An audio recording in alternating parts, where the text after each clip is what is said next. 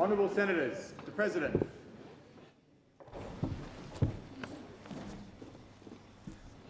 I acknowledge the Ngunnawal and Ngambri peoples, who are the traditional custodians of the Canberra area, and pay respects to the elders past and present of all Australia's Indigenous peoples. Senators, I invite you, as I read the prayer, to pray or reflect in your own way on your responsibilities to the people of Australia and to future generations. Almighty God, we humbly beseech thee to vouchsafe thy special blessing upon this Parliament, and that thou wouldst be pleased to direct and prosper the work of thy servants to the advancement of thy glory and to the true welfare of the people of Australia. Our Father, which art in heaven, hallowed be thy name. Thy kingdom come, thy will be done in earth as it is in heaven. Give us this day our daily bread, and forgive us our trespasses as we forgive them that trespass against us. And lead us not into temptation, but deliver us from evil. For thine is the kingdom and the power and the glory for ever and ever. Amen. Are there any documents to be tabled by the clerk? Yes, President. I table documents pursuant to statute as listed on the dynamic red. Are there any proposals for committees to meet during the sittings of the Senate? Committees have lodged proposals as shown at item 4 of today's order of business. If there is no objection, the meetings are authorised. I table the certificate of choice by the Parliament of Tasmania of Christopher John Arnold Gatenby to fill the vacancy caused by the resignation of Senator Wendy Askew. President, Senator Gatenby representing Tasmania. Admit the senator.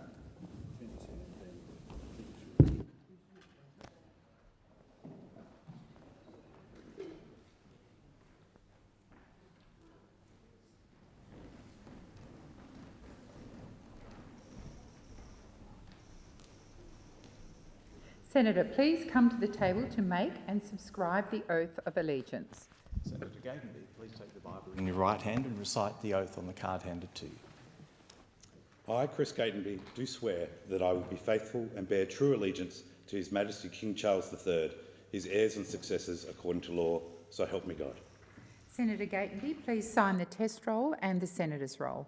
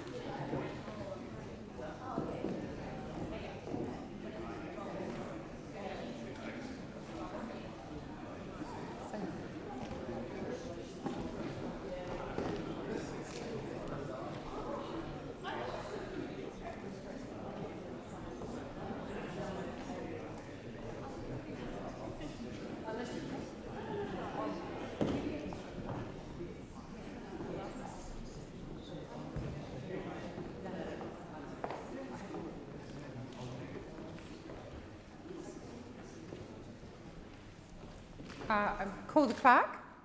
I think Senator Steele-John was seeking the call. Oh, Senator Steele-John. Thank you. I seek leave to move a motion to discharge the National Disability Insurance Scheme Amendment, securing NDIS, securing the future of the NDIS for future generations Bill 2026 from the notice paper, President. Is leave granted? Leave is not granted, Senator Steele-John. Thank you. Then, pursuant to the contingent notice standing in the name of Senator Waters, I move that so much of the standing orders be suspended as would prevent me from moving a motion related to the conduct of the business of the Senate, namely a motion to discharge the National Disability Insurance Scheme Amendment, securing the NDIS for Future Generations Bill 2026 from the notice paper. Labor's NDIS cuts are cruel and unnecessary. This bill must be discharged, thrown into the parliamentary bin, because it will do harm to the Australian disabled community and our families. It appears that the major parties in this place are, despite all of the evidence given on so many different fronts, from so many different community groups, at so many different parliamentary hearings, that this bill is dangerous, will do harm, will cause those who have finally reached independence to go back into isolation, back into the dark, shut in, shut up, shut away, despite the most compelling evidence that I have taken in nearly 10 years in this place, from mums and dads, from brothers and sisters, from grandparents, from allied health professionals, from academics, from those that run service provision organisations, across the board, unanimous, united feedback that this bill will do harm. It is cruel, it is unnecessary, in the name of all that the community ever vested in a parliament. They have said to us, it goes too far, it goes too fast. And it is unnecessary. We have heard, we have seen in the last week alone, fresh evidence, fresh research pulled together by the Australian Institute, by the Australia Institute, that laid out for us clearly the reality of the impact of these cuts. This report shows that if these cuts go ahead, 56,000 jobs will be lost. 56,000. And that 94 million hours of care work will go back onto the shoulders of family members and friends and carers who are already at burnout. What are they meant to do? This report also shows that the claim made by the government that these cuts are made and needed to be made because of sustainability, well, this report lays bare that that is just nonsense. Because as they have stated in this piece of fresh research, if the Australian government applied, and I will quote them directly, the overriding premise that the cuts are required to ensure the ongoing sustainability of the NDIS is revealed in this report. Sorry, Senator Steele-John, we have a senator on their feet. Point of order. The debate should be about whether or not the Senate should suspend, not on the substantive of the motion that Senator seeks to move. Senator Steele-John, I will remind you to always refer your comments back to the original point of the suspension, but you have the call. This is urgent. Thank you, President. This is urgent, and this motion must be considered and approved by this chamber because we have new evidence within our hands now, speaking to the impact of these cuts on jobs. 56,000 jobs lost, on those carers and family members who are already at burnout. They will have to bear on their shoulders an additional 94 million hours of unpaid care work. And we now know that these cuts are unnecessary to meet the government's proposed aim of ensuring the so-called sustainability of the scheme. Because, as the report states clearly, the overriding premise of the cuts the overriding premise that the cuts are required to ensure the ongoing sustainability of the NDIS is revealed here to be false, given that a 25% tax on gas exports over the next 4 years would raise $31.8 billion more than would be saved by the cuts to the NDIS. And indeed, there are so many other measures that we could take. You know, I cannot believe that this Parliament, that this Labour government would look to cut the vital supports of the disability community before they would think to ask gas exporters to pay even a cent more, or billionaires to pay even a cent more. What is wrong with you people? This is so out of line with Australian values. I urge all members of Parliament, listen to the community, Senator discharge this your bill. time has expired. Minister, Senator Gallagher. Thank you. The government won't be supporting the suspension motion moved by Senator Steele-John this morning. We do believe that it is time now for second reading debate to start on this bill and continue. And by my looking of the speakers list, that's a debate that will take most of the day.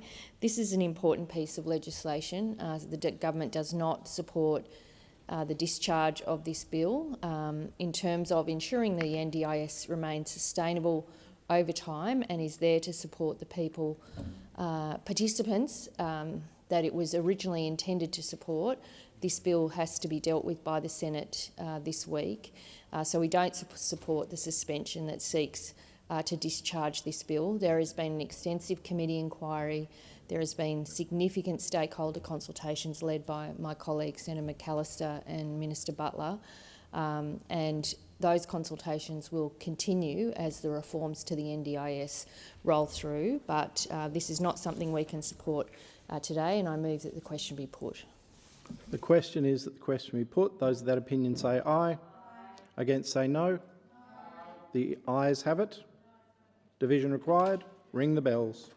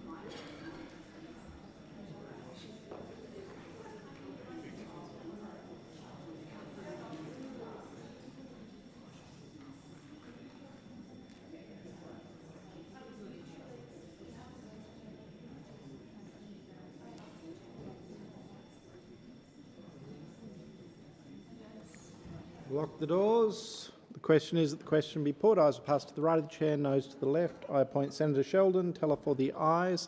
Senator McKim, teller for the noes.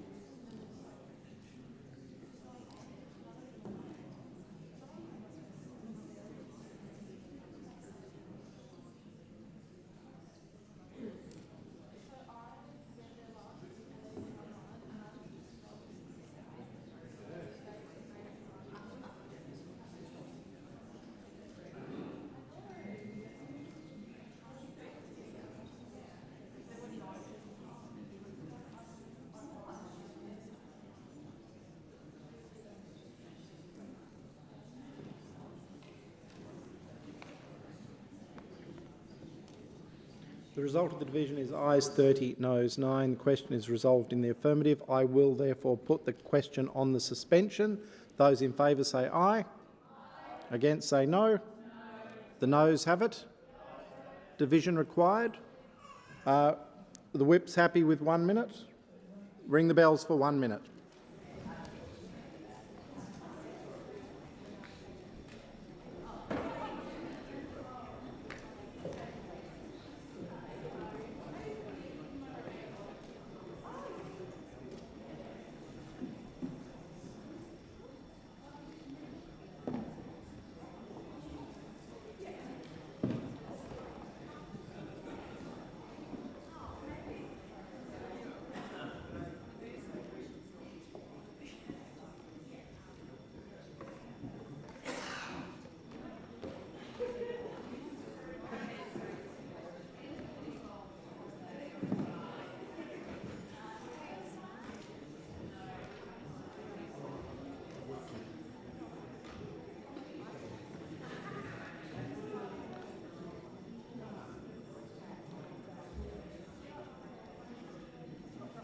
Lock the doors.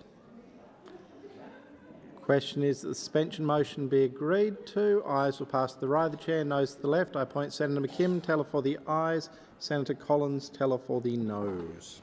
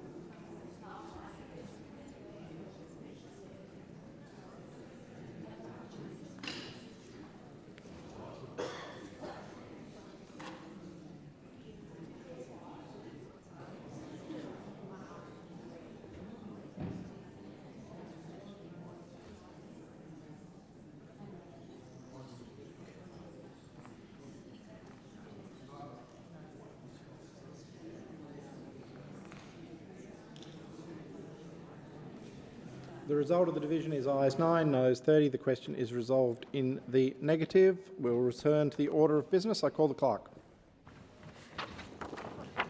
Government Business Order of the Day number 1, National Disability Insurance Scheme Amendment, Securing the NDIS for Future Generations Bill 2026, second reading debate. Senator Ruston. Thank you, Thank you, Deputy President. I rise to speak on the National Disability Insurance Scheme Amendment Securing the NDIS for Future Generations Bill 2026 and move the second reading amendment circulated in my name.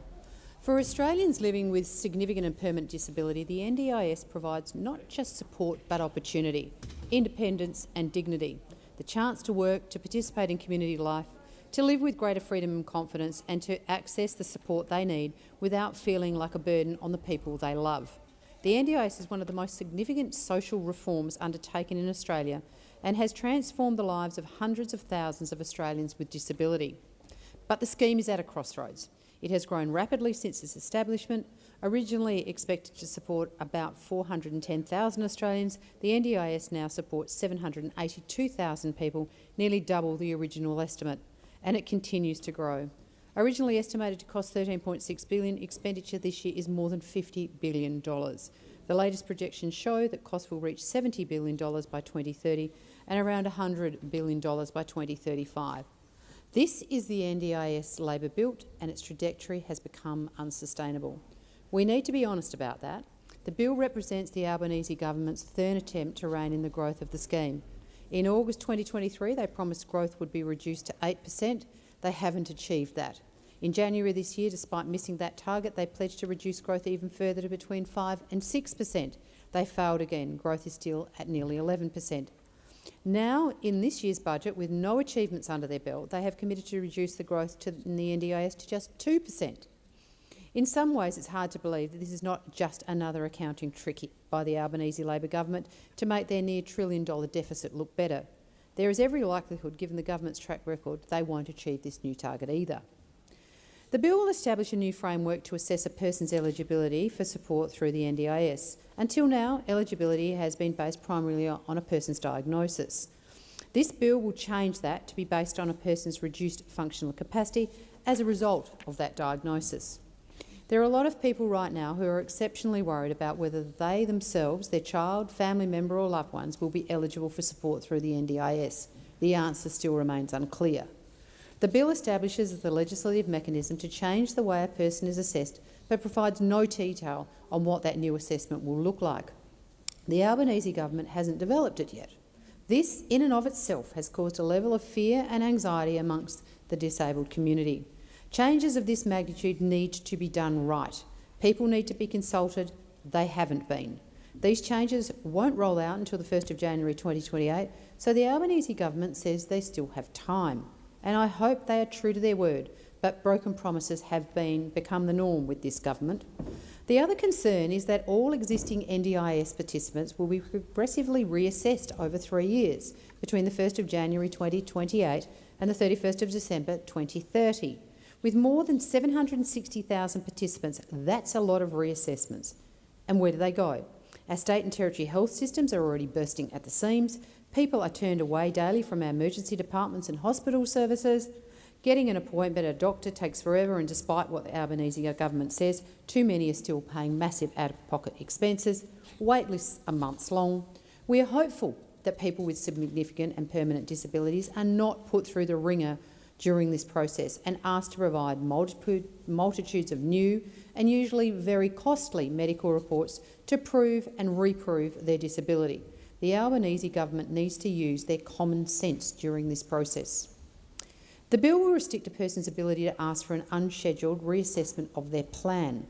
The Albanese government has said that around 12,000 unscheduled plan reassessments are taking place each month, with most reassessments resulting in additional funding variations of 20%. Right now, a participant or their support team, including their plan managers, can ask for a plan reassessment if they believe a person's needs have changed. Unfortunately, we are seeing this power misused by some bad actors who are just out to skim additional funds from participants for services never provided. The changes in this bill will restrict who can ask for a plan reassessment to a person's plan nominee or guardian and these will only be considered when there has been significant and ongoing change in a person's functional capacity. This will ensure a participant or their trusted nominee or guardians remain in control of their needs. The bill clarifies that a person will only receive funding and supports for the impairment for which they're assessed by the NDIS. The government has advised that in some cases where a person has sought support for additional medical conditions for which they were not intended to be supported by the NDIS and which have not been granted, the Administrative Review Tribunal has overruled these decisions. This is an important clarification in the legislation. The NDIS was always intended to support people with significant and permanent disability, but other medical conditions should be supported by the health system as was intended. The changes to support for NDIS participants are what is concerning the disability community the most. This is completely understandable. These supports are relied on by many to build independence and assistance with daily living skills. This looks different for each participant depending on their goals. The government has stated the changes will apply to 2 support categories: social, civic and community participation supports and capacity building activities. We secured changes to the bill in the House of Representatives which will protect daily living supports and employment supports. The bill will also change the way a person's plan is renewed. At the moment, plans don't have an official end date and a person's unspent funds in most cases are rolled over into the next year. The caution we have for the government on this is to ensure there is no gap between a person's plan ending and a new plan being created. There can be no delay in supports for people with disability because of slow bureaucracy. The bill will clarify the definition of permanence of disability to allow access to the scheme. These changes will require a person to have all appropriate treatment for their condition, for that treatment to be unlikely to materially improve their condition, and for the condition to be lifelong. Importantly, there will be rules to exclude some circumstances for people. For example, a person with a hearing impairment may not be required to have a cochlear implant. The government must work through this very carefully to ensure that participants are protected. The Coalition's support for the scheme remains unwavering. We believe the scheme must be there for Australians with significant and permanent disability, exactly as it was intended. But there is no denying that the integrity of the scheme is weak. Australians can see this. Day after day, we see shocking stories of criminals exploiting the NDIS for hundreds of thousands of dollars and in some cases millions of dollars. Our law enforcement agencies have said that organised crime outfits are now targeting the NDIS, and these criminals continue gaming the system because they know the guardrails are weak and the fences meant to protect it are flimsy. The Australian National Audit Office has estimated that up to 10% of payments are non-compliant, incorrect or fraudulent. 10%, that is $5 billion a year on today's expenditure. That's $5 billion of taxpayer money just walking out the door and delivering no care. In March this year, the Australian Federal Police raided a Sydney home linked to a man accused of fraudulently claiming NDIS payments as a registered provider. Authorities allege he has links to serious organised crime and is accused of claiming more than $1.5 million for services that were never provided. In February, a Darwin NDIA employee was charged over an alleged $5 million fraud. In New South Wales, 3 people were jailed for a $5.8 million fraud. Another case involves an alleged $14.5 million scheme tied to major provider networks. And in my home state of South Australia, there was a provider who not just overclaimed but charged for services never provided. Recently, another 2 men in South Australia were caught defrauding the system of over $460,000. The list goes on, but it's not just the theft of taxpayer money that should be horrifying us. Behind the fraud statistics are vulnerable Australians being exploited, manipulated and abused by people who have been entrusted with their care. Participants allegedly being trafficked for their support packages, coerced into approving invoices for services that were never delivered, having their identity stolen to drain every funding meant to support their independence and dignity. These cases show a disgusting abuse of power against some of the most vulnerable people in our society. With Australians hearing these stories day in, day out, the NDIS has lost the social licence it once had. In the Minister Butler's Press Club speech, he admitted 7 out of 10 Australians believe the NDIS is too large and struggles with dodgy providers. Worse still, 6 in 10 Australians think the NDIS is broken. What was once a beacon of pride for our country has become to some a national disgrace. Every dollar lost to fraud is a dollar taken away from someone who genuinely needs support. Despite all this and the Albanese government's rhetoric that it is tackling fraud, the original bill presented to the Parliament did very little to address fraud or target criminals that are infiltrating the scheme. In fact, the government's own modelling for the reform measures contained within the bill noted the fraud and integrity measures will only reduce the estimated $5 billion walking out the door each year by $300 million, and none of this will even kick in until 27-28 financial year. The bill presented to the House of Representatives included digital payments platform, changes to claim timeframes and requiring people to keep receipts, as I mentioned earlier. Don't get me wrong, these measures go some way to addressing inappropriate claims, but it is not a strong enough response to what we know has become a criminal ecosystem. The Coalition has been clear. More must be done to address the fraud occurring within the scheme. The Coalition has been working across the Parliament with the Government, the Australian Greens and specifically Senator Steele-John and members of the crossbench to improve this bill. There are also additional amendments which will require the pricing advice received by the Minister to be tabled and a review of these reforms to be undertaken and tabled in the Parliament. We continue to work with the Government to make additional improvements to this bill. We all want to see the scheme protected, but the scheme's growth and expenditure are unsustainable at current levels. One of the things that stood out during the Senate inquiry was the disability community's outrage and heartbreak that they were not consulted on these reforms before they were introduced. There has been no consultation with the disability community, representative organisations or even state and territory ministers on these reforms. State and territory disability ministers have even made submission to the Senate inquiry which said, and I quote, "Disability ministers have not been meaningfully consulted in the development of these reforms, signalling a broader shift away from shared governance despite the scheme's joint funding responsibilities." With state and territory ministers pushing back on the Albanese Labor government's signature reform package of this year's budget, there is a clear risk that alternative supports will not be in place for participants who are exiting the scheme when these changes commence. The Coalition has raised this concern extensively since April, when the changes were first announced. The Minister for Disability and the NDIS has said he won't let people fall between two stools. When questioned on Insiders on the weekend, the Minister for the NDIS said they will not leave people without support. The welfare and safety of participants must remain paramount. The success of these reforms relies heavily on the co-design of measures and their careful implementation. The Coalition urges the Government to consult with the disability community, and it is essential there are escalation pathways should there be any concerns for a participant's welfare and safety. Ensuring people remain safe from abuse, neglect, violence and exploitation is not negotiable, and the Government must ensure that participant safety remains the core value of the NDIS. Thank you, Senator Ruston. Senator Ananda Raja. Thank you, Chair. Chair, the NDIS is a vital piece of social infrastructure in Australia. It was first introduced by the Gillard government with bipartisan support, and it has transformed the lives of thousands and thousands of people with disability and indeed provided relief and confidence to their carers. Now, I was a member of the committee that heard testimony over the last 8 weeks from numerous stakeholders in the sector, and this was a community affairs inquiry that received over 4,000 pieces of evidence. We can tell that the community is highly invested in this scheme, and we understand that.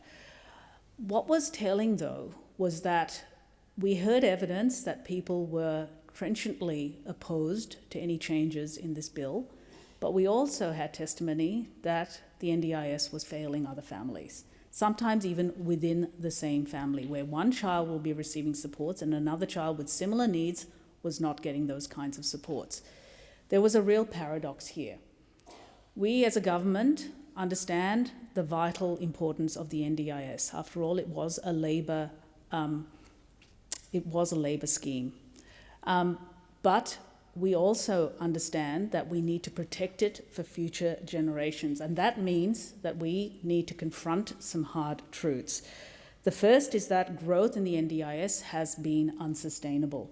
The scheme currently costs $50 billion for 760,000 participants. This contrasts, for example, with Medicare, which costs $40 billion for 28 million Australians. The scheme, without any changes, is on track to hit $70 billion in 2030.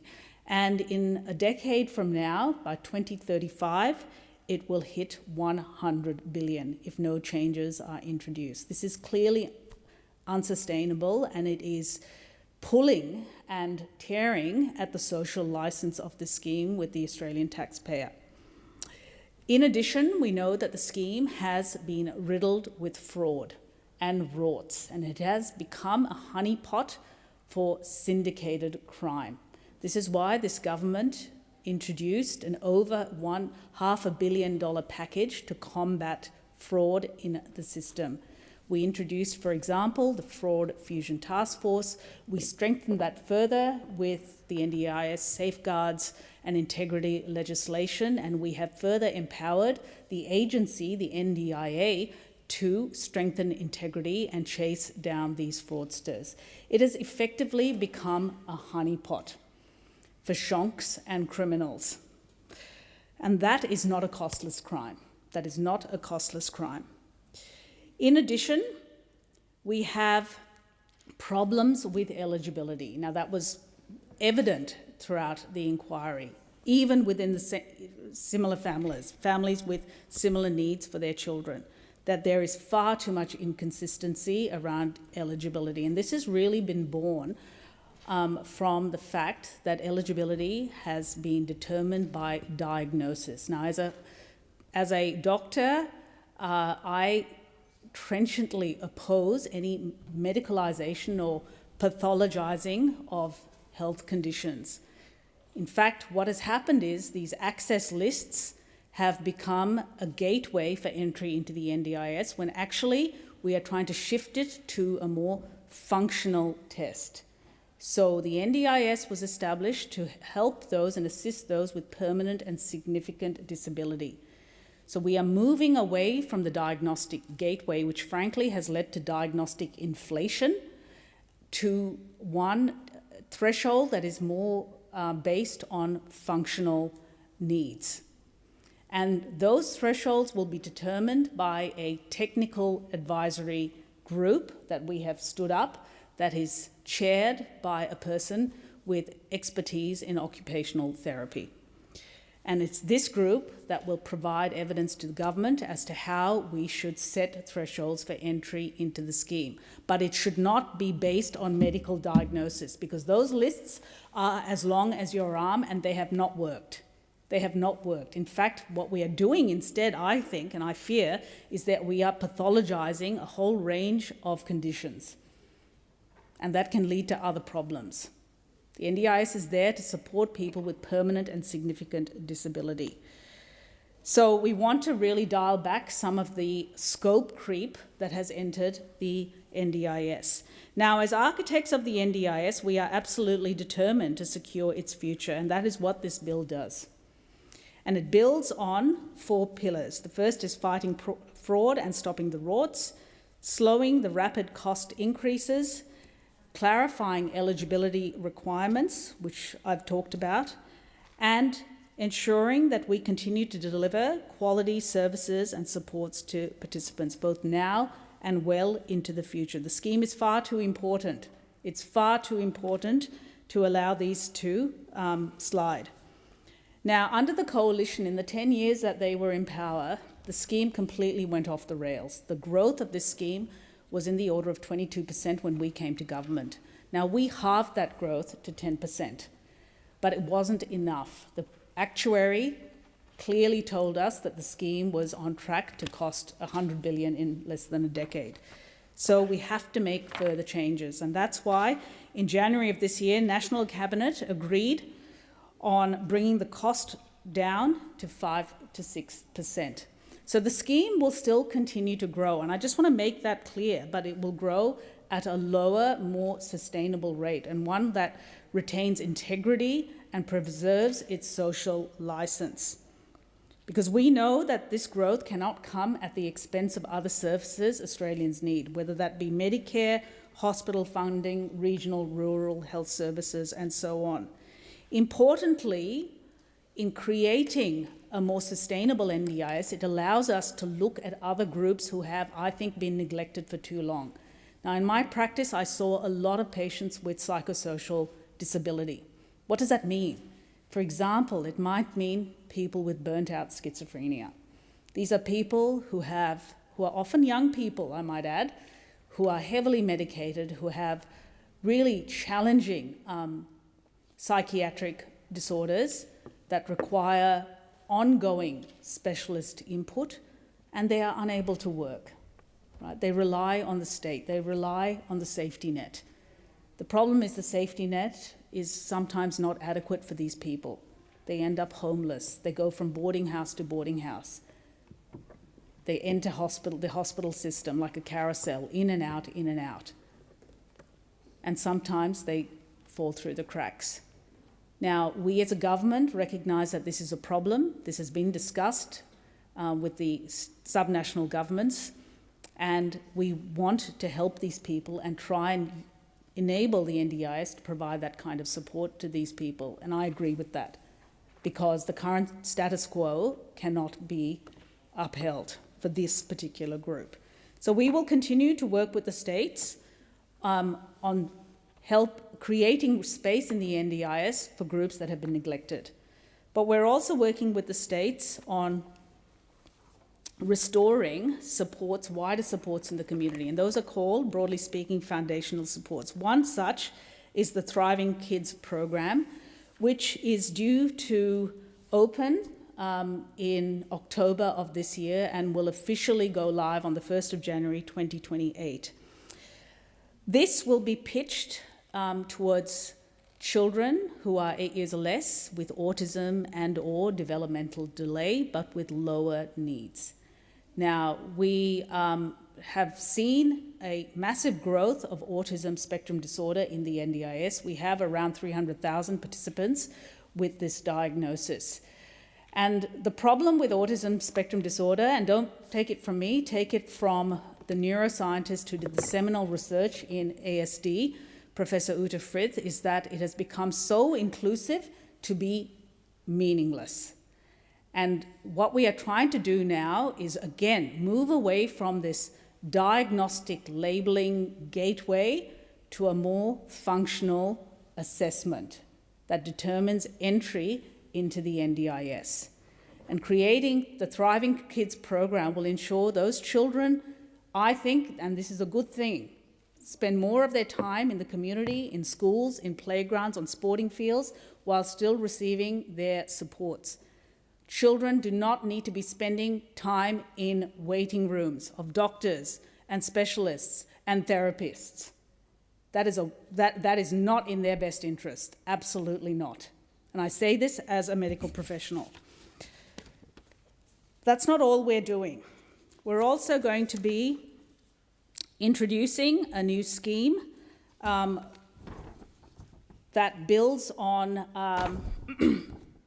community and social participation. Now, right now, this particular element of the NDIS has seen rapid growth. It has seen a tripling in just the last 5 years, and it's not clear that it's actually serving its intended purpose. Now, we heard a lot of testimony from participants. Mind you, the people who come to the hearings are a very small sample size, and for them, this was an enabler of employment and participation in broader society. We absolutely heard that loud and clear. But when you scratch beneath the surface, this scheme is not working for a lot of people. We're seeing people with disability who have support workers with them out in the community. Support workers are on their phones. You can't tell me that that is actually doing any favours to these participants or embedding them in any type of social program. It isn't. It isn't. We're seeing far too much of that. So we need to restore some integrity to the scheme. And what we're trying to do here is we're going to be creating a $200 million fund, the Inclusive Communities Fund, in order to rebuild capability in mainstream society, in community organisations, in sporting clubs. And I think this is really important. I don't want to see people with disability tucked away in a corner of a cafe with a support worker on their phone and no interaction going on. What I would like to see is people with disability actually participating in mainstream programs. Not only will that be good for them, it'll be good for everyone else, people without disability. It helps build bridges. It helps build empathy. It helps build understanding. That's where we need to get to. And that is the purpose of establishing this Inclusive Communities Fund. In addition, we're bringing in changes to provider registration. Currently, there are around 1,400 plan management providers. What we have seen is a massive growth in an industry around plan management. There's a lot of people clipping a ticket here, a lot of people clipping a ticket, and not necessarily providing the quality or the integrity. And this is a vulnerable group of Australians who are at high risk of exploitation. So we will be requiring all providers of high-risk NDIS supports, such, for example, people who need suctioning, ventilation support, and so on, to register. And this is a safeguard and integrity measure designed to protect these vulnerable Australians from harm.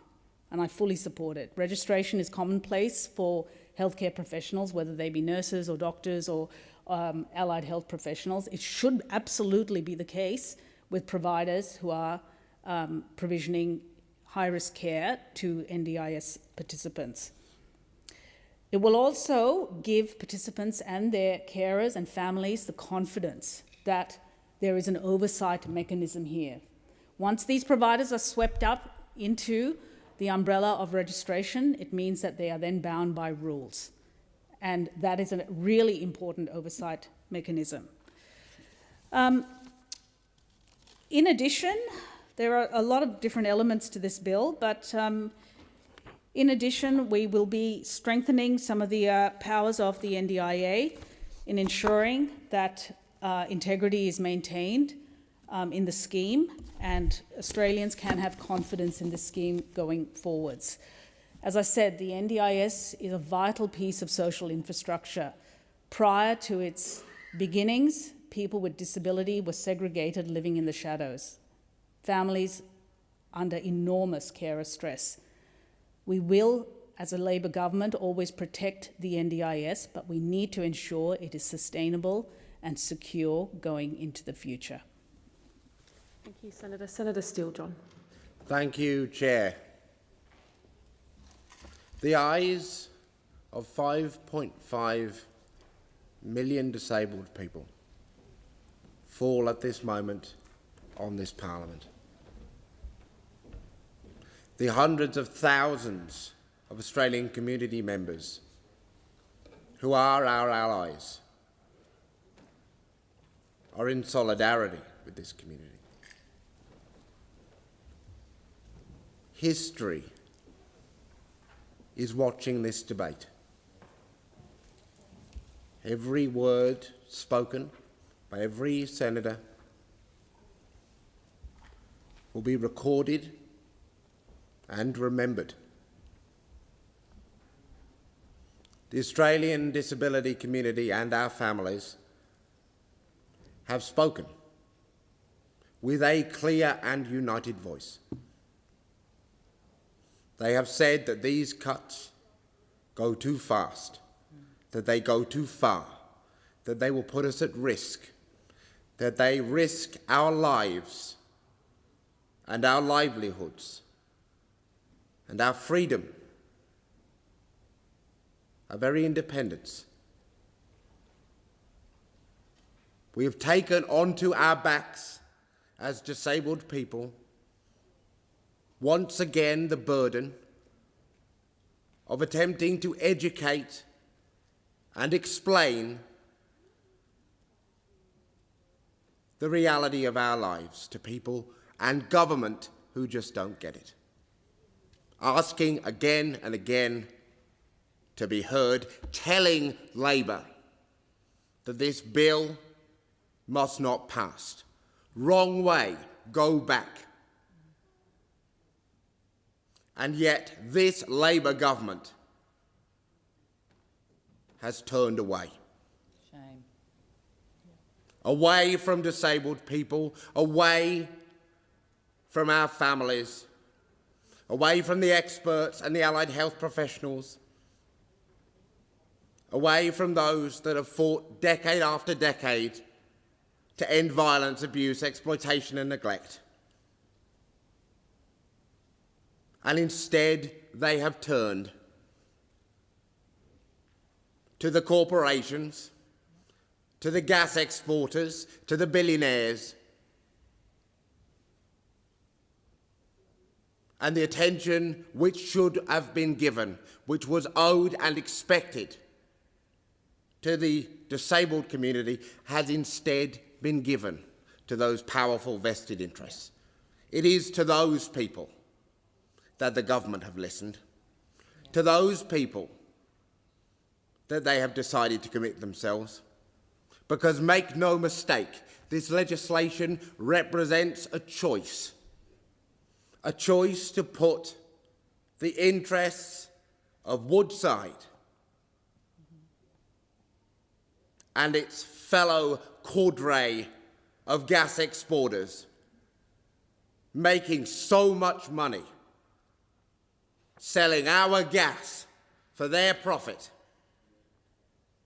ahead of the interests of disabled people and our families. Disgusting. Make no mistake what is happening here.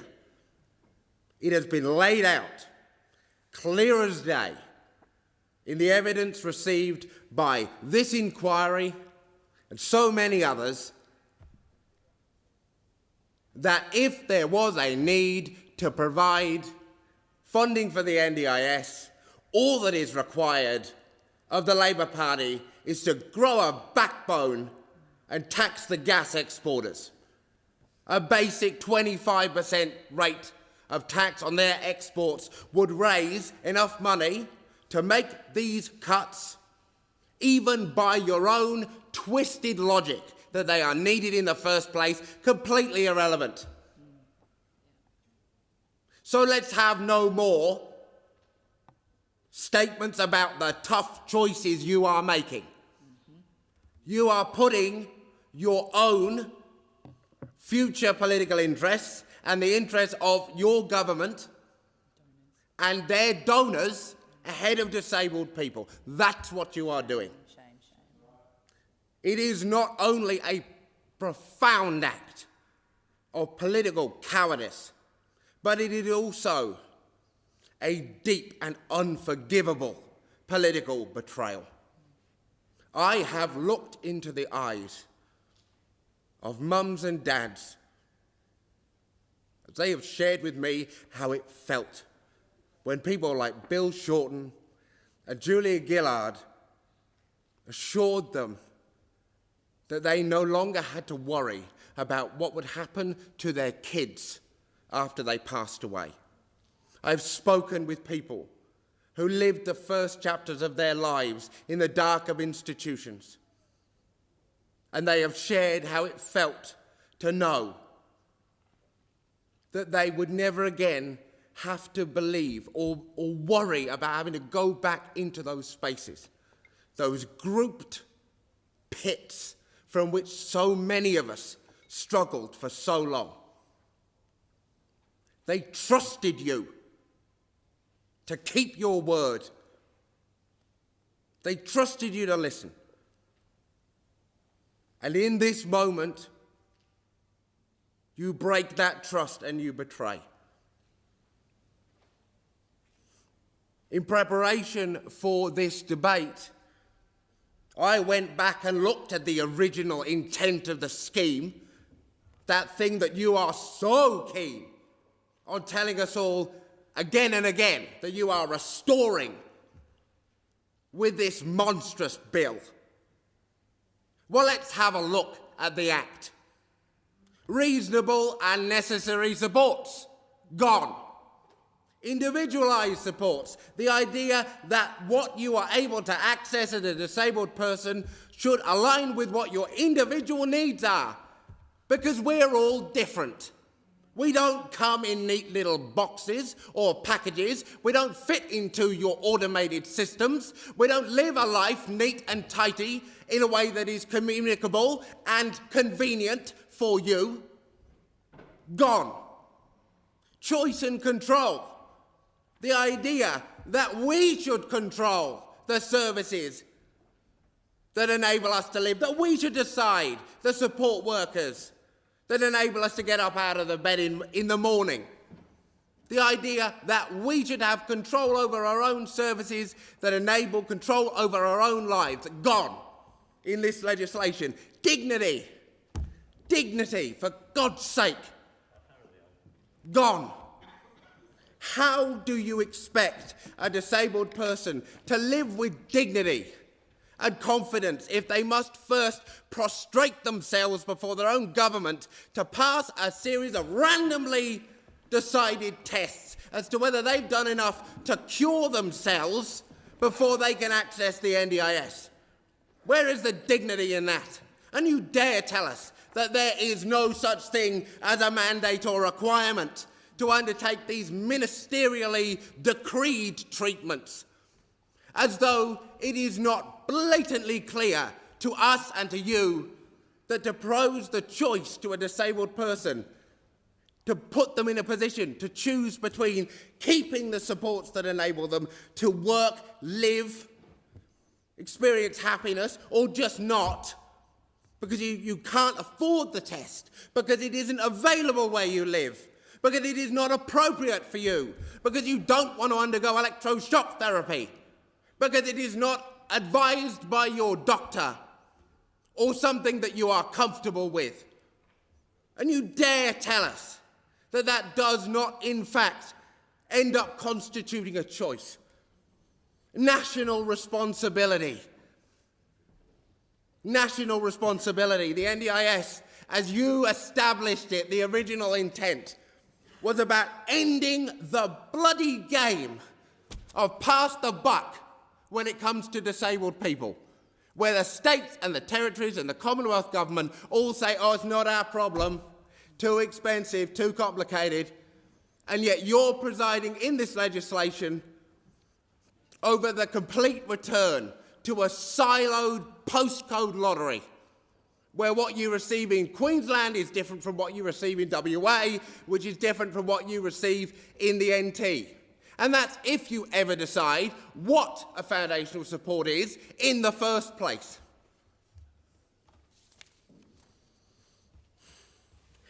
Now,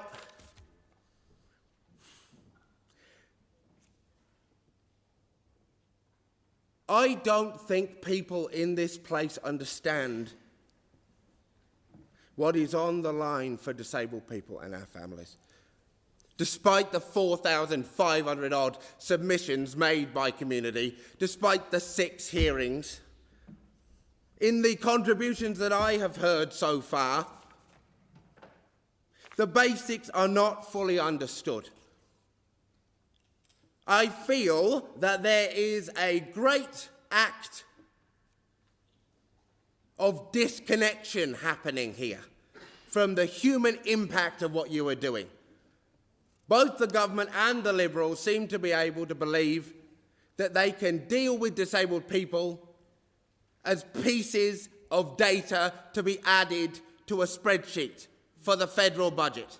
Well, we are not. We are human beings. And I will end with some of the messages of the disabled human beings that will be impacted by these brutal cuts.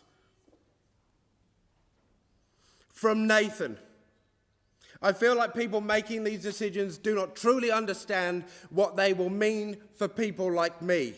When you look at a budget, you see numbers on a page. When I look at the proposed cuts, I see pieces of my life being taken away. Fewer opportunities to build independence, fewer opportunities to leave my house and participate in my community, fewer opportunities to maintain my health and develop skills, friendships, and to continue becoming the best version of myself. This is not a joke to the disabled community. This is not a political moment. This is our lives on the line. These cuts are not needed. They are not needed. This Parliament, this government can choose in this moment to turn back, to find courage, to tax the gas exporters and the billionaires rather than cut the supports needed by a disabled family to live. You can choose to do that. The community is looking and watching you in this moment. You can choose to listen and to act. If you do not, if you decide to complete your betrayal, if the Australian Labor Party decides to have the back of the gas industry and the billionaires instead of the backs of disabled people and our families, then shame on you. Then shame on you. You betray not only this community, but the national character. You will be condemned by history. The blood and the lives of those who will suffer and die will be on your hands and will live in your consciences forever. And disabled people will not let you forget, any of you. And come the next election, we will consider what to do with our votes, and we will remember who backed us up, who fought our corner in this moment, and who decided to turn away. And between now and then, we will ensure that every single life, every single cooked decision, every single automated nightmare created by this bill is laid directly at your door. You will find no peace from us. You will understand what is being done to us. And you will hear our voices grow louder and louder on the streets, in every platform we can gain. We will not be silent or go back into the dark. Thank you, Senator Steele-John. I understand that... Thank you, Chair. I foreshadow the moving of my second reading amendment. Thank you, Senator Steele-John. Senator Little. Thank you. Well, the coalition affirms strong bipartisan support for the NDIS as Australians with significant and permanent disability deserve to live with dignity, independence and greater choice within their own lives. This is an idea worth defending, and it is worth protecting for those who depend on it.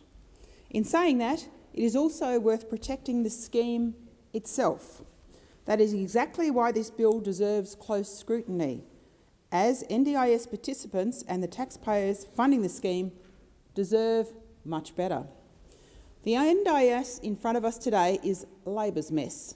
It was Labor that designed the scheme with weak controls and no real handbrake on growth, and it is on Labor's watch that the cost has blown out to the point where it now threatens the very sustainability of the scheme itself. When the Coalition was in government, we worked to put the scheme on a sustainable footing. Labor, in opposition, shamefully blocked those reforms. Having spent years blocking sensible changes, Labor now comes to this parliament asking to be trusted with sweeping new powers to fix a problem it had every opportunity to help prevent. That is exactly why this bill requires scrutiny. The NDIS currently supports close to 1 million Australians with disability, including tens of thousands of participants in my home state of South Australia. It was estimated to cost $13.6 billion a year. Unlike Labor, it is now, or under Labor, sorry, it is now costing more than $50 billion every single year, projected to reach $70 billion by the end of the decade and $100 billion by the mid-2030s. A scheme growing at that rate needs careful, considered reform. The Coalition wants the NDIS to succeed and to be sustainable, not just for this budget cycle, but for the participant being diagnosed today who will rely on it in 30 years' time. This is now the government's third attempt to slow the scheme's growth. In April 2023, it committed to reducing annual growth to 8%. We know it's big on announcements. Well, that one wasn't met. In January 2026, the Minister for Health and Disability set a new target of 5 to 6%. Well, guess what? That wasn't met either. Noticing a theme here? Growth right now sits at around 10.3%, and this bill asks us to believe a 2% target is suddenly achievable and safe. What concerns the Coalition most is not the goal, it's actually the method. The single largest savings measure in this bill resets social, community and civic participation and capacity building supports from October, stripping more than $13 billion over the forward estimates. We know that economic and social inclusion is so important to people living with disabilities. It helps them live the best life they can. The Minister says this category has tripled in 5 years, but neither he nor the department has produced evidence explaining that growth or justifying the cut of this size. And it is not just the process that I'm worried about, it's the people. This bill gives the Minister sweeping new power to reduce funding for entire groups of supports by legislative instrument, not through this Parliament, not with scrutiny of this Parliament, not with the opportunity to dig deeper like we do through our parliamentary processes that Labor constantly tries to undermine. That's what helps us, the process, to make a bad bill that comes from Labor perhaps a little bit better, or perhaps drawing out the issues that haven't been identified. Consulting people in an appropriate way. The bill requires the Minister to have regard to participant safety, but not to explain how, on what criteria or on what evidence. There is limited scope to review these decisions and limited public accountability. For a scheme touching close to 1 million Australians, that's an extraordinary concentration of unchecked power. We heard directly from people that will be affected. Women with Disabilities Australia told the committee that when funded supports are cut, the need for care does not disappear, it just shifts to someone else. And it will shift to unpaid carers, and they will be disproportionately women. You know, from the other side, we hear constantly about how they're always on the lookout for the interests of women. There is no evidence of this in this legislation. The Chief Executive spoke of a woman in regional Australia with multiple sclerosis, locked out of support for an incurable condition because she cannot afford the pathway to prove it. Down Syndrome Australia said a blanket percentage cut applied without regard to individual circumstances undermines the entire purpose of the scheme. And Hannah Devine, in testimony, nobody in that room will forget. I saw it, I heard it. She warned this government that if people die as a result of this bill, that responsibility sits with the decision makers, not with the people left without support.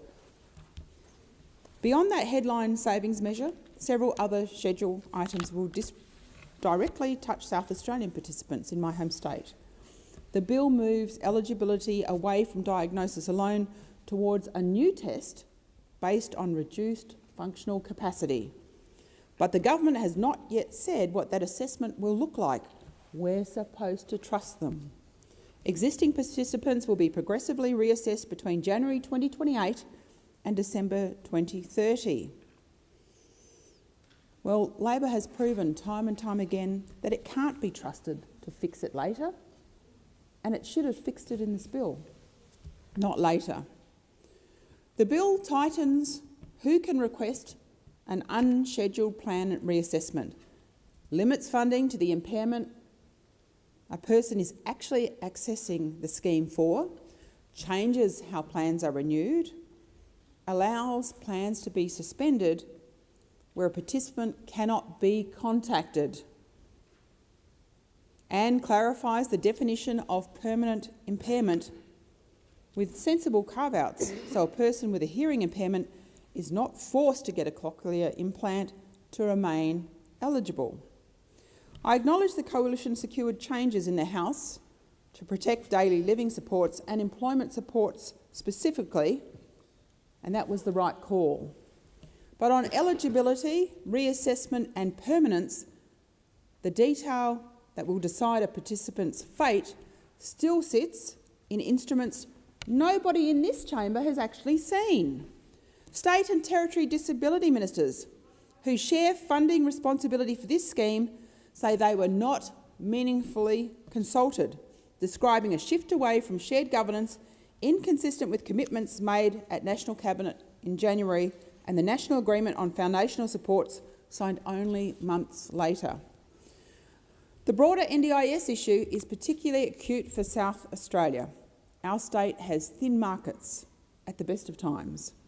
A participant in Port Augusta or Ceduna who loses NDIS support does not have the fallback options of someone in metropolitan Adelaide, and there is also no queue of alternative providers in the southeast or on the Eyre Peninsula.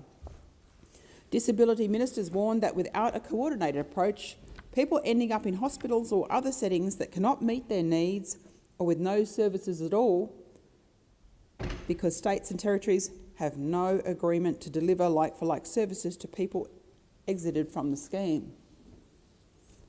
They've warned what is possible. Again, Labor not listening. Now to the issue that actually should sit at the centre of this bill: fraud. Fraud, corruption, maladministration. This Labor government, time and time again, turns away from that, choosing instead not to tackle it. They don't like the tough stuff. They don't like to talk or tackle fraud, corruption or administration. That's the Labor way. It's well and truly on record, not just in this place, but in the media. That's Labor's way. The Minister himself has said 7 in 10 Australians think the NDIS has grown too large and struggles with dodgy providers. 6 in 10, it's probably broken. Yet by the government's own modelling, the fraud measures in this bill will reduce an estimated $5 billion in fraudulent and incorrect claims each year by just $300 million. And those savings will not begin until 27-28.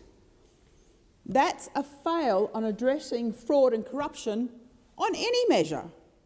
Not participant fraud, provider fraud. This is a program administered by government, managed in this place by a minister. It's your program. You should be able to manage it.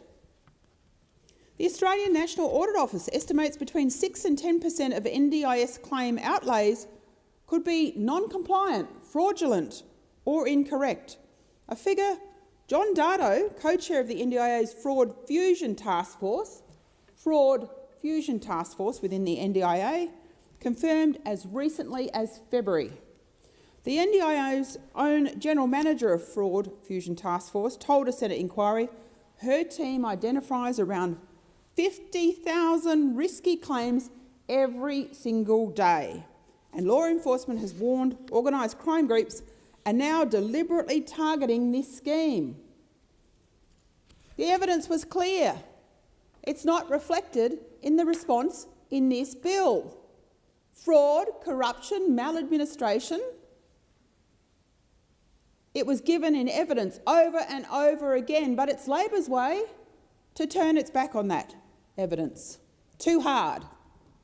It shouldn't be. South Australians see the sharp end of this. My office regularly hears from participants quoted one price for cleaning or gardening, only to watch it quadruple the moment they mention it will be paid through their NDIS plan.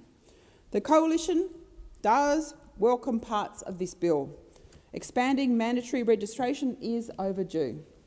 Around 94% of providers are currently unregistered, operating with essentially no oversight. New civil penalties, stronger record keeping and cutting the claim period from up to 2 years down to 90 days will help.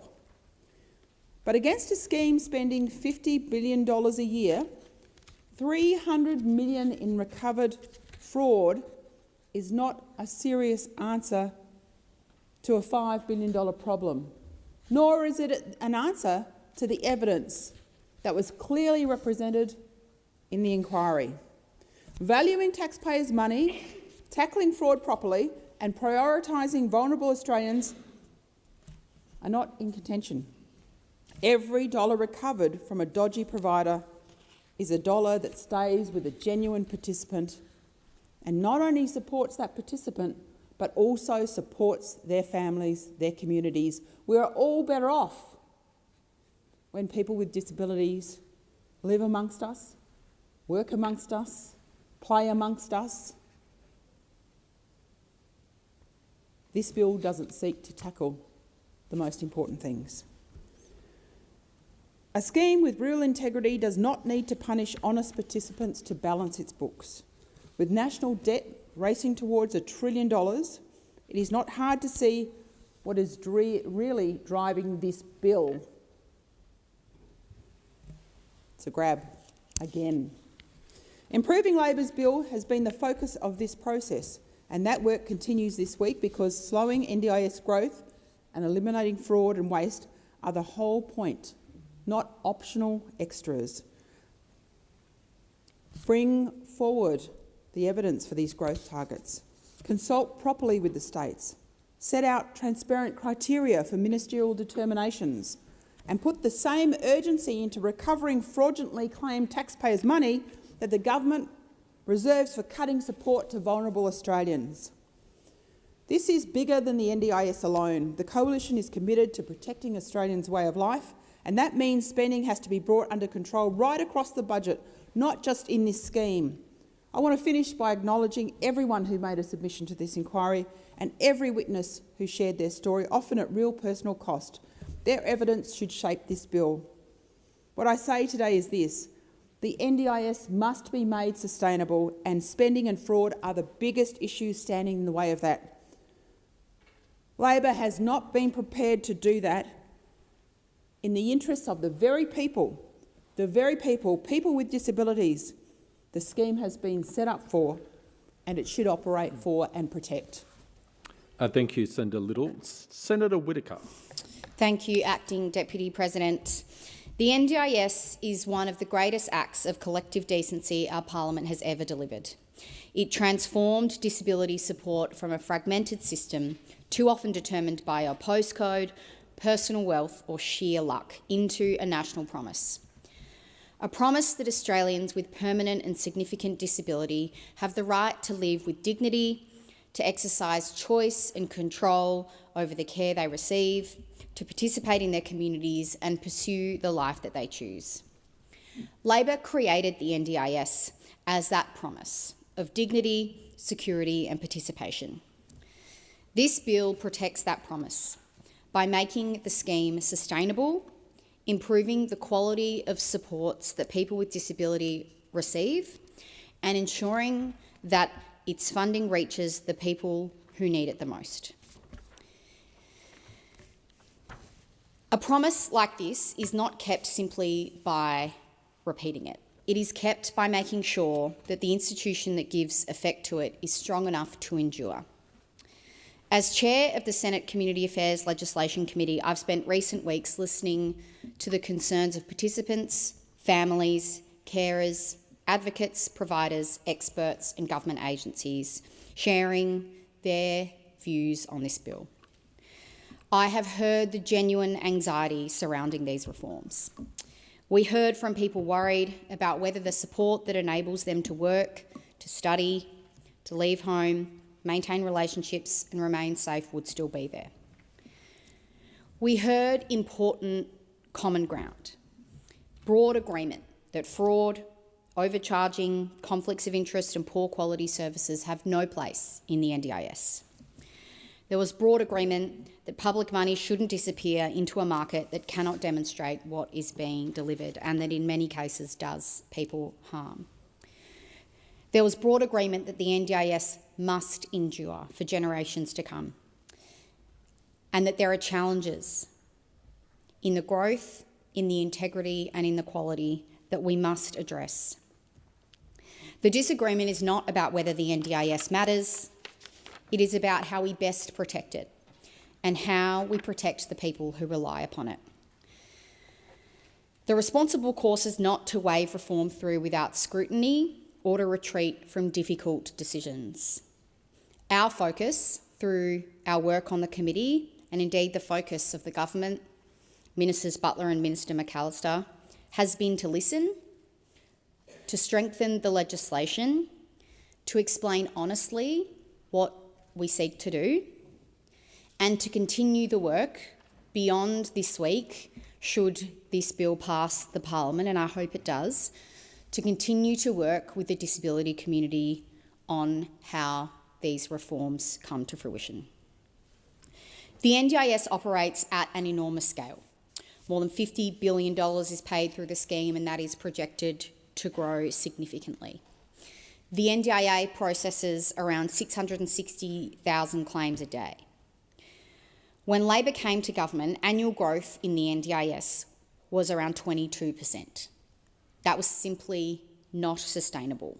And since coming to government, we've brought that down to around 10.5% in 25 and 26. We've worked with state and territory colleagues through National Cabinet, and that group has now agreed to work towards sustainable annual growth of 5 to 6% or lower. The NDIS, under these changes, will continue to grow each year, but this bill seeks to slow that growth, to bring the scheme to a more sustainable level. This is crucial to making sure the scheme continues. But it doesn't come without tough decisions. One of the most important considerations of our work on the NDIS has been the challenges that have come from fraud and managing integrity in the scheme. Because every dollar lost to fraud or rorting is a dollar that is not going to people with disability who need support. The problem has been fraudsters and organised criminals who have treated the NDIS as easy money and aided by a market with inadequate safeguards. Since coming to government, we have invested $1.3 billion in anti-fraud measures and established the Fraud Fusion Task Force. That's real progress, but the agency needs stronger powers, and this bill provides them. It allows the NDIA to investigate suspicious claims, inspect records, issue compliance and infringement notices, and pursue civil penalties. Providers will have to keep proper records to prove that they have provided the services they say, and claims will need to be made within 90 days of a support being delivered. The principle is straightforward. If someone's claiming public money, they must be able to show how it was delivered, that it was delivered. These powers target the wrongdoing that has existed in the scheme. It protects participants' funding. This is an important reform. Our bill also lifts standards across the provider market. Since the 1st of July, supported independent living and NDIS digital platform providers have been required to register with the NDIS Quality and Safeguards Commission. This bill broadens the definition of an NDIS provider, giving regulators clearer reach across the market and better oversight of who is being paid through the NDIS. It also reforms plan management, who administer around 60% of NDIS funding. And many do this job with great integrity, providing an important and trusted service. But there have been problems across the market. Conflicts of interest, raising of false invoices, related party transactions and payments made without services actually being delivered. That's why we seek to establish a panel of plan managers required to meet proper quality, governance and integrity standards. We want participants to retain choice in who manages their plan, but to be able to choose from genuine, accountable providers who are subject to strong oversight, so that plan managers protect a participant's plan, not profit from it. This bill also establishes a clearer pricing system. For agency-managed and plan-managed supports, the Minister will be able to set enforceable maximum prices based on advice from the NDIA.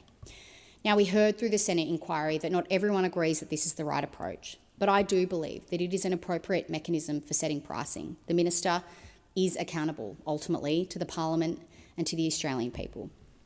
Importantly, the Minister must provide that advice to the Parliament within 5 sitting days. If a provider charges above the maximum price, the difference can be recovered from the provider. An NDIS plan must not be treated as a blank cheque by providers, and public funding should provide safe, effective and high-quality support for participants. This bill makes access to the NDIS fairer and more consistent. The independent NDIS review found that the current approach is too dependent on diagnosis and access lists, which favours some but makes it more challenging for people with more complex diagnoses to access support. The system shouldn't favour someone who can obtain the right support or manage a difficult pathway. We heard evidence during the Senate inquiry about varying assessment outcomes, including a particularly stark case where twins with the same diagnosis and the same support needs received very, very different plans through assessment. It's really important that access to the scheme is consistent.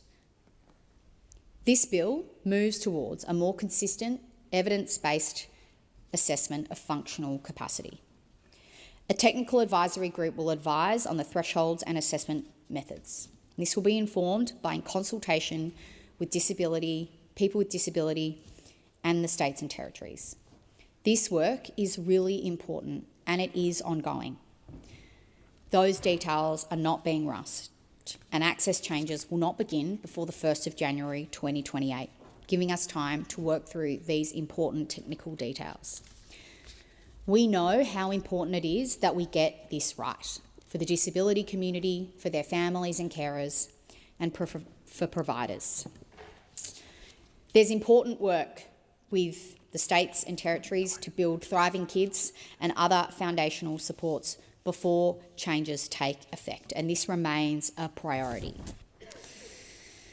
This bill also introduces more sensible rules for plan reassessments. 1 in 5 plans is currently subject to an unscheduled reassessment each year. Some of those requests have been initiated without the participants' knowledge or with very little notice.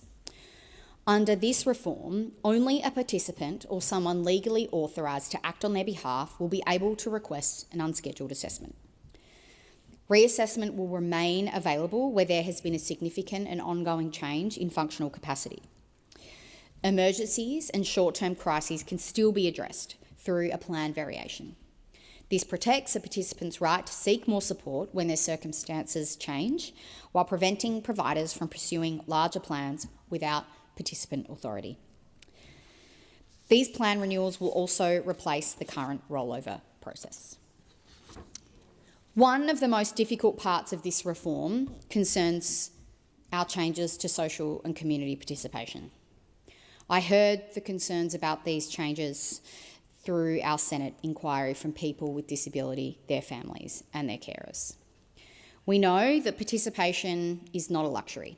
It can mean attending an appointment, seeing friends, getting to work, or simply enjoying life out in the community.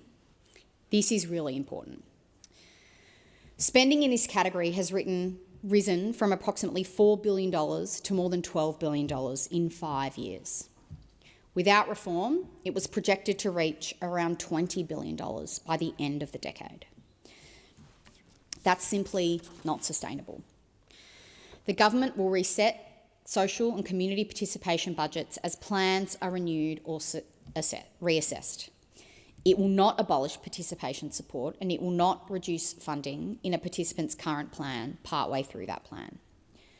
Support's essential to a participant's health, safety and support for those who require 24 our care are not the target of this measure. We will also invest $200 million through the Inclusive Communities Fund to rebuild the ability of local and community organisations to offer genuine opportunities for participation. Following the first round of Senate inquiries and the first draft of this bill, the government and the Greens and the crossbench members put forward amendments in response to feedback. Some of those, all of those amendments were broadly supported in the evidence given to our inquiry. The bill now confines the minister's power to make a support determination to 2 categories and ensures employment and disability-related health supports are carved out. A determination, as I said, cannot reduce funding partway through a plan. The minister must consider participant safety, and the determination will be subject to parliamentary scrutiny. The other amendment that we made was to clarify contact, where the agency has not been able to make contact with a participant. It requires that the agency must make at least 5 attempts to contact a participant, their nominee or another authorised person, that they must occur between 3 and 4 months, over a period of 3 and 4 months, and that where a participant is in hospital, another institution or experiencing homelessness, that the attempts do not count. We've also clarified, importantly, the test for appropriate treatment. There's a lot of fear about this particular measure, but it's important to know that a person will not be required to pay for expensive treatment. The treatment must be regularly undertaken in Australia and publicly funded. Restrictive practices are expressly excluded, and choice will remain at the centre. No one will be forced to undergo treatment if they do not wish to. And importantly, these reforms will be subject to an independent statutory review in 2029, considering the impact on access, participant outcomes, quality of support, review rights, provider viability, thin markets and foundational supports. Our government will continue working with people with disability as these reforms are implemented. We have 2 important obligations in this regard: protecting the dignity, independence and safety of people who rely on the NDIS today, and preserving that same promise for every Australian who will need the scheme in the decades ahead. That's not to say this change isn't hard or scary for the people who will be impacted. But doing nothing is not the compassionate choice. Labor created the NDIS, and we will always protect it. And this bill goes to doing just that, to making sure the scheme is sustainable for generations to come, so that people with disability, their families and their carers can always rely on it. Senator Waters. Thanks very much, Acting Deputy President. The NDIS has transformed the lives of hundreds of thousands of disabled Australians by providing access to essential supports, services and equipment that enable people to participate more fully in their communities, education, employment and family life. That was its purpose, and it was created by the Gillard government with the support of the Greens in the Senate. What a difference a decade makes. That this Labor government would now prefer to work with the Liberals to ram through cuts that will see 241,000 people kicked off the NDIS. To save money off the backs of disabled people and their carers, rather than raising revenue from making the big corporations pay their fair share of tax, like making the greedy gas corporations pay tax on their gas exports instead of letting them continue to rip Australians off. This government doesn't have the guts to take on the greedy gas corporations, so instead they're punching down on disabled people. It is appalling, and the Liberals and One Nation are lining up to back them in to do so, because they're all in hock to the same big corporations and the 1%. For shame. Months of inquiry and evidence have made it abundantly clear that the changes proposed by Labor risk causing significant harm to disabled people. These cuts are being made too far and too fast, without adequate workforce planning, without proper economic modelling and without genuine consultation with the disability community. These changes will restrict access to the NDIS, will reduce or remove supports, and will leave many people with no adequate alternative program or supports. There are no substitute programs in place. Not all of the states have committed to even having them in place, and it's in particular 145,000 autistic people who will suffer the most. The replacement program for them is only for kids under 8, and as a mum was telling me on the weekend, she is petrified what removing support for her autistic daughter, who's 9, will do for her daughter's ability to keep participating at school, and for their whole family.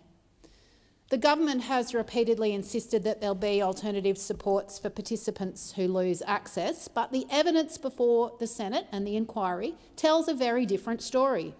State and territory disability ministers have made clear that they cannot provide like-for-like services for everyone who may lose NDIS supports, leaving disabled people in hospitals, in aged care, or other inappropriate settings that cannot meet their needs. The Greens have been crystal clear on the NDIS since budget night. These cruel cuts should not pass Parliament. We will always fight for the rights, the dignity and the autonomy of disabled people. We think that disabled people deserve support, that they are worth it, that they matter. They should not be sacrificed for budget savings. Their needs should be met. We strongly oppose this bill, and we urge the crossbench and the opposition to do the same. We hear some strong words pointing out all the problems with the bill, but you're going to bloody vote for it. Have some guts and do the right thing.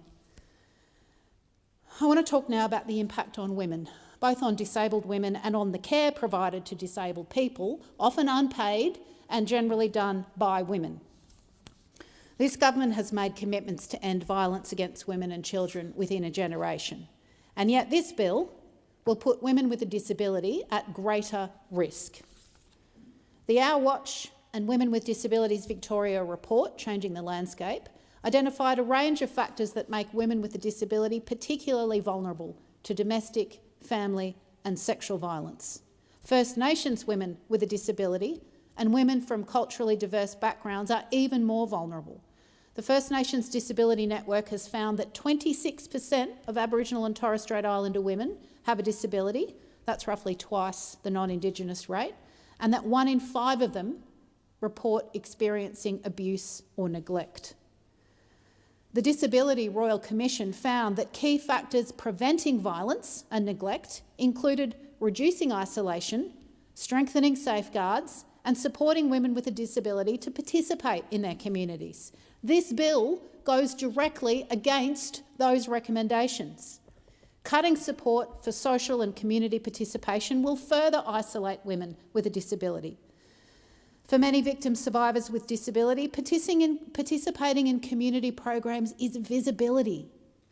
It can create an opportunity for other people to notice their situation and to take action to stop the abuse, the neglect, the exploitation.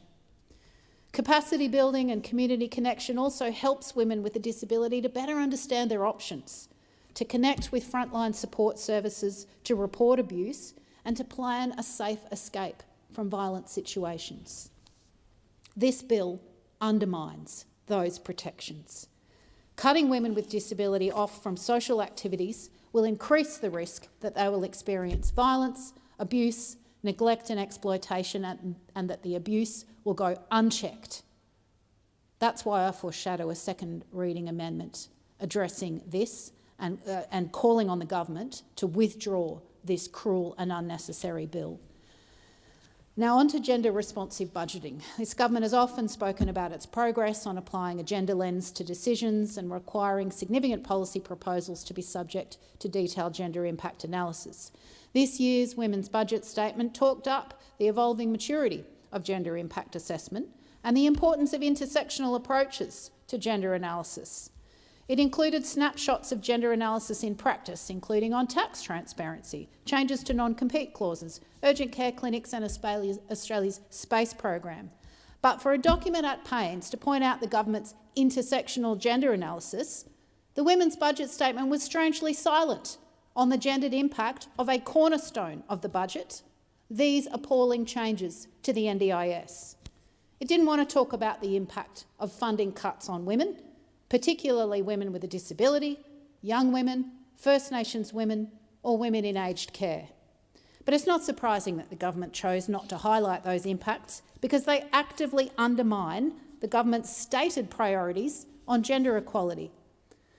These changes will have a huge impact on women's economic equality and security. These changes will exacerbate the risk of family, domestic and sexual violence against already vulnerable women.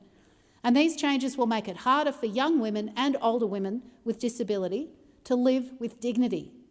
The government might not want to talk about these impacts, but it's important that we lay them out. And I particularly want to thank Women with Disability Australia for their sustained attention to these important issues that the government is ignoring.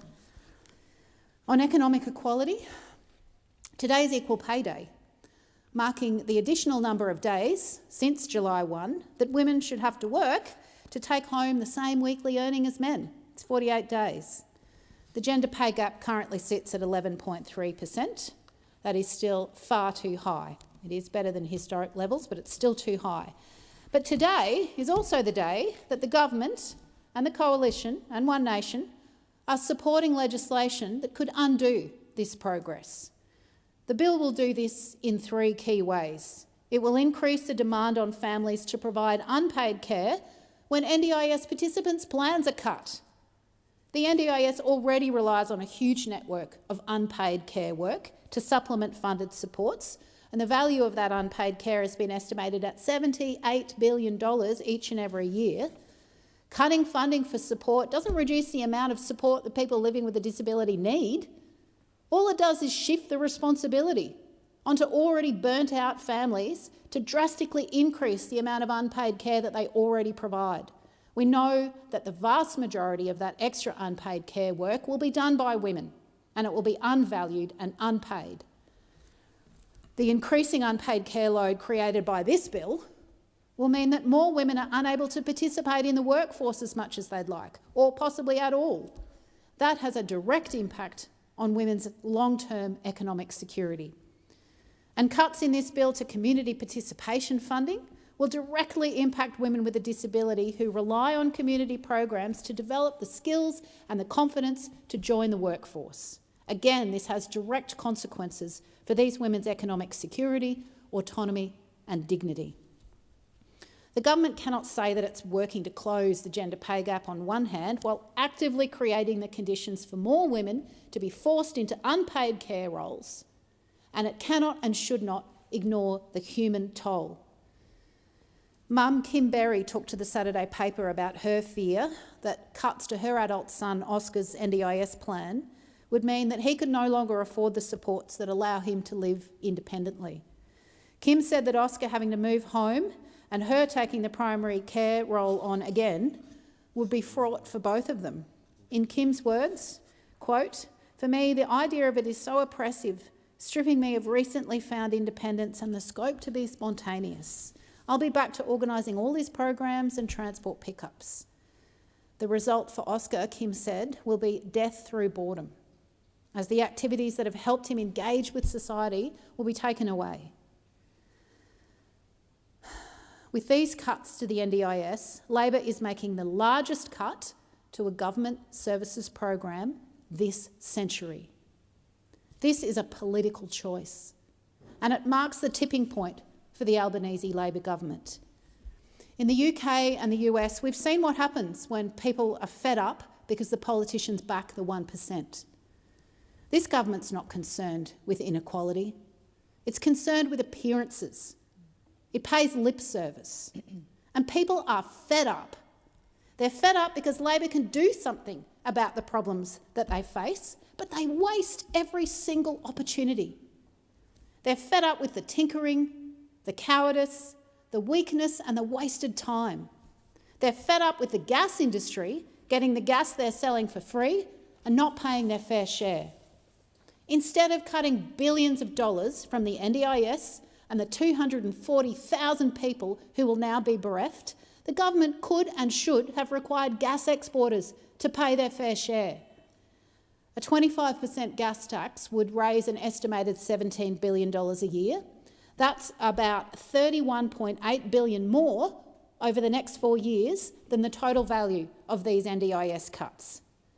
Labor has made a choice, and they're choosing to make disabled people bear the cost of their failure to make big corporations and billionaires pay their fair share. They're choosing greedy gas corporations over disabled people, donors over disabled people. They're choosing to kick 241,000 people off the NDIS while handing billions to Donald Trump for nuclear submarines that will probably never get anyway. They're choosing at every turn to protect the profits of their corporate donors, while the people that they're supposed to represent are left behind. Quite often when I say that Labor, the Liberals and One Nation are all working for the same vested interests and making the same decisions that benefit big corporations and the 1%, the people who support Labor get quite upset. But when a political party shows you repeatedly who they are and who they serve, you should believe them. Labor has made its choice, and it seems that the Liberals and One Nation are backing it in. Well, the Greens will always back disabled people in Australia because we think that's what being Australian is about. We're meant to look after each other, and the Greens will always do that, and we will oppose this bill with every fibre of our being, and we condemn the parties that vote for it. You don't fix the NDIS by cutting it. Senator Cox. Thank you, Acting Deputy President. Disability can affect any of us, and therefore it affects all of us. Those were the words of Prime Minister Julia Gillard that captured the fundamental idea behind the NDIS. It's that disability support is not a matter of charity. It is a responsibility of a nation. The NDIS began with a simple promise that Australians with significant disability should not have to rely on luck, charity, or the exhaustion of people who love them to live a life of dignity. Before the NDIS, support depended too often on where you live, what services happen to be available, and how long your family could keep carrying the load. People with disabilities, their families and carers fought for that change, and Labor listened. It was a Labor government that designed and legislated the NDIS. We believe that people with disabilities deserve more than a patchwork of crisis services. They deserve dignity, choice and control, and the chance to participate fully in our country. That remains Labor's commitment today. The NDIS has changed hundreds and thousands of lives. It can mean support to enter the community, greater independence, or parents knowing their child will be supported into adulthood. These are the simple foundations of a life lived with dignity. Because Labor created the NDIS, we bear the responsibility for its future. We will not let rising costs, poor services or fraud weaken public confidence. We know reform can sound threatening when your life depends on the NDIS. For families, uncertainty can mean laying awake worrying about someone they love. I understand the fear that comes with changes like that, and I want to acknowledge that here today. We heard this through the inquiry and directly from people with disability, their families, advocates and providers. This bill has changed in response, and safeguards have been strengthened and provisions have been clarified. But protecting the promise of the NDIS requires us to be honest about the pressures that also threaten it. Growth in the scheme is not in itself a failure. More Australians receiving the support they need is part of what the NDIS was created to achieve. But when costs grow because providers inflate prices, services outside the scheme disappear, or dishonest operators take money for the support they never delivered, participants do not benefit. Under the former government, the annual NDIS spending growth reached 22%. Labor has brought that down to around 10%. National Cabinet has agreed to work towards a sustainable growth of 5 to 6% or lower. This is in fact not about spending less because Labor believes it should be done for people with disability. It is about ensuring that growing investment delivers better support, not inflated prices, poor services or profits for people exploiting that scheme. because a scheme allowed to become unsustainable, it does not become safer.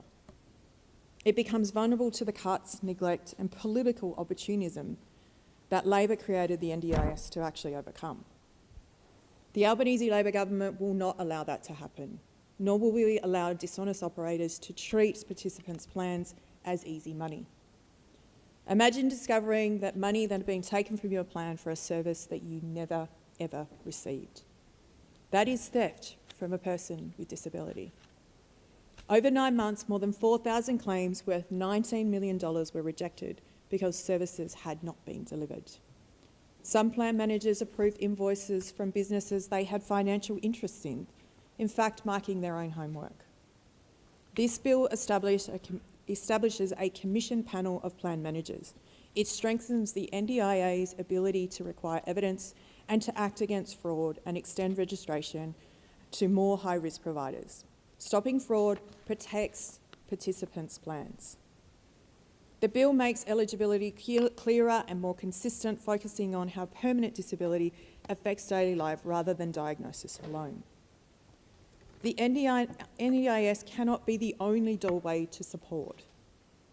And the $200 million in the Exclusive Communities Fund will create more opportunities for that participation. Through Thriving Kids, governments will invest $4 billion to support children where they live, where they learn and where they play. Services begin in October, but the NDIS access will not change before 2028, and children with high support needs remain eligible. For West Australians, sustainability must mean a scheme that works across our vast state. And the Albanese and Cook governments are rolling out the joint work program across the Southwest, the Gascoyne, the Great Southern, Wheat Belt and Goldfields Esperance, where more than 11,000 NDIS participants live. This is building on the $7.6 million Katanning pilot that will identify local gaps and improve access, particularly for First Nations participants. The $5 million assistive technology rental and refurbishment pilot has also expanded to WA through Ability WA. It allows people to rent, test or exchange equipment as their needs change, and is open to all people with disabilities under 65, not only NDIS participants. And Ellie Moyer now represents WA on Australia's Disability Strategic Advisory Council, ensuring that grassroots West Australians' voices help shape our national policy. The Community Affairs Committee heard the concerns, examined the bill and recommended that it be passed. Prime Minister Gillard said that the NDIS will stand alongside the minimum wage, age pension, Medicare and universal superannuation as one of the greatest pillars of social justice and opportunities for all Australians. Labor created the NDIS, Labor believes in the NDIS, and Labor is taking responsibility for ensuring it remains strong. For the people who depend on it today, for the families planning for it tomorrow, and for every Australian who may one day need it, I commend this bill to the Senate. Senator Pocock. Thank you, Acting Deputy President. I wanted to begin by thanking people with disability, their families, their carers, their loved ones who have emailed, called, pulled me on the aside on the street here in Canberra to talk about this bill and the concerns that they have. I held a community town hall with independent MLAs Thomas Emerson and Fiona Carrick, and had over 100 people attend on a weeknight. We heard stories of people's genuine fears about what will happen if this bill passes in its current form. What it'll mean for the most intimate parts of their lives, including who gets them out of bed, who helps them have a shower, who helps them go to the bathroom. Overwhelmingly, people told me that they're not opposed to reform. They want it to happen. But as Press Gallery Journalist of the Year, James Massola said, reform should be done with a scalpel, not a sledgehammer. The NDIS is one of the largest social programs, and its growth rate must be brought in line with other social programs in Australia. It is appropriate for the government to seek a growth rate of 5 to 6% that's in line with programs like Medicare. And I agree that this is the way we need to go if we want to make sure that this program is available for the next generation of people with disability.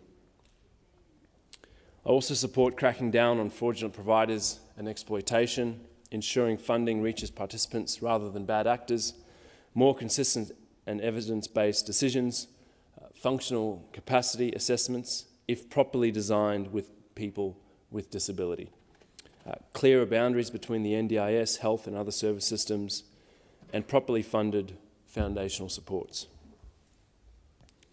And so while I broadly support the architecture of this bill and the intent to ensure that the scheme is sustainable, maintains its social licence, and critically actually supports Australians who need that support, there are two areas of this bill that I have major concerns with. The first is around the cut to people's social and community participation funds, a 50% arbitrary cut made across the board, totally indiscriminately. And I don't think that this can be done safely. We heard that this will isolate people. People are already more isolated than the general population. The Disability Royal Commission warned what can happen when people with disability are isolated, when they are segregated. Violence, abuse, exploitation. This funding is a safeguard against all of those things. And it's what the NDIS was designed to do, to ensure that people with disability can be genuinely included in their communities.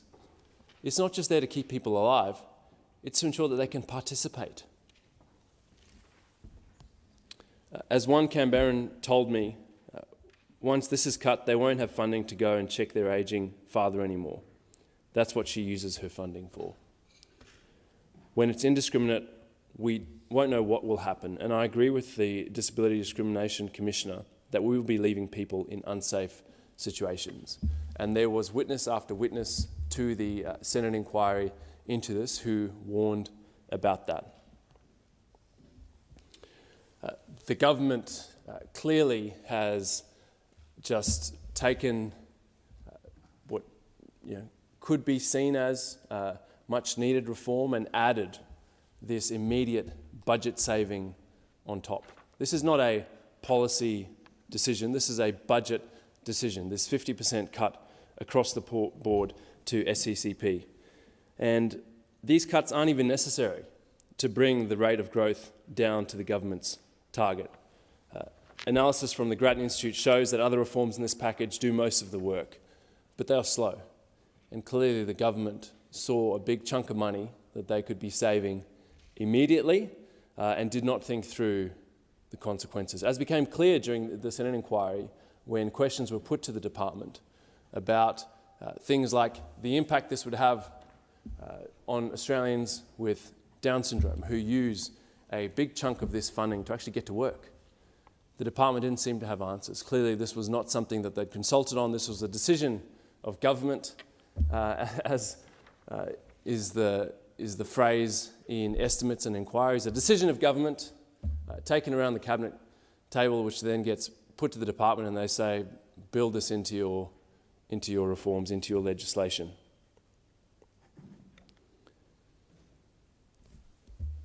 The analysis shows that if we don't cut SCCP, if we actually honour existing plans and arrangements, then the NDIS will grow at 3% per year.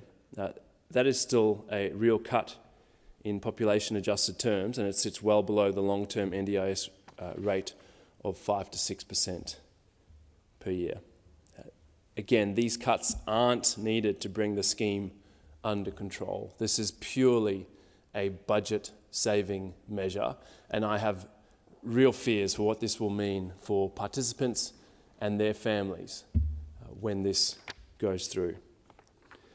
The other area which I think should, and I know does, concern almost all senators in this place is the unprecedented inclusion of automated decision-making powers in this legislation.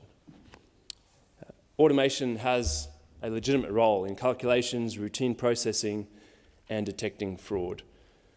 But the bill goes so much further than that.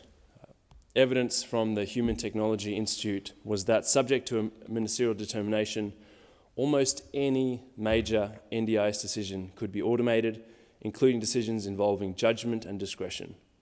And they described this as unprecedented. The explanatory memorandum talks about human oversight, but those protections are not expressed in the bill. It's deeply worrying when you have rhetoric from government saying, well, no, the intent is not to do it this way. And yet in the bill, the Parliament will be handing extraordinary powers to the executive, to the minister and to the NDIA when it comes to automated decision making.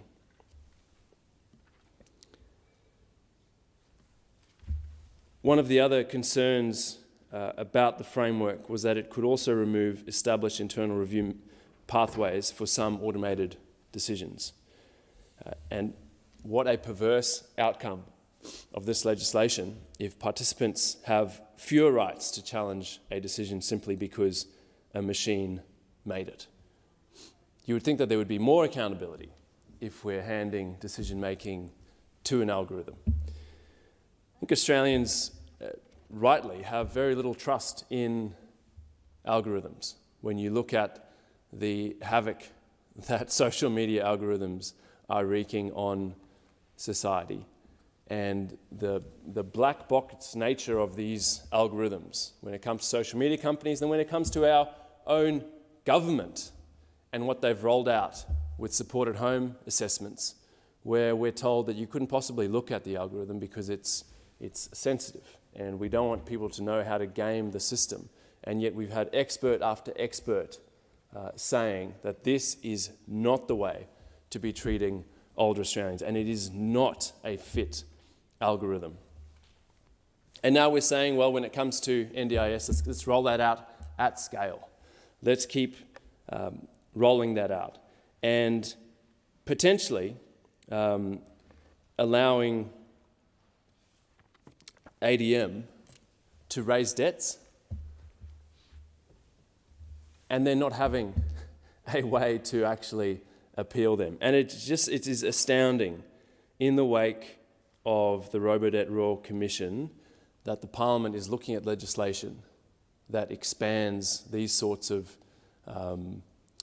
powers when it comes to automated decision making and the use of algorithms without the right of participants to actually appeal those decisions. This is a very serious thing for us to be doing as a Senate. ADM means harm can be produced at scale. Robodebt taught us that. And the Robodebt Royal Commission recommended an overarching act to deal with automated decision-making and the use of algorithms. Recommendation 17.1.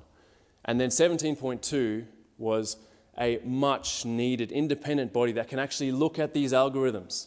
So we don't have to turn up to these inquiries and the department tells us, oh, don't worry, everything's great, this is a good algorithm. And then every expert that we ask questions of says that this thing stinks. It's clearly not providing the level of care that Australians need. I'll be moving a second reading amendment asking that these provisions not commence until after we have those safeguards in place. That overarching act that deals with ADM algorithms across departments and agencies and an independent body to actually evaluate these algorithms. I also have serious concerns as a senator for the ACT, and so much of what I've heard from Canberrans is concerns around this, and that is the sequencing and foundational supports. Thriving Kids was announced on the 20th of August 2025, almost a year ago, and is still not operating. It currently only covers children aged 0 to 8 with developmental delay or autism and low to moderate support needs. Governments have not agreed on the next foundational support cohorts, funding, commencement dates, or services. There's no clear arrangement for adults, people with early stage neurological conditions, complex needs, or cross-border communities such as Canberra. Yet access changes are due to begin in 2028. That leaves about 18 months to design, fund, staff, and deliver a nationwide range of supports. I'm supportive of these changes, but I'm really concerned about the short runway left to complete this job, given the huge impact that this will have on Australians and their families across this great country. People cannot be denied access to the NDIS on the assumption that another service exists when it remains only a commitment. And one of the really worrying submissions to the Senate inquiry was the one from the states and territories, which basically said, we don't know what we need to do, how much it's going to cost, who we're providing services for. None of this has been discussed or agreed, and yet the Commonwealth is charging on with this bill with huge cuts to people's budgets, and we're told that the states and territories are going to have to pick up the slack. When I asked the department about the $13-odd billion of savings, they pointed to, I think it's a $200 million fund for community organisations. And anyone can see that $200 million worth of grants and other supports does not cover a $13 billion cut. I recognise that this bill will pass this week, and while I cannot support it in its current form, this is clearly not the end of the work for senators in continuing to apply scrutiny to government decision-making, to continue to apply scrutiny to the decisions of the NDIA, of continuing to listen to NDIS participants and their families, committing to listen to Canberrans. And I encourage government to be open and willing to change course if things go wrong. We've seen that in aged care, the introduction of an algorithm we're told is going to be a great thing. And again, credit to Senators Allman-Payne and Senator Ann Ruston, who've done outstanding work in highlighting just what can go wrong when the government doesn't get it right. And so I would urge them to keep an open mind with this and continue to consult and to make changes where appropriate. Senator Faruqi. Thank you, Deputy President. The Greens unequivocally, strongly and unapologetically oppose this cruel and heartless bill. Disabled people will suffer and they will die if this bill passes. The courageous and brave people that came to give evidence to the Senate inquiry into this bill made that crystal clear.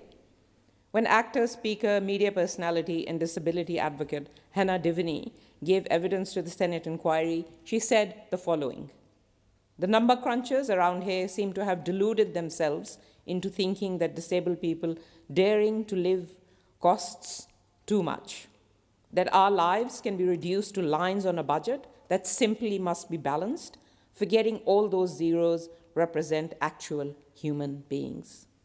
She went on to conclude her powerful testimony in the following warning: "You may cast me as a frightened little girl, but hear this. When disabled people die as a direct result of this bill, and they will, their blood will be on your hands." Those of us in this place, we have the absolute privilege of representing the people of this country and our states. And this bill totally and utterly betrayed what we were sent here by the Australian people to do. It sells out the marginalised while protecting the powerful. It extinguishes the humanity of the marginalised. And Labor, yet again, is blatantly betraying the people who have put them here. Disabled people shouldn't suffer just because Labour wants to prove that they can be just as callous as the Liberals and One Nation. This government is morally bankrupt. This bill is proof enough of that. But we already knew that. Time and again, the Albanese Labour government shows that they are more interested in caving to misleading clickbait from right-wing media barons and protecting their corporate donors than looking after people. There's a reason that we're seeing a crackdown, or a so-called crackdown, on the NDIS before we see any meaningful gambling reform pass. There's a reason that this government wants NDIS's so-called reform to pass quickly to save money, but they won't impose a tax on gas imports. There's a reason that the government is more comfortable with pouring an endless stream of money into the war machine than properly funding life-saving disability care. They are working for big business and their billionaire and corporate donors that keep the door revolving. They are not working for people, and disabled people will indeed pay the price. The media in this country has not helped either.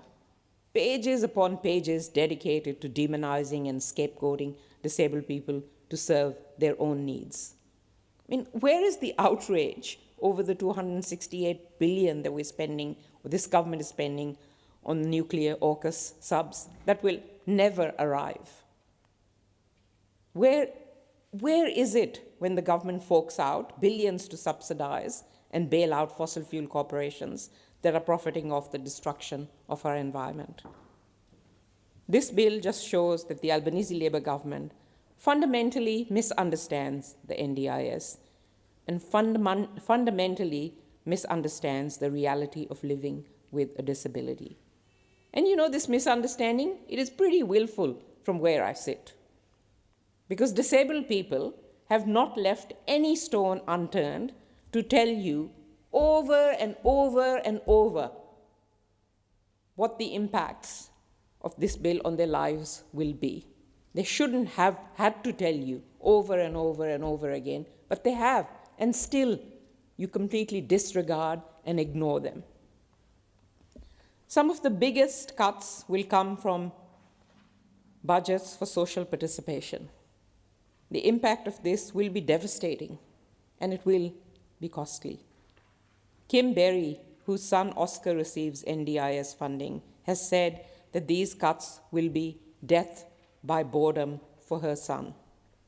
But the price isn't just boredom for participants and the loss of independence for family carers. It will be a longer-term cost borne by our healthcare system and our justice system, because people are no longer able to live the lives that they deserve and that they have a right to live. Hannah Diviney, in her evidence, pointed out that in the absence of social and community funding, she won't be able to work and will no longer be a taxpayer. She goes on to say, the mental health crisis will escalate, as will the strain on our healthcare system. You will find the workforce shrink as our support systems have no choice but to leave to ensure our safety and survival. That will mean more people rely on other government support, Centrelink and the like, but those systems won't be able to handle the load. The government says this bill is about saving money. The government will throw around words like financial sustainability, even has the audacity to call this bill securing the future of the NDIS. But all it does is shuffle those costs, shuffle them onto disabled people, onto their communities and their supports, and onto other parts of our social services infrastructure. And these costs will be significantly higher. Costs that people cannot afford, costs that will leave them without support. It is utterly, utterly, utterly shameful what is happening here today. This is not only terrible policy making, but it is also unimaginably cruel. To be honest, we could be here for days outlining the problems and flaws in this bill, and my colleague, Senator Steele John, has done an excellent job of it. But I also do want to highlight a few. A critical flaw in this bill is the requirement that disabled people show they have tried all publicly available treatments before accessing the NDIS. While this provision has been slightly ameliorated by the work of Senator Steele John, it is still deeply flawed. People aren't going on the NDIS because they have a broken leg, which can be fixed through a few weeks on crutches and some physical therapy. To ask someone to jump through hoops, to exhaust treatment options for disabilities that we know are permanent, is demoralizing, dehumanizing, and downright cruel. This provision ignores long wait lists for public services. It fails to address accessibility issues around availability of specialists and location of services. It also assumes that people have the capacity or the support to access these treatments and to care for themselves while they wait for treatments and assessments, and maybe one day eventually to access the NDIS. Not only that, but this bill is throwing people off the side of a boat into raging waters without a life jacket. The government has ignored repeated warnings that services for people kicked off the NDIS won't be ready and won't necessarily even make up for the services that will be lost. This is also a completely backward step for disability care.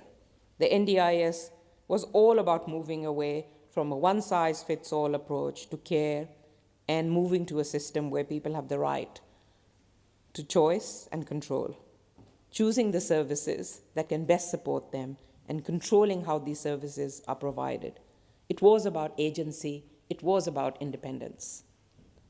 Any Labour, Liberal, or One Nation senator supporting the passage of this bill today should be so ashamed of themselves. But I'm not sure if you have the moral conscience left in you anymore to even feel that emotion. Only 3 years have passed since the Robodebt Royal Commission found that the automated Robodebt scheme was crude, was cruel, and was unlawful. And yet, this bill grants the government the power to automate key decision-making for people receiving NDIS support, showing how willing they are to gamble with people's lives all over again. The government is trying to sell this bill as a response to the witch hunt that has gone on in recent years over NDIS fraud, and yet the bill barely even addresses fraud, non-compliance, and misconduct by mainly corporate providers and other actors within the scheme. The vast majority of this bill is about restricting or entirely removing support for disabled people. To be clear, the Greens do not oppose reforming or changing the NDIS. We support a scheme that delivers the best possible outcomes for disabled people, and that is protected from fraud, exploitation, and wasteful spending. But this bill ain't it. This bill ain't it. This bill pretends to address financial sustainability while sacrificing disabled people. And in case you haven't seen it already, this Labour government is a wolf dressed in sheep's clothing. They pretend to be progressive and talk a big game on equity and inclusion. But if you're paying attention, they are just the same, upholding a political system that delivers for the top end, for endless wars, for genocide, for climate-destroying fossil fuel companies, while cutting and culling from the people who need it most. This bill comes only 2 years after a round of significant NDIS cuts that already left people struggling to access support and scared of when the next round of cuts would hit. Disabled people deserve to thrive.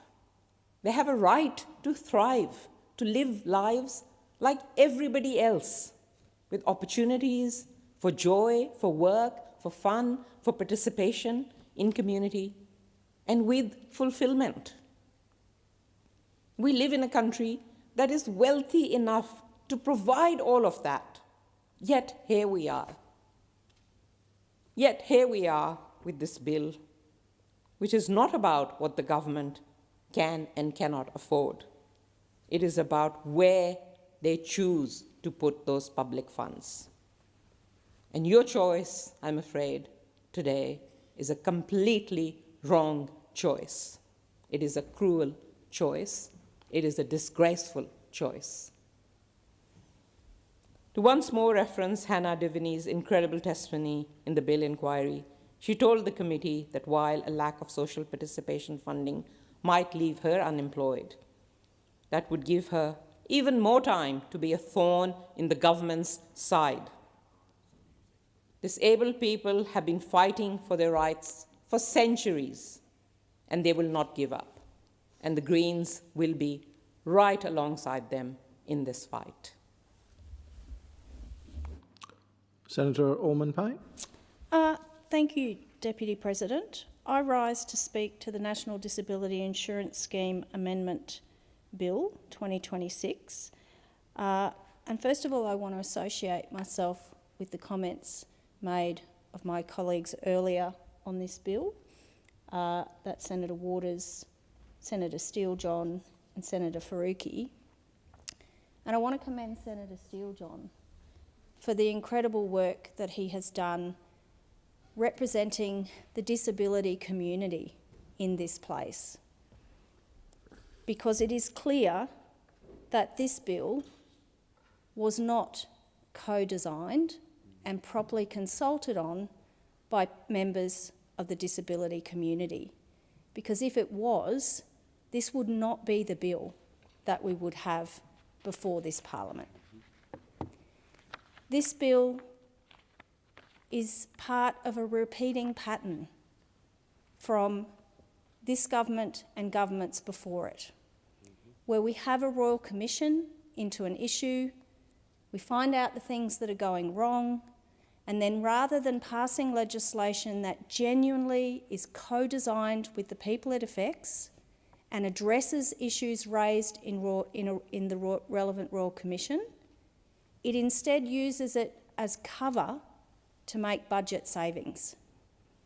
We've seen this in aged care, where under the cover of implementing the recommendations of a Royal Commission, we've had legislation introduced, and rather than improving aged care for older people, we're seeing people assessed by a tool that cannot be overridden by clinicians and humans, where people are waiting, sometimes more than a year, to access care, and where thousands of people are dying waiting to access care. And what we see in this NDIS bill that the government has introduced is a very similar pattern. A Royal Commission that said we need to address problems with the care and supports for people with a disability. But instead of having a co-designed, properly consulted on bill that looks at how to improve the care for people with a disability, we have a bill who the government has unashamedly said time and time again is about cutting funding to the NDIS. That word sustainable is code for cuts. And the egregiousness with which the government, the Labor government, went about a process of manufacturing consent in the community to make these cuts, by convincing the community, by engaging consultants, and then jumping on this idea that if we just make everyone think that the NDIS is riddled with fraud, then we'll get consent from the community to cut people's funding. And yet the fraud that exists in the system isn't being committed by the people who need the help and support of the scheme. It's largely being committed by providers who are engaging in fraud, non-compliance and misconduct. And rather than bringing forward a bill that genuinely deals with that, we have a bill before us that's about cutting tens of thousands of people from the supports that they need to live. I note that I'll be moving, or I move a second reading amendment standing in my name, which deals in particular with automated assessments. We have seen the damage that automated assessments have done in aged care. Thousands of people being inadequately and incorrectly assessed so that they cannot get the support that they need. A system that has taken out human override. When did we decide that computers and algorithms are the way that we decide the care and support that humans with complex conditions and abilities need? When did we decide that?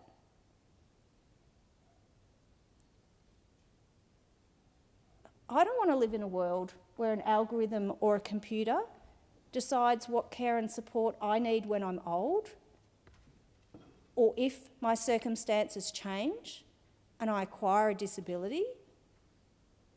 Is there a single person in this chamber who would want to be subjected to that? Nope, I don't believe so. I don't think there is.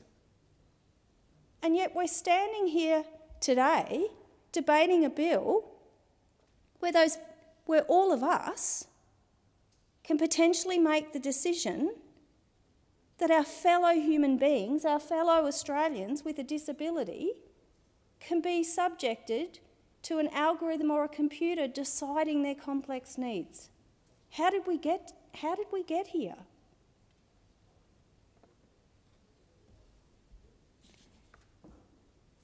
We cannot, and the Greens will not, support a bill that leaves decisions about people's care and supports to an algorithm and a computer. That is immoral. We've heard a lot from the government about we need to make these cuts so that the NDIS is sustainable. As my colleague Senator Faruqi said only minutes ago, this is about choices.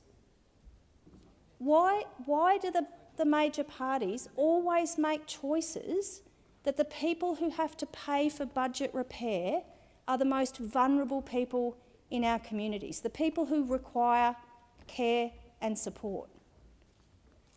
We've seen it in aged care, where we are effectively have an algorithm that is cutting the assessed needs of older people.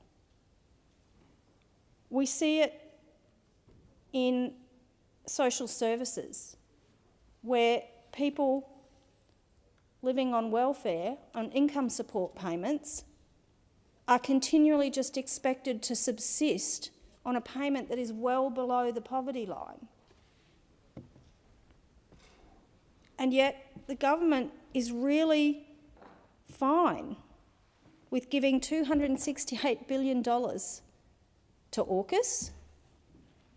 We see fossil fuel subsidies going out the door.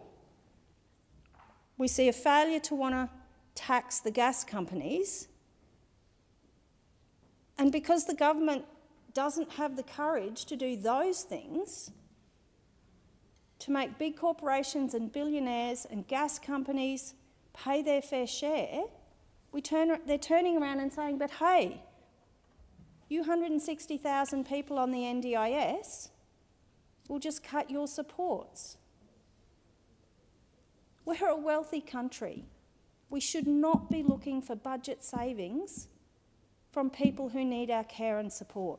And it's a false economy, because those people who have their supports cut are going to end up in our health system. They're going to end up needing mental health care. Some of them are going to die. We know that. We're also going to see families and other friends and volunteers who care for them removed from the labour market.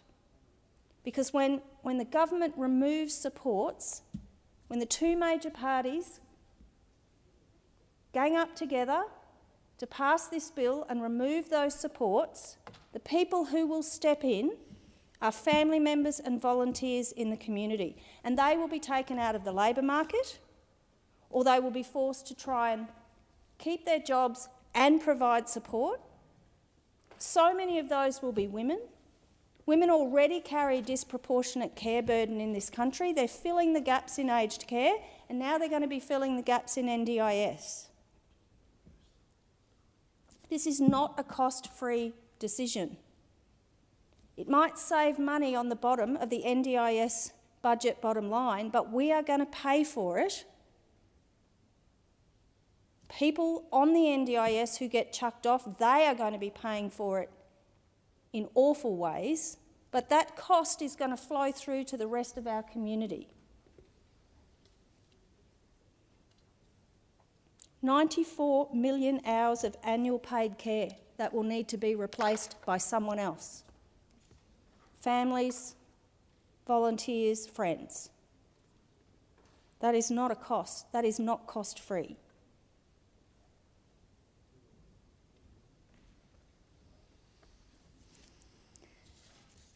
The government, when it introduced the NDIS, said that it was a scheme that was going to give people the reasonable and necessary supports that they needed to live a good life. That will no longer be the case if this bill passes. The government talked about the fact that it was a scheme that was designed to give people with a disability individualised support so that they could have dignity in living a life well lived. That will not happen for thousands of people if this bill passes. The Labor government talked about people with a disability having choice and control over their lives. That choice and control is going to be taken away from thousands of people with a disability if this bill passes. And not only will they have choice and control taken away, there'll be computers and algorithms making decisions about the care that they need. Providing someone with a disability the support that the NDIS provides is not charity. It is what governments are supposed to do for members of our community. If these cuts pass, if this bill passes, we are taking away the agency and dignity of people with a disability. The NDIS was supposed to provide people with lifetime security if they had a disability. If this bill passes, thousands of people with a disability no longer have that security and will live with the fear and uncertainty, if they are kicked off the scheme, of what is going to come next for them.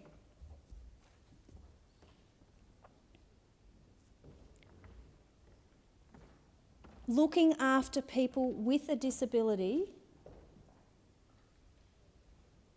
is the responsibility of national governments. We have a responsibility in this place to make sure that as a community we collectively ensure against people with a disability not having the care and support that they need.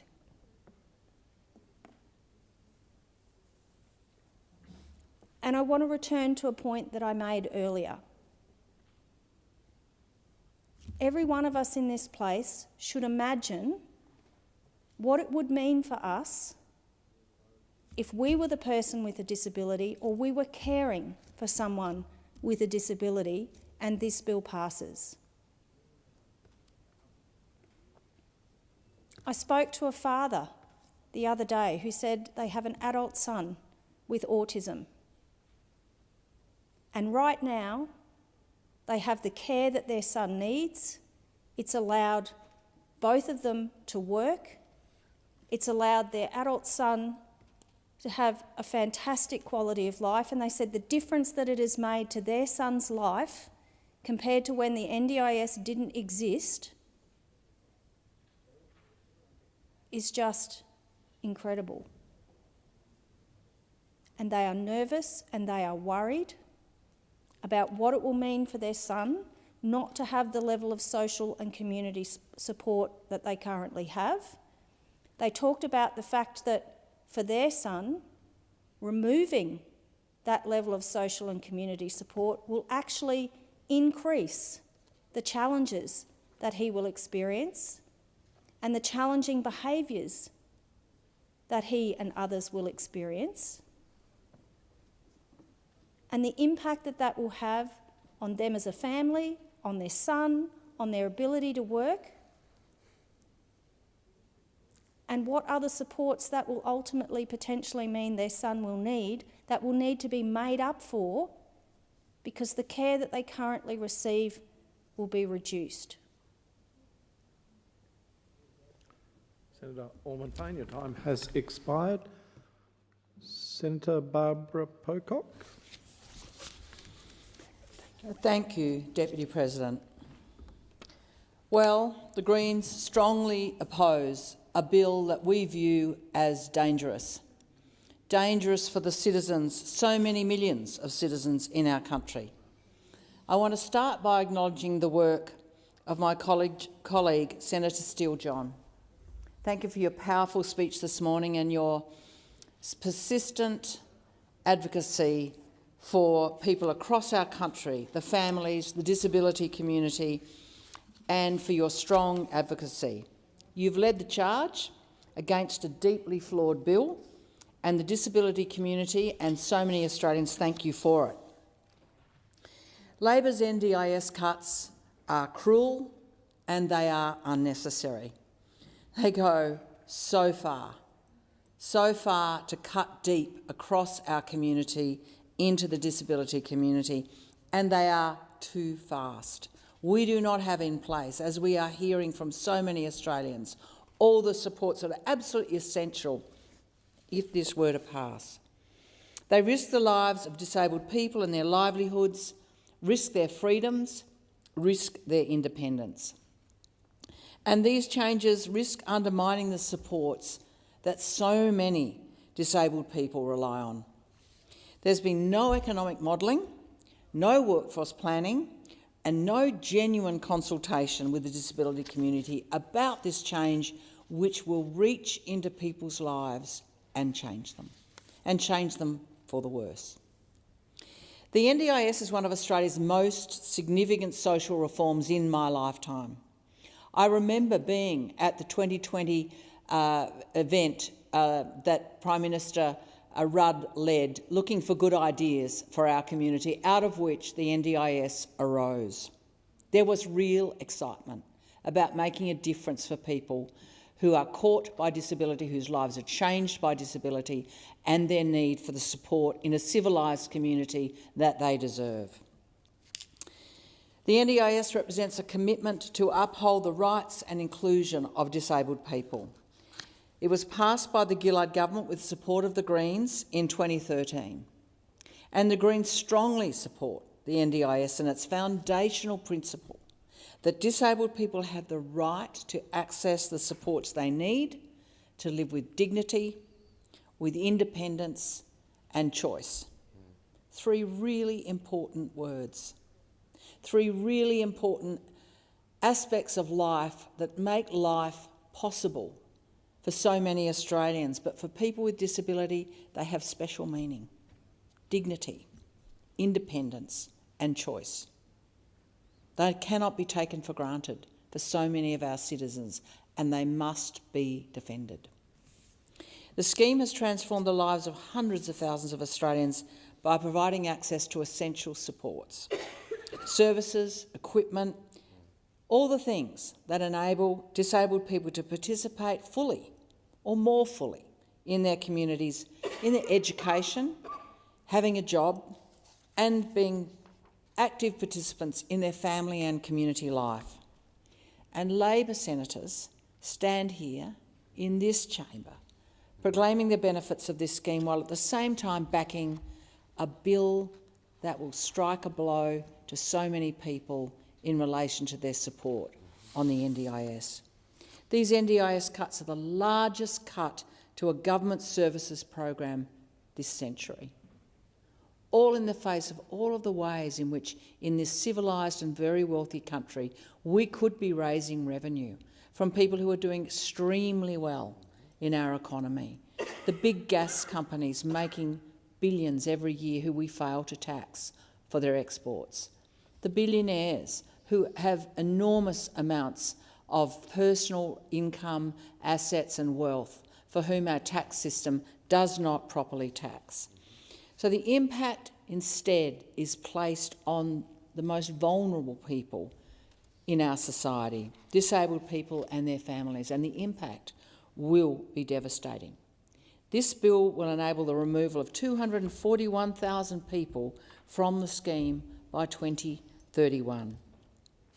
There are too many problems with this bill to name, including enormous sweeping ministerial powers and automated decision-making. Haven't we seen enough of that kind of maladministration which visits on people without proper recourse to defence?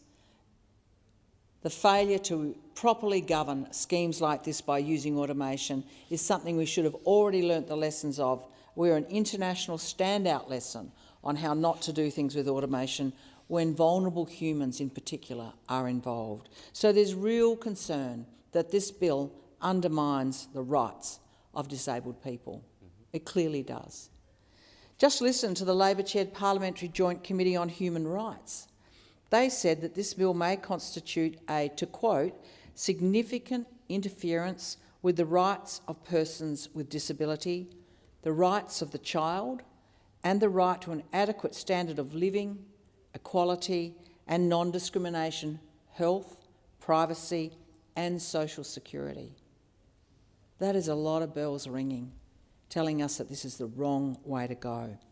And earlier this week, the Australian Human Rights Commission urged the government to delay the bill until significant, and once again to quote them, significant human rights concerns around process, accountability and the impact of these reforms are addressed.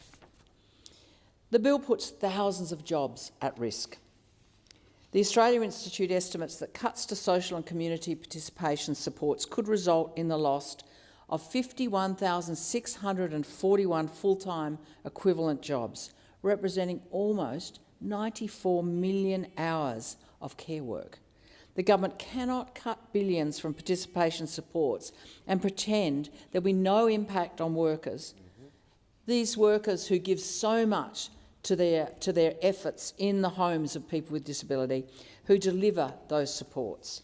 This bill will result in really significant job losses for health professionals and support workers, those doing the allied health work that we really desperately need, further reducing the capacity of the disability support workforce at a time when it's already under significant pressure. When funded support disappears, the work does not. We know where it goes. It's pushed onto families. It's pushed onto the unpaid carers in our community. And that's why I foreshadow a second reading amendment in my name that goes to the heart of these issues in particular and calls on the government to withdraw this cruel and unnecessary bill. As my amendment points out, this bill will disproportionately affect women in an incredibly unfair way. Cuts to social and community participation funding made through this bill will reduce the capacity of women with disability to access support service. In their inquiry submission, Women with Disabilities Australia have warned that for women with disability who already experience higher rates of violence, these cuts risk, in their words, deepening isolation and worsening conditions where violence, abuse, neglect and exploration are hidden. And we can't forget that First Nations women with disability are particularly vulnerable to domestic, family and sexual violence. Concerns about this bill are not coming from one organisation or one part of the disability community. I have heard from hundreds of South Australians about the horrific damage that they are worried about arising from this bill, the impact on them, their families and their loved ones. Give you some direct quotes. If my supports were reduced or delayed, the consequences will be significant. I would experience greater difficulty maintaining my home and personal well-being, increased barriers to employment and community participation, greater dependence on family members who are no longer able to provide ongoing care, and an increased risk of social isolation and declining psychosocial health. Here's another. If I lose my supports, I'll be confined to my bed or my recliner. My husband and I are at a high risk of mental health issues and relationship breakdown if this bill goes forward. Another. You're putting myself and other participants at high risk of falls, being restricted, housebound, pressure sores, unnecessary progression in my condition and much more. So many South Australians have called my office voicing their concerns about this bill. One mother in Adelaide, a sole parent of 2 adult sons and a teenager with significant disabilities and complex support needs, asked, what will happen to families like mine? Why is this happening when this bill will cause people to lose their lives? Chloe from regional South Australia, a parent of a child with multiple disabilities, including a rare genetic syndrome, profound autopsy and epilepsy. And she told my office, supports are not optional extras. They're essential to her daughter's dignity, safety, well-being and quality of life. She asked what will happen to regional families like mine, who are already suffering to access services before these cuts. Or Sarah, an occupational therapist working on the Fleurieu Peninsula. She sees firsthand that the NDIS does not fund the essential healthcare systems for our participants. It funds basic survival and safety. Participants already going into crisis through the uncertainty that lies ahead, and that she said that the legislation threatens to dismantle the core principles of the NDIS, that people will die, she tells us. The cuts will force primary carers, who are often sacrificing their own health, well-being and employment, to absorb an unsustainable burden behind closed doors. So disabled people, we know, must be at the centre of decisions about the NDIS, and the inquiry into Labor's NDIS service cuts has had the disability community exposed just how cruel and dangerous these cuts really are. After months of Senate inquiry and evidence from all kinds of people, one thing is clear. These changes risk significant harm. And as my colleague Senator Steele-John said this morning, history will show us what they do, and we will hold the government to account, as will the community and their families, about what these cuts do. The inquiry received over 4,000 submissions, and most of them were incredibly critical. Unprecedented level of opposition really underscores the concerns of our community. Participating in this process, putting forward your words and your experience, requires real courage, real preparation, vulnerability, all the emotional work, particularly for disabled people. And we've heard their stories over and over again, and we have to honour their stories, the account of what this will mean for them. No one should be removed from the scheme until foundational supports are fully implemented, evaluated and proven to meet the needs of people. I was at one of the hearings in Perth and the evidence was devastating. We heard it together, Jordan and I. Hayley, a witness with lived experience, told the committee that people can and will die if this bill goes through. And we heard firsthand that mothers are giving up paid work in order to support their children already on a day-to-day basis. And the inquiry made one thing abundantly clear. Support needs do not disappear when funding does. They are pushed onto families, pushed onto households, pushed onto siblings and support workers and the broader community. So disabled people have been subjected to months of public debate about the value of their lives and the supports they rely on. They deserve to be listened to, not treated as a budget problem. And in that light, this bill needs to be chucked in the bin. The government has choices. Labor government is planning to cut $37.8 billion from the NDIS over the next 4 years. Instead of cutting billions from the NDIS, we could have required gas exporters to pay their fair share. A 25% gas tax would raise an estimated $31.8 billion more over the next 4 years, much more than the total value of these cuts. Disabled people would not then be forced to bear the cost of failure to properly tax some of the most profitable companies in our country who are selling our resources. Disabled people have the right to expect a parliament to tax properly to fund the essential services that we need. The NDIS isn't a cost to cut. Investing in disabled people strengthens the entire economy, and instead of ripping away essential supports, we could make gas exporters pay their fair share, properly tax billionaires and large corporations, reconsider hundreds of billions of dollars going into AUKUS on the off chance we'll get submarines one day.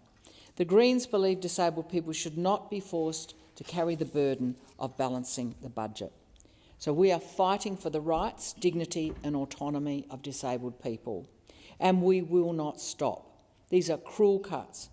Today's Labor Party is unrecognisable to me from the one that created the NDIS, so shame. And earlier this morning, Senator Steele-John tried to strike this disastrous bill from the notice paper. There's no way it should be passed in this form. Senator, it needs to go back to the drawing board. Your time has expired. Senator Hodgins-May. Thank you, Deputy President. Deputy President, the National Disability Insurance Scheme Amendment Bill 2026 is a disgrace, and I utterly oppose it. I also want to associate myself with the comments made by my colleagues, and in particular Senator Steele-John, who has been the most extraordinary advocate and will continue to fight this disgusting legislation all the way. This is a bill that should bring shame to this parliament, because behind all of the language about sustainability, reform and safeguarding the NDIS, what this bill actually does is very simple. It takes away support from disabled people. It puts more pressure on them and on their families. And it does so without the alternative services in place to catch the people who will be pushed out. And now in this parliament, Labor and the Liberals, the corporate parties are teaming up to do it. A dirty, cowardly deal that will throw disabled people under the bus. That's what it is, and I want to be very clear about what I find so repulsive about this legislation. It does not make disabled people safer. It does not make families safer. It does not make children safer. It does not even guarantee that the supports being removed will be replaced in time. It takes away support and tells people that somehow, figure it out, you'll cope. It is abandonment. The NDIS is one of the most important social reforms that this country has ever undertaken. It was built on a simple and important idea, that disabled Australians have the same right as everyone else to live with dignity, with independence, choice and inclusion. It isn't a line in a spreadsheet, as my colleague has articulated, Senator Steele-John has articulated. It is not a budget problem. It is not an expense that can be cut whenever Treasury wants to find another few $1 billion. For hundreds and thousands of Australians, the NDIS is the difference between being trapped at home or being active members of their community. For a child, it can mean getting the communication support, therapy or early intervention they need to participate in school. For a parent, it can mean the difference between coping or completely breaking down. For a young person, it can be the difference between being able to leave the house, to see friends, to study, volunteer or hold down a job. These are not luxuries. These are lives. And this bill puts those lives at direct risk. And to be clear, children are directly in the firing line. More than half of NDIS participants are 18 years old and younger. And this bill is expected to see 241,000 people removed from the NDIS by 2031. That includes children with developmental delay. That includes children with disability who are expected to transition into this government's new Thriving Kids program. The mystery program that no one seems to know anything about. The sector has told us again and again that the alternative supports are not ready. We don't know whether these services will be available, whether they will be consistent, whether they will be high quality, like these kids deserve, whether a child in Victoria will receive the same support as a child in Western Australia or Queensland, whether these services will actually be like-for-like replacements for what children currently receive through the NDIS. And yet the government wants to remove these children from the NDIS and then figure out what to do later. Not good enough.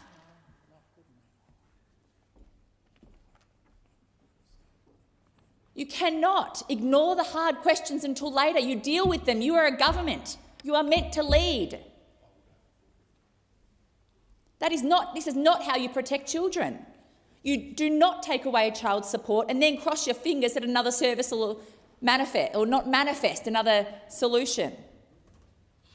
Families they need to know what support their child will receive before their existing support disappears. And the state and territory disability ministers have told this parliament the exact same thing. They warned that the projected exits from the NDIS, and if they're not accompanied by clearly defined alternative supports, they'll create a risk of unmet needs and costs being pushed into health, education and justice systems. They've said plainly that those systems are not equipped to absorb the demand and cannot deliver like-for-like NDIS services. So who is going to pick up the pieces? The hospital system? An already exhausted early childhood education system? Or, as so often is the case, mum and dad, grandparents, the family who are already often at breaking point? The needs do not disappear because the government stops funding it. The child does not become less disabled because their NDIS plan is cut. The family doesn't become less exhausted because Labor has moved the costs off its books. The need simply moves somewhere else. Thriving Kids cannot and must not be an excuse to cut first and to build later. What happens when parental responsibility just means everything? This legislation wants to fundamentally change what families can expect from the NDIS. It introduces an extraordinarily broad concept of parental responsibility. Labor wants to say that supervision, that personal care, transport, emotional support and behavioural support are things that parents should just be able to simply provide themselves. What happens when a child's disability means that those ordinary responsibilities become extraordinary, intensive and relentless? And we all know those families who are in this situation already. They're struggling to survive with the NDIS supports in place. Imagine them and their predicament when this cruel bill passes. In the inquiry, we heard evidence about a parent whose son who required constant supervision, and that she couldn't safely leave him alone with his sister. She couldn't take both children out by herself. Friends stopped coming over, informal supports disappeared, and she became exhausted and isolated.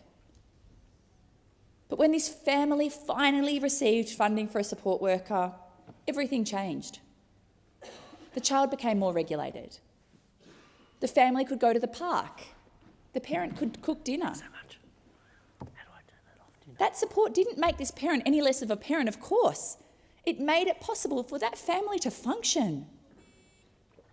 This bill takes that away.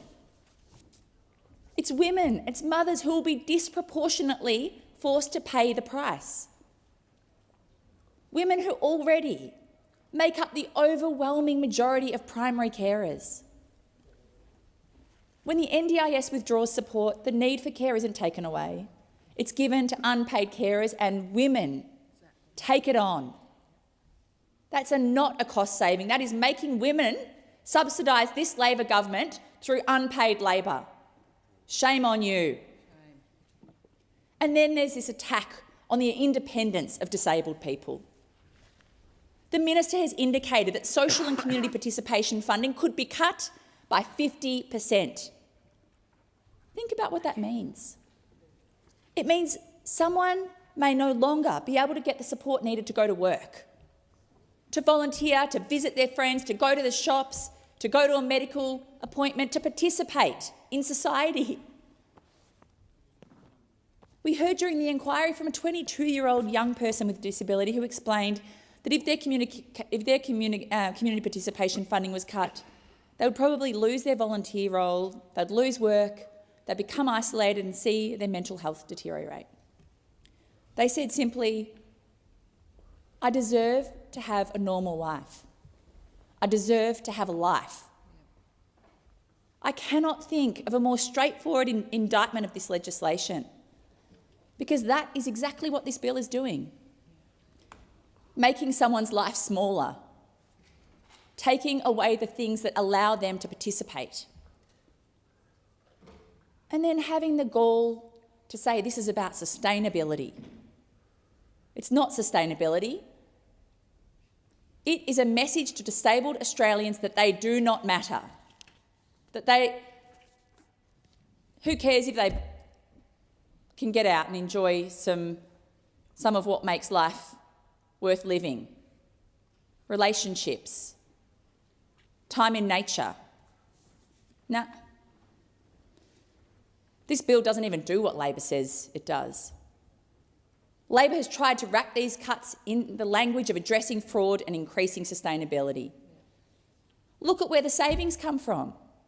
Only about 13% is attributed to fraud and compliance measures. 13%. The overwhelming majority comes from reducing participants' budgets and restricting supports. So at least stop the lies. If Labor wants to crack down on fraud, then listen to disabled people and crack down on fraud. If providers are ripping off disabled people, let's pursue them, absolutely. If there are administrative inefficiencies, fix them. God knows disabled people would like it to be easier to navigate the NDIS. But don't pretend that cutting the support of a disabled child is somehow the same thing as tackling fraud. What a load of garbage. Disabled people didn't create this fraud. They didn't create the administrative problems. They didn't create the budget pressures, and they certainly should not be the people forced to pay for them.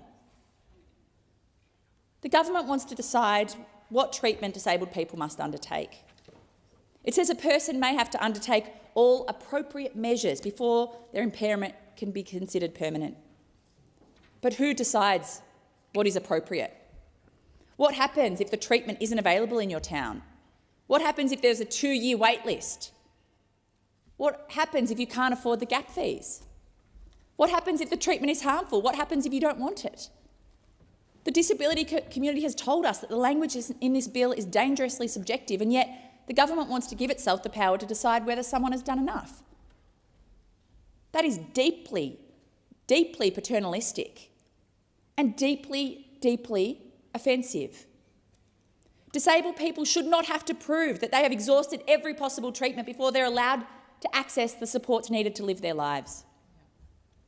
There is another way. The Labor government keeps telling us it has no choice, that these savings are necessary, that the NDIS has to be made sustainable, that disabled people must be punished to balance the budget. But Australia is a wealthy country and we have choices. Labor could impose a minimum 25% gas tax on gas exports. That would raise an estimated $30 billion more over 4 years than the total value of these NDIS cuts. $30 billion more than enough to invest in support. More than enough to properly build thriving kids before kids are pushed off the NDIS. More than enough to guarantee support so that disabled people are not forced to disappear from public life. So when Labor tells us that there's no alternative, well, we reject that. The disabled community rejects that. Tax the gas corporations. Make the multi-billion-dollar multinational corporations profiting from our resources contribute their fair share and what they owe. Choose disabled people over gas profits. Choose children over corporate donors. Choose families over lobbyists. This is a political choice. Labor has chosen gas companies over disabled people. It is that simple.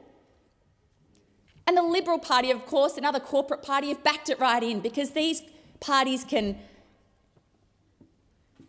disagree about almost anything. They can fight over tax, they can fight over climate policy, but when it comes to making disabled people bear the cost of government choices, suddenly they find that beautiful common ground. Unity. They've found a way to agree, and the people who will pay for that agreement are disabled Australians. Children, young people, parents, carers. This is a disgusting, shameful, dirty deal, a deal that throws disabled people under the bus to protect the profits of just 10 gas export projects. And Australians are furious about it.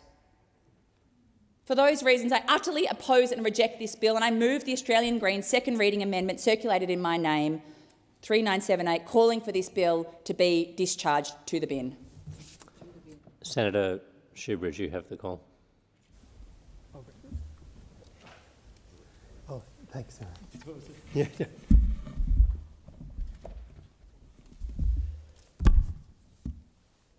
Oh, thanks very much, Acting Deputy. I want to start by acknowledging the work of my colleague, Senator Steele-John. And I know he hasn't been doing this alone, but in this chamber, in some regards, he's been doing it alone. The person with the lived experience who understands what these cuts will mean for people with disability in this country, who is deeply connected with the millions of Australians who try to get by every day in a system that wants to exclude them and marginalise them. But I've got to tell you this. My colleague, Senator Steele-John, has done this work with immense courage and immense dignity and immense strength, and our party is grateful for the leadership that he has shown. But imagine if that leadership had been shown by the Prime Minister. Imagine if that leadership could be shown by whoever the hell it is leading the coalition today. Imagine if that leadership could be shown by the government. What would that leadership mean? Well, that leadership might mean that those gas lobbyists who are wandering through these halls, well, maybe they get stopped at the door for once of the Prime Minister's office. Maybe they get turned around and they get sent out through the security screens and they get sent out into the cold of a Canberra winter. And maybe instead of them getting a warm cup of tea and a private meeting with the Prime Minister, maybe those gas executives get an export tax. Maybe they get a 25% gas export tax, like my colleague Senator Hodgins-May has been pushing for. And those gas execs may go out into a cold Canberra winter, sad that their donations didn't get them what they wanted, sad that they'd be paying a third of what Norway's gas exports pay on tax. But, you know, maybe after they got shown the door, maybe people with disability could have been brought into the Prime Minister's office, like they go into Senator Steele-John's office, like they come into my office. And maybe when they'd come in, if there'd been that leadership, the Prime Minister could have said to them, well, we made a choice today. I made a choice. And I made a choice to tax obscene fossil fuel profits that are blood-soaked from a war in Iran. We're spending that money on your support, the support you need, the support your kids need. Imagine if that kind of leadership had been shown. Could you imagine what that would demonstrate to this country right now at a time when politics is considered to be just utterly demeaned by corporate money, running to short-term polls, running to this kind of lowest common denominator? Could you imagine what a different pathway would be open if that's how our politics works? If the gas lobbyists, the fossil fuel lobbyists, the gambling lobbyists, the defence industry lobbyists, imagine they had the door shut on them, and imagine the people who need help in this country had the door opened. Could you imagine how much that would inspire people into what politics could do? If they actually saw these decisions being connected. And then, instead of a set of talking points or a endless political fight on Mellongate or half promises or gaslighting the disability community, instead of that, people could say, well, do you know what? I was really despondent about politics. I was really worried that it was just here for vested interests, but I've watched the government and they've redirected money from arms manufacturers into Medicare. Bloody hell. My kid got to see a doctor like that. Didn't cost me anything. Politics is good. Or imagine if people with disability suddenly had these cuts taken off them. And they were told the way this is happening is politics finally stood up to these big vested interests and the donors, the gambling interests, the fossil fuel interests, and we taxed them and we put them in their place and we found the money for you because you need it for your life. Imagine how different politics would be if there was that kind of leadership. But instead, this week, millions of people across this country, fearful of what these cuts will mean for them and their families and their loved ones and their neighbours and their work colleagues, are watching a different kind of politics. The ones that they're so used to now. They're watching an ugly Canberra deal between these two political parties that keep pretending they're fighting, the Coalition and Labor. They keep pretending they're fighting, but they just have the same interests. These two parties, no doubt with the cheering support of their One Nation mates, are coming in here and saying, don't look at the gas companies and the billions and billions and billions of dollars they're stealing from the public by selling our public resources at wartime record profits and paying no tax. Don't look at them.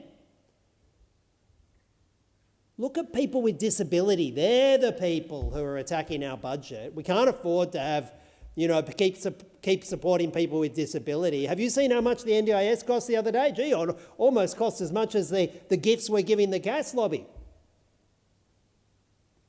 And Labor and the Coalition, cheered on by One Nation, have been meeting in dark rooms in this place, cutting the deal to drive 160,000 people off the NDIS. Cutting the deal to take billions and billions of dollars away from support so that people with disability can go shopping, can have a weekend break, can get the help from the physio when they need it, can be a part of our society.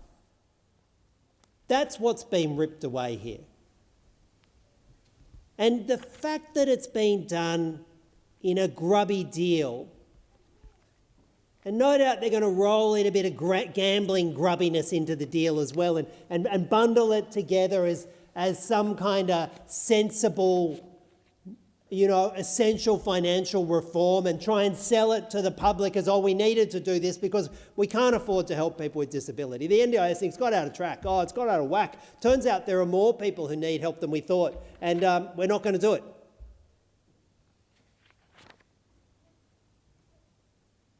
This is legislation that at its core smashes human rights. It just smashes human rights.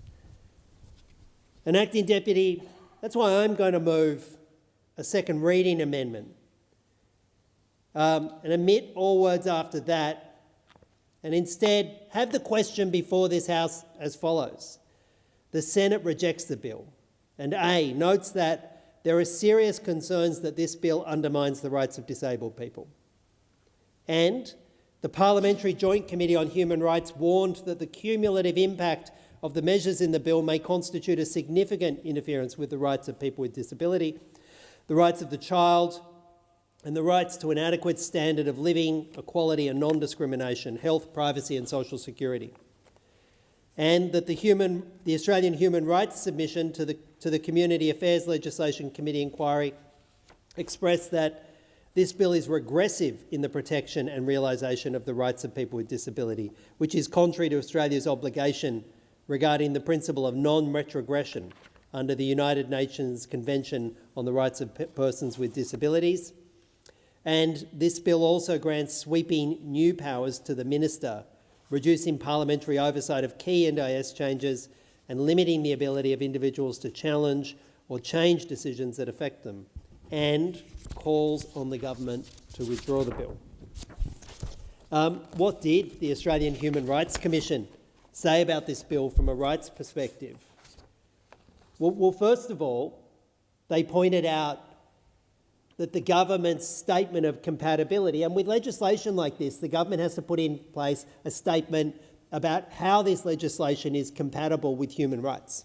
And there is that statement in this legislation. There's quite a long statement, no doubt drafted by bureaucrats in the department with the active ministerial oversight. And I'll tell you what that statement is. It's gaslighting. It is absolute gaslighting. And this is what the Australian Human Rights Commission says about it. The statement of compatibility with human rights does not adequately assess the human rights impacts of the bill and fails to capture its regressive effects on the rights of people with disability. While the statement identifies relevant rights, including those under the CRPD, it largely frames the bill as advancing these rights through aims such as sustainability, fraud prevention and consistency in decision-making. The framing is incomplete and misleading, as it does not meaningfully engage with the cumulative impact of the proposed amendments on the rights of people with disability. In particular, the statement does not address how the combined measures in the bill may limit the realisation of rights, including personal autonomy, the right to independent living, participation and inclusion in the community. As a result, there is insufficient evidentiary basis to support the conclusion that the bill is compatible with human rights. Without an outcomes framework that incorporates human rights indicators, it is and will continue to be difficult to assess whether the NDIS is meeting its human rights objectives or whether the proposed cost control measures amount to impermissible retrogressive human rights impacts. Well, Acting Deputy President, that's a polite way of the Human Rights Commission saying the government is lying when it says that this supports human rights. This legislation attacks human rights and attacks some of the most fundamental rights: the right to autonomy, the right to independent living, participation and inclusion in the community. That's what this legislation takes away. And when governments come in here with legislation that savages people's rights and they put this kind of tosh in it, this statement that pretends that it's consistent with human rights, that degrades faith in government. At least have the guts to say it. Have the guts and at least that small shred of integrity to not come in here and say you're doing this because you care about people with disability. You know, and you're attacking fraud because you care about people with disability. If you cared about people with disability, you would attack fraud. Because I can tell you, when I meet with the community, the strongest advocates for attacking fraud are people with disability who hate to see money set aside for the NDIS going to any kind of dodgy operators. They are the government's best and most willing supporters in attacking fraud.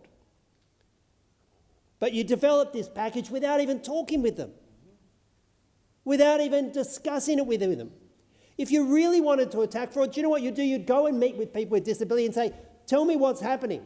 Explain to me how the services are being provided. Come and let's co-design a system so the money goes to you when you need it. This was not co-design. This was imposed on the community because the government knew that it was never about helping people with disability. And the fraud thing, and we see it being trumpeted in the media too. The media doing the government's dirty work by frontlining fraud claims and trying to avoid the actual discussion about what it means to drive 160,000 people off the scheme. So if this was serious, if the government was serious about fraud, they'd be funding the independent commission that's meant to be chasing down and tracking down and prosecuting fraud, but no, they don't fund that. Bugger all prosecutions happening there. But you use the fraud argument as a, watch my hand scenario. Watch the fraud over here while we literally steal support from people with disability over here. And again, when politicians do this, when they come in and they gaslight the community and say, this is all about fraud and integrity, when it's not about fraud and integrity at all. This is about a budget bottom line to take money out of the pockets with people with disability, take away their support services so that this government can find more money to spend on weapons and AUKUS submarines and killing and whatever Donald Trump's asked them to.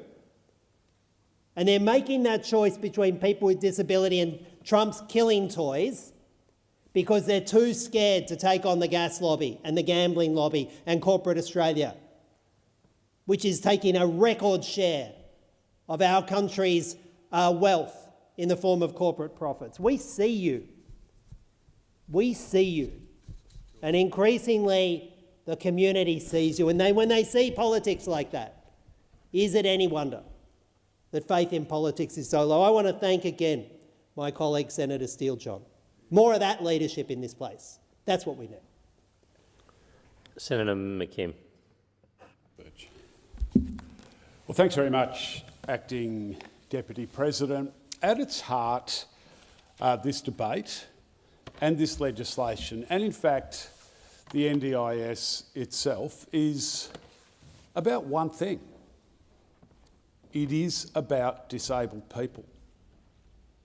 And it is about their right, as everyone else has a right to lead a dignified life. And when you cut through the politics, when you cut through the spin, you cut through budget austerity, when you cut through all the spurious reasons that the government has put up in its arguments that this legislation should be supported, this is about disabled people, and their voices must be heard in this debate. And it's not as if there has been an absence of the voice of disabled people. It's not as if disabled people have not been loud and proud and passionate in this debate, because they have. They have.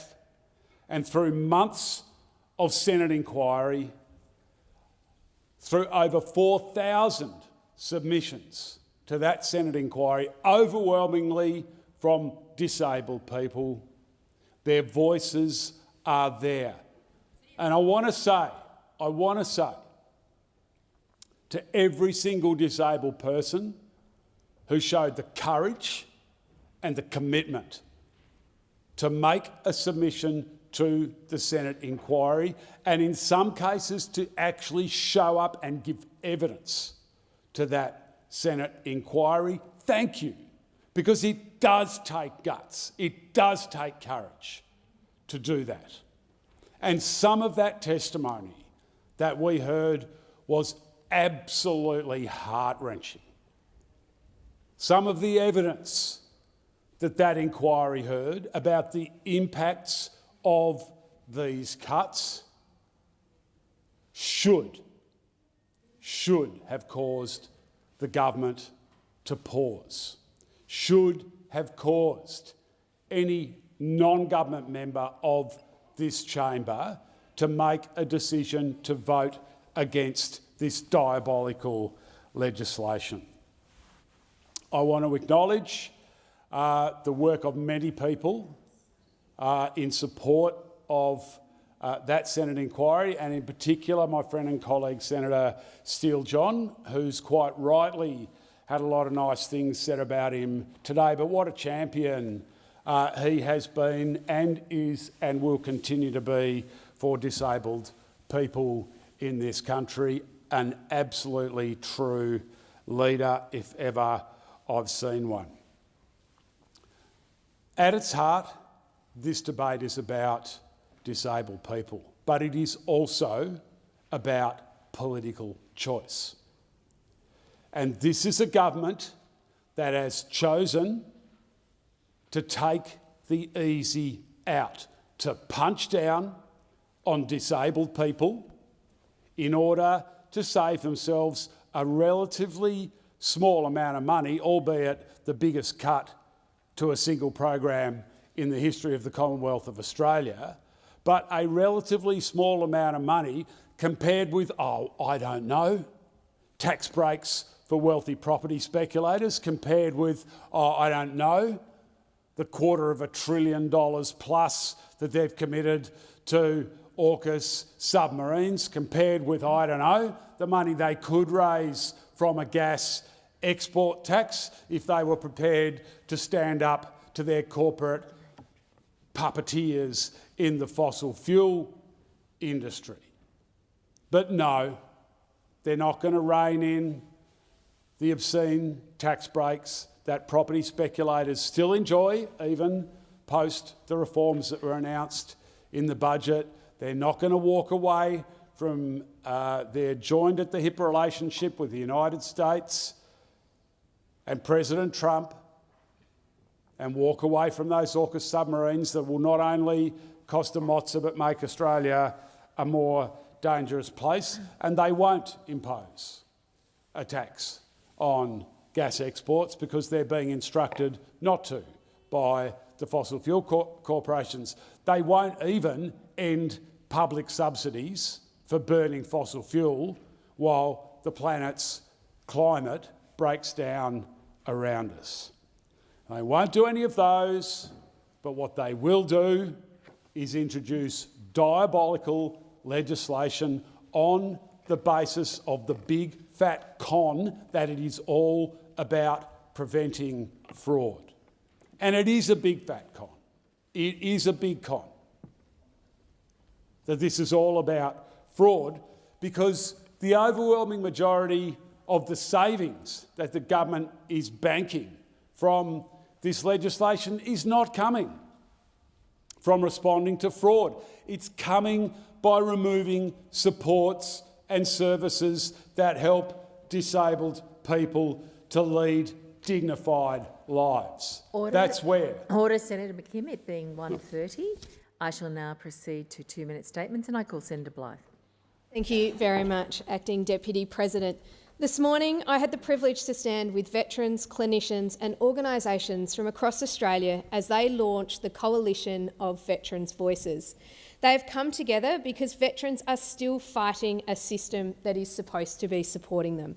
Their message this morning was clear: scrap the $5,000 allied health cap, give veterans the choice over their medical and assessment providers, and fix a claim system that leaves veterans waiting far too long for the help that they need.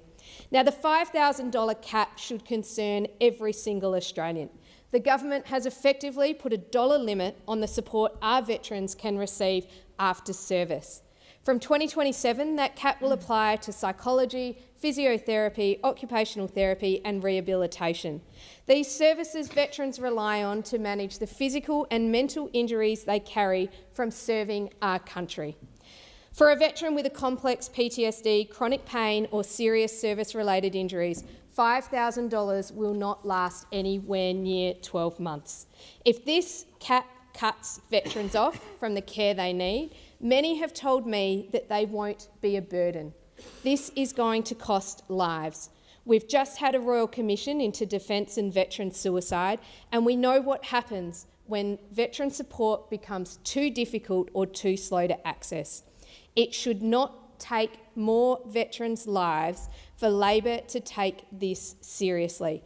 This cap is dangerous and it is insulting to those who have served our country. Veterans, clinicians, advocates travelled from across the country to stand with those who served, yet Labor Minister for Veterans Affairs, Matt Keogh, refused to meet with them, and that is a disgrace. I was proud to stand with the Coalition of Veterans' Voices this morning and colleagues from across the spectrum, excluding Labor.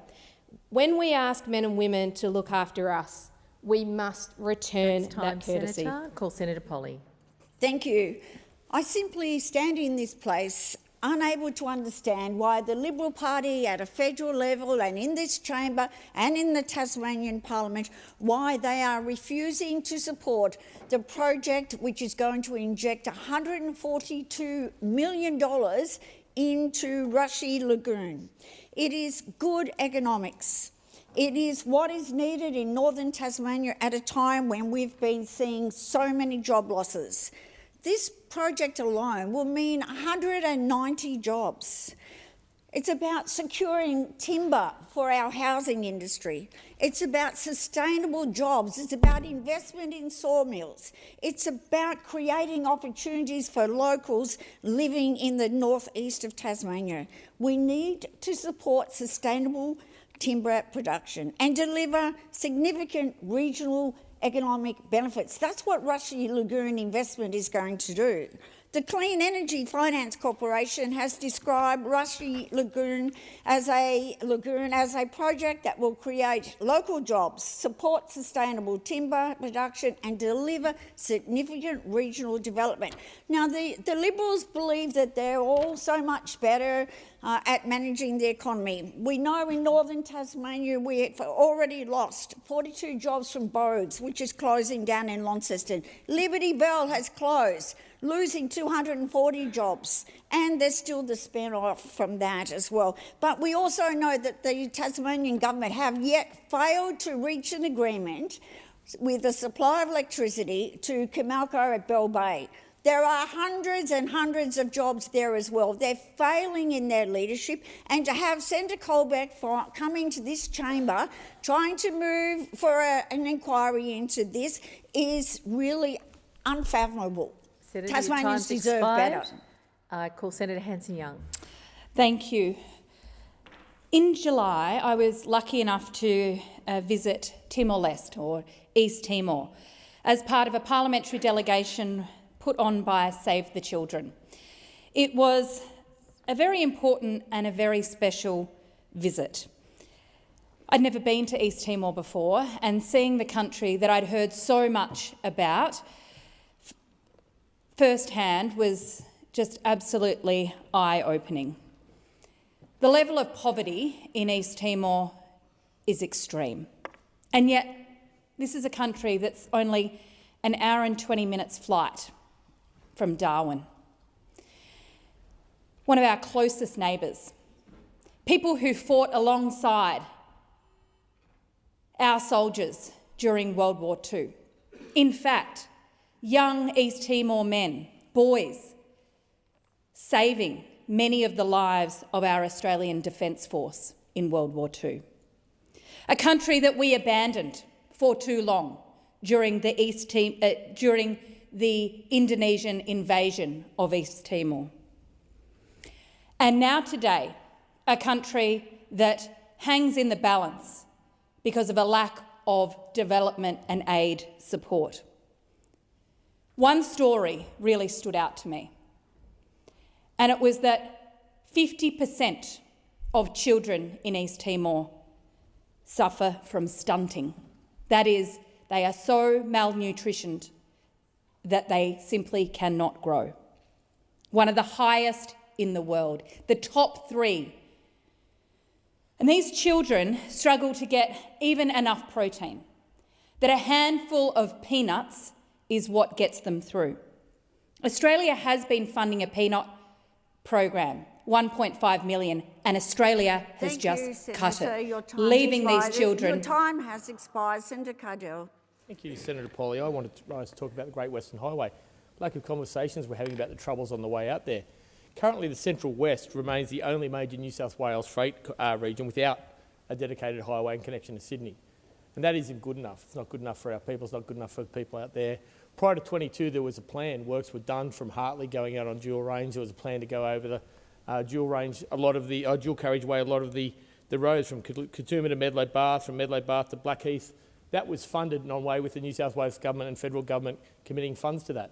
But it was cancelled shortly after this government was elected in 22, and that people are left with the road to nowhere. Many of you will have seen the lollybug at the bottom of the mountains there in Little Hartley is being isolated by the roadworks without the benefit of what's going on. And we've seen, of course, the Mitchell Causeway, the problems caused by a pathway causeway built back in the Viking times, the convict times, that was so important to Australia, carrying those big trucks, carrying everything down there, and there is no federal support for that going forward. So it is time to give these people what they're asking for. The communities, the councils, the people, the businesses of the Central West deserve an investment. They deserve some certainty. So they've gone round, they are lobbying, they are around this place talking for nothing more than a fair share, restore what was getting done. They want us to assist in fixing the Mitchell's Causeway.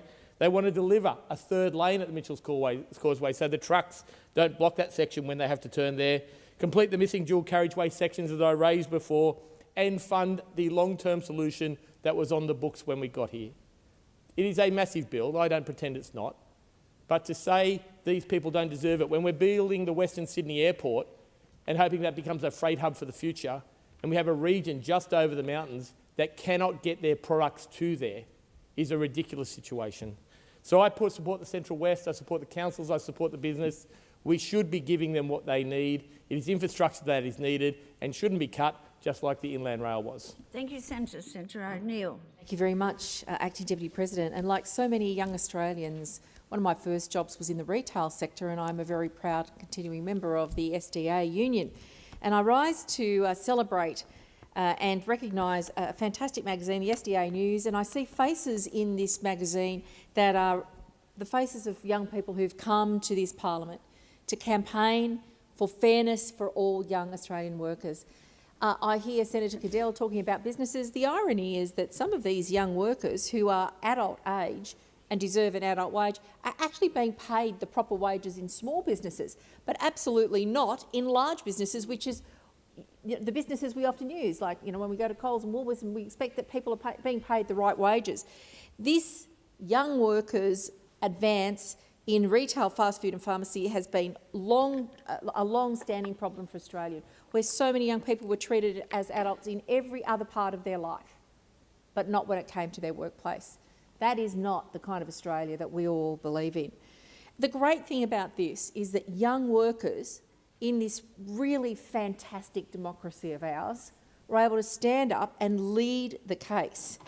And it was driven by them. Many of them described taking on adult responsibilities. Some of them are carers for their families. They were paying rent, they're buying food, they're saving, while they're being paid less than older colleagues whom they were supervising. The fundamental injustice of that was met with a decision to ensure that the Fair Work Court responded to that reality, and we are now on our track to actually get the right outcomes for young Australians. So the proposed timeline will mean that we'll have 18-year-olds in 1 July 2027, they're getting 80% of the pay, 19, 90%, and 20-year-olds will get full adult rate.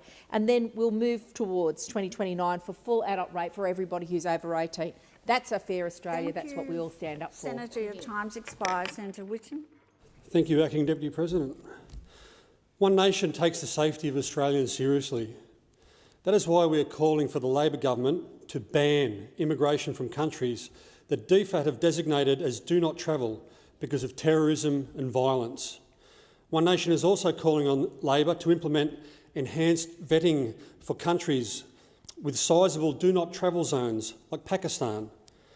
This would be a total of 23 countries that are subject to an immigration ban or enhanced vetting based on DFAT's assessment. In 2024-2025, Australia saw over 35,000 in net overseas migration from these regions. 35,000. There is no way that 35,000 arrivals were vetted sufficiently. Almost 10,000 of these arrivals were from Pakistan, the country that now tops the global terrorism index. Pakistan accounted for 20% of global terrorist deaths in 2025, with around half the country designated as do not travel zones? How does Labor justify bringing in 10,000 people from a country that has bred so much terror? It is the reason ASIO assesses Australia as a probable for a terror attack in the next 12 months. Labor knows the risks. Their own departments are screaming at them. If it isn't safe for Aussies to travel to these countries, we shouldn't be importing those countries to Australia. In the wake of the most horrific terrorism offence ever committed on Australian soil, now is the time to assess these threats with the gravity they deserve. Nothing is more important than the safety of the Australian people. They should be free to enjoy the peaceful life that this country has provided for generations. Let's not wait for the next tragedy to bring in these vital, sensible reforms. One Nation calls on Labor to implement these changes and put the safety of Australians first. Senator Brockman. Well, if you needed any more proof that the Labor government had taken a chainsaw to the living standards of Australians, it came out again in the Australian Bureau of Statistics' latest figures. We see real wages going backwards yet again for full-time workers and, in fact, for all workers across the economy. This adds to a repeated failure of this Labor government to do what it promised to do, and that's to get real wages moving. They have failed because they are addicted to spending. In fact, Australians have gone backwards around 5% since they came to power. Now that's just a number, but what does that mean? It means around $1,200 a week for the average Australian in terms of less money they have to spend in their pay packet. That is a lot of money for most average Australians. Australians are feeling poorer under Labor because they are.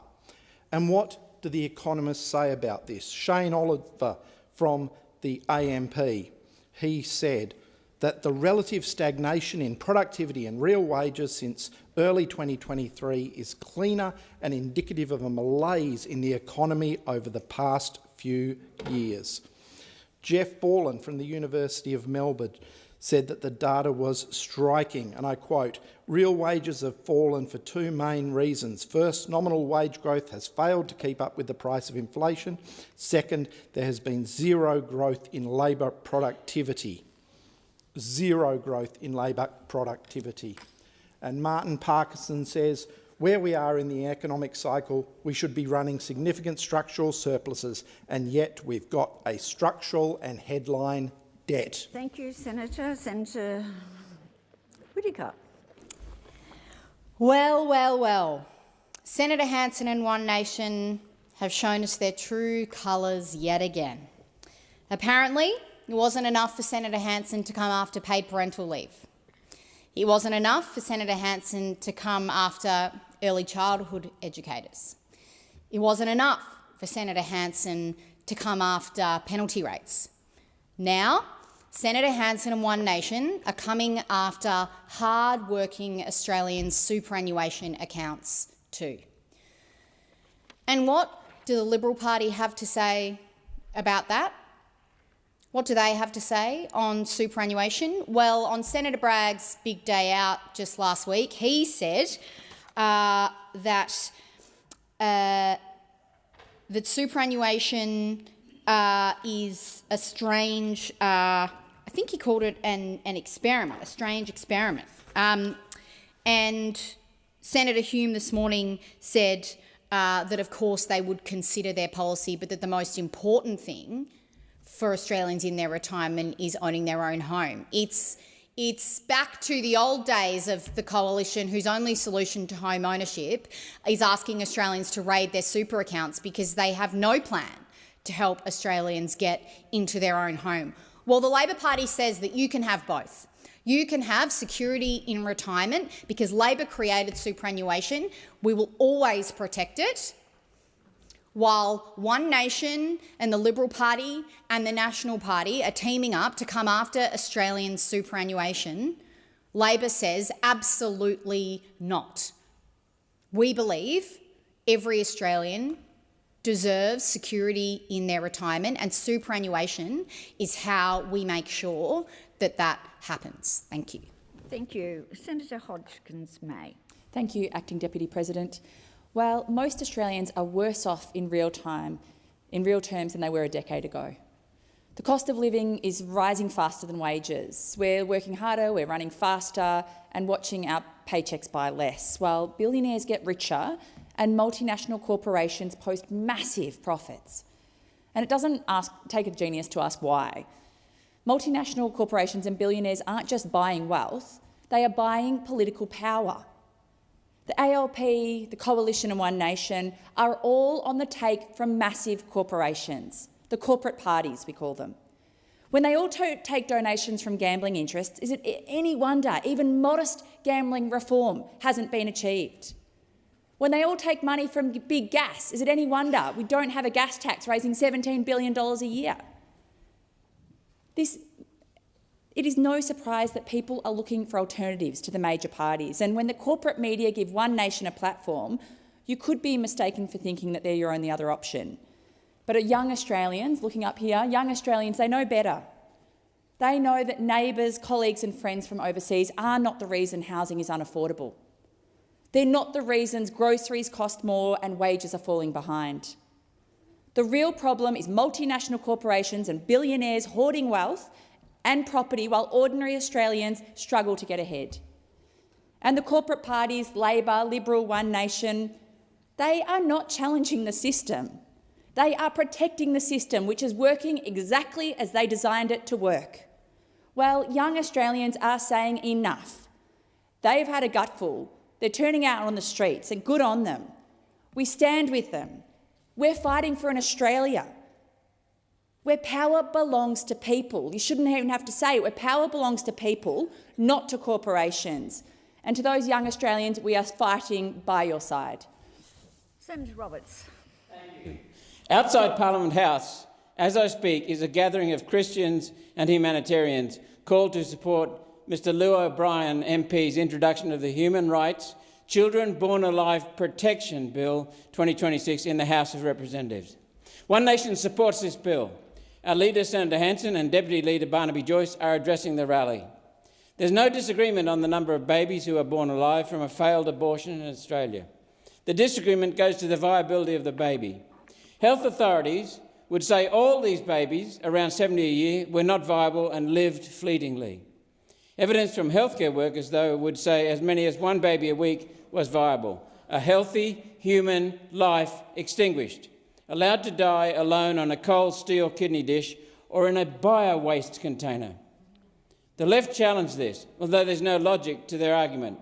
Dr. Christina Francis, CEO of the American Association of Pro-Life Obstetricians, has stated there's no medical reason for a late-term abortion, a position that has not been disproven. In the event of a medical threat to the life of the mother, an emergency C-section is faster, safer and more effective than an abortion. Late-term abortions exist because the mother is demanding the killing of her baby, the death of her baby. It's that simple. The political left mindset says any compromise on abortion risks all abortion. To these people, if one healthy baby a week has to be cruelly sacrificed, then so be it. If no child is suffering that fate, then pass the bill and it can gather dust. No. You prove my case. One Nation speaks for the infertile couples who will praise God for the gift of an adopted child, a life saved, a family created, a community enriched, a species enriched. I call on all party leaders to declare this matter a vote of conscience. Senator Scarr. Thank you, Acting Deputy President, and thank you to Senator Lambie, who's ceded her 2-minute statement to me, and my thoughts are with you, Senator Lambie, and it's entirely appropriate, given that you can't be here today, that I talk about veterans. And we had veterans here earlier today in the Parliament, people who've served in the Vietnam War, people who served in Iraq, served in Afghanistan, calling upon the government to axe the $5,000 cap on allied health care that was introduced in the last budget, calling on the government to axe the cap. Now, it was very disappointing to hear from those veterans that they were unable to meet the Minister for Veterans Affairs today. And I would have thought there was nothing more important for the Minister of Veterans Affairs to do today than to meet those veterans. And if he'd met those veterans, he would have heard their concern with respect to the application of this cap to their health care. And their concern that, especially given the complicated natures of their ailments, that their $5,000 will run out after 2 months or 3 months. And then they're forced to apply to the government for continuation of that health cap.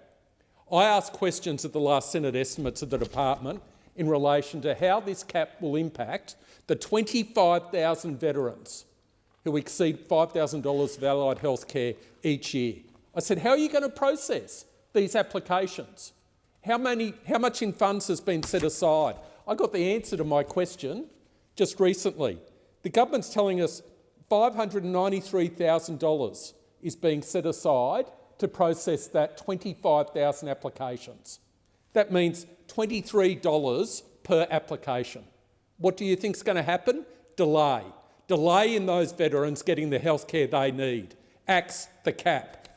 Thank you, Senator. Senator Thorpe. Thank you. This past Saturday marked 64 years since the New York Agreement between the Netherlands and Indonesia that saw the Dutch leave their colony of West Papua and transfer it to the United Nations. The agreement gave way to the UN transferring control of West Papua to Indonesia. Under the agreement, the people of West Papua were supposed to vote for either independence or integration with Indonesia, but this promise was never fulfilled. In 1969, only about 1,000 people in West Papua were allowed to vote on the so-called Act of Free Choice. This vote formalised Indonesia's control over the territory. Since then, West Papuans have fought for their independence and self-determination, and time and again they have paid the price with violence, oppression and their lives. On Saturday, peaceful demonstrations were met with police violence, including beatings, firing of rubber bullets, tear gas and water cannons, leaving demonstrators injured. The Labor government is silent on the oppression of West Papuans, while at the same time strengthening its partnership with the Indonesian military. On this 64th anniversary of the New York Agreement, I stand in solidarity with my brothers and sisters in West Papua who demand their sovereignty is recognised and their right to self-determination upheld and to live free from fear. Labor must end its military relationship with Indonesia and do everything it can to ensure an independent West Papua. Senator Wong. President, many Australians would have seen the devastation caused by the weekend's earthquake in Indonesia in Nusa Tenggara province, with at least 53 people reported killed and many more injured. I want to join with the Prime Minister in expressing our deep sadness at the loss of life, and we extend our sympathies to all those affected by this tragic event. We stand with the Government of Indonesia and people of Indonesia at this difficult time. Today also marks 81 years of Indonesian independence, and we congratulate our friends in Indonesia on this anniversary. President Prabowo often remarks that Australia was one of the early advocates for and champions of Indonesians' struggle for independence. Australia announced de facto recognition of Indonesia's nationalist government on the 9th of July 1947, and shortly after, when the Dutch launched the first major military assault against the independent republic, Australia referred the matter to the UN Security Council. The Council established a committee to settle the dispute, and Indonesia chose Australia as its representative, a singular honour. We are proud of that history, because we know that Australia's security lies in our relationships and our region. As the Prime Minister has said, there is no relationship more important for Australia than Indonesia. And 20 years ago, our two nations signed the Lombok Treaty, which enshrines an unwavering commitment to mutual respect for each other's sovereignty and territorial integrity. Today, the ties between our countries as neighbours and partners are closer than ever. The Treaty of Common Security, signed by our leaders in Jakarta in February, underscores our commitment to deepen and extend our partnership and to act together to secure the peace and the stability of the region we share. It is the basis of the next chapter in our relationship with Indonesia. The Albanese government has taken our ties with Indonesia to a new level, and we will continue to strengthen this important relationship in the years ahead. Thank you, Senator. Senator Cash. Thank you, and I also rise to acknowledge Indonesia's Independence Day, Hari Kemerdekaan, and to extend the opposition's warmest wishes to the people of Indonesia and to the Indonesian communities here in Australia as they mark 81 years of independence. On this day in 1945, Indonesia proclaimed its independence. Today, Indonesia is one of the world's great democracies, a proud and diverse nation, and one of Australia's closest and most important neighbours. The friendship between Australia and Indonesia is one of enduring importance. Our countries are bound not only by geography, but by deep ties between our people, our communities, our economies, and our institutions. This year's celebrations, of course, come, however, at a time of profound sadness. Just days ago, a powerful magnitude 7.7 earthquake struck near Flores in eastern Indonesia. We know that more than 53 people have tragically lost their lives, many more have been injured, homes and public facilities have been damaged, and thousands of people have been displaced. Rescue and recovery efforts continue in communities affected by landslides, damaged roads, and ongoing aftershocks. On behalf of the opposition, I extend our deepest condolences to the families and loved ones of those who have lost their lives. Our thoughts are also with those who have been injured, those who have lost their homes, livelihoods, and of course the communities confronting the difficult task of recovery.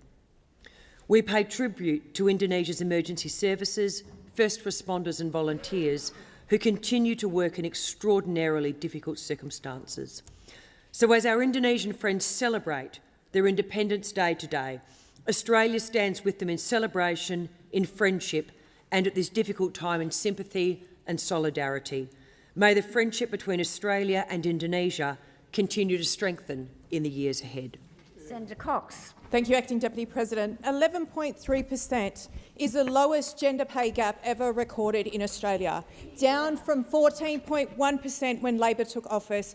Women working full-time now earn $325 more each week than they did in 2022. That is money back in women's bank accounts. We backed a minimum wage rise, we lifted wages in aged care and early childhood education, and we expanded paid parental leave to 6 months.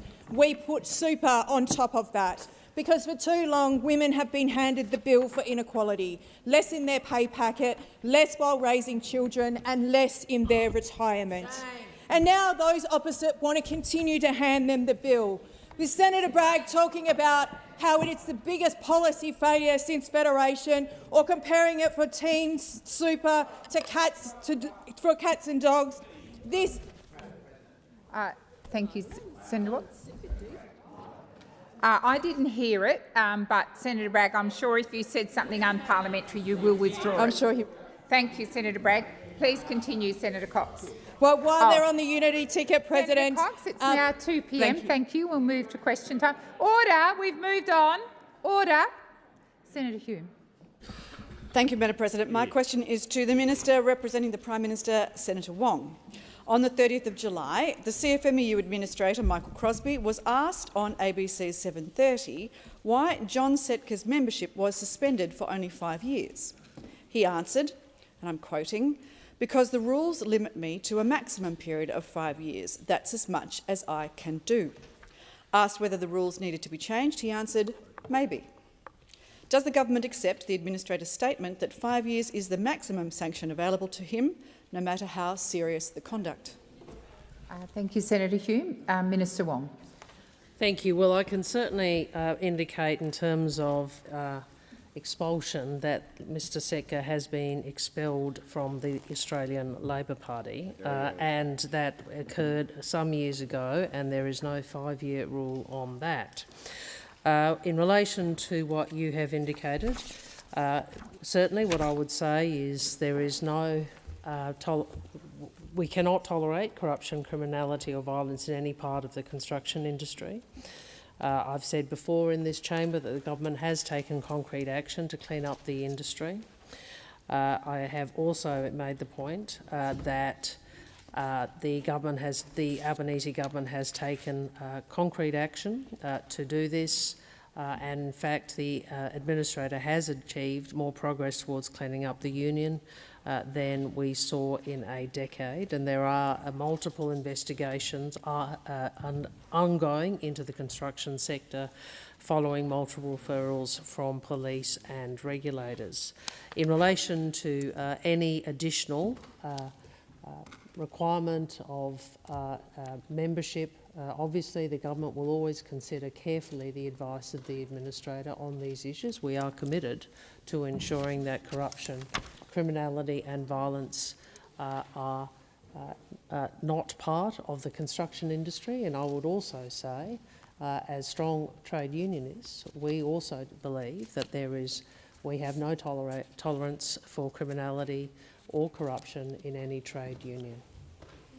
Thank you, Minister. Senator Hume, first supplementary. Thank you, Madam President. Has the government received any advice, any correspondence or requests from the administrator concerning the adequacy of the disciplinary powers to him under the Fair Work Registered Organisations Act of 2009? And if so, has the government considered extending those powers? Or would the Prime Minister be happy with the return of Mr Setka to the union? Thank you, Senator Hume. Minister Wong. As always, Senator Hume, you seek to go a little too far. The Prime Minister, as leader of the Labor Party, ensured that Mr Setka was expelled from the Labor Party. So just let me finish. Again, expelled Mr Setka from the Labor Party. I think he's demonstrated his strength of view on this issue, and he has acted. In relation to has there been advice provided, I am not briefed on whether there's been any further advice that might relevantly go to your question. I certainly can make some inquiries, Senator, and if there's anything further I can assist you with, I will. But I again make the point, we have been very clear about our view about the very serious allegations of conduct in the construction industry. We've been very clear that those any incidents of such behaviour are unacceptable, and we have answering acted. Has expired. Senator Hume, second supplementary. Minister, given that the administrator's public statements on 7:30 that the rules may need to be changed, will the government amend the Act and the administration determination to remove the 5-year limit on expulsions and disqualifications? Thank you, Senator Hume. Minister Wong. With respect, Senator Hume, I think that's actually the same question. If advice comes to government about changes that are necessary, I know that you might like to act only on what is on television, Senator, but I've said to you that if advice comes to government about any changes that are necessary, I'm sure the government will consider that very carefully, consistent with our view. One, that we don't tolerate criminality, violence or corruption in the construction sector, and second, that we have taken stronger action to combat this than any previous government, despite the protestations of those opposite. It is in fact this government, and in fact at the time I think it was Minister Watt who took stronger action than any previous government. Thank you, Minister. Senator Darmanin. Thank you, President. My question is to the Minister for Finance and Minister for Women, Senator Gallagher. Before the introduction of compulsory superannuation under Labor in the 1990s, most Australian working women didn't have access to super. Today, superannuation is one of the largest pools of retirement savings in the world. It underpins the retirement of millions of Australian workers, but on average, women still retire with less super than men. Why is compulsory superannuation so important, and what has superannuation delivered for Australians since it was introduced in the 90s? And how has the Albanese Labor government continued to build on this important legacy while also delivering better super outcomes for Australian women? Thank you, Senator Darmanin. Minister Gallagher. Thank you, President. I thank Senator Darmanin for the question and for her career spent supporting working people in this country and strengthening compulsory superannuation, in particular for women. The compulsory superannuation system is something this country should be very proud of. 18 million Australians have a superannuation account. Super makes up around a quarter of Australians' household wealth, and Australia's pool of superannuation pool is the 4th largest in the world at about $4.5 trillion. Now, the Albanese government has made a number of reforms to strengthen super since coming to government. We legislated the objective of super, which is to preserve savings and deliver income for a dignified retirement. We increased the superannuation guarantee to 12% after those opposite had delayed it. We introduced payday super so that workers receive their super when they are paid. For the average 25-year-old, that is worth around $6,000 more at retirement in today's dollars. Now, when it comes to women, we know that on average, women as they approach retirement age have 26% less super than men of the same age. Now, this is for a variety of reasons, including work interruptions for caring, but also because women on average have earned less than men. So what are we doing about it? We're paying super on paid parental leave so that women get superannuation when they might be out of the paid workforce and paying that caring role. We're closing the gender pay gap, and we're also supported significant increases in wages for industries dominated by women so that they're getting the wages they deserve, and that flows on to their superannuation balances over time. Thank you, Minister. Senator Darmanin, first supplementary. Thank you for that, Minister. Labor built the superannuation system to give Australians an income for a dignified retirement. What would Australian women stand to lose if it were wound back, and who would be hurt most? Thank you, Senator Darmanin. Minister. Thank you. Well, women would be hurt most. They have lower balances, more interrupted contributions and longer retirements. And we've also seen this movie before. During COVID, when there was early access to superannuation, there were a lot of concerns raised about the withdrawals, particularly around coercive control of women removing super to higher numbers in terms of their overall balances. Because they had lower balances, they withdrew a higher proportion from those balances. Now, as we seek to strengthen and address super for women through closing the gender pay gap, through wages and through paying super on PPL, we have all of those opposite on that side of the chamber campaigning against compulsory super. We had Bragg's big day out, followed closely this week by Senator Bragg stays inside. After his little outing again on Sunday, that taught everybody a lesson. But we will defend compulsory super on this side of the chamber. Senator Darmanin, second supplementary. Thank you. Order. Order. Senator Bragg.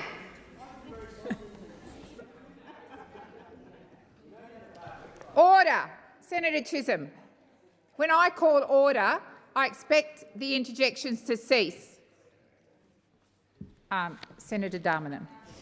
This government has reformed the low-income super tax offset and, as of last July, has paid superannuation on Commonwealth-paid parental leave. Why did the Albanese Labor government make those changes, and what will it deliver for women's retirement incomes? Thank you, Senator Darmanin. Minister Gallagher. Thank you, and I thank Senator Darmanin for that supplementary. Well, more than 200,000 parents have benefited from super being paid on paid parental leave, with about $285 million paid into their accounts. And on the low-income super tax offset, more than 1.3 million Australians, including 750,000 women and around 550,000 people under 30, will benefit from that. And again, those opposite voted against that. Now, we know what those opposite think about compulsory super, and here's just a few gems.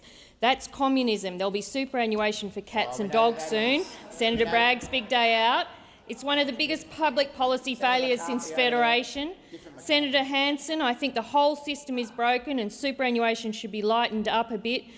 The Shadow Treasurer says it's a form of economic insanity and a form of economic social engineering. Well, we will always support higher wages, compulsory super and looking after working people in this country. Senator Collins. Thank you, President. My question is to the Minister representing the Prime Minister, Senator Wong. Australia's largest home builder, Metricon, reports sales falling by 40% in some markets and I quote, a complete evaporation in buyer confidence. Labor's own budget forecasts that tax changes will mean 35,000 fewer homes.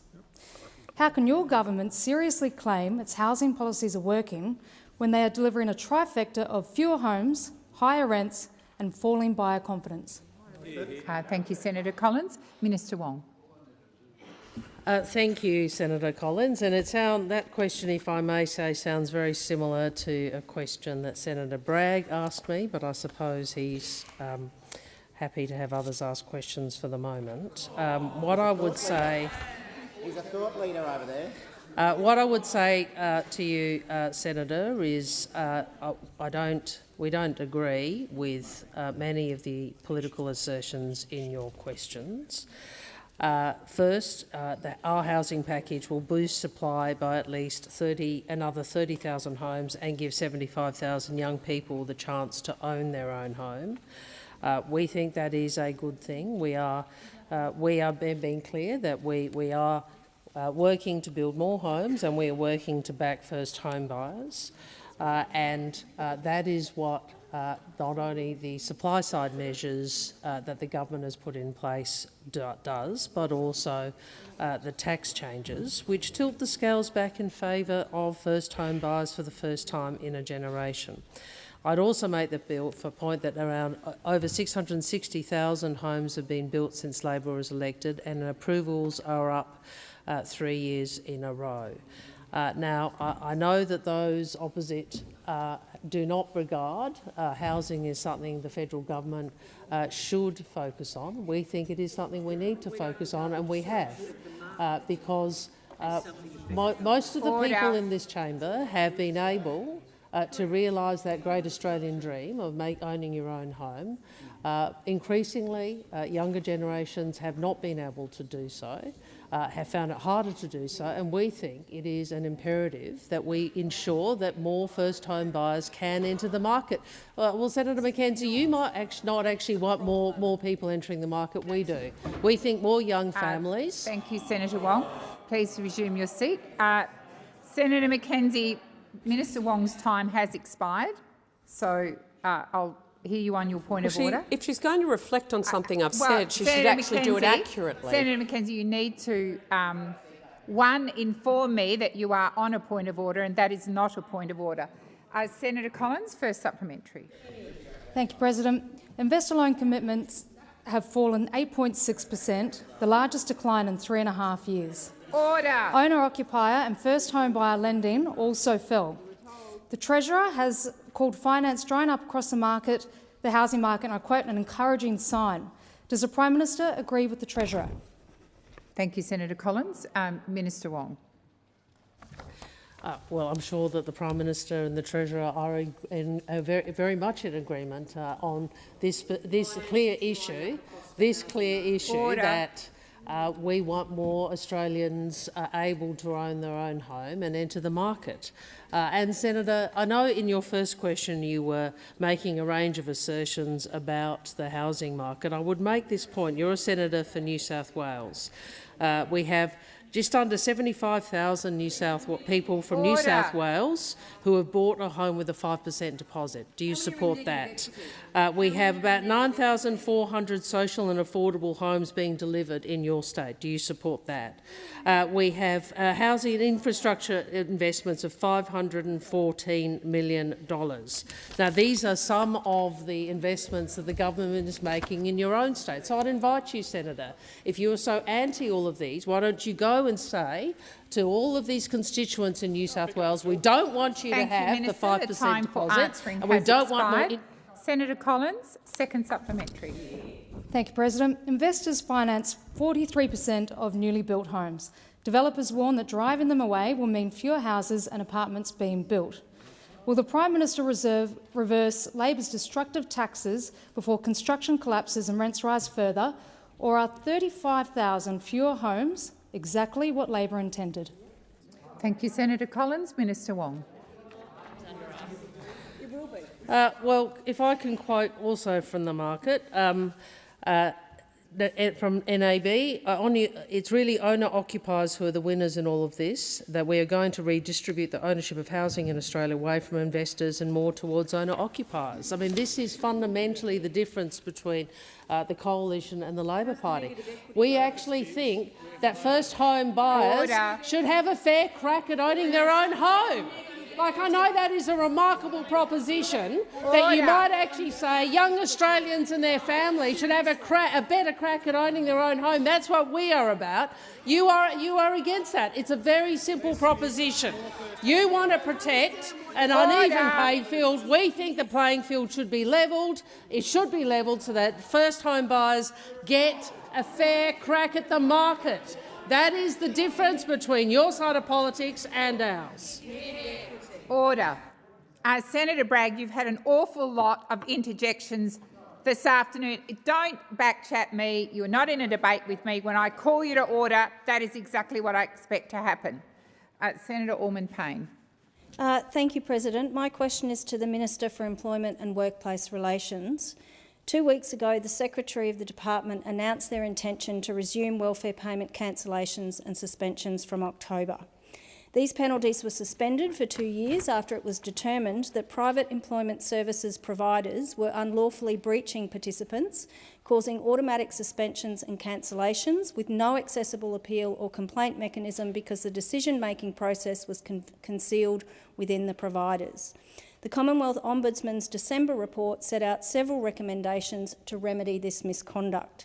Minister, what specific actions has the department taken to implement the Ombudsman's recommendations and to prevent further misconduct by private employment services providers? Thank you, Senator Allman-Payne. Minister Watt. Thanks, Senator Allman-Payne. I think for some time now we have had some dialogue in Senate estimates and elsewhere about the fact that there is a philosophical difference between this Labor government and the Greens political party when it comes to matters involving mutual obligation, and your question goes to that point. This government and the Labor Party for some time has had a policy supporting the concept of mutual obligation, wherein a government does have an obligation to support those out of work. I know that's something that is not supported by all members in this chamber, but Labor certainly respects that obligation, and equally those who are out of work do have an obligation to seek work. Governments have a responsibility to assist people in that regard, but the matters that you are asking about go to suspensions of payments that can be made involving people who do not fulfil the obligations that they owe to the Australian public. I'm happy to obtain some further information for you on the specific question about the suspension of those obligations. I don't have anything in front of me at the moment, being the representing minister, but if there is anything more I can provide, I'm happy to do so. Thank you, Minister. Senator Allman-Payne, first supplementary. Economic Justice Australia estimates that 310,000 people have been affected by unlawful payment cancellations and suspensions, although the precise figure remains unknown because the government has not undertaken a comprehensive investigation of the targeted compliance framework. Why has the department not conducted its own review to determine the exact number of individuals impacted by the dysfunction of the targeted compliance framework? Thank you, Senator Allman-Payne. Minister Watt. Again, Senator Allman-Payne, if there's anything that I can obtain for you that specifically goes to the question, I'll do so. But the issues that you're asking about generally around the targeted compliance framework first came to attention when I held the role of Minister for Employment and Workplace Relations. At the time, the department initiated a review of the system that I think was undertaken by Deloitte. It did make recommendations about changes that should be made, and to the best of my knowledge, the department is in the process of implementing those. Of course, our government does not support those receiving social security payments being unlawfully deprived of what they are entitled to. That's of course not something that any government should support, and I know that action has been taken by the department in order to do so. I think you did seek or refer to a particular number, and that's the matter that I'll need to come back to you on if I'm in a position to provide any information. Thank you, Minister. Senator Orman-Payne, second supplementary. Minister, the Anti-Poverty Centre, ACOS, Economic Justice Australia and the National Aboriginal and Torres Strait Islander Legal Services have jointly called for the abolition of the targeted compliance framework and for compensation to be provided to every affected person. Minister, how can you reform a system founded on fear and compulsion and that relies on private providers to act appropriately when they are financially incentivised to breach participants? Thank you, Senator Orman-Payne. Minister. Well, again, Senator Orman-Payne, this government does not support employment service providers undertaking action that is unlawful or that is based on fear. That is not how we designed or how the system has been designed, and that's certainly not how we want to see it being implemented. What I'm advised of is that the Department of Employment and Workplace Relations has undertaken significant work to address findings from the Commonwealth Ombudsman and other reviews into the administration of the targeted compliance framework. The Secretary of the Department has provided the government with assurance about the department's work to strengthen safeguards and address outstanding issues. Our government's immediate priority is ensuring that the current employment services system is operating as it should, and that's why we've provided funding to the Department of Employment and Workplace Relations to introduce additional safeguards in order to strengthen the integrity of the targeted compliance framework. This work will ensure that every job seeker's individual circumstances are considered before any compliance requiring decision to be applied. Senator Whittaker. Thank you, President. My question is to the Minister for the National Disability Insurance Scheme, Senator McAllister. The National Disability Insurance Scheme has been life-changing for so many Australians with disability. The Albanese Labor government knows that the NDIS must be safe for the people who rely on it. How is the government cracking down on fraud and better protecting participants? Thank you, Senator Whittaker. Minister McAllister. Thank you, President, and thank you for the question, Senator Whittaker, and I appreciate very much your focus on this life-changing scheme. You are right that this scheme must be safe and it must operate with integrity. And we have a very clear message for the people out there who think otherwise, and it is this: if you think that you can steal from the NDIS, we will come after you. It is why, when we came to government, we established the Fraud Fusion Task Force and why we invested in the NDIS Quality and Safeguard Commission. The laws that we passed through this chamber earlier this year have given the NDIS Quality and Safeguard Commission even more powers and more teeth. And in the last quarter alone, the Commission issued 111 banning orders, the highest number ever recorded in a single quarter. The task force brings together elite intelligence, data forensic and investigative powers to disrupt serious organised crime that targets government payment programs, and that is delivering results. Since the Fraud Fusion Task Force was established, more than 2,600 providers that submitted incorrect claims have been disrupted. More than 600 investigations have been launched. 27 crooks have been convicted, $50 million worth of assets have been seized. And in the last financial year alone, the Fraud Fusion Task Force has sent 50 search warrants investigating more than $118 million worth of NDIS claims, 44 individuals referred for criminal prosecution, 16 fraud cases currently before the courts, and 28 more being assessed by the CDPP. So it is a very clear message to shonks and to grifters: if you seek to drain the plans of people with a disability, you do not belong in the NDIS, you belong in prison. And that is where you will end up, because our crackdown on NDIS fraud is ramping up and we are reviewing more claims and conducting more investigations and prosecuting more fraudsters than ever before. The time for answering has expired. Senator Whittaker, first supplementary. Participants and their families are the ones most affected when shonks and fraudsters seek to exploit the scheme. Can the Minister explain why the Albanese Labor government's investments in fraud prevention are so important for the people the NDIS was built to support?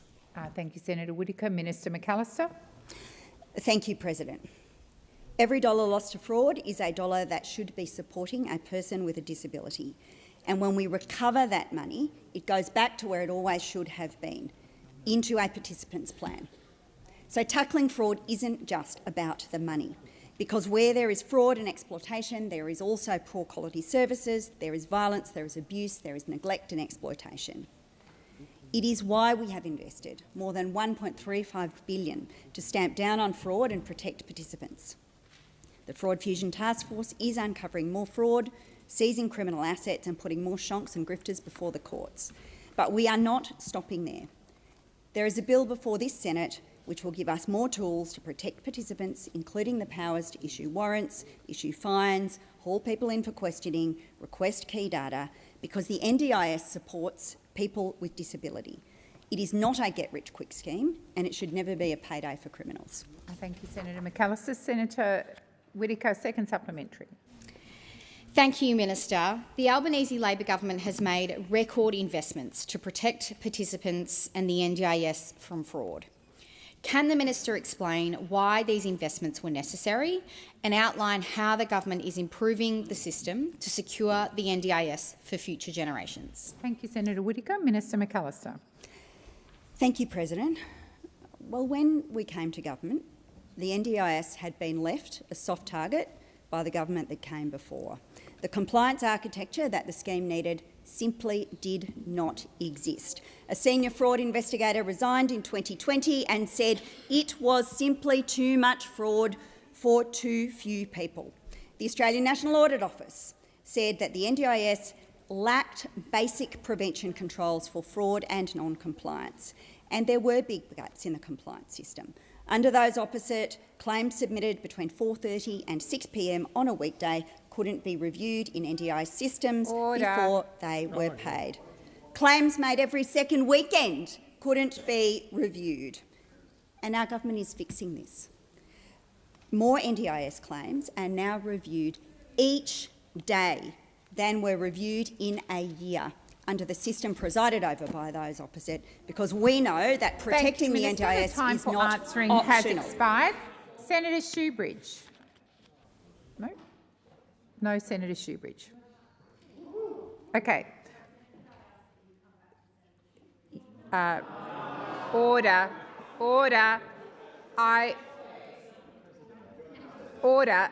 Yes, I will. Senator Blythe. Thank you very much, President. My question is to the Minister representing the Prime Minister, Senator Wong. Minister, productivity fell 0.7% in the 24-25, and the latest quarterly figures show it falling again. The latest ABS data shows GDP per hour worked fell 0.6% in the March quarter and increased just 0.3% over the year. Minister, can you identify a single year since Labor came to office in which productivity growth has reached the long-run average necessary to sustainably increase Australian living standards? Thank you, Senator Blythe. Minister Wong. Thank you, President, and I welcome the question on the economy from the Senator. And what I would say is, first,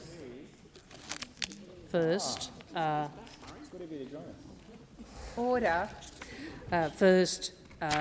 I think we all recognise the challenges that we face as a nation in increasing productivity. We know that we have had a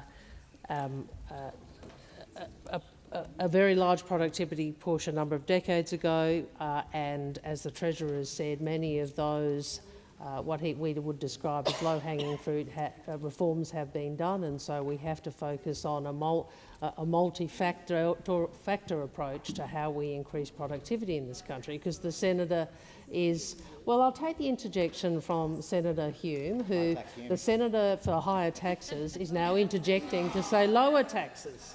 Well, I mean, the incoherence of the economic policy of those opposite is quite remarkable, really. Sorry, I thought you were rising to defend her, but no. What I would say is productivity, as the RBA has identified, has been a long-standing challenge in the economy, and that's why it was such a focus in the budget.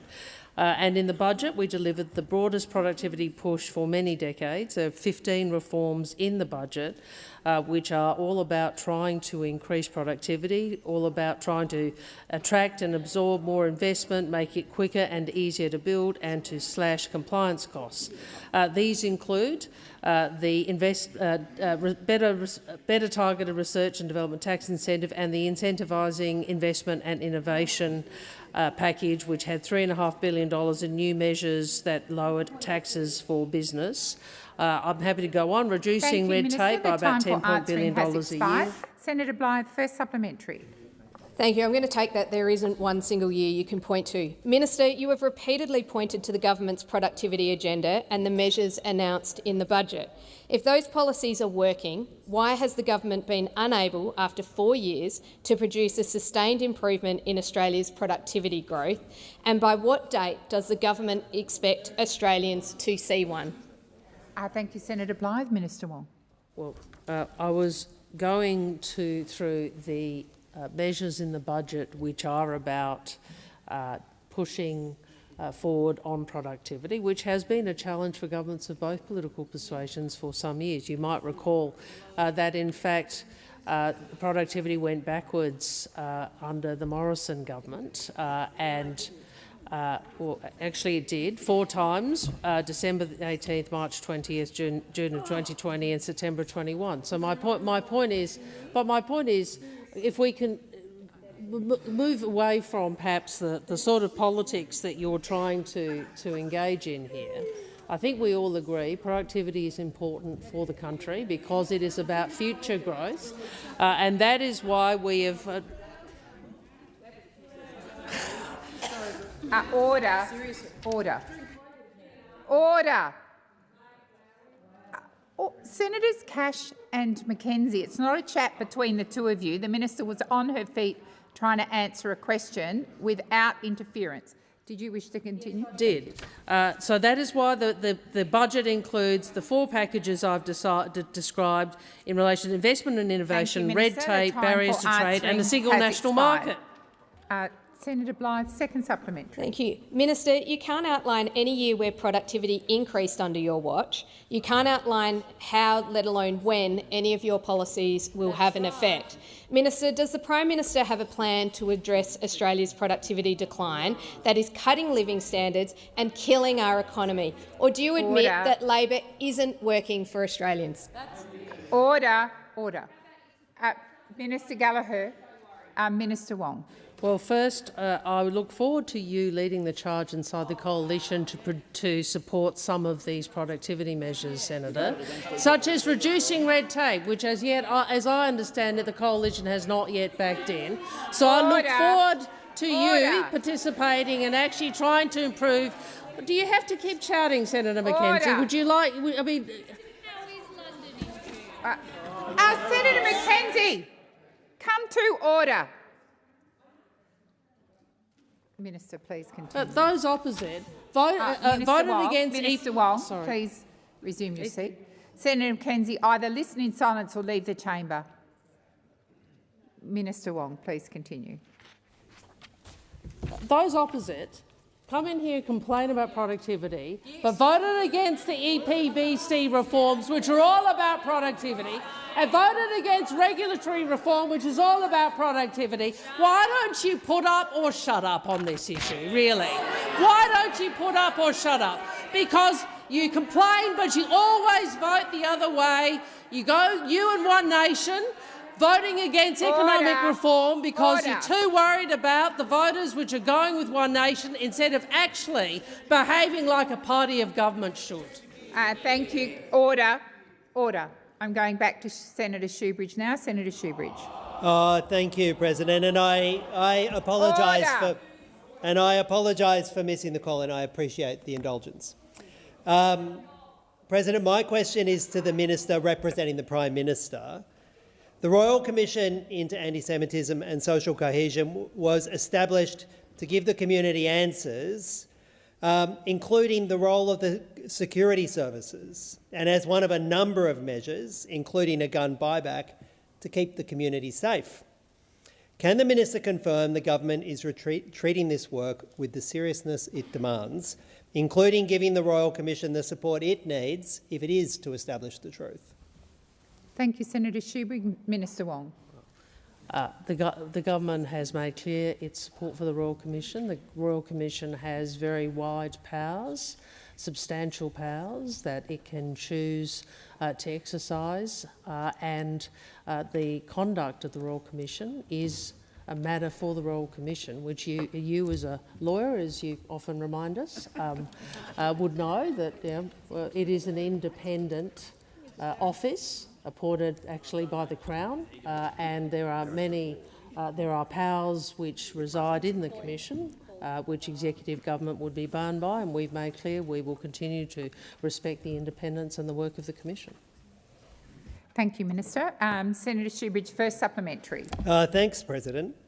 Well, Minister, a former ASIO source with direct knowledge of the Bondi gunmen has been denied a visa to give evidence by your government, despite the Commission saying it's eager to hear from him. Will the government intervene to make sure this evidence reaches the Commission and a visa is granted? Or is a visa decision being allowed to override the Royal Commission that the Prime Minister himself set up? Thank you, Senator Shoebridge. Minister Wong. Well, Senator, Order. I know that I would make Order. 2 points. The first is the Royal Commission is independent. The second is the government will continue to act on the advice from security agencies. I appreciate that you have a different view about intelligence and security matters to us. Oh my goodness. Minister Wong, please resume your seat. Sorry, Senator Shoebridge, I could not see you. No, that's okay. Point of order. Yeah, it's a question of relevance. My question was about Home Affairs. There has been no security assessment banning this individual from coming to the country. Thank you, Senator It's a red herring. Shoebridge. As I've also reminded you on previous occasions, a point of order is not an opportunity to debate the matter, and the minister's being directly relevant. Minister, please continue. Well, I'll just again say what I said. Unlike you, Senator, we will always work to act in the national interest, and that includes considering the advice of intelligence and security agencies. These are decisions which are made in accordance with the statutory framework, and the government respects the independence of the Royal Commission. Thank you, Minister. Senator Shoebridge, second supplementary. Thank you, President. Well, phase 1 of the gun buyback, which was one of these safety measures, begins on 2 November, covering roughly a quarter of registered firearms in New South Wales. But apart from that, other states and territories are still not locked into a nationally consistent scheme. When will your government secure agreement from every jurisdiction? Or do you accept that a patchwork of gun laws leaves this country as exposed as it was before Bondi? Thank you, Senator Shoebridge. Minister Wong. Thank you. Well, I'm not sure the extent to which that's a supplementary on a visa question, Senator, but I'll accept, as a matter of courtesy, I'll try and respond. We are pleased that New South Wales is working with the Commonwealth Government in relation to the gun buyback, and we would urge all states to engage with the reform in the same way as New South Wales. Thank you, Minister. Senator Bell. My question is to the Minister representing the Minister for Immigration and Multicultural Affairs, Senator Watt. The government's own Department of Foreign Affairs and Trade tells Australians not to travel to numerous countries because of terrorism, kidnapping, violent crime, civil unrest and institutional collapse. One Nation says if those countries are too dangerous for Australians to visit, they are too dangerous to accept ordinary migration from on a business-as-usual basis. Why does Labor continue to accept migration from countries you tell Australians are too dangerous to visit? Thank you, Senator Bell. Minister Watt. Thanks, Senator Bell. I actually didn't know that until Senator Pennison just interjected, but I understand what you're saying is that Ukraine is a do-not-travel country at the moment, so I presume that your policy would apply to Ukrainians seeking to move here, or is that only from certain parts of the world? Is it only is it only certain migrants from certain countries that are do not travel that are banned from coming to Australia. I mean, I think what we know is going on here is that One Nation is seeking to copy policies from certain other parts of the world and bring them into Australia. We know that those sorts of policies have been put forward by certain other governments in other parts of the world. Sadly, we often find that the Liberal and National parties then follow One Nation when they copy policies from other parts of the world. So I'll be interested to know how many days it is before the Liberal Party brings in this policy as part of their policy platform as well.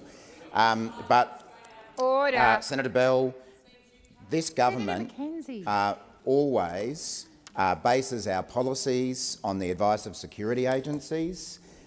There is extremely strong vetting that goes on around anyone who seeks to migrate from Australia, whether they be a potentially dangerous individual from the countries that you're referring to, or indeed potentially dangerous individuals that are seeking to come to Australia from other countries. I'm not sure why it is that One Nation doesn't have a problem with dangerous individuals seeking to come to Australia. I mean, would One Nation stop Tommy Robinson from migrating to Australia? A serial criminal who is sometimes associated with by members of the One Nation party. Our policy is not racially discriminatory. It's about protecting Australians and encouraging the migrants who make a big difference to Australia. Your policy is simply copying policies from other parts of the world. Thank you, Minister. Senator Bell, first supplementary. Australia's terrorism threat level remains probable, and One Nation has called for migration from do-not-travel countries to be stopped unless security agencies, your security agencies, can give Australians an absolute assurance to the safety of Australians. Why is Labor willing to warn Australians that countries such as Afghanistan, Iran, Iraq, Somalia, Sudan, Syria and Yemen are unsafe to enter, while still accepting migration from those same places without adopting One Nation's security test? Thank you, Senator Bell. Minister Watt. Well, I'm not sure whether the One Nation party has actually ever sought to be briefed on these issues by our security agencies. I'm sure the minister would be prepared to offer that kind of a briefing to One Nation if you chose to seek one. And again, I make the point that One Nation likes to look tough on these issues by talking about these sorts of policies, but then is selective about which countries it applies it to. I'd be interested to know why One Nation wants to ban migration from certain do-not-travel countries but not others. Why is that? And that's because One Nation are simply trying to base their migration policies on dividing Australians rather than bringing them together, and that's something that this government will never seek to do. Thank you, Minister. Senator Bell, second supplementary. Minister Burke has already accepted country-specific visa restrictions when Labor suspended most subclass 600 visitor visas linked to Iranian passports on migration integrity grounds. If Labor can restrict visas from one country when it suits its political argument, why won't it back One Nation's call to restrict ordinary migration on national security grounds from every country DFAT says Australians shouldn't travel to? Thank you, Senator Bell. Minister Watt. My recollection, Senator Bell, is that the reason the government introduced the policy that it did regarding Iran was that it was an immediate response to the events that we were seeing in Iran at that point in time. It wasn't a blanket ban in the way that you are seeking to impose for some do-not-travel countries but not others. Senator Canavan, I would encourage you to think about how following One Nation has gone for your party, because you more than anyone in the National Party has enabled One Nation, and that has resulted in the National Party being almost eliminated from the political landscape. So, Senator Canavan, I'd think twice about backing in One Nation. It hasn't really gone very well for you. And Senator Bell, one thing I can assure you of is that this Labor government will never take policy advice from the One Nation party. We won't be taking it on this issue, and we certainly won't be taking it on things like your desire to abolish compulsory superannuation or to cut wages, cut paid parental leave and all of the other cost of living relief we're providing. The time for answering has expired. I advise the chamber Senator Babet has passed his question to Senator Thorpe. Order. Order. Order. I would like to hear Order. I would like to hear Senator Thorpe's question. Senator Thorpe. Thank you. My question is for the Minister representing Agriculture, which I understand is Minister McCarthy. The Australian Pesticides and Veterinary Medicines Authority, APFMA, evaluates, registers and regulates agrochemicals, including pesticides and herbicides. APFMA proposes to raise the maximum residue limit of a PFAS forever pesticide in berries and other foods 500-fold, despite it having harmful health impacts.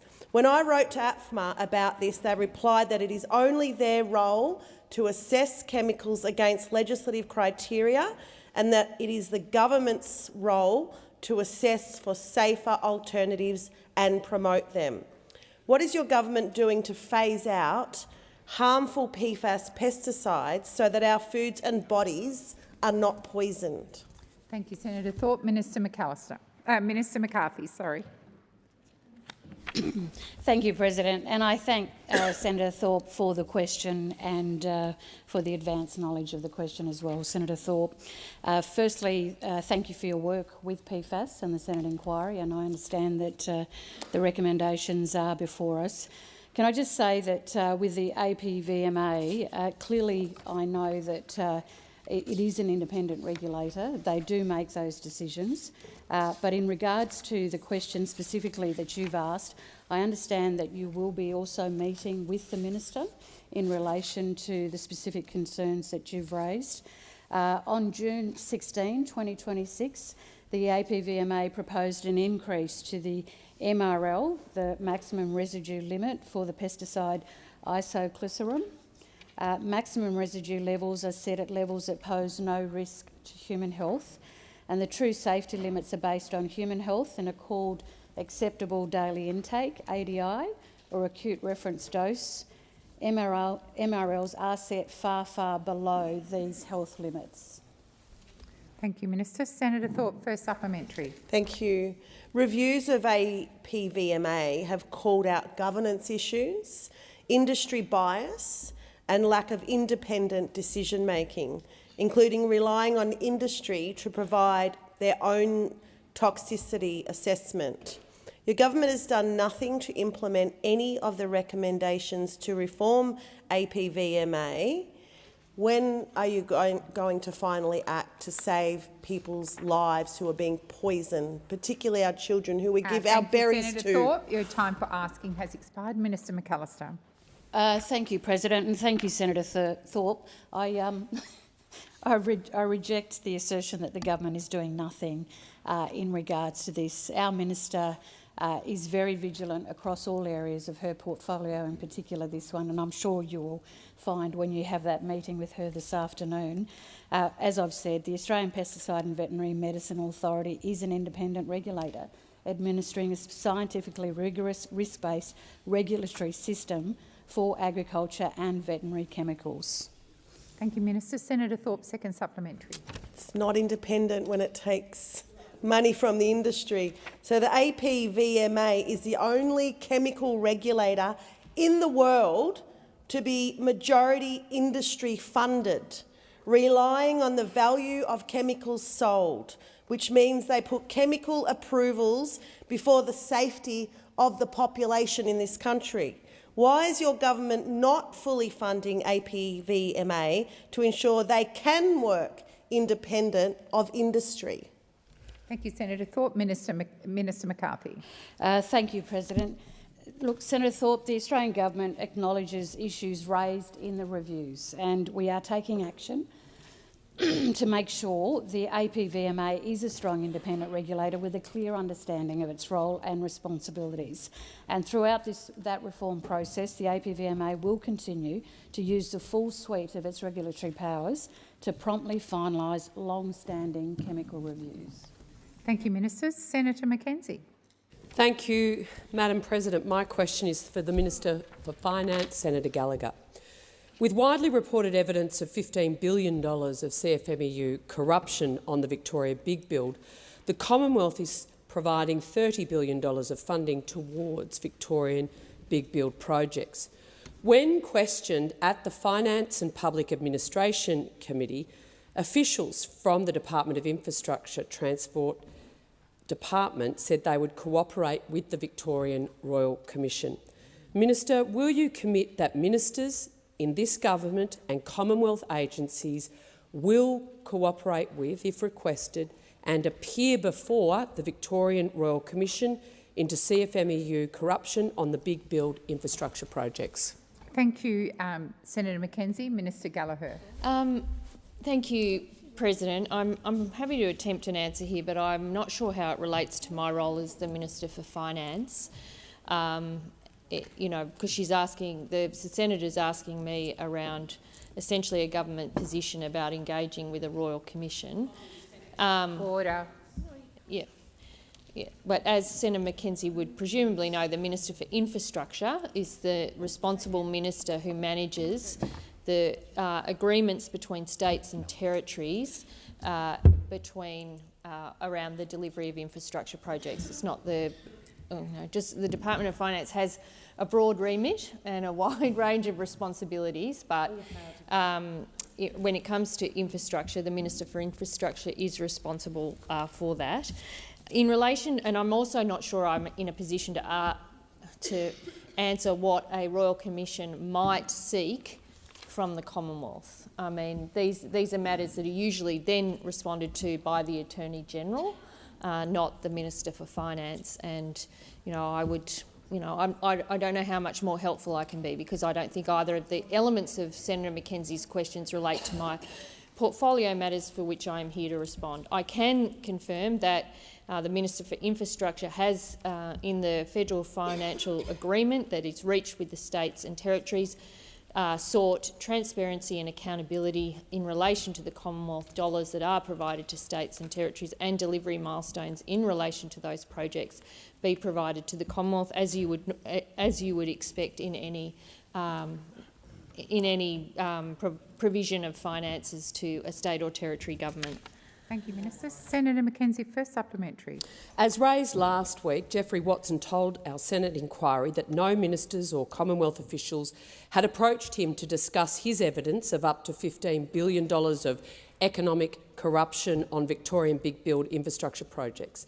Given the Commonwealth is contributing $30 billion towards Victorian big build projects, and your portfolio responsibility is to ensure the prudent expenditure of Commonwealth taxpayer funds, what action have you taken as the responsible minister or directed your department officials to undertake? Your question has expired. Minister Gallagher. Yeah, Point of order, Chair. Senator President, with the supplementary question, I think the fact that the senator is asking the wrong minister has become patently clear.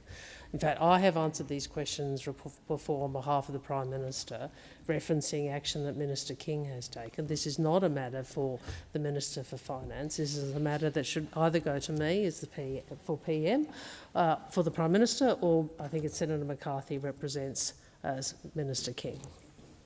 Thank you. I'm sure Senator Mackenzie has heard that advice. Senator Mackenzie, did you wish to redirect your question, or do you want me to call?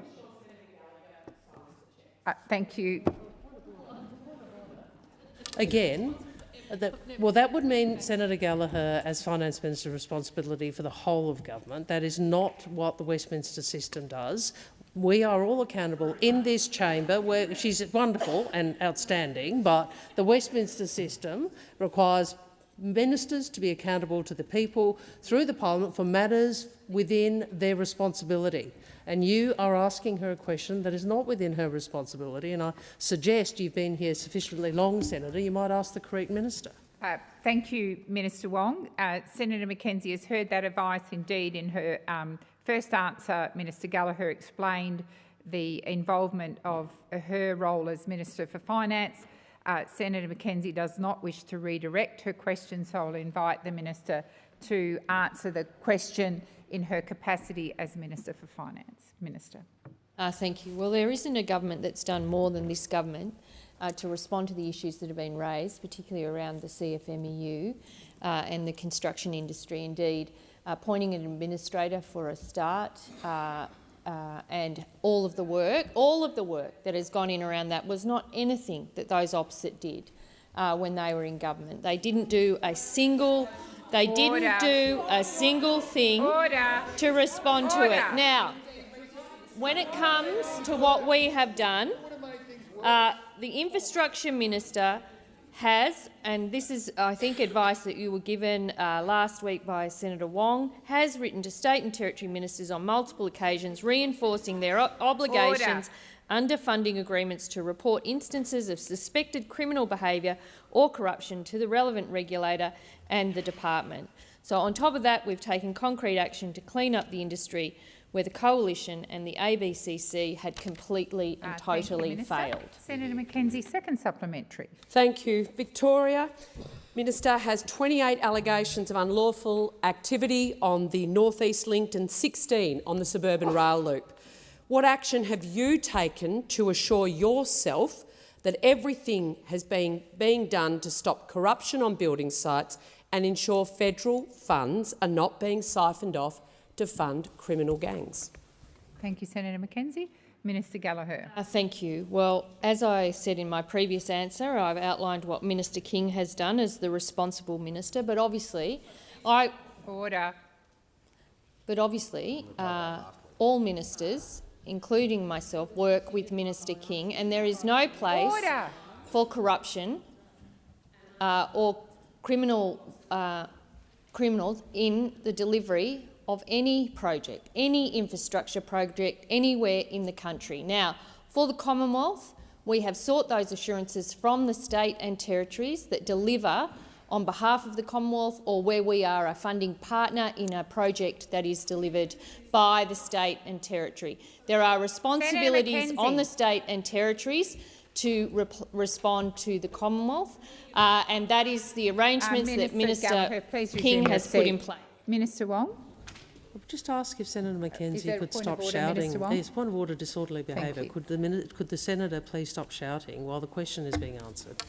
Well, you would have heard I have attempted to ask Senator Mackenzie to stop being disrespectful. I will demand that of you again, Senator Mackenzie, as I did earlier in question time. If you can't remain silent and respectful in here, please leave the chamber. Minister, did you wish to continue? Thank you. Senator Sheldon. My question is to the Minister representing the Minister for Employment and Workplace Relations, Senator Watt.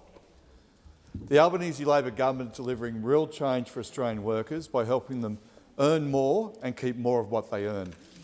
From today, new minimum workplace standards for workers in the gig economy come into effect.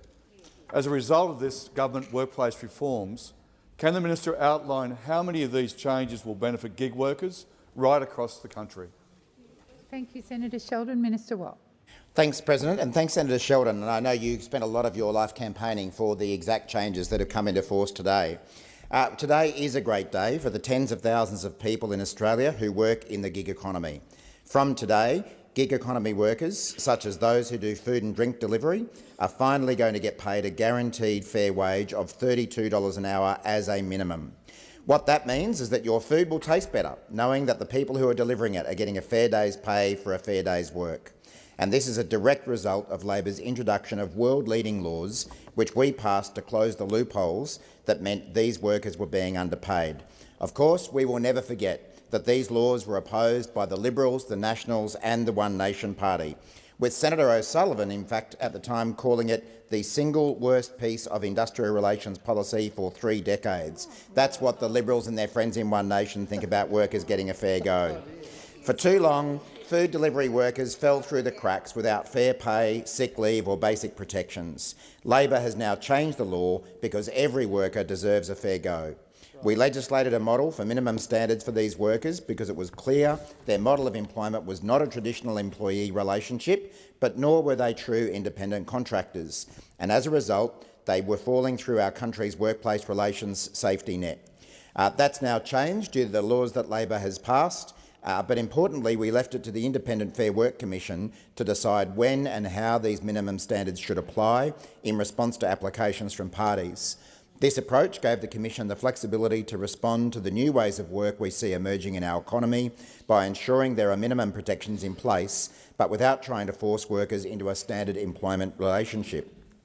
And last week, the Fair Work Commission agreed that workers for the likes of Uber Eats and DoorDash should earn a safety net wage of up to $32 per hour. It also agreed that protection for these workers should be strengthened. That's a world first, and it happened under Labor. Thank you, Minister. Senator Sheldon, first supplementary. The Fair Work Commission's minimum standards decision was enabled by the Albanese government's closing loopholes laws and is a milestone in delivering stronger protections and a fairer safety net for gig economy workers. Minister, how else is the government providing stronger protections for workers, and what are the biggest threats to this safety net? Minister Watt. Thanks, Senator Sheldon. Well, on this side of the chamber, we believe that every Australian worker deserves fair wages and conditions, as well as protection from unfair treatment. We've backed that up with real action, including getting more people into work, providing or advocating for wage rises, closing the gender pay gap, enshrining penalty rates in law, and ensuring workers who do the same job get the same pay. But with One Nation now leading the Liberal Party on policy ideas, Australian workers' wages and conditions are under threat. We know that One Nation have consistently opposed wage rises for workers. They want to get rid of penalty rates altogether. And of course, their leader, Pauline Hanson, thinks Australian workers are lazy. And if you think it's all sounding a bit familiar, that's because it is. These are all anti-worker positions that have been put time and time again by One Nation's allies in the Liberal Party. The Albanese Labor government is delivering the real change that Australian workers need. The only change the Liberals, Nationals and One Nation want for workers is to make life harder. Thank you, Minister. Senator Sheldon, second supplementary. This decision is a big step in delivering Australia's world-leading gig worker protections and means food delivery workers don't have to trade off flexibility for fairer protections. Minister, how else is the Albanese Labor government helping Australian workers to be financially secure, not only throughout their working life, but beyond it as well? Order. Minister Watt. Senator Sheldon, well, Labor is proudly pro-worker and proudly pro-superannuation. How about that one, Senator Bragg? But if the Liberals and One Nation get their way on wages and super, it would absolutely decimate the economic security and retirement incomes of millions of Australian workers. And that's because the Liberals and One Nation share a divisive, anti-worker and anti-superannuation ideology, and it will be Australian workers who would be much worse off under the Liberals and One Nation. In a recent interview on Sky News, as it then was, Senator Bragg was asked, on industrial relations, obviously we had the work choices debacle. Are you looking to go back in that direction? And Senator Bragg's response, it's time for some risk. Well, we know that the only people at risk under the Liberals and One Nation are Australian workers, and what those workers can be assured of is that the Albanese Labor government will always have their interests at heart, because Labor is making sure that Australians earn more and keep more of what they earn, while the Liberals, Nationals and One Nation want to take it away. Thank you. Minister Watt. Thank you. I ask that further questions be placed on notice. Can I also, if I may, provide some further information in relation to the question Senator Shoebridge asked me? I am advised that the Department of Home Affairs have indicated they are not satisfied the applicant has a genuine intention to stay temporarily in Australia, which is a requirement of the visa being sought. I am further advised this individual has not been called to give evidence before the Royal Commission. Thank you, Minister.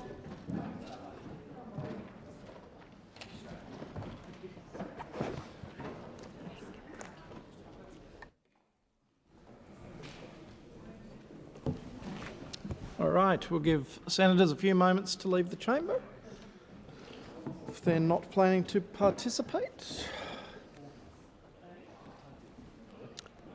I shall now proceed to motions to take note of answers. With the concurrence of the Senate, the clerks will set the clock in accordance with informal arrangements agreed by the whips. Are there any motions? Senator Sharma. Thank you, Deputy President. I rise to take note of answers to all coalition questions. We are seeing a slow-motion wreck of the housing market, Deputy President. National Australia Bank just reported today they've seen a 16% decline in home loan applications. Westpac reported last week a 20% decline in home loan applications. CBA, 15% decline, and ANZ, 12% decline. These are some of the biggest quarterly declines we have seen in the housing market. And it's not just a case of buyers losing out here. As the National Australia Bank Chief Executive Andrew Irvine said today, it's not just owners, occupiers and investors. There's a whole supply chain of people who make their living in the housing market, and they're struggling right now. When the housing market suffers, the Australian economy suffers. And more importantly, as house prices come down, which they are undoubtedly doing so, it changes the economics of new builds and new constructions. It's less attractive for a private builder to enter the market if they're going to be able to sell the house for less. And with the high cost base they've got, all we can say is that this is going to further discourage new construction in the housing sector. So what we have here is a loss of confidence in the housing market. Investors are staying on the sidelines. Buyers are not entering the market, sellers are not putting their houses on the market, and you're seeing that in the decline in home loan applications across the board. But we're also seeing higher rents. So in my own town of Sydney, the June quarter figures showed that rents increased by $50 a week, or 6.3%. That's the highest increase there has been in 4 years in rents. So if you're not in the market to buy a house, but you're in the market to rent a house, you are worse off as well. And we're seeing fewer homes. Labor's own budget papers, the Treasury's authored budget papers, predict that there will be 35,000 fewer homes because of Labor's policy. So we've got a situation where we've got fewer homes getting built, we've got higher rents for those who can't afford a home, and we've got a fall in confidence in the housing sector, which is discouraging new builders and certainly investors from entering the market. Now, when you couple that with the low productivity growth we are seeing in the economy, and we've just seen from the RBA statement on monetary policy last week that productivity growth has declined. Rather than growing 0.2% through 2026 as they expected, they now think it will contract by 0.5% over the year. Even just over a year ago, the RBA downgraded its long-range forecast for productivity growth in the Australian economy from 1% to 0.7%. We've got a worsening productivity performance in Australia. And as the Reserve Bank said last week as well, when the economy is as weak as it is, when productivity is not growing, that constrains the ability of the economy to grow anywhere above 2% without generating high inflation. And that's what we've got in Australia at the moment. We've got inflation that has now been outside the RBA's target band for well over 36 months, still not within it. We've got inflation still running at well over 3%.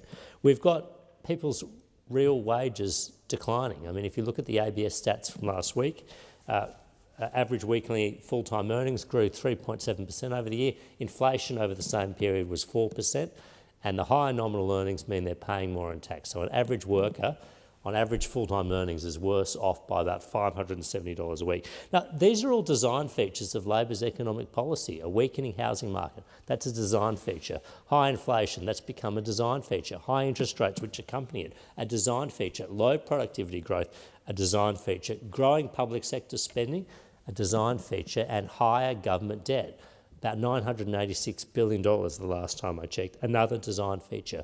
These design features of the Australian economy are hurting Australian workers, and they're making our economy weaker. Senator Ghosh. There is a housing crisis in this country, but I can tell you what it isn't. It isn't that property investors have had their feelings hurt, and it isn't that they don't get a chance to make money hand over fist like they used to. The housing crisis is that young Australians can't get into homes. The housing crisis is that homelessness is rising in this country. And the housing crisis is that entire generations, from grandparents to parents to children, have given up hope about the future of their offspring having secure housing in the long term. But the question today, and that first comment from Senator Sharma, gives you the giveaway about what they care about. Because the question said, buyer confidence. This is not about buyer confidence, and it's not about investor confidence. Those are market terms. This is about getting ordinary Australians into their own homes, having them have housing security across their lifetimes. And the reason it's so important is we know that housing security is linked to so many other good outcomes across someone's lifetime, and particularly as they age. And we also know that women in our society are the most vulnerable to housing insecurity when they don't own their own home, and particularly in retirement. But that tells you where this House or this Senate is divided. Because on this side of the House, we are keen to get people into their own homes. And we are keen to reduce demand a little bit, particularly from investors, in order to ensure that prices in the market stabilise. And that's our priority. And that's why the policies we've introduced, including changes to taxation and including trying to build more homes in this country and get more homes approved to be built, are geared towards the two elements of the problem: reducing demand and stabilising prices and increasing supply. And that's why the National Australia Bank, the Commonwealth Bank of Australia, they've all said these changes are for and to the benefit of owner-occupiers of homes, people trying to get into their own houses, and not for investors. And we're very proud of that. We're very proud of that priority we're setting because we're dealing with a crisis. And the reality is, I mean, there's such catastrophisers over there about the housing market. The reality is, while you have a strong labour market in this country and while you have a backlog that's now been more than a decade, demand for housing is not going to go through the floor. People need to get into their own homes. So there's a kind of deep empirical and logical flaw about this, but it shows you what they are willing to do. They are always willing to take the negative position. They are always trying to look after their mates in the property industry, but the people they don't care about are ordinary working Australians, young Australians who've been locked out of this market for far too long. I want to talk about our tax changes a little bit, because since the decision by John Howard in 1999 to introduce a 50% discount on the capital gains tax, that's not only not addressed the housing problem, it's made it really a lot worse. And what's followed from that is that home ownership rates in Australia have dropped by 5%, and the number of renters increased as people were priced out of the market. It's also meant that the price of houses has gone up and up and up because investors can afford to do this on a basis that they're going to get a return, and they've had super generous tax advantages for a very long time. What it's also meant in a practical sense is that the situation we find ourselves in is one where 60% of first-home buyers have reported receiving some form of assistance from their parents, and most first-home buyers can't really contemplate it unless they have the capacity to receive that assistance. So what we're really trying to do here is stabilise house prices, increase supply and reduce investor demand so that people who need a home to live in have a chance in this market. They need a chance. The Labor Party is on their side to give them a chance. And the coalition is once again interested only in investor confidence and making money for their mates. Senator Collins. Thank you, Deputy President. Thank you. Now, we've just heard from the government that they want to stabilise. But let me tell you exactly the word that we heard from our Foreign Minister today in this chamber, that this whole changes to the housing market is about redistribution. I have never heard anything so socialist in all my life. Redistribution of the housing market, of the wealth generated in this society by this Labor government. Now, Senator Ghosh was just talking about not having feelings hurt for the investors. Let me tell you about the households that are feeling it right now. Now, we asked the government about whether they're across the reality of their tax changes. Trifecta of fewer homes, higher rents and falling buyer confidence. Well, they've got their head in the sand. Absolute head in the sand over the reality of that. They think our assumptions are wrong. All you have to do is step out of this Parliament House and go and see how people are hurting out there. It's not their feelings that are hurt. It's their pockets, it's their wealth, their aspiration, their dreams. This government's taken that all away from them. Let's talk a little bit of history. 1990s and the Hawke-Keating government, when they had their head in the sand. Now, they had a very deliberate policy to slow down the economy. And that went very, very badly indeed. And it turned into a severe economic downturn. Unemployment of 11%. But they weren't across that reality. They didn't step outside this Parliament House, the Canberra bubble, and go and see how people are really feeling out there.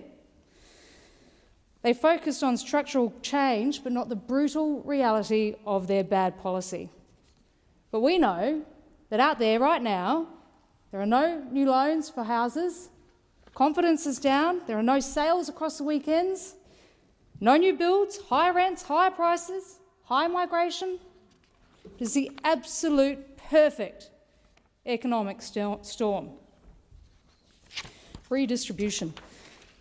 Of course, it gets worse than that. My colleague Senator Blythe asked some excellent questions about falling productivity. And we asked whether Labor, since they came to office, could name 1 year since Labor came to office in which productivity growth has reached the long-run average necessary to sustainably increase living standards. Of course, it would be a very easy answer if there was a year that they could name, but they couldn't. Instead, they talked about our voting record. Well, that's very telling, isn't it? After 4 years, we asked, where's the plan to raise productivity? Where's the plan? I don't really have one. All they can do is talk about our voting record. And in fact, what we did hear from the Leader of the Senate was to put up or shut up on a very, very serious issue of productivity. Now, I don't see in any world that it is okay to tell an active opposition to the government to put up or shut up with bad policy like that. It is very telling. They say we're anti-housing, when here we are trying to hold them to account of their complete destruction of the housing market. And we heard from the Reserve Bank say how bad it's getting out there. And I'll quote, relative to the May forecast, a stronger population growth assumption has led to slightly higher GDP growth over most of the forecast period.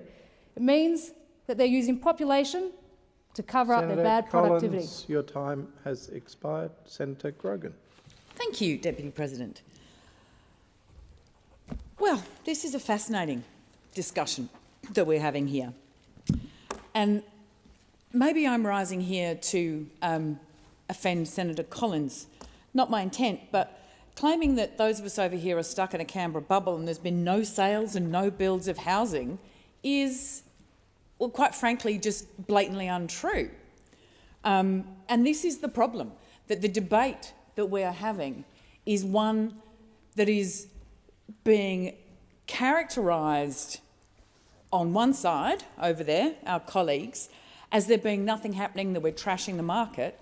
Yet what we're seeing is that people are getting an opportunity. We believe that a home should primarily be a home, not primarily that in wealth generation, investment or a tax break. We believe that people deserve safe, reliable homes, whether that be rentals or whether that be a purchase. We have worked to rebalance the market. In fact, since we were elected in 2022, real tangible progress has been made. We have shifted the dial. We've put $47 billion on the table. That's what our plan has committed, $47 billion. While they, over there, the coalition, were in government for 9 years, for most of that they didn't even have a housing minister. That's hardly a commitment, and they built less than 400 homes.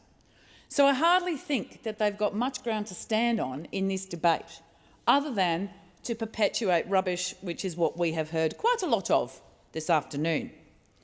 We know that the new ABS data is showing that building approvals have gone up by 9%, up in the last financial year. Not down, not flatlined, but up by 9%. So we're seeing the evidence of the turnaround of our investment.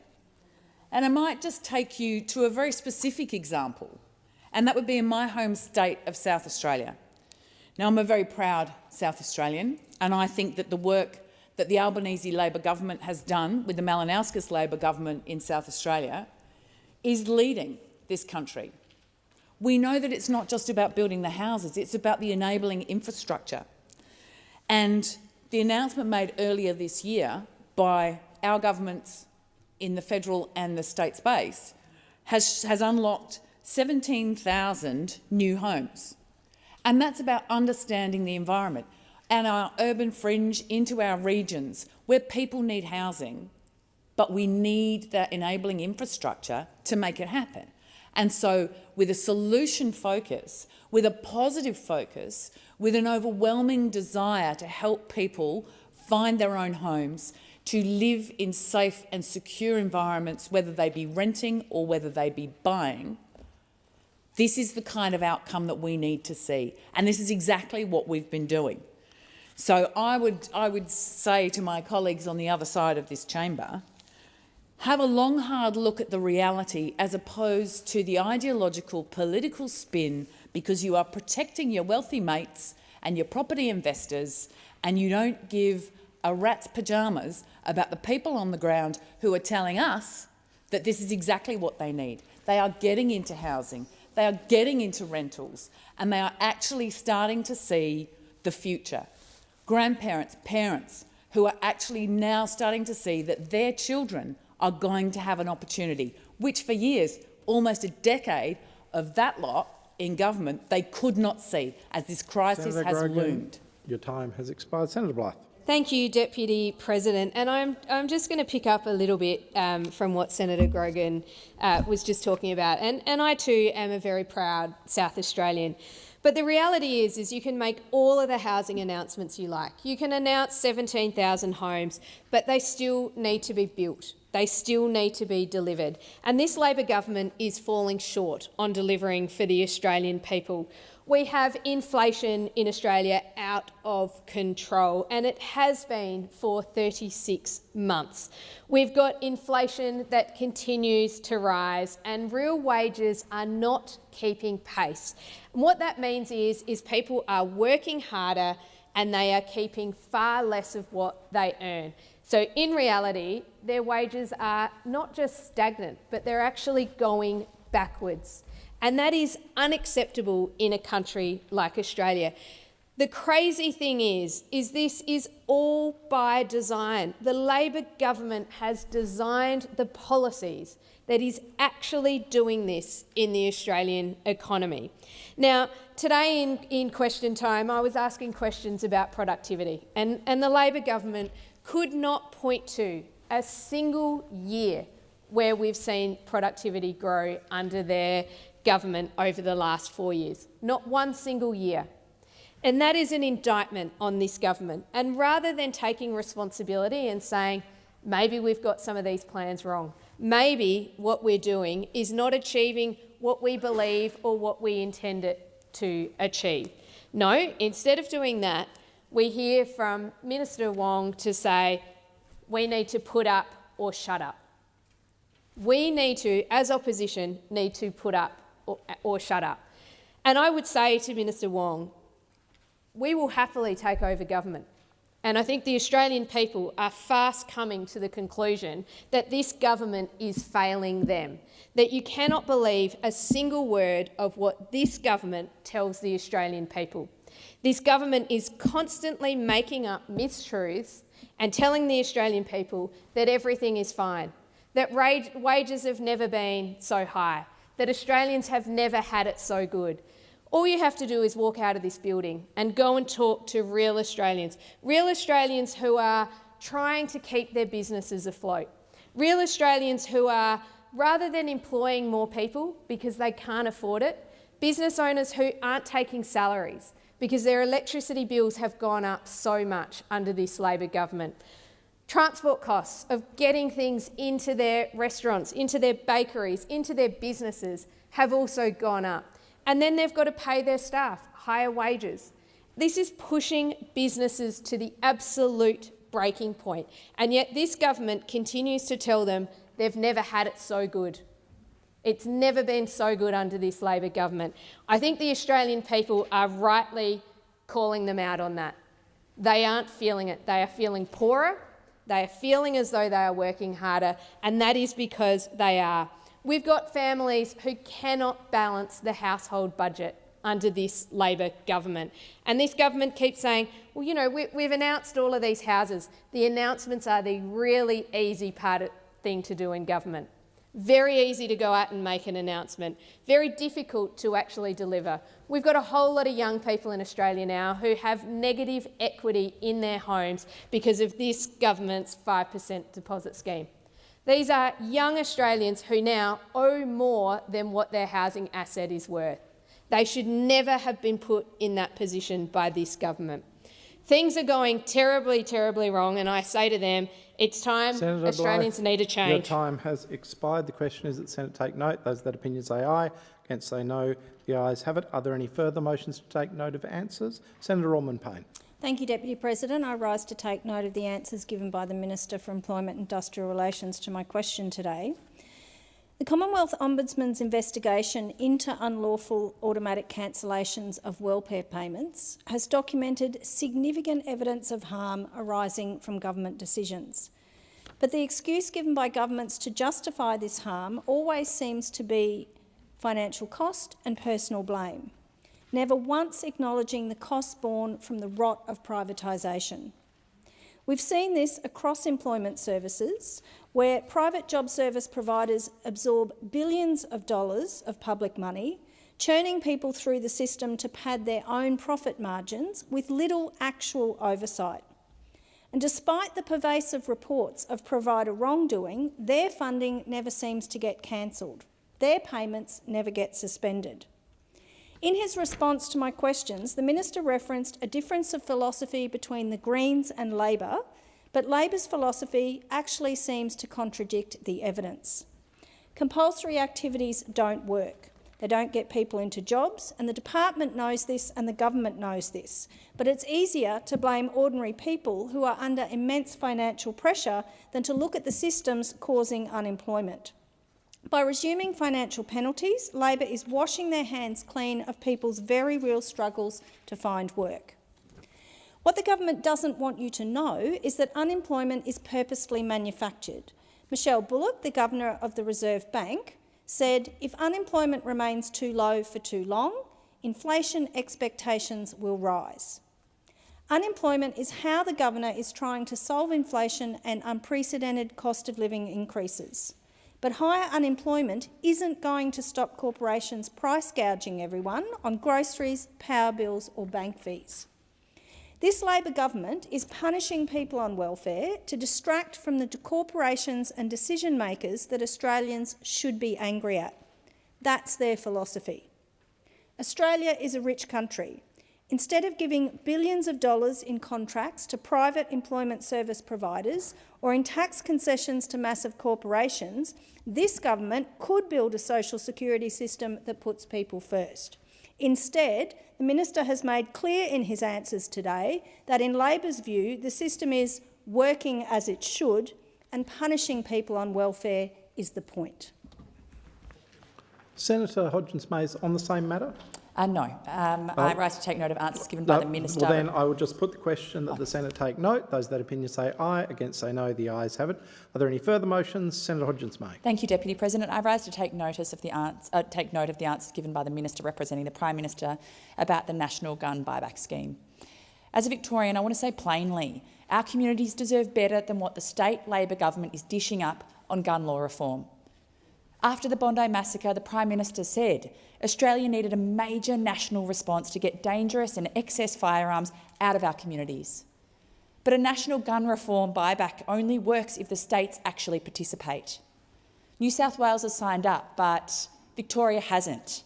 It has so far refused. And at the same time, the then Allan Labor government rejected a recommendation from former Police Commissioner Ken Lay to cap the number of firearms a person can own. That means that we can have recreational hunters with dozens of guns and sports shooters with hundreds of guns with no legislated cap on firearm ownership. Astonishing. This is not the leadership Australians were promised after Bondi. And frankly, it is a blatant capitulation of state and federal Labor governments to the gun lobby. A blatant capitulation. The federal Labor government needs to show the leadership that the Victorians deserve, and Victorian Labor needs to stop making excuses for inaction. We should be removing excess and high-risk firearms from our communities, not finding reasons why we can't do that. We need strict limits on firearm numbers, bans on rapid-fire and high-powered weapons, stronger and recurring licence checks, mandatory reporting of lost and stolen firearms, and a properly funded national buyback. As a federal representative of Victoria, I want to see these dangerous weapons out of circulation. When it comes to keeping people safe, there should be no state border, no politics, and no gun lobby veto.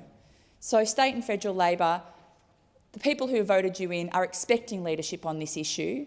They're expecting you to support this national scheme and to stop capitulating to the gun lobby, whom I might add are a donor to the corporate parties once again, and show some of the leadership the Victorians expect in this place.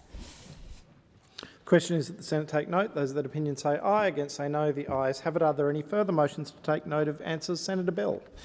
I move to take note of the government's answer to my question today on immigration from countries DFAT says are too dangerous for Australians to travel to. And firstly, I'd just like to address one of the points that the minister raised, asking in relation to this policy, which was, what about the Ukraine? Well, his question tells me something, and it tells me he's not actually across our policy. I suspect he hasn't even read it as he's answering it, because if he had, he would have seen that our policy actually says that these restrictions should not apply where the do not travel country wide rating is principally caused by foreign invasion, temporary external military escalation, rather than domestic terrorism, criminal violence, state repression or institutional collapse. On that current DFAT advice, that exclusion applies to Bahrain, Kuwait and the Ukraine. The answer was there, he just hadn't read it. He wasn't across the detail on this issue, just like the Labor government is not across the detail on so many other issues. And on this policy, I'll say again, One Nation's position is simple. The safety of Australians must come first. If the Commonwealth is telling Australians not to travel to a country because of terrorism, kidnapping, war, violent crime, state repression or institutional collapse, then the same government should not accept ordinary migration from that country on a business-as-usual basis. Labor cannot have it both ways. It cannot issue its highest travel warning to Australian families and then pretend those same risks disappear when people apply for visas to come here. As I said, Australia's terrorism threat remains probable. ASIO says there is a greater than 50% chance of an onshore terror attack or planned attack in the next 12 months. That is what ASIO says. That is the threat we are currently facing. We believe stronger action needs to be taken, and we believe the Labor government is failing to do so. And when we put forward policies or suggestions, the Labor government isn't even reading the detail, and yet they'll stand up and they will criticise them when they have very little or no idea as to what we've even suggested. That is putting Australians in danger. In this environment, where the terrorism threat remains at a greater than 50% chance, One Nation says migration from whole-of-country do-not-travel destinations should be paused unless security agencies can give Australians absolute assurance about identity and risk. So why is Labor prepared to act on migration integrity, as One Nation has suggested, but not national security? Bell, your time has expired. The question is that the Senate take note. Those of that opinion say aye, against say no. The ayes have it. We will move on. Are there any notions, any notices of motion to be given for another day? No? Yes? No. We'll now move to placing of business. Is it a desire to postpone or rearrange the business? Senator Gallagher. Thank you. I move that private senators' bills to be considered this week as follows: the Treasury Laws Amendment removing the Widows Tax and Spouses Tax Bill 2026 on Wednesday, and the Superannuation Legislation Amendment Fair Super for Young Workers Bill 2026 on Thursday, the 20th of August 2026. I'll put that motion. Those in favour say aye. Against say no. The ayes have it. Clerk, are there any postponements or notifications? Or extensions, sorry.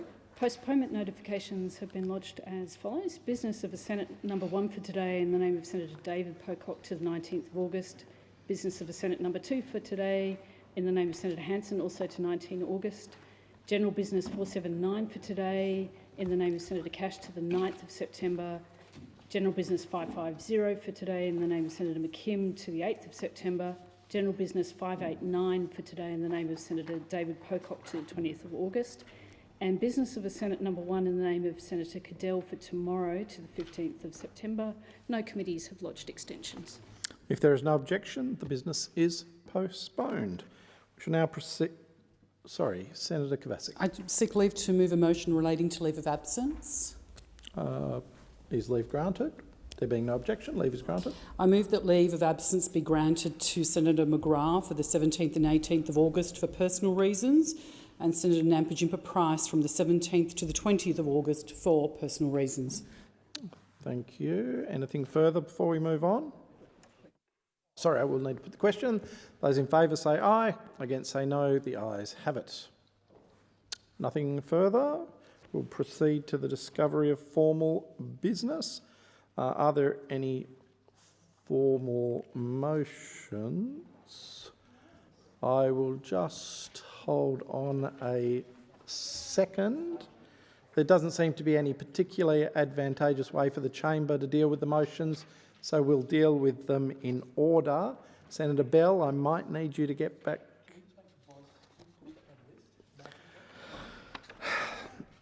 Well, then I'm going to go to 591, Senator Bell. So you better get back to your chair, Senator Bell.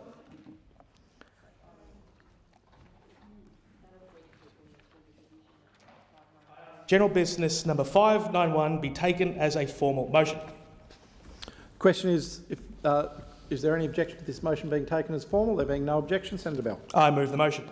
Question is this motion be agreed to? Those of that opinion say aye. Against say no. The order, no. I will put the question again. Those in favour say aye. Against say no. I'm pretty sure I heard two voices anyway, but always better to be safe than sorry. Is a division required? Oh, sorry, I will call that for the ayes. No, for the noes, sorry. The ayes have it? The ayes have it.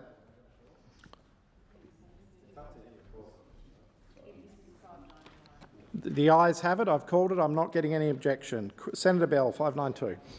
I ask that general business notice of motion number 592 be taken as formal motion. Question is this motion be taken as formal? There being no objection, is so taken. Senator Bell. I move the motion. Question is this motion be agreed to? Those of that opinion say aye. Against say no. The ayes have it. The ayes have it. 593, Senator Bell. I ask that general business notice of motion 593 be taken as a formal motion. Question is this motion be taken as formal? There being no objection, it is so taken. Senator Bell. Question is this motion be agreed to? Those of that opinion say aye. Against say no. The noes have it. Division required. Ring the bells, 4 minutes.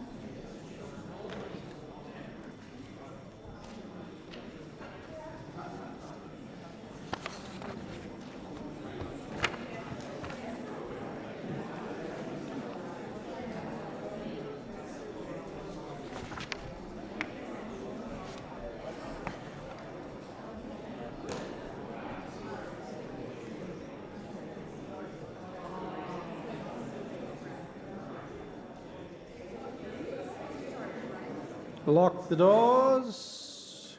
Ask senators to please sit down. Question is that motion 593 in the name of Senator Bell be agreed to. Ayes will pass to the right of the chair, noes to the left. I appoint Senator Kovacic. Teller for the ayes.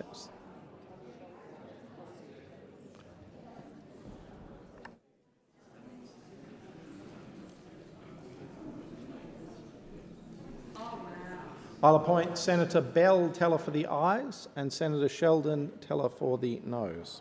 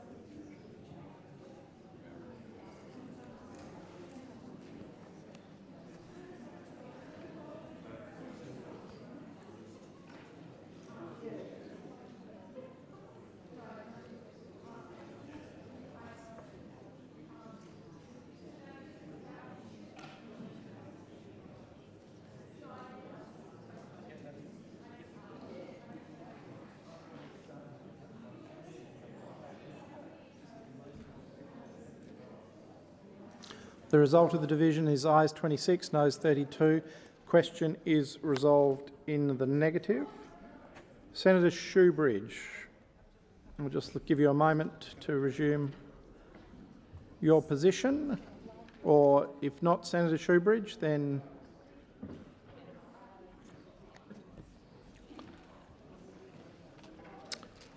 Senator Shoebridge, motion 595. Yeah, thanks very much. I'll ask all senators to please remain in the chamber. There may be further divisions. Thanks very much, Deputy President. I ask that it be notice of motion 595 be treated as formal. There being no objection, it's taken as formal. Senator Shoebridge. I move the motion. Question is this motion be agreed to. Those that opinion say aye. Against say no. The noes have it. Division required. Ring the bells for 1 minute.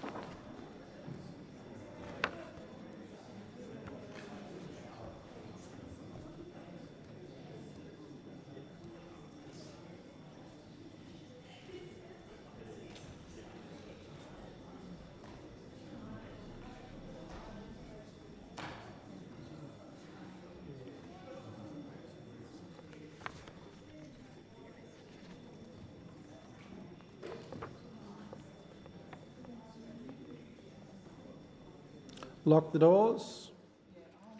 The question is that the motion moved by Senator Shoebridge be agreed to. Ayes will pass to the right, the chair noes to the left. I appoint Senator McKim. No, Kovacic. Teller for the ayes. Senator Sheldon, teller for the noes.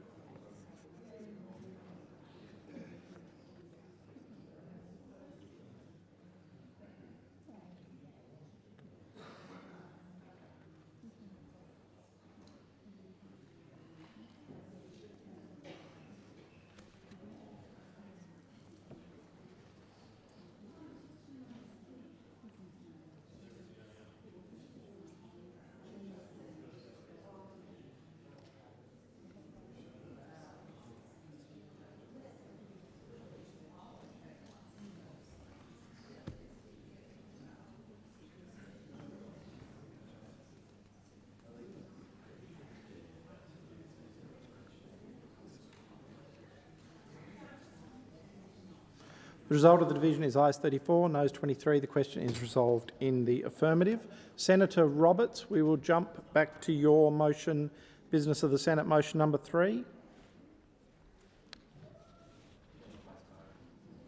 Oh, is he?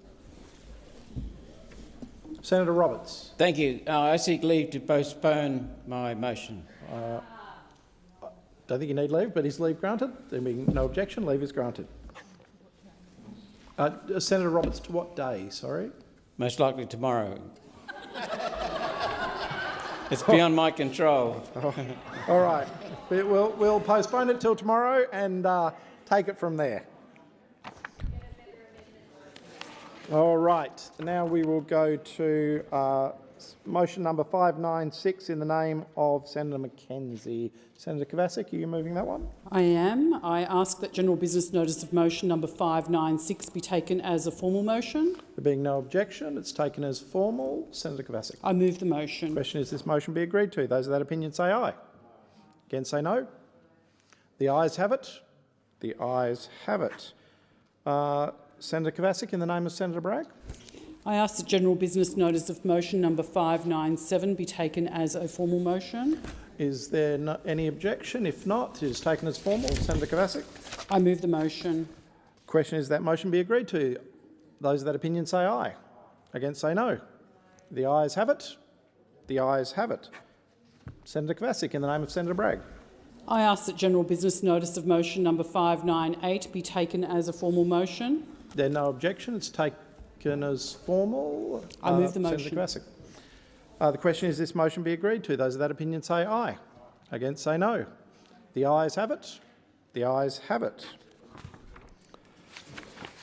Senator Kovacic, in the name of Senator Duniam. I ask that general business notice of motion number 599 be taken as a formal motion. The question is this motion be taken as formal. There being no objection, is so taken. Senator Kovacic. I move the motion. The question is this motion be agreed to. Those of that opinion say aye. Against say no. The ayes have it. The ayes have it. Senator Kovacic, in the name of Senator Duniam. I ask that general business notice of motion number 600 be taken as a formal motion. The question is this motion be taken as formal. There being no objection, it is so taken. Senator Kovacic. I move the motion. The question is this motion be agreed to. Those of that opinion say aye. Against say no. The ayes have it. The ayes have it. Senator Kovacic, in the name of Senator Sharma. I ask that general business notice of motion number 601 be taken as a formal motion. The question is this motion be taken as formal. There being no objection, it is so taken. Senator Kovacic. I move the motion. The question is this motion be agreed to. Those of that opinion say aye. Against say no. The ayes have it. The ayes have it. And I believe that ends formal business.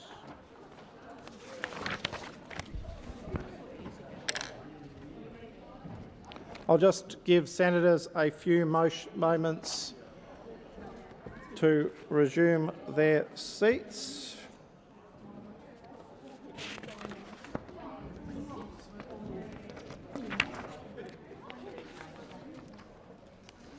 Senator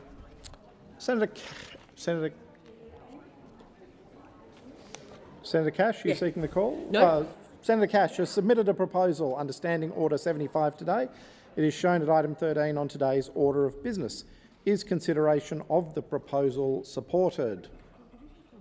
It is so supported. With the concurrence of the Senate, the clerks will set the clock in line with informal arrangements made by the whips, and I call Senator Cash to move the motion. Thank you, Deputy President, and I move the motion standing in my name.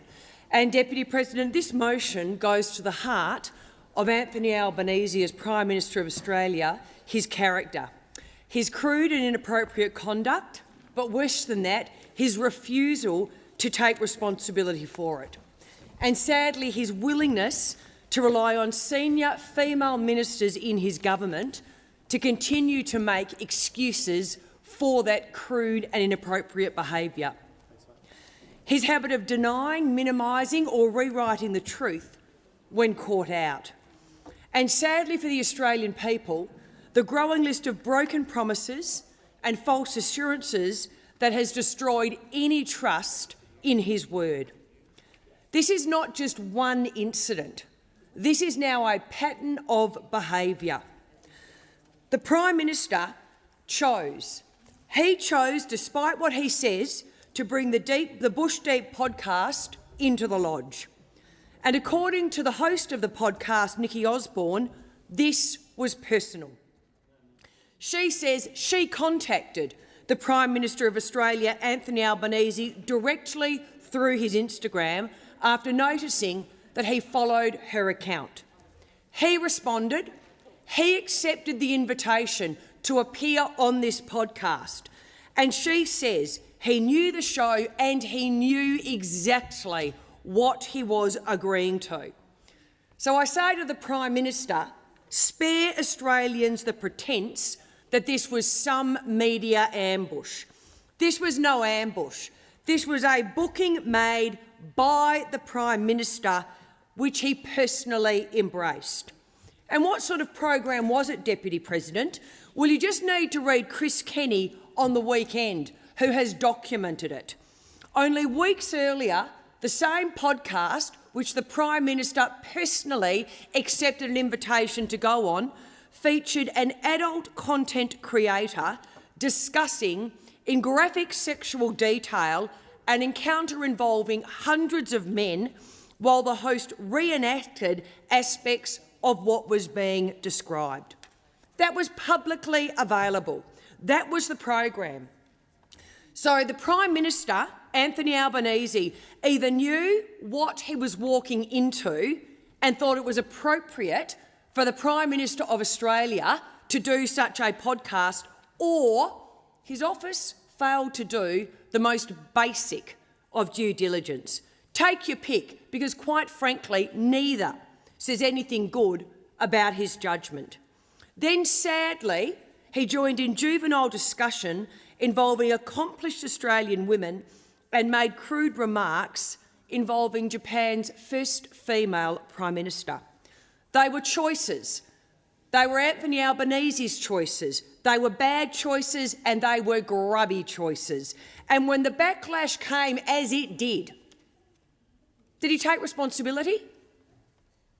Did he say, mea culpa? I am sorry, I got it wrong, I apologise? No, he did not. Instead, senior Labor women went out and defended him, even going to the extent of denying that those vile, crude and disgusting remarks were sexist or disrespectful. Now, these are the same people who delight in lecturing everybody else about respect. But when Anthony Albanese is a man under scrutiny, suddenly those standards disappear. Labor's respect agenda apparently has one giant exception: Anthony Albanese. And this goes to the broader credibility problem that the Prime Minister now faces. As I said, it is now a pattern of behaviour. Before the election, over 50 times, what does he rule out? Changes to negative gearing and changes to capital gains. To quote the Prime Minister, as he snapped as a reporter, for the 50th time, 50 times in his own words, 50 assurances that the Australian people voted on that Labor would not change negative gearing or capital gains. And then, of course, after the election, he merely said, well, guess what?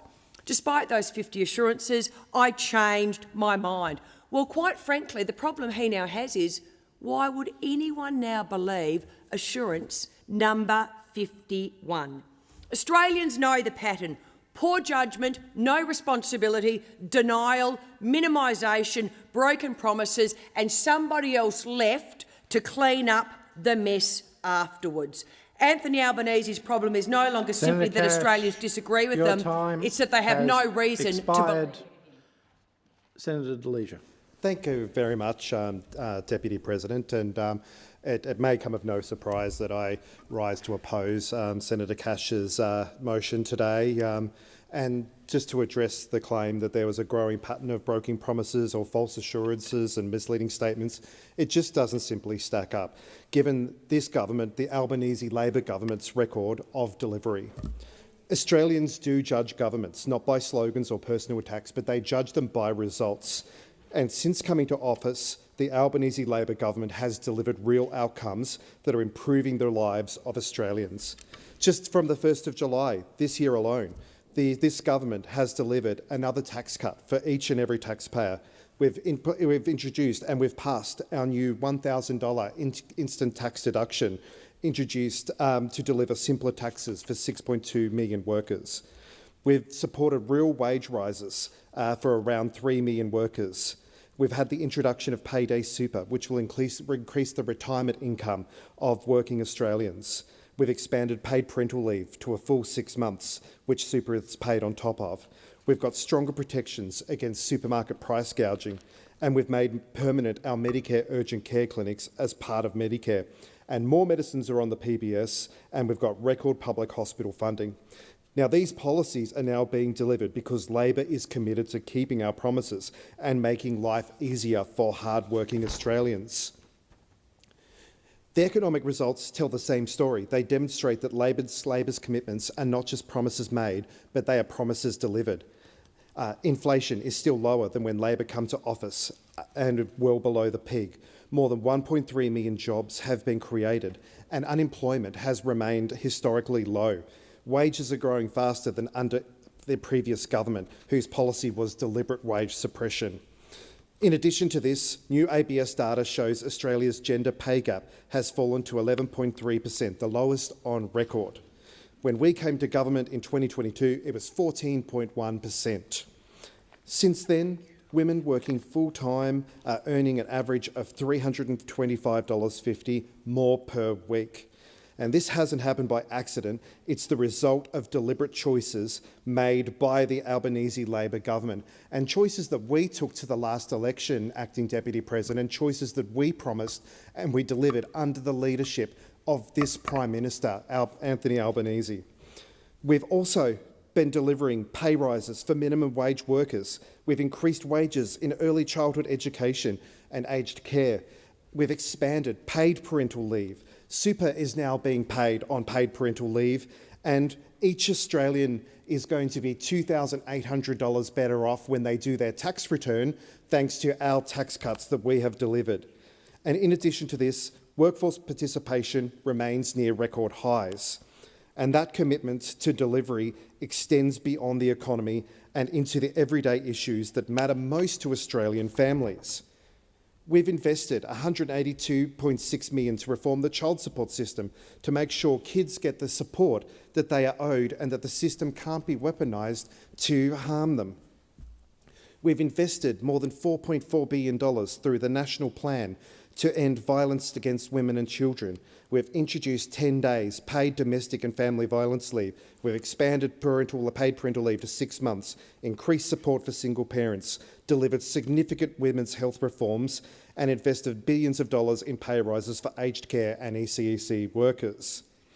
On housing, we've committed more than $43 billion through the Housing Act Australia plan, including a 50% increase in the Commonwealth rent assistance since May 2022. And the $10 billion Housing Australia Future Fund support. We've got support for first home buyers and substantial investments in homelessness and crisis accommodation services. In health, Labor has delivered the largest investment in Medicare in decades. We've expanded bulk billing incentives. We've opened up more Medicare urgent care clinics.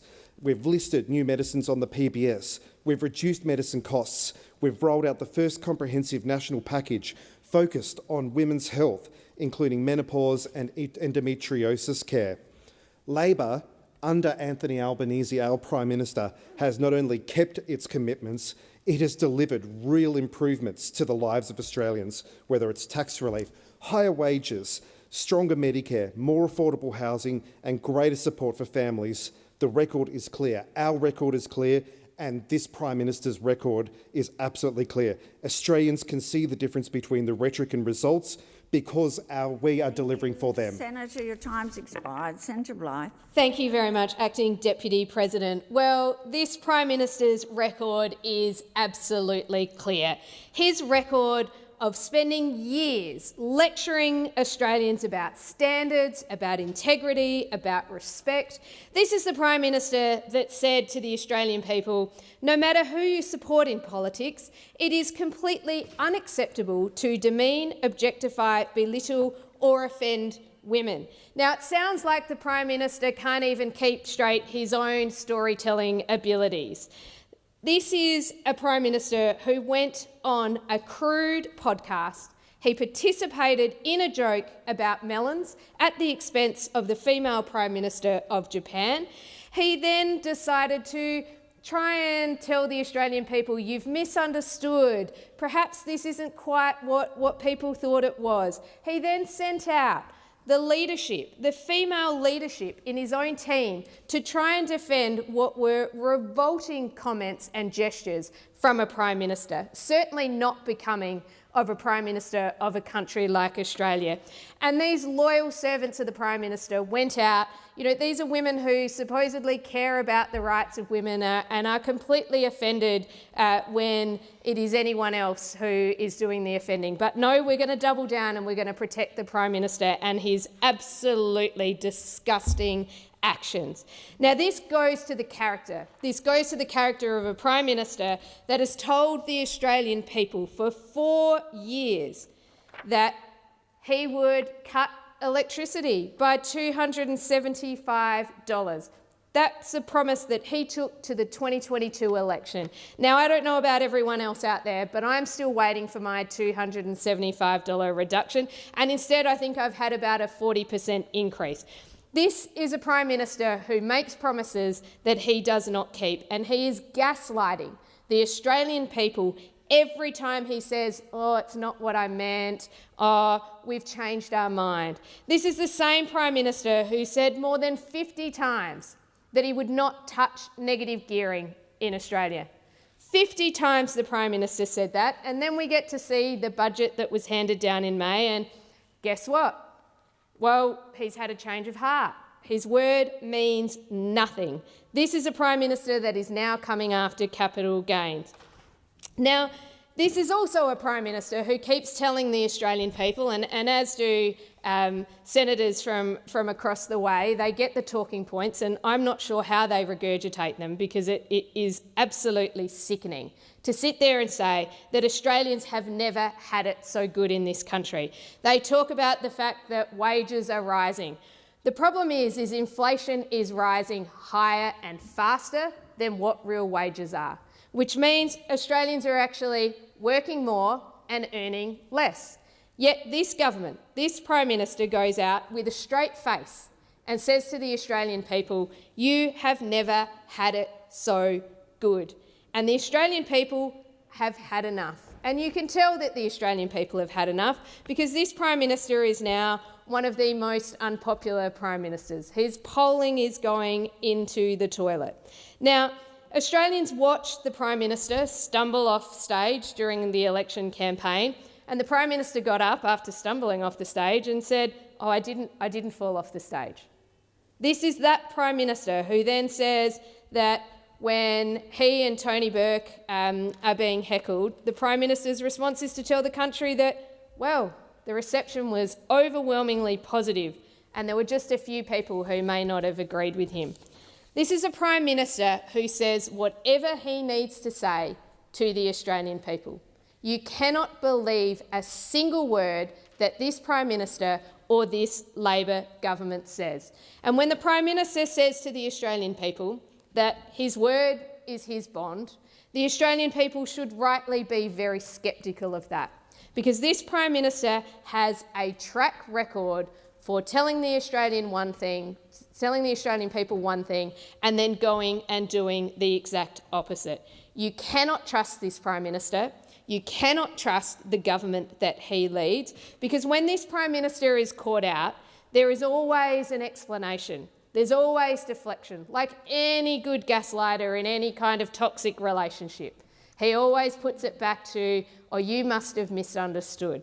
Now, this is a Prime Minister who is sending out senior ministers to clean up his mess, and Australians have rightly had enough. You cannot trust the Prime Minister. Your time has expired. Senator Ruston, you have the call. Thank you very much, Acting Deputy President. Well, I too stand to speak on this matter of public urgency motion, because last week we saw the latest example of a Prime Minister who can't tell the difference between the truth and fiction.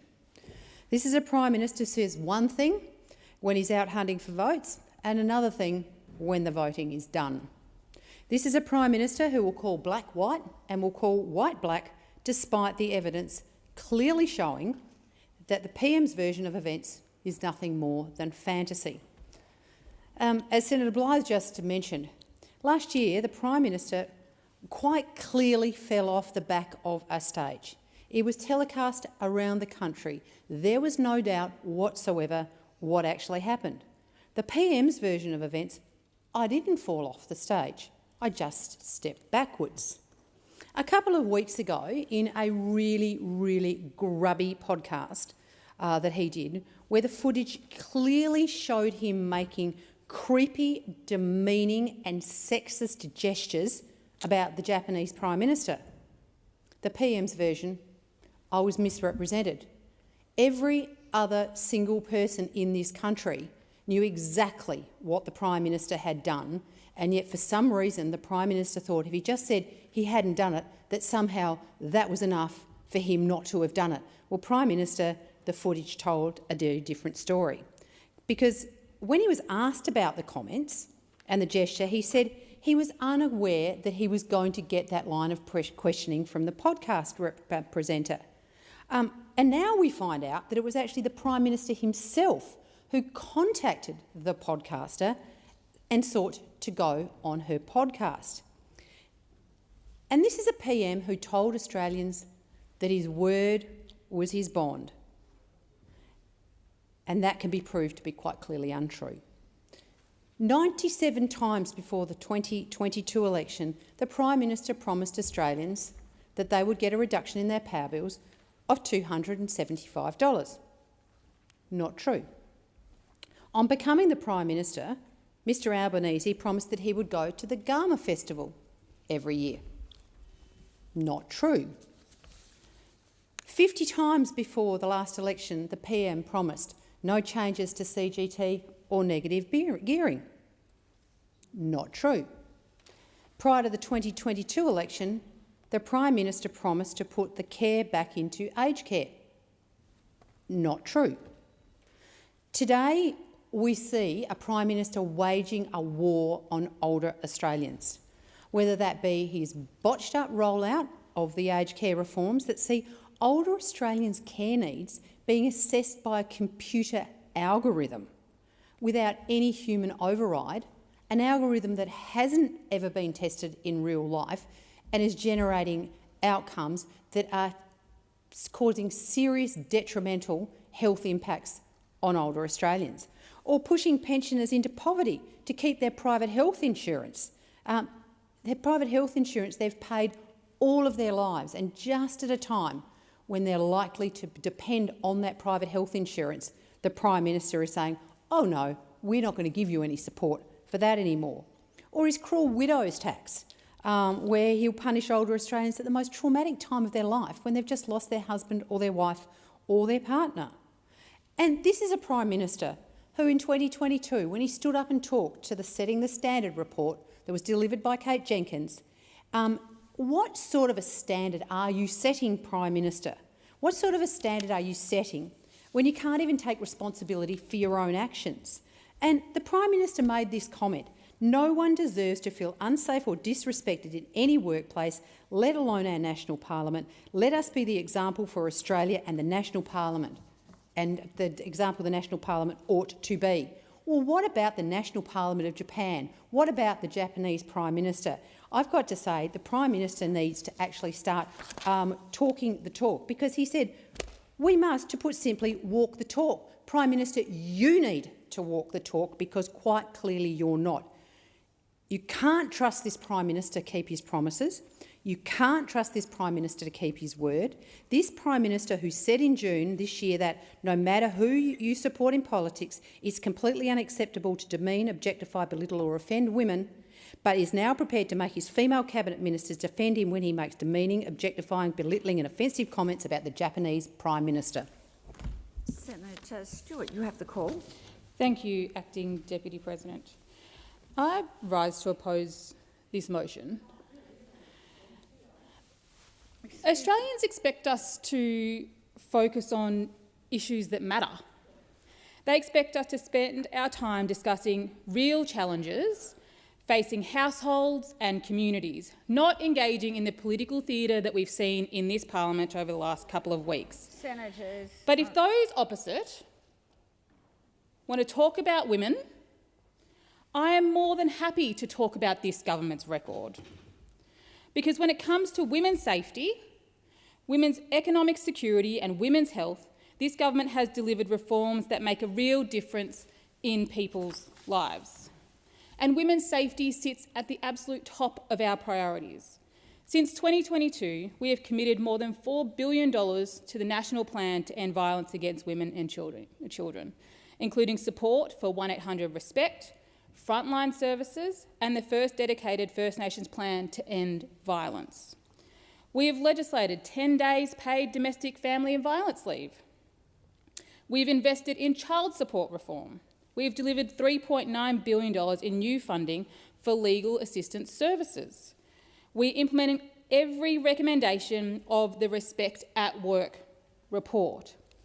Senator Ruston asked what standard we are setting. That is the standard we are setting. We are investing in women and the things that keep them safe. These aren't slogans. These are practical reforms that improve safety, support and justice for women across our country. We've also strengthened women's economic security. We've cut the gender pay gap to a record low. Nearly 700,000 more women are in work today thanks to the Albanese Labor government. Women's workforce participation remains near record highs. Paid parental leave is now 6 months. We are paying superannuation on paid parental leave, which was precisely 0% under those opposite. It is now 12% under us. We've introduced a 3-day childcare guarantee. We have delivered more than $24 billion in wage rises for aged care and early childhood workers, workforces that are overwhelmingly made up of women the last time that I checked. When women earn more, save more and retire with more security, that is not an accident. It is a result of deliberate policy decisions and decisions that this government has acted on and delivered. We have also invested $792 million into women's health. We have opened 33 endometriosis and pelvic pain clinics, expanded menopause care and listed the first new contraceptive and menopause therapies on the PBS in decades. More than 900,000 women have already benefited, saving more than $149 million across millions of PBS prescriptions. This type of investment in women's health was just not happening under the former coalition government.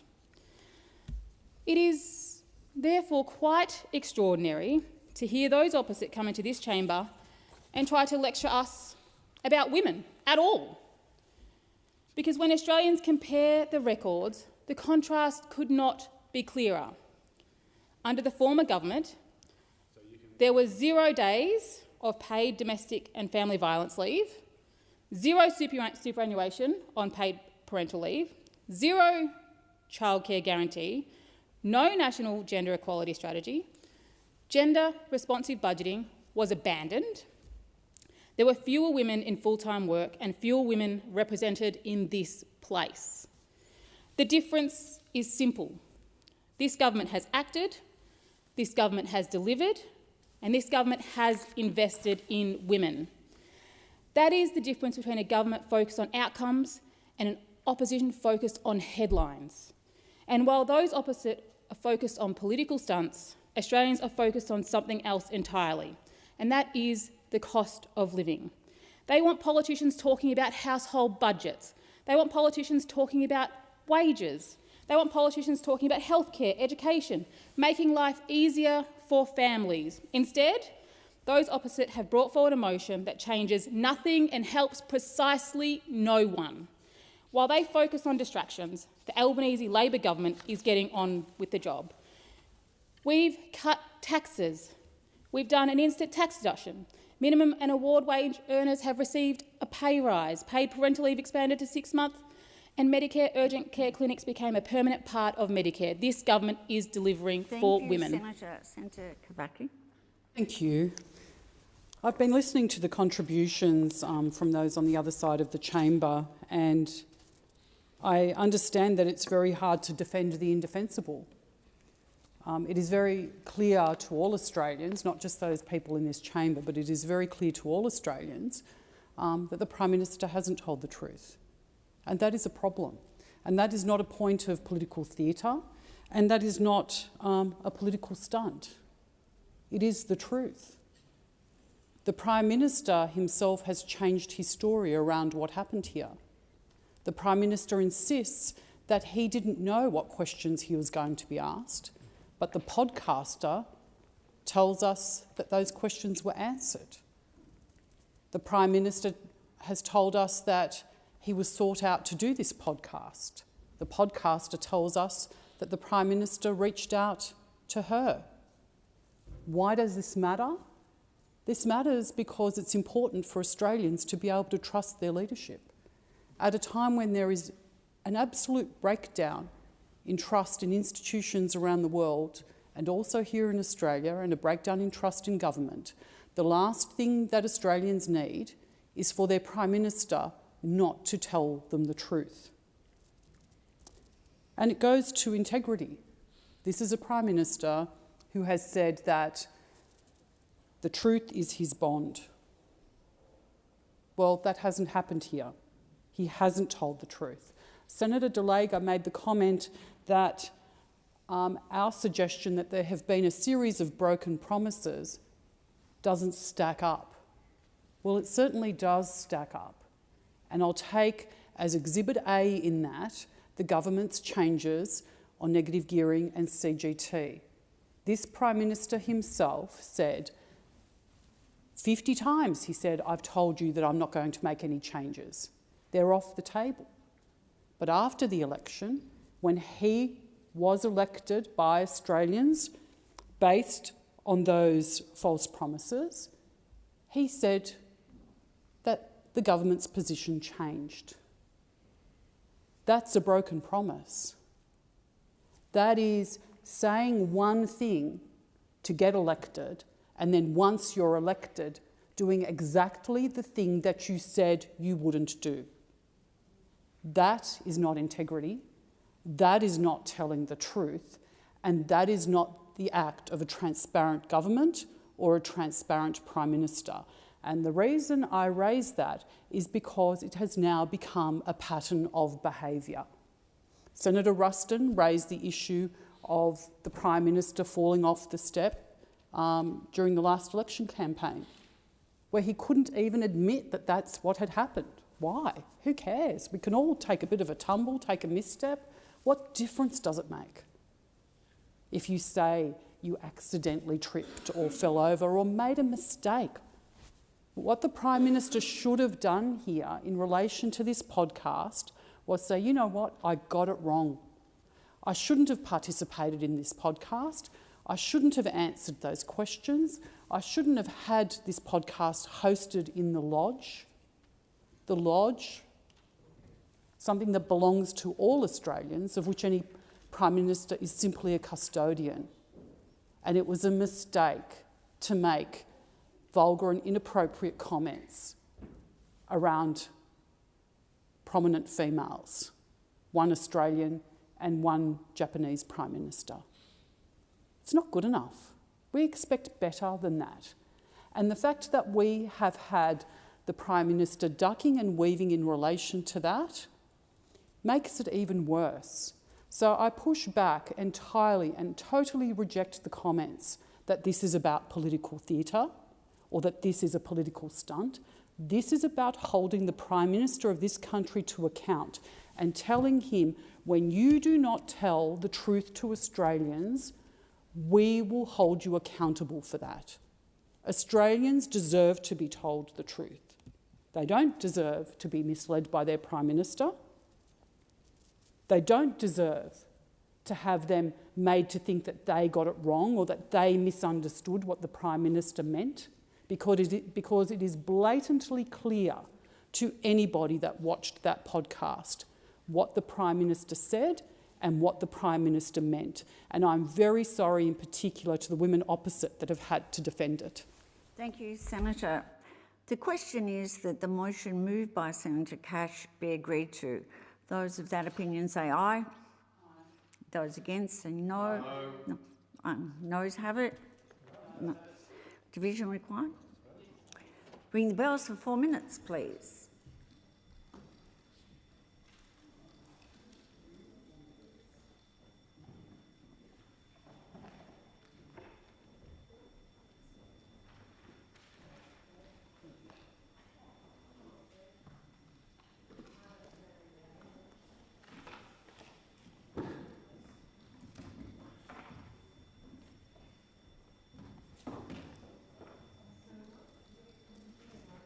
Thank you.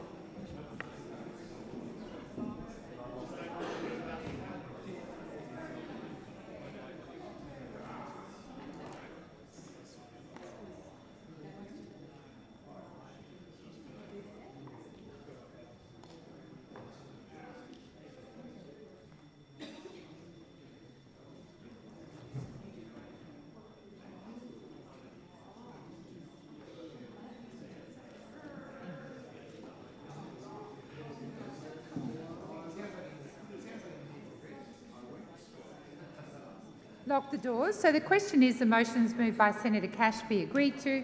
The ayes shall move to the right of the chair, the noes to the left.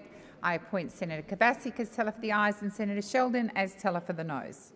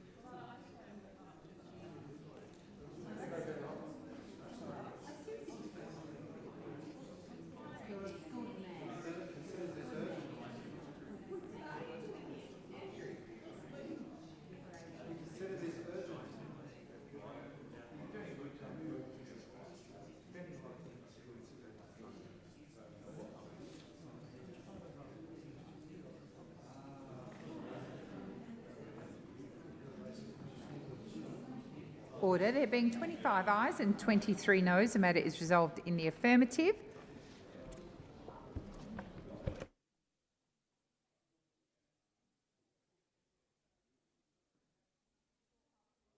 Change in the chair. I think it's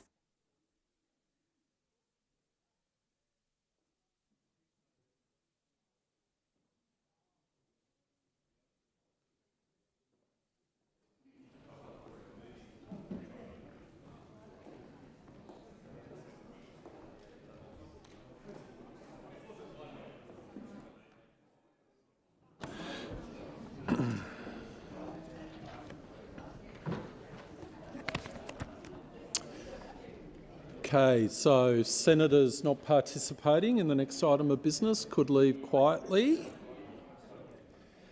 The Senate will now consider the proposal from Senator Thorpe, which is also shown at item 13 on today's order of business. Is consideration of the proposal supported? I note the consideration of the proposal is supported. So, with the concurrence of the Senate, the clerks will set the clock in line with the informal arrangements made by the whips. I call Senator Thorpe to move the motion. I move the motion. Thank you, Senator Thorpe. Senator Thorpe. So-called Australia is signed up to all kinds of international human rights treaties, conventions and proclamations. It must have made the PMs and ministers of their time feel good about themselves, noble. But when it comes to protecting the human rights enshrined in all these conventions, this country is not doing quite as well. In the latest Universal Periodic Review, where countries are assessed on their human rights record, this country received 332 recommendations. Less than 2 months ago, the Labor government announced that they would accept just 128. They decided that they don't need to worry about recommendations from over 20 countries to raise the age of criminal responsibility and stop locking up children as young as 10. They decided not to worry about reducing the racist overrepresentation of First Peoples in prisons, which has led to higher and higher numbers of Aboriginal deaths in custody. They decided to reject all recommendations on improving LGBTIQIA+ rights. They decided not to worry about asylum seekers either. The government has signed up to all those human rights conventions on paper only. Means nothing. It is shameful that the colonial constitution of this country does not protect people's human rights. In its absence to actually ensure compliance with our international obligations, human rights instruments need to be enshrined in domestic law. something that all federal governments have shied away from. The Albanese Labor government is too scared to say it doesn't want a Human Rights Act. That wouldn't look too good. Meanwhile, it actively violates human rights every day. We see women shackled to their beds while they give birth. We see children as young as 10 strip searched. And there have been 83 deaths in custody this year alone, and the number is only rising. We see the most horrific police brutality again and again and again. We see children ripped from their families' arms into abuse and neglect in state care.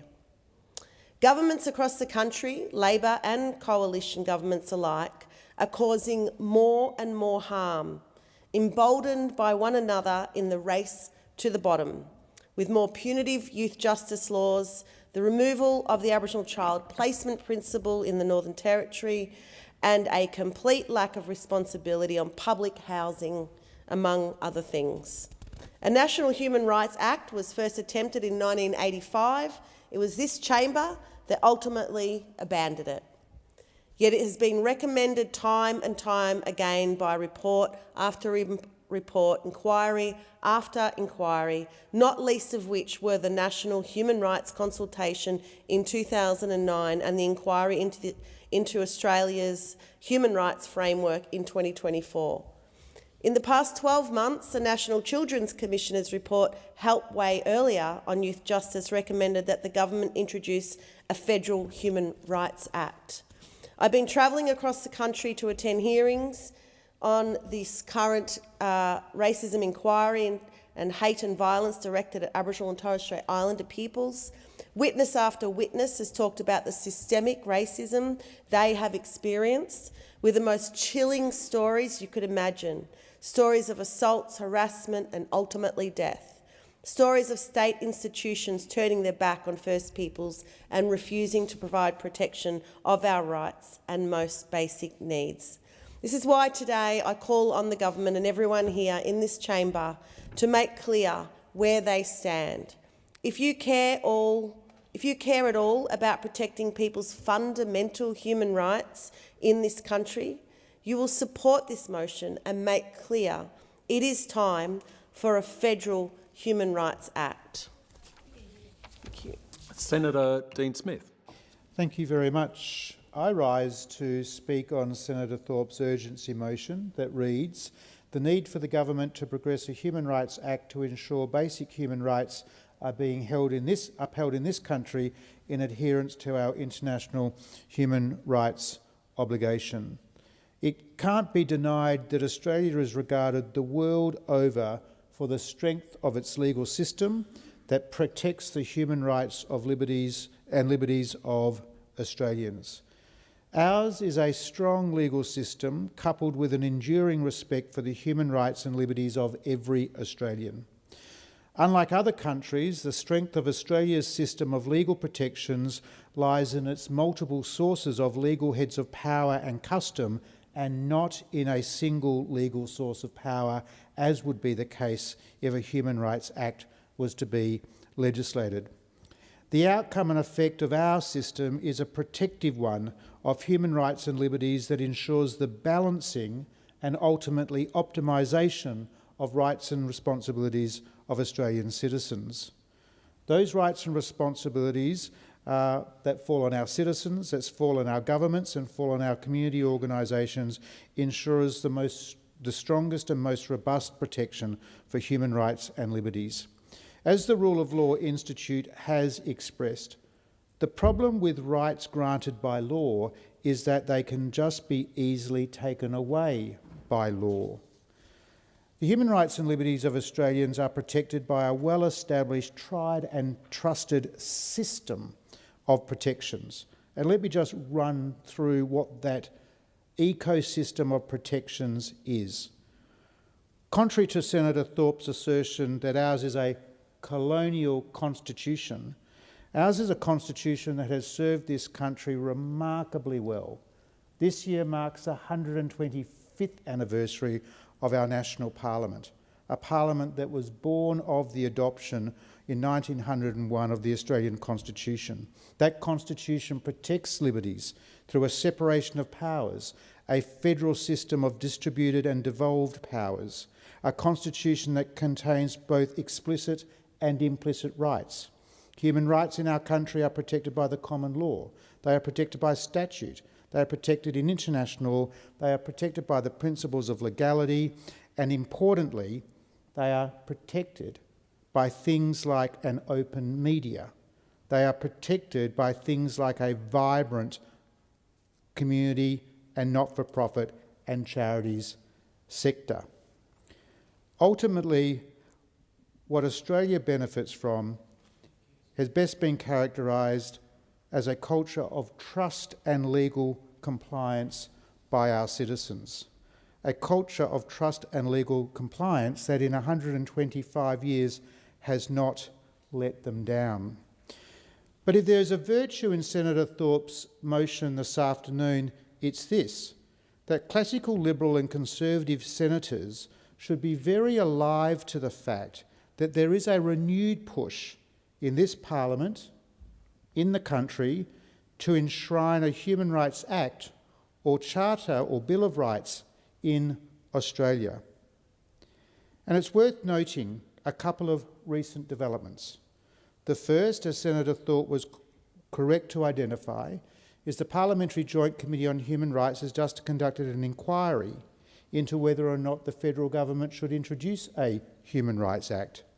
And of course, it will not come as a surprise that a government-controlled committee, like the Parliamentary Joint Committee on Human Rights, suggested that a federal Human Rights Act should be implemented. But this is not, well, I can't speak for the wisdom on these sorts of matters of House of Representatives members, Senator Shoebridge, but for those House of Representative members from the Coalition who endorsed that report, they got it wrong. They got it wrong.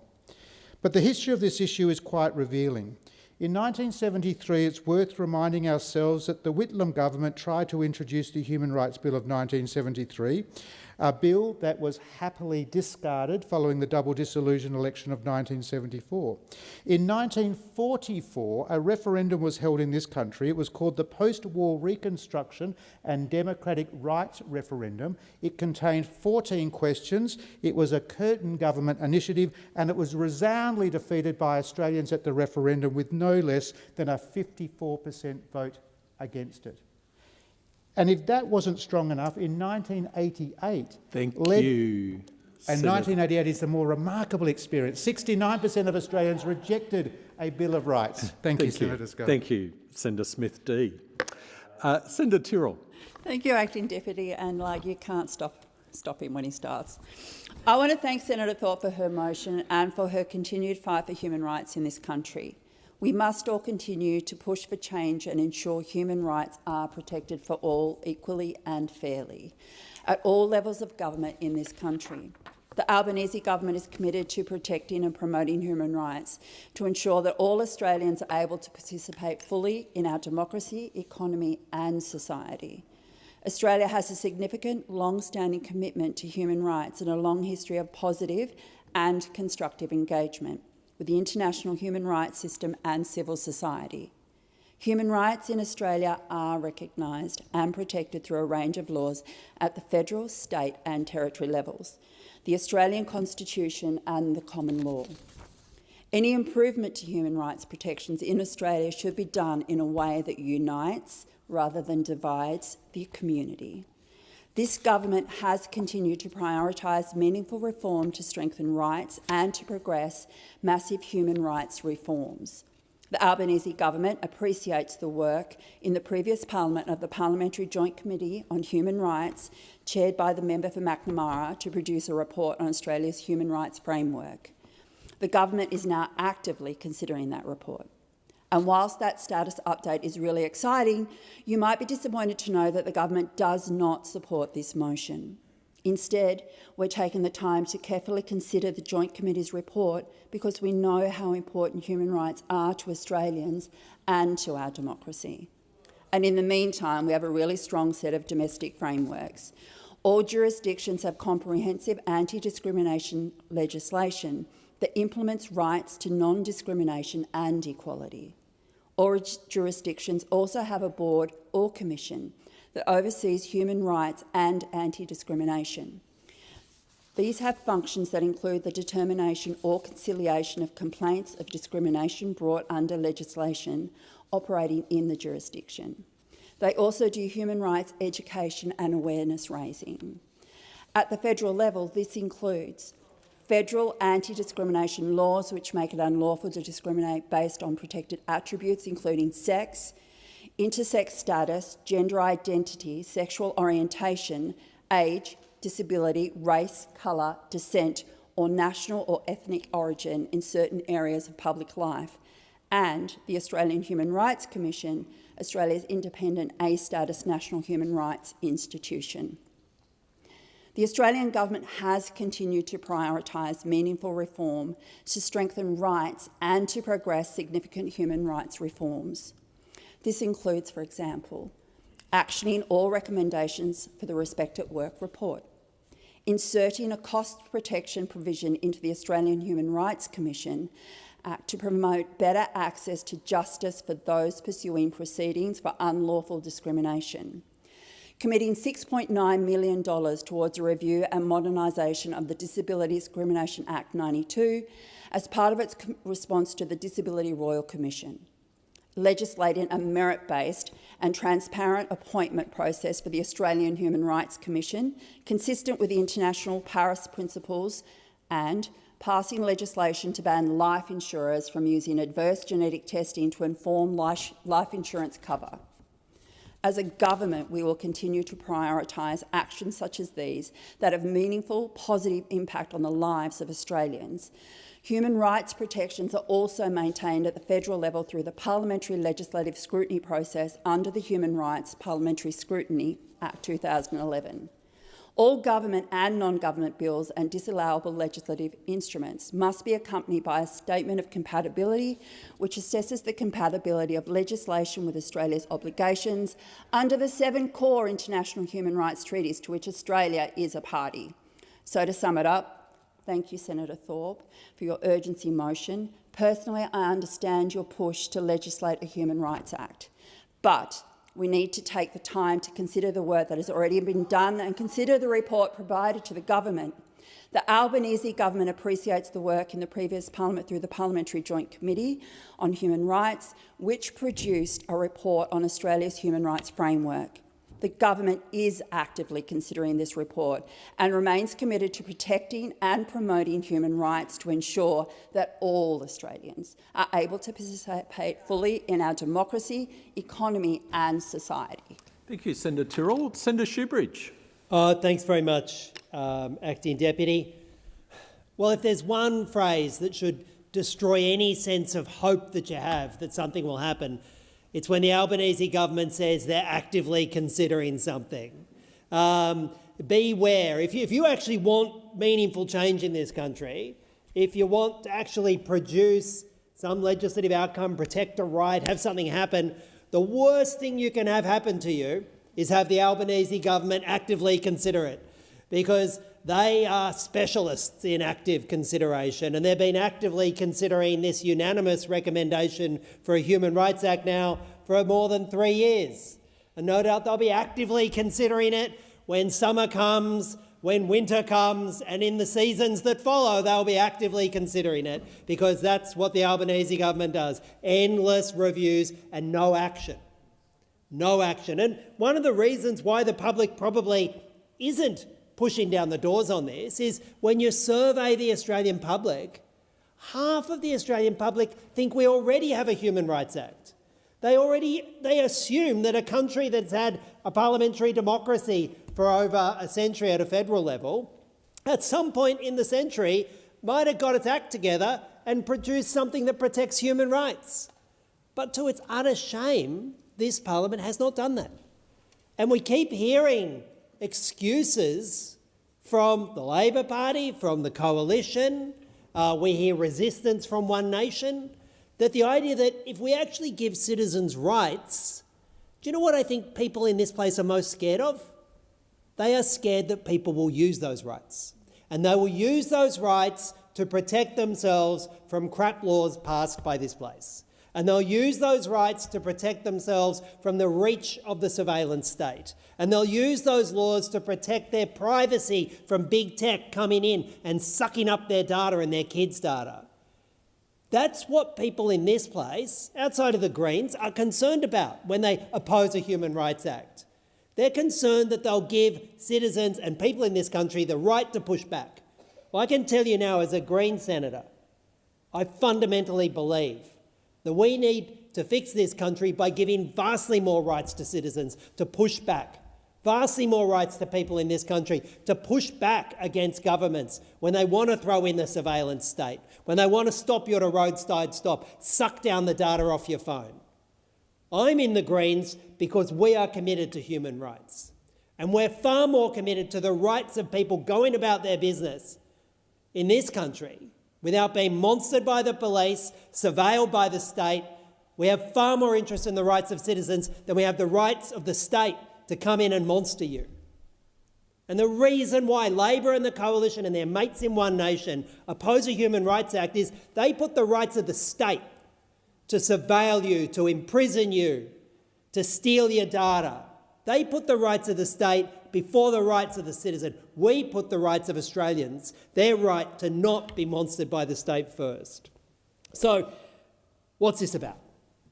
Well, thankfully, we've now seen this coalition of some 170 human rights organisations come together and demand that this place live up to the commitments that Australia has made with international conventions and produce a Human Rights Act. They don't want to see some bunch of bureaucrats actively considering it until we all, shuffle off. Those 170 human rights organisations came out and said, do something. Pass a Human Rights Act, which a unanimous committee in this parliament said should be made law.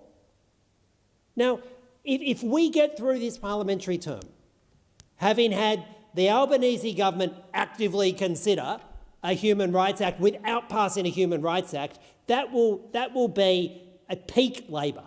That'll be peak Albanese, peak Prime Minister Albanese. Another 3 years of actively considering, twiddling their thumbs, moving things from one bureaucrat's desk to another, getting their senators to come here and give these endless turn the wheels, but please don't do anything speeches. That'll be peak Labor. I don't want peak Labor. We've seen peak Labor. Peak Labor is, the valley in which rights die. We want to see a Human Rights Act. I'm in the Greens because we're a party committed to the Human Rights Act. And every time there's a vote on it, we're going to vote for the rights of Australians over the rights of this place to monster you. Senator Orman-Payne from the great state of Queensland. Thanks, Acting Deputy President, and I concur.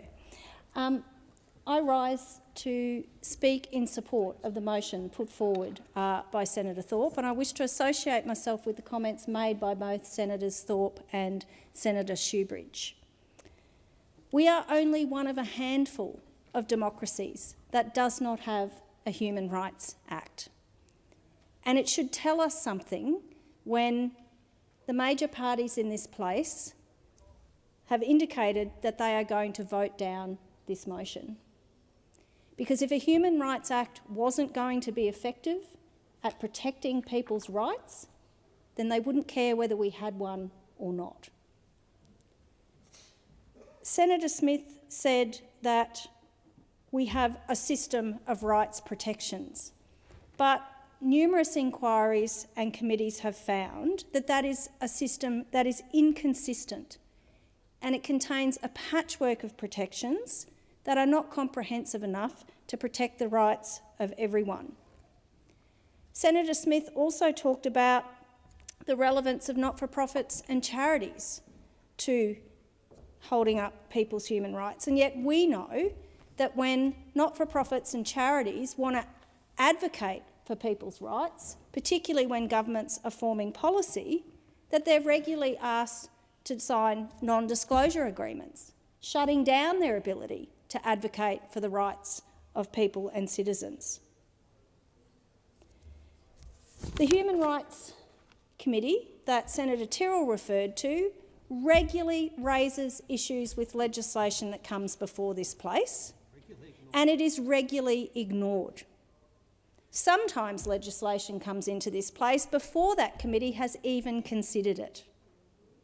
So to assert that that is a protection that negates the need for a Human Rights Act is false. The real value of a Human Rights Act is that it requires governments and government departments to think about people's rights when they are designing policies and delivering services. And that matters because government decisions are rarely experienced equally. People who rely the most on public systems, people on income support, people with a disability, older people, First Nations people, refugees, children and people in detention, they are often the people with the least power and the least protection to challenge those decisions when they go wrong. And we've seen what happens when governments and departments build systems around efficiency, compliance, cost-cutting and punishment without putting people's human rights and their dignity at the centre. Robodebt is the clearest example of this. If we had a Human Rights Act, it's questionable whether the systems that were put in place could have even happened. A Human Rights Act would actually create a different culture inside our government departments because they'd have to ask before they design legislation, what rights are going to be affected by it? Are limitations justified? Is there a less harmful way of achieving the same objective? Have they properly considered the person who's actually going to have to live with the consequences of their decisions? And as was alluded to by my colleague Senator Shoebridge, this is particularly important as governments are increasingly relying on automated decision-making, algorithms and large administrative systems. For the Greens, there is also a fundamental issue of basic equality here, because basic rights shouldn't depend on how much money you have, whether you can afford a lawyer, how articulate you are, or whether you've got enough political influence to make a minister or a department listen to you. Wealthy corporations can employ lobbyists and lawyers to defend their interests, but think about an individual Centrelink recipient, or an aged care resident, or a person with a disability or a refugee who can't. Human rights protections are important precisely because they put limits on the enormous imbalance of power between individuals and the state. Rights should not belong most strongly to the people who are best equipped to enforce them. They should provide a minimum guarantee of dignity and fair treatment for everyone, and that is why the Greens will always support a Human Rights Act for this country. Thank you, Senator. Senator David Pocock. Thank you, Acting Deputy President. I rise to speak in support of this urgency motion, and I thank Senator Thorpe for bringing it to the Senate, and want to recognise her continued work in this area to continually remind the Senate about our obligations and our failures as a nation when it comes to so many rights that are not currently enjoyed by Australians, principally First Nations communities. It's been more than 2 years since the Parliamentary Joint Committee on Human Rights recommended the creation of a National Human Rights Act, a recommendation the Parliament still hasn't acted on. As a middle power, Australia has long championed and been committed to human rights abroad. Australia played an important role in developing the international human rights system, including the drafting of the Universal Declaration of Human Rights. Since then, ratifying 7 core United Nations human rights treaties, Australia has voluntarily undertaken international obligations that respect and fulfil the rights recognised to them. But there's a fundamental gap between the commitments Australia has made internationally, where we turn up on the world stage and then we say, yes, we will do this thing, and the protection of those rights received under Australian law. Many of them are simply in an agreement somewhere. Australia has no comprehensive federal Human Rights Act. Our protections are spread across the Constitution and the common law, and the Constitution protects only a limited number of rights. The common law recognises important rights and freedoms, but those protections remain vulnerable as this Parliament can override them through legislation, as we've seen happen on numerous occasions. The result is a fragmented system in which rights receive different levels of protection, are subject to the different pathways for enforcement.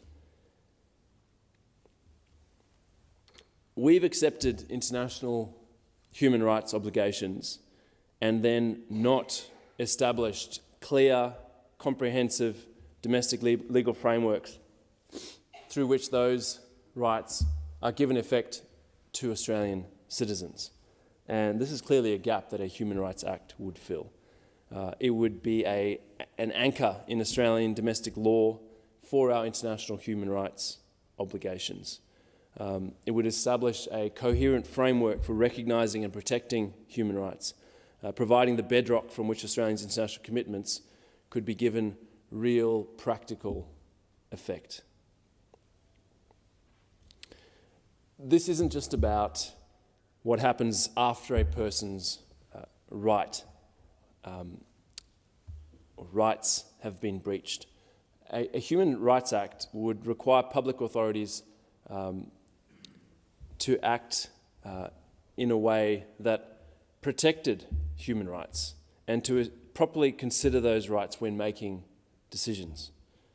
It would therefore move the consideration of human rights earlier in the decision-making process. And as has been raised many times in the contributions today, we have the Committee on Human Rights, but how many times has a bill come here that has had very brief encounter with that committee, or in some cases, none at all? It's too urgent, and human rights be damned.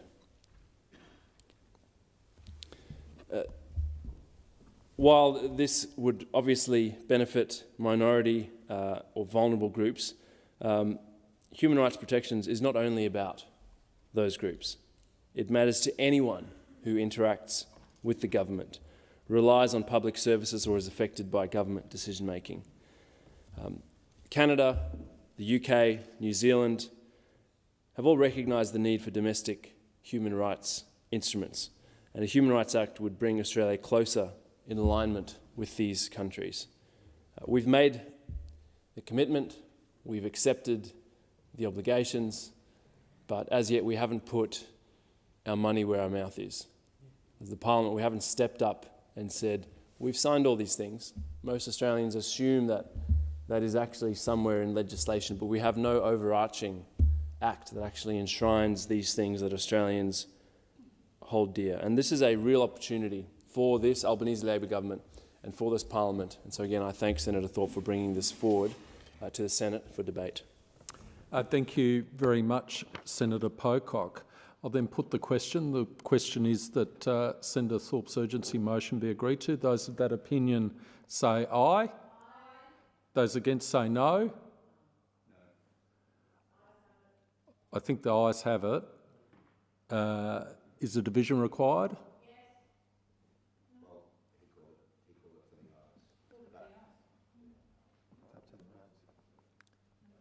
Okay. That concludes that item of business. Thank you.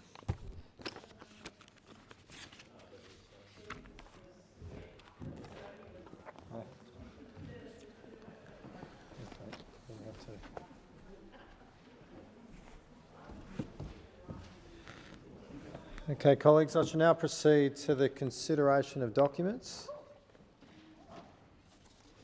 The documents are listed on pages 4 to 5 of today's order of business. Who's seeking the call? Senator Thorpe? Can I leave to move a motion relating to leave of absence? Well, you could seek leave. There's normally just one moment.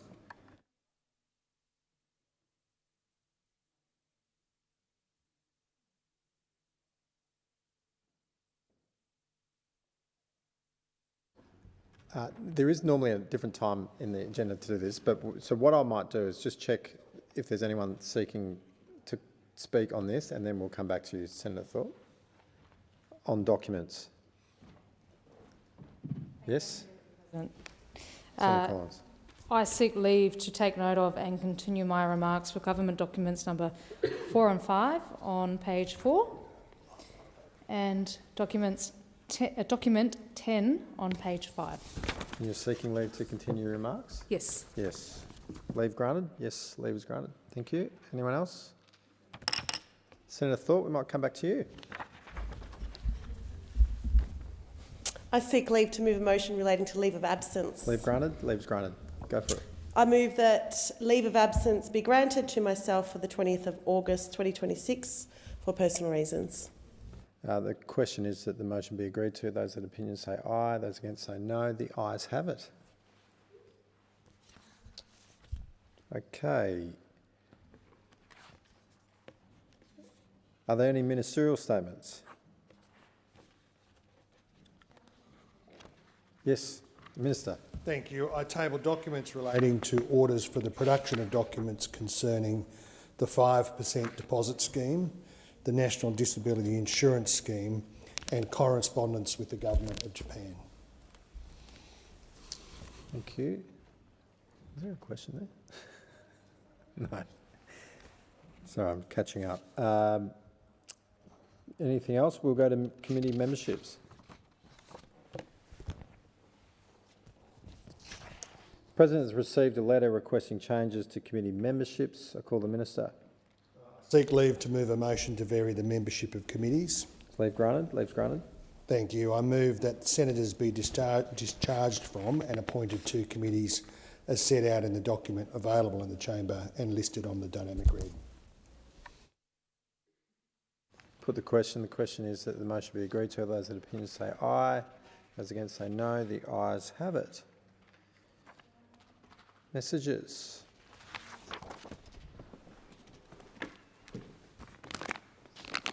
President's received messages from the House of Representatives forwarding the following bills for concurrence: Cash Distribution Framework Bill 2026 and Cash Distribution Framework Consequential Amendments and Transitional Powers Bill 2026. Minister. I move that these bills may proceed without formalities, may be taken together and be now read a first time. The question is the bill be read a first time. All those that opinion say aye. Those against say no. The ayes have it. The clerk. Cash Distribution Framework Bill 2026, Cash Distribution Framework Consequential Amendments and Transitional Provisions Bill 2026. Minister. I table a revised explanatory memorandum relating to the bills and move that these bills be now read a second time, and I seek leave to have the second reading speeches incorporated in Hansard. Is leave granted? Leave's granted. I move that the debate be now adjourned. The question is the debate be adjourned. Those opinions say aye. Those against say no. The ayes have it. I move that the resumption of the debate be in order of the day for a later hour. The question is that be agreed to. Those opinions say aye. Those against say no. The ayes have it. The President has received a message from the House of Representatives forwarding the Biosecurity Amendment Improving Operational Efficiency Bill 2026 for concurrence. The Minister. I move that this bill may proceed without formalities and be now read a first time. The question is the bill be read a first time. Those that opinions say aye. Those against say no. The ayes have it. Clerk. A bill for an act to amend the Biosecurity Act 2015 and for related purposes. Minister.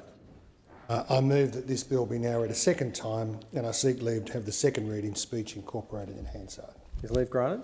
Leave's granted. Minister. In accordance with Standing Order 1153, further consideration of this bill is now adjourned to the 28th of August 2026. The President has received a message from the House of Representatives forwarding the Wine and Other Legislation Amendment Bill 2026 for a concurrence. The Minister. I move that this bill may proceed without formalities and be now read a first time. The question is the bill be read a first time. Those of the opinion say aye. Those against say no. The ayes have it. The clerk. A bill for an act to amend the Wine Australia Act 2013 and other legislation and for related purposes. Minister. I move that this bill be now read a second time, and I seek leave to have the second reading speech incorporated in Hansard. Is leave granted? Leave's granted. I'll drink to that. I move that the debate be now adjourned. The question is the debate be adjourned. Those that opinion say aye. Those against say no. The ayes have it.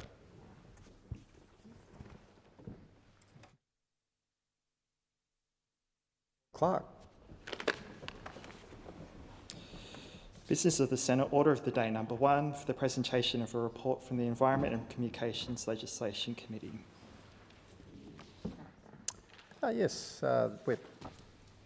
On behalf of the Chair of the Economics Legislation Committee, Senator Darmanin, I present the report of the Committee on the provision of interactive gambling amendment, Gambling Reform Bill 2026 and a related bill, together with accompanying documents. Clerk. Business of the Senate, order of the day number 2, Rural and Regional Affairs and Transport References Committee, resumption of adjourned debate on a motion to refer a matter moved by Senator Colbeck. Senator Brockman? I'm not concerned. Would you like to go first, Senator Roberts? Okay, Senator Brockman, I did give you the call first, so you can take it. Thank you very much, Acting Deputy President. Well, I rise to speak on this matter of referring the episode of the approval of the sale of Rushy Lagoon to committee for a very, very good reason, even though where I happen to live in Australia is about as far from Rushy Lagoon as you can get. It doesn't mean that the events that occur in that part of Tasmania do not have direct implications both for the good governance of Australia and for an enlightening look at how this particular government operates when it comes to this decision, these sorts of decisions, but it also reflects much more broadly on the trend that is happening across agricultural land for land to be taken out of production and moved into basically a non-productive state, particularly when it comes to food production. Now, first of all, I will preface this contribution by saying I am not opposed to foreign investment in Australian agriculture. The Esperance Sandbelt, which is one of the most productive parts of the Australian wheat belt, would not have been opened up the way it was but for foreign investment, in that case from America. And it's very interesting to note that whilst that foreign investment was very important to the opening up of that Esperance zone, it is now almost universally within the hands of Australian farmers producing grain for not just Australia but for the world. And it is, as I say, one of the most consistent and productive parts of Australia. So I am not rising to speak about Rushy Lagoon because alone it is a foreign investment. But what I am rising with great concern about is this entanglement of foreign investment, government funding, government-backed schemes to value carbon credits, carbon units, Australian carbon units as they're called, and the outbidding of Australian farmers by 30% for land that should be in the business of producing food and fibre, not just for Australia, but for the world. And you can take any one individual and property and say, oh, well, taking that out of production doesn't really matter. But if you do it over and over and over and over again, and there are 225 examples of property being tied up with carbon unit production in the state of Western Australia alone, 225. So if you do it enough times, you will materially decrease our access to food and fibre, both in this country and for export to the world. And what has happened here in Rushy Lagoon is a very murky conflagration of a foreign investor buying a very, very large piece of Australian farmland, taking it out of food production. At one point in the near past, it ran something like 8,500 head of cattle and 22,000 head of sheep, taking it out of food production and putting it into trees. And again, we need trees. We need agroforestry. We need the production of timber in this country. But what makes this very, very murky is that a large chunk of the investment dollars in this project have come from a government instrumentality, the Clean Energy Finance Corporation, and seemingly, and I cannot say this for sure, but seemingly a large part of the revenue model for this particular sale and the price paid, again, significantly above what local farmers were able to offer, comes through the supposed value in Australian carbon units, carbon credits. So we have a foreign business backed with Australian government cheap money. It's not cheap money, it's a taxpayer's money.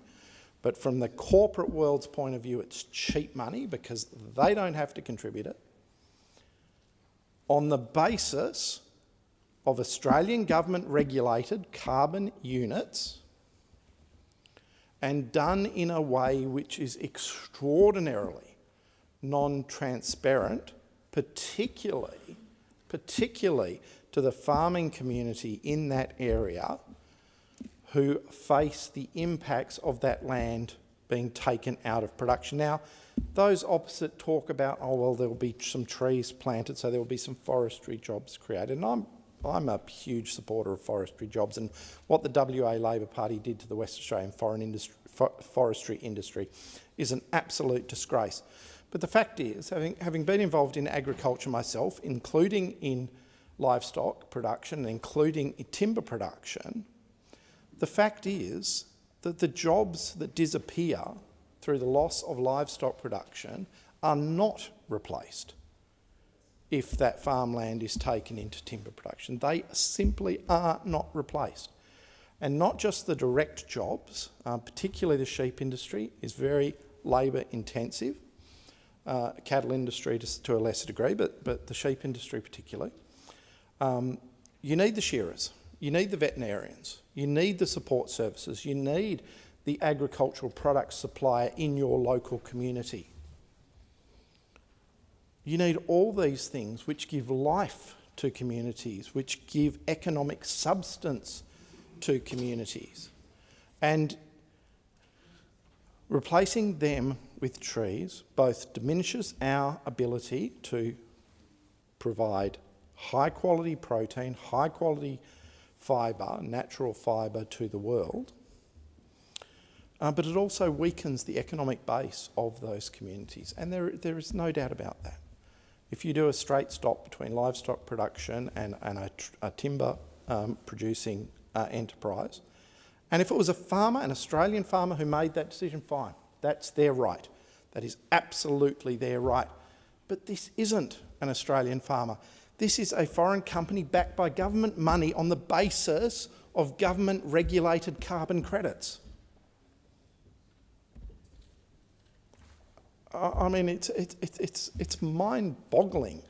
And then that fact that that company could come along and pay something like 30% above market value, you know, great for the seller, absolutely. But is it good for agriculture? Is it good for Australia? Is it good for that local community? And the fact that the government instrumentality, the CEFC, is putting money into it is what should make it a problem for this government. But they don't have a problem with it. They don't have a problem with it because they want to see these carbon units, these carbon credits, having some sort of a market.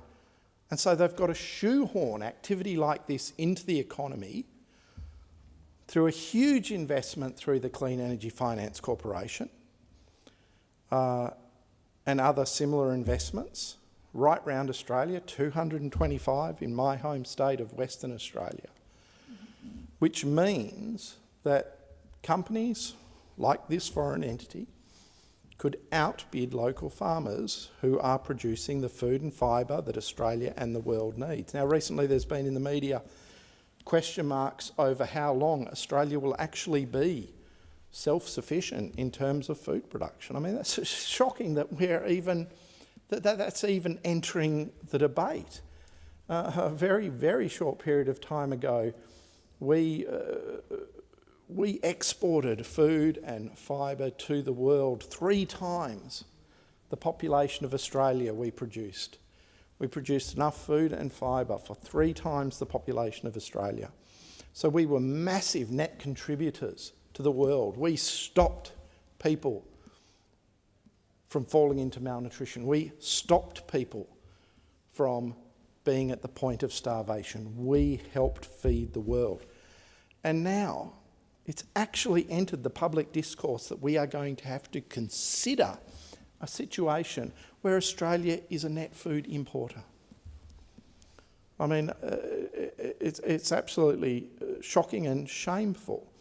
And it does reflect on government policy which has effectively, in multiple ways, green-lit this particular project at Rushy Lagoon. Because it was the government who had to approve, first of all, the foreign purchase. It was the government, through its Clean Energy Finance Corporation, that funded the project. It was the government, through its carbon units, through its carbon credits, which provide the supposedly, and we haven't seen the business model, but this is the reporting that's out there, that it's the government that controls the carbon units and the system of carbon credits that is the business model of this project. So the government has its finger in this pie in every way it possibly can. It's got investment, it's the regulator, it's the decider on the foreign investment.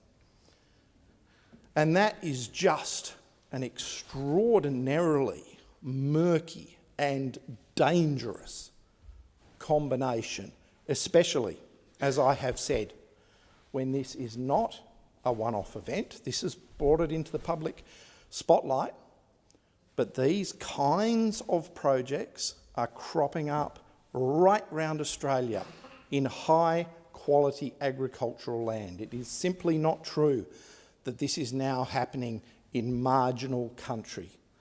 This is happening in high-value rainfall land. It's happening in my home state of Western Australia, in places like Boyart Brook.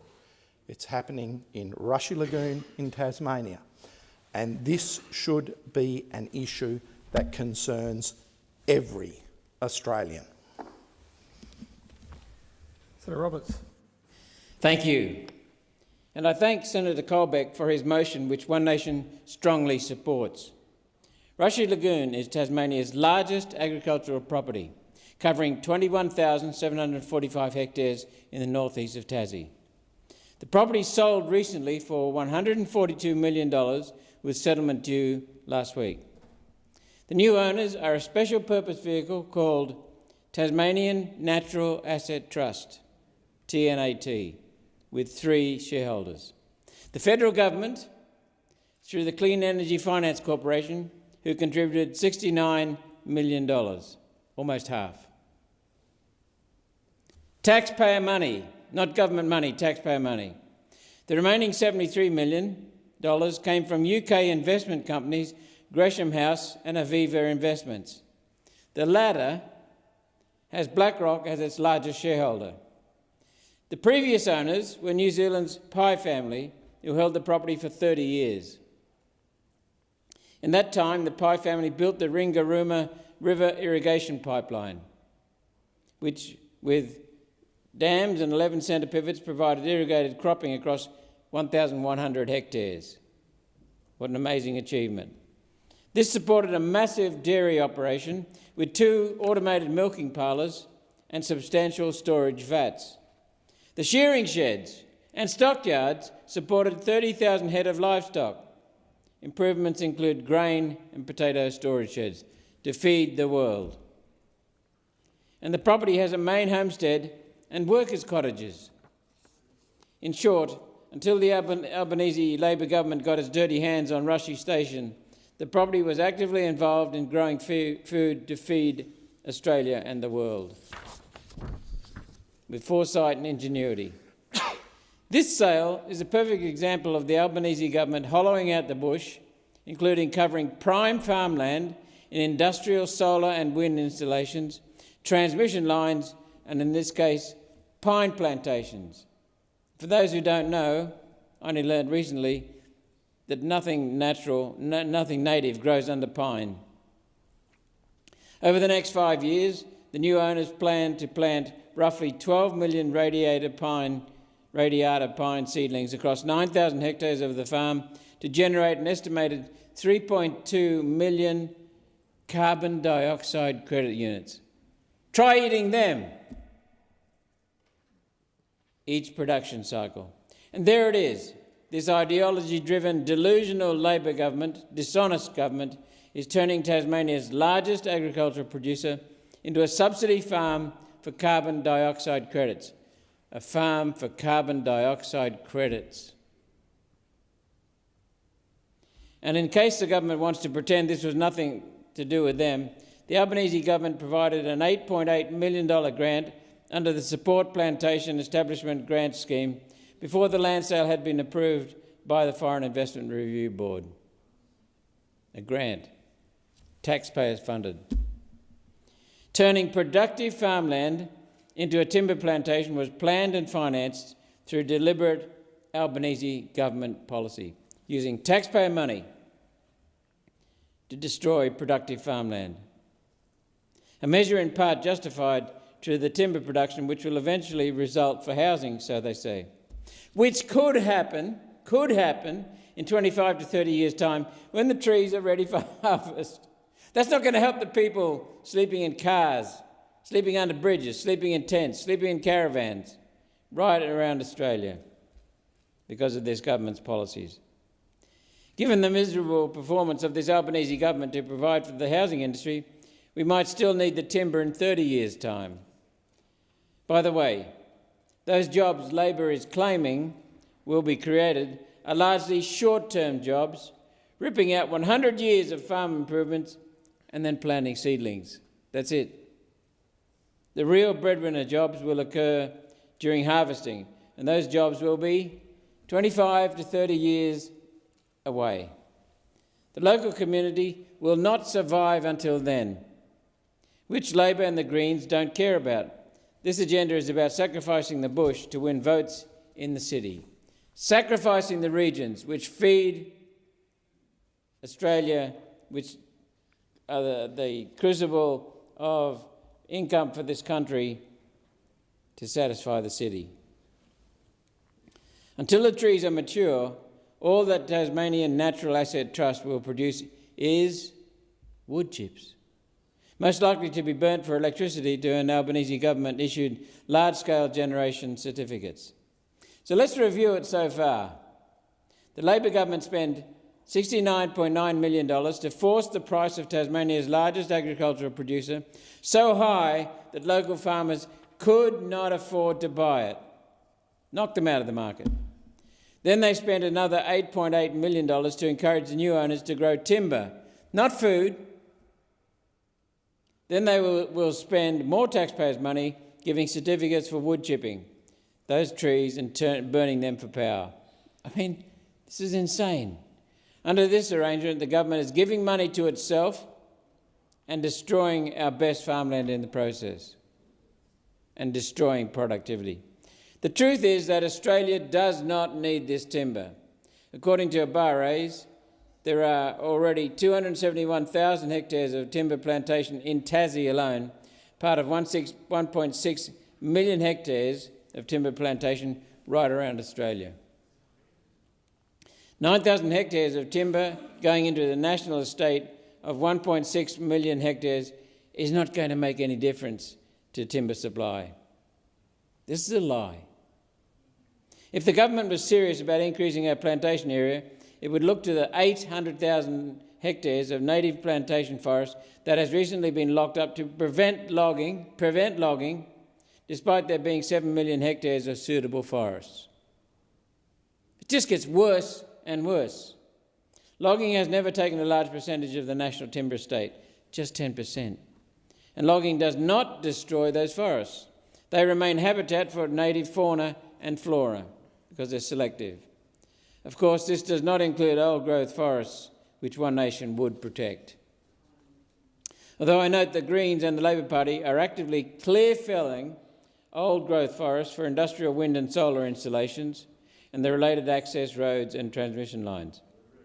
Yet non-destructive logging is the problem, so they say. The real reason Australia's timber supply is falling is because timber mills can't pay their power and energy bill. Net zero power costs and intrusive bureaucracy are killing our precious timber industry. One Nation will lower power prices. We've given you the policies. Remove the red tape, remove the green tape, and remove the blue UN tape, and encourage the Australian timber industry and the jobs it creates. Jobs now, not in 30 years. Jobs now.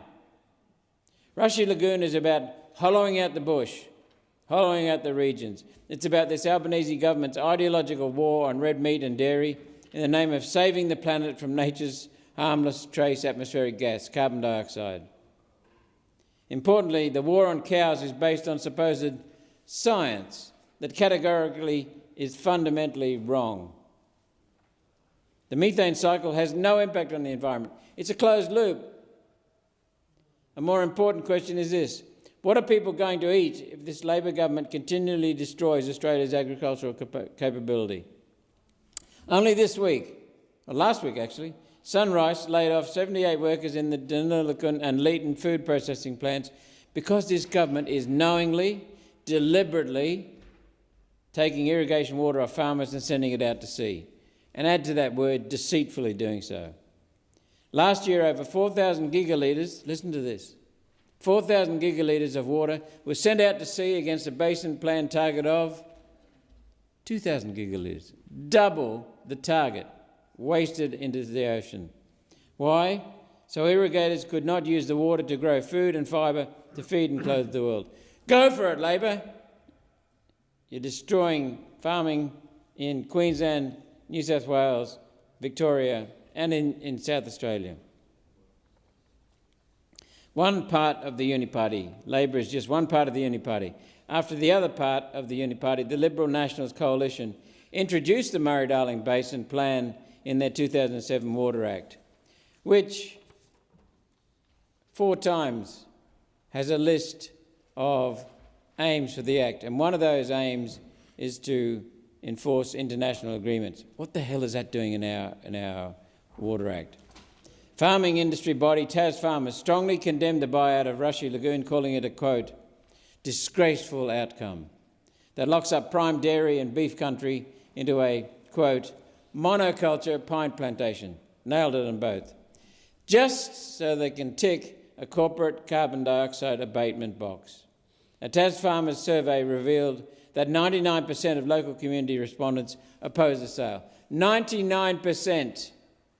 For this reason, the new owners are now talking about undertaking ecotourism and community projects to moderate the fallout, while the state Liberal government is now holding an inquiry into its own stupid decision to allow the purchase.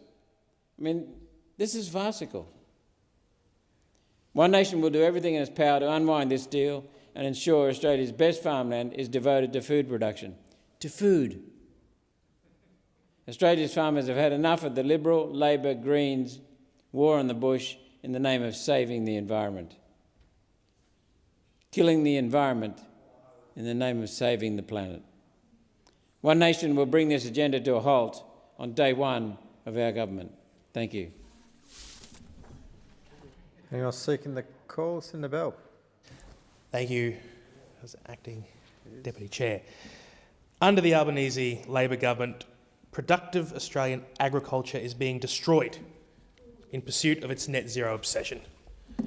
Rushy Lagoon should be a warning to every Australian Tasmania's largest farm is being turned into another monument to Labor's obsession with economic vandalism. This is a productive agricultural land. It grows food, it supports farmers and regional business. Now taxpayers are helping finance its purchase by a foreign-backed investment structure, and taxpayers are even paying for the trees that will take thousands of hectares out of agricultural production. The Clean Energy Finance Corporation has put $69 million behind the purchase, and the Commonwealth handed over another $8.8 million towards establishing the plantation. Think about the madness of that. Australians are being made to help buy Tasmania's largest farm, and they're being made to pay for the pine trees that will destroy the agricultural value of thousands of hectares of it. Also, carbon can be counted, traded and turned into credits. We are literally subsidising the conversion of productive farmland into a carbon credit plantation. And the government expected Tasmanian farmers to have to compete with that. If Canberra was prepared to put $69 million behind Rushy Lagoon, why could they not be prepared to use that money to help Tasmanian farmers buy the property and keep it productive? Both federal Labor and the Tasmanian Liberals tell us they want to grow agriculture and train young people in agribusiness. Well, here they had an opportunity. Tasmania's largest farm comes onto the market. They could have helped local farmers buy it, improve it and keep it productive. They could have backed irrigation, livestock, technology and training. Instead, taxpayers are backing pine trees, carbon credits and a foreign-backed investment fund. Tasmanians have every right to feel sold out. The hastily rushed sale of Rushy Lagoon exposes something much bigger. Carbon credits are changing what productive land is worth and how investors behave. If you create perverse investment incentives, you're going to get perverse outcomes. A farm can now be valued not only for the food it produces, but for the carbon someone else can claim by planting poisonous trees on it. It is the Albanese Labor government that is creating this lunacy and financing it again with your money. They're taking your money and they're using it to destroy productive agricultural land. The consequences are obvious. With millions in taxpayer money backing productive farmland, beg your pardon, let me rephrase that. With millions in taxpayers' dollars backing productive farmland, farmland is now worth more to carbon investors than it is to a farmer who wants to keep producing food.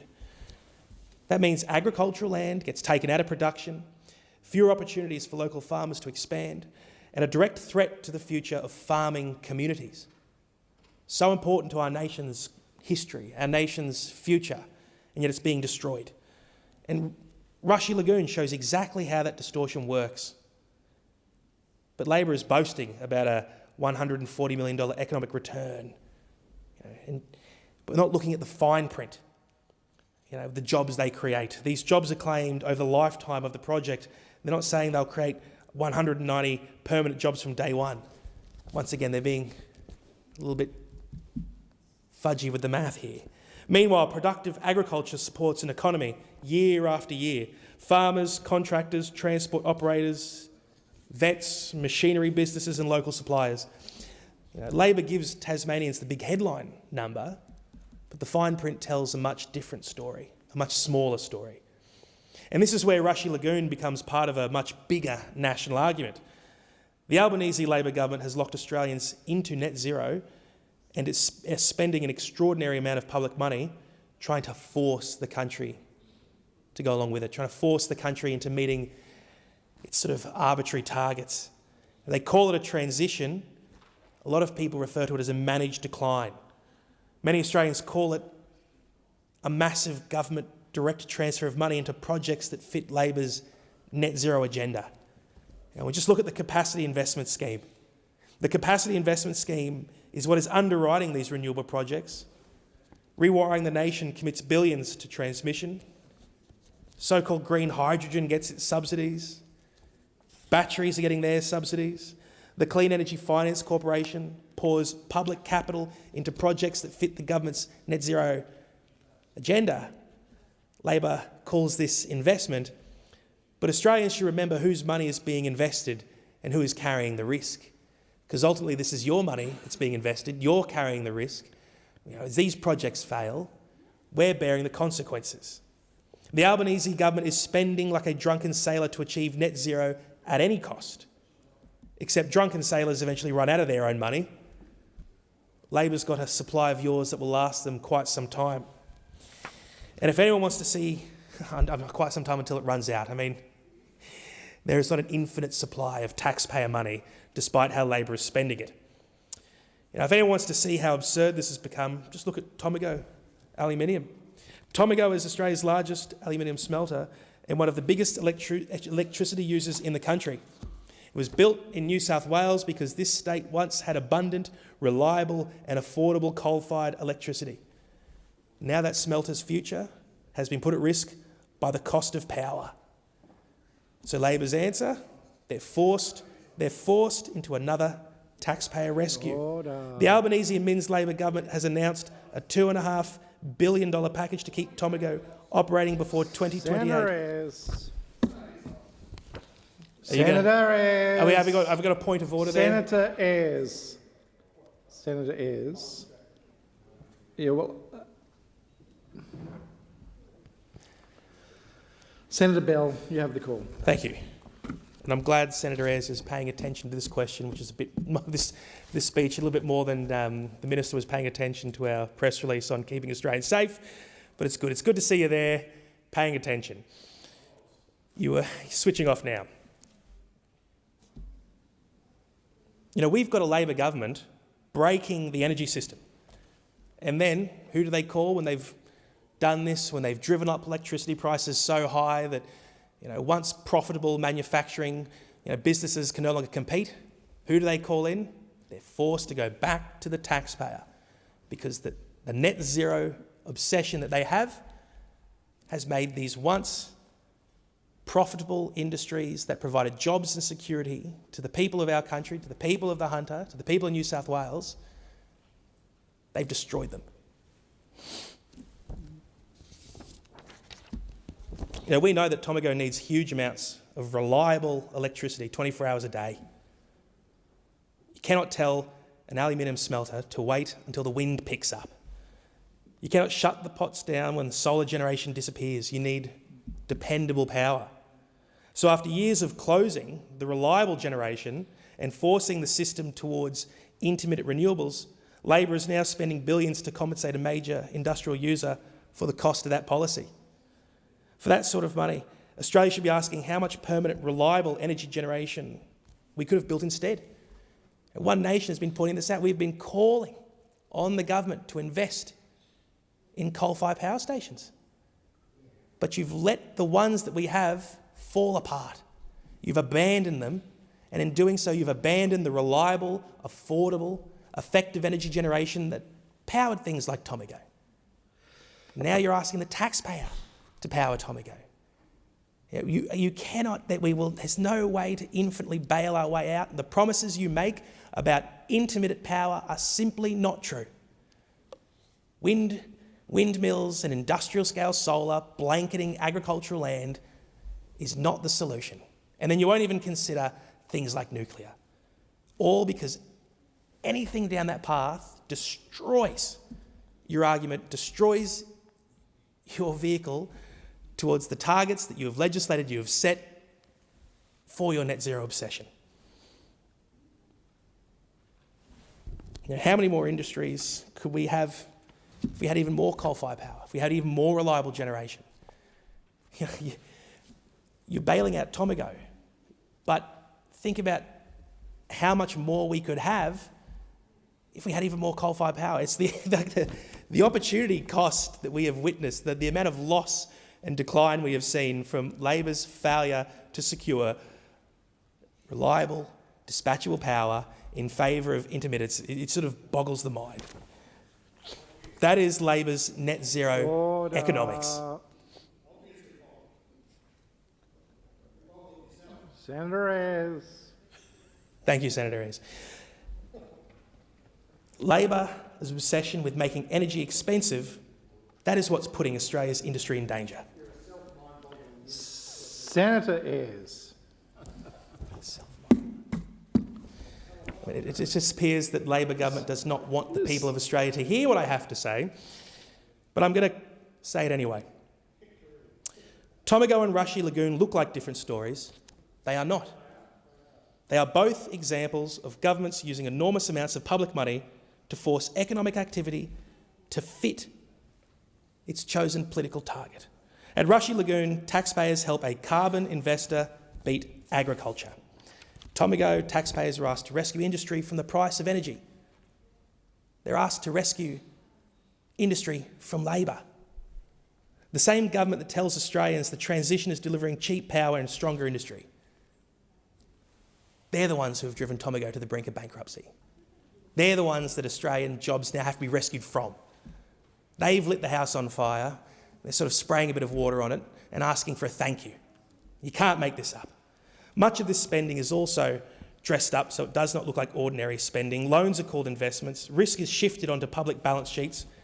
Guarantees are treated as if they're free, but there is no magic government money. There is taxpayer money, borrowed money, and taxpayer risk. And if these projects are as cheap and commercially irresistible as Labor claims, then why do they need so much taxpayer help? Why does this government have to underwrite them? Why are consequential loans required? Why does Canberra keep inventing new schemes to make their failed economics work? Australians are paying more for electricity while being told that technology driving the transition is cheaper. Families do not care what a government model says electricity should cost. They care what appears on their ever-growing bills. Manufacturers care whether they can keep operating. Families care whether they can stay competitive. Tomago cares whether it can get reliable electricity at a price that keeps the smelter open. Under Labor, they couldn't. That is the future that is the future that Labor created. That is the path that we are facing. Is it a future where our manufacturing, our industries, our farms cannot stand on their own 2 feet? They don't have the power to run. The market has been perverted. And we see these outcomes which are so detrimental to our future productivity, the jobs in our regions. And then we get to the issue of the environment here, because the environmental hypocrisy is just extraordinary. Labor and the Greens lecture Australians, I'll give you a shout out there, Senator McKim. Labor and the Greens lecture Australians about protecting nature while supporting the industrialisation of huge areas of regional Australia. Transmission corridors cut across farmland. Wind and solar disturb land and habitat. Roads, substations and other infrastructures have to be built. Apparently environmental damage stops being environmental damage when it helps Chris Bowen meet a target. Regional Australians are the ones who are expected to wear it. The towers are not being built through inner city streets. Large renewable intermittent developments are not being concentrated beside people writing the policies. It's regional communities who are forced to bear the brunt of the infrastructure that is forced upon them by this Albanese Labor government's net zero obsession. And Rushy Lagoon fits perfectly into that pattern. A productive farm becomes an opportunity to store up carbon. Taxpayer money is making it happen. And the people who are told this is all for their benefit are expected to applaud when it's their jobs that are being wiped out, their communities that are being destroyed. Other countries are already discovering that political climate promises eventually collide with economic reality. Canada scrapped its consumer carbon price. European governments are reworking their climate policies because of competitiveness, industrial pressure and household costs.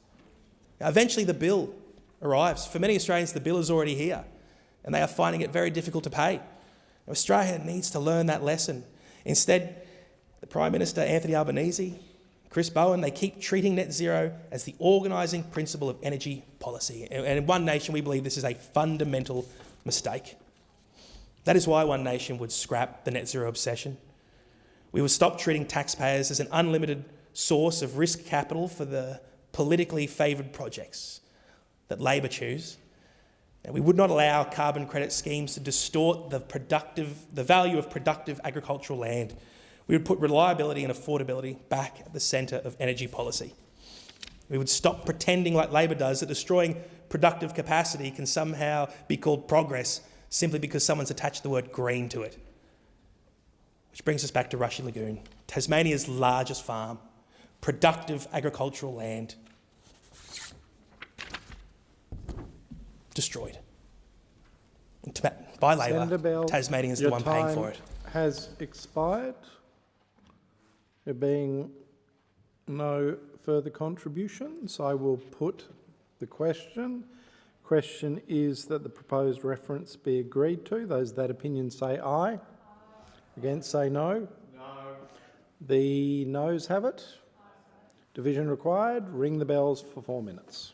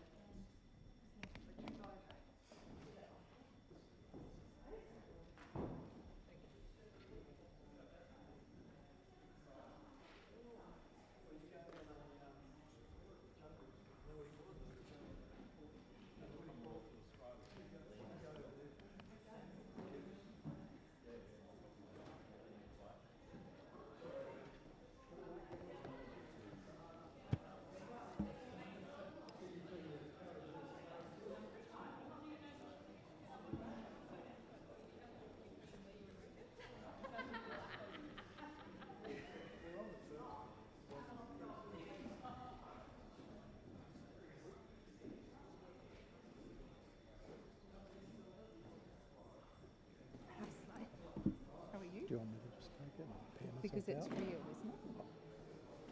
Yeah.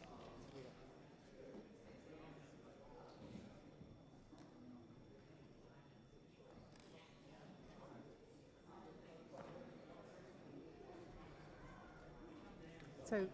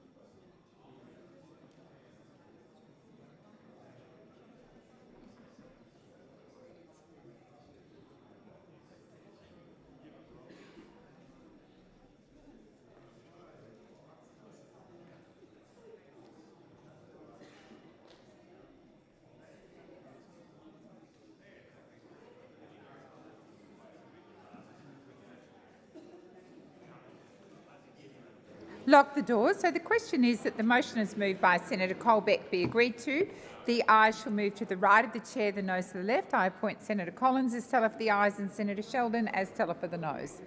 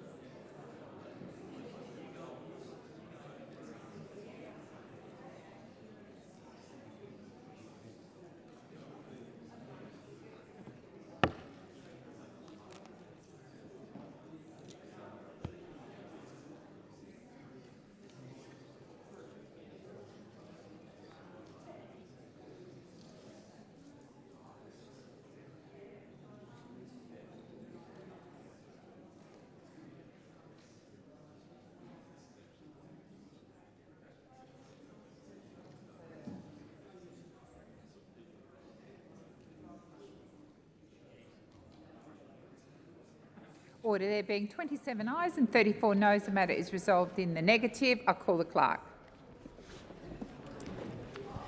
Government business orders of the day number 1, National Disability Insurance Scheme Amendment, Securing the NDIS for Future Generations Bill 2026, resumption of second reading debate and the question on the second reading amendment moved by Senator Ruston. Senator McKim, I believe you're in continuation. Yeah, well, thanks very much, President. At the start of my contribution, I spoke at length about the fact that the NDIS is a beneficial scheme for people with disabilities, disabled people, and of course, so it is. So it is.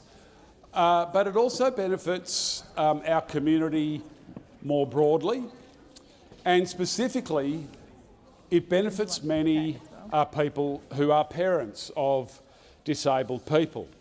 And I want to take this opportunity to put on the record the views of two people who I know in my home state of Tasmania, parents who have 2 kids with intellectual disabilities, including, and both of those children are on NDIS plans, and that includes one of those 2 children who has Down syndrome.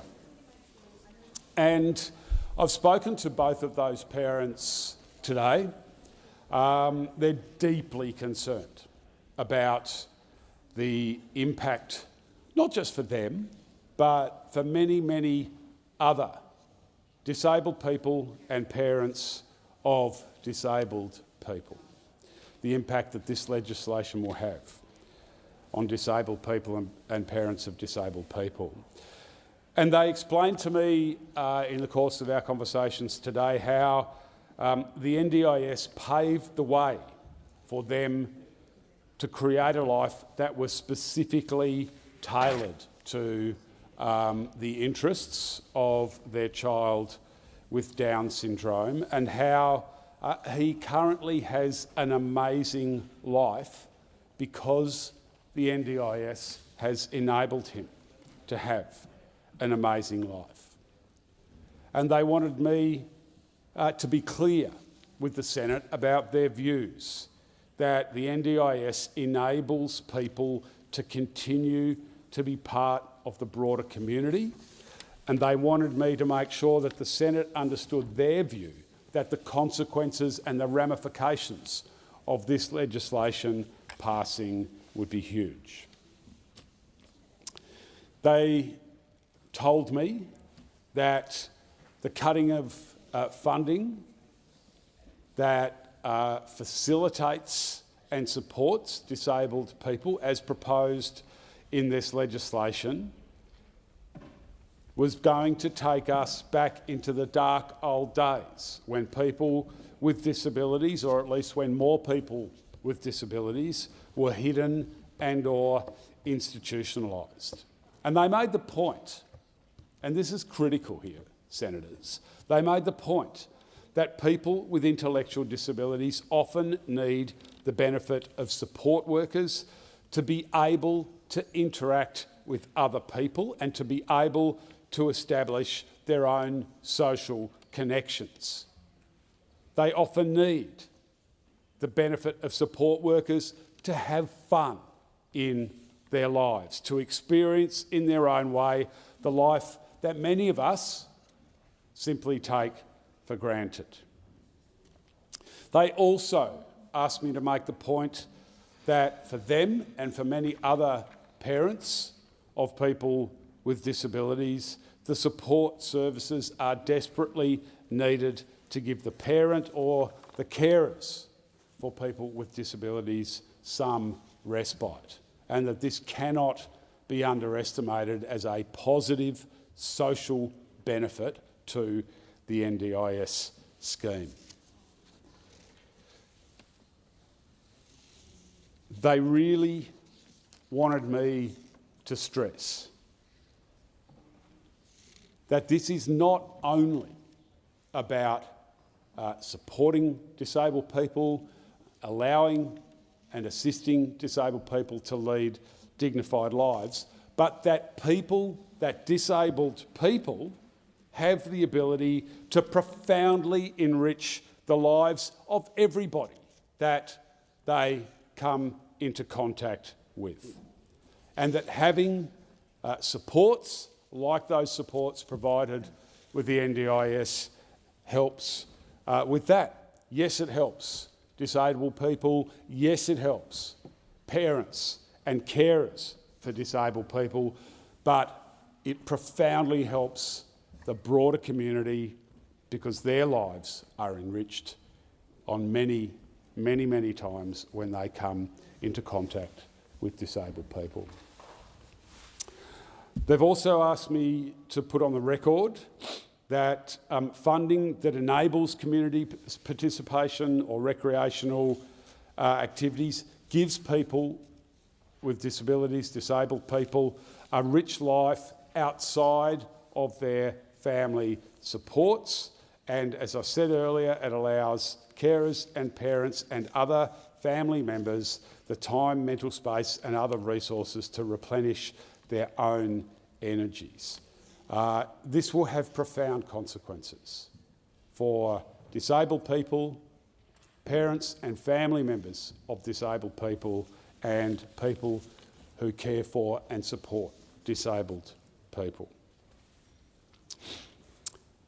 They also wanted me to communicate that NDIS funding has enabled children to participate in what they describe as mainstream life to the extent that they can, and for their son with Down's syndrome, this has meant the difference between having the very rich life that he does with NDIS support, with an array of activities that suit his interests and keep him active and engaged, or alternatively, the future that they may be facing, which is some level of support, lesser support, within a group situation that bears no resemblance to the life that most of us are able to lead.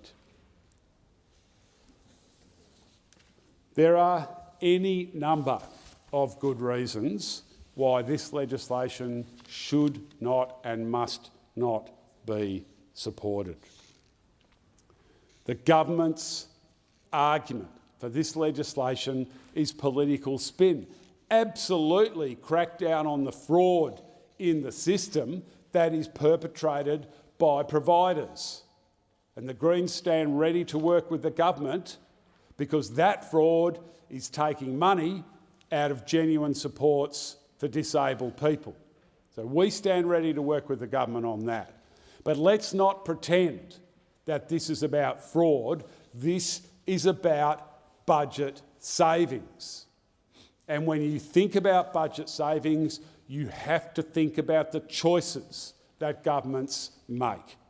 And this choice is to punch down on disabled people in the most catastrophic, diabolical way, just to save some money that could easily have been saved by reining in the tax breaks for wealthy property speculators, that could easily have been generated by making the super wealthy pay a wealth tax in Australia, that easily could have been saved by walking away from the catastrophic AUKUS deal, that easily could have been raised by applying a gas export tax in Australia.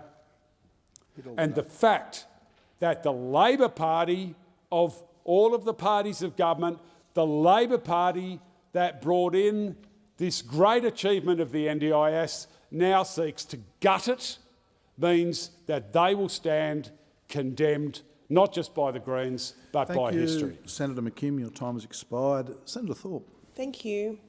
I rise to speak to the National Disability Insurance Scheme amendment, securing the NDIS... Senator Thorpe, sorry to interrupt. I just need to, and apologies, I just need to ask if Senator McKim is going to foreshadow his second reading amendment. So I foreshadow my second reading amendment.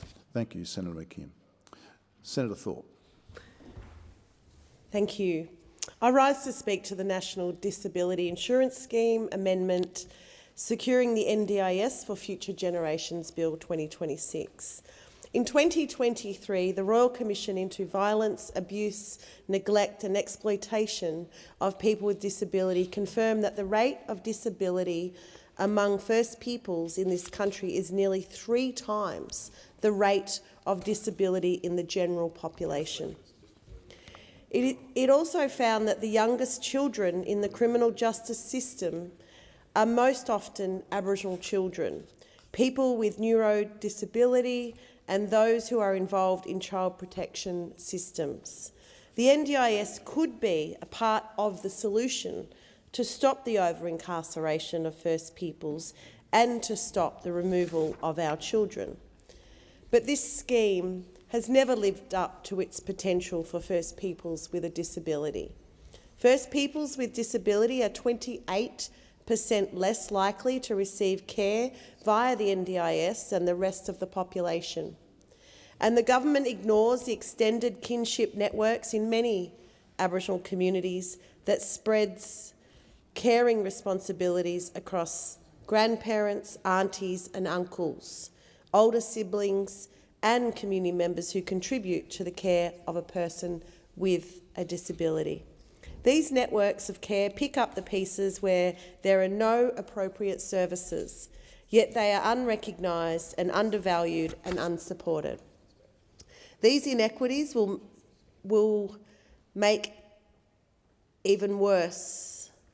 be made even worse under Labor's bill. I'm going to outline just a few of the ways that this bill is going to harm First Peoples with a disability. The bill requires that a person with disability confirms the disability is permanent and then goes to all lengths to demonstrate they have exhausted all possible treatments before accessing the NDIS. Apart from being entirely inconsistent with the concept of disability under the UN Convention, this part of the bill means that so-called treatments are only accessible to people who already have the financial means and support systems to access them. This bill will allow a person's functional capacity, needs and plan to be assessed without considering their personal, social and environmental factors. This is despite the Royal Commission being very clear that the experiences of First Peoples with disability can't be separated from the ongoing impacts of colonisation, intergenerational trauma and racism. This same plea is included in several submissions by First Peoples to the inquiry into this bill. A person can be kicked off the NDIS if the government cannot contact them. It doesn't matter if they don't have a phone or a laptop, internet access or even living in the long grass. If they don't have the resources or an address, which most of Aboriginal people are homeless on their own lands, then they have no hope. We know that most First Peoples who live remotely are excluded from internet connectivity, and this provision intentionally targets and punishes them further. This bill will make it much harder for Aboriginal community-controlled organisations to become NDIS providers, with new burdens on administration. Community-controlled organisations are already heavily regulated, with fewer ACOs providing NDIS supports to First Peoples with disability. There will be fewer culturally safe supports available. The burden this bill places on ACOs directly contradicts the government's claim that it will strengthen ACOs through closing the gap. This bill is going to mean fewer First Peoples with disability will get the support they need, and the available supports will lack cultural safety and geographic accessibility. This is just another way that the state will force my people off country to get the basic support they need to meet their daily needs. And no one would dispute that the NDIS, just like all government programs, should be run on principles of transparency, accountability, equity and fairness so that people who use the NDIS get the best possible supports given by the best providers. But this bill is not about strengthening the NDIS. Instead, Labor is treating people with disability as collateral damage for their own maladministration to cut hundreds of thousands of people from necessary supports. Minister McAllister's claim that people must be cut from the scheme because it was never designed for so many people is gammon. If policy can't be designed and changed to meet the needs of the people, what's the point of it? Of course, government spending on the protection racket, that is AUKUS, has never been questioned.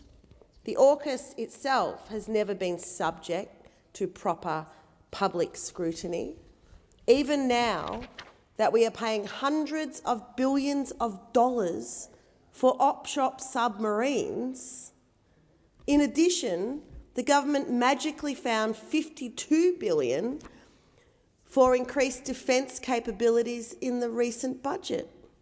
The marginal cost to ensure the NDIS actually delivers to all that need it is nothing in comparison.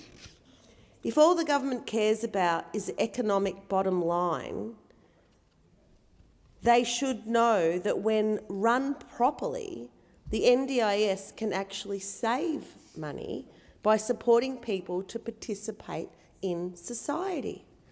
This is not just my opinion. The Productivity Commission, the Grattan Institute and the Disability Advocacy Network Australia, among others, have all come to the same conclusion. It's not just the bill itself that is a problem, but the way that Labor has tried to ram it through this parliament. The Labor government has been dragged kicking and screaming to have an inquiry into this bill. At first, they insisted on only 3 days of a hearing into such significant legislation. Then, after massive community backlash, the inquiry was extended to 12 weeks.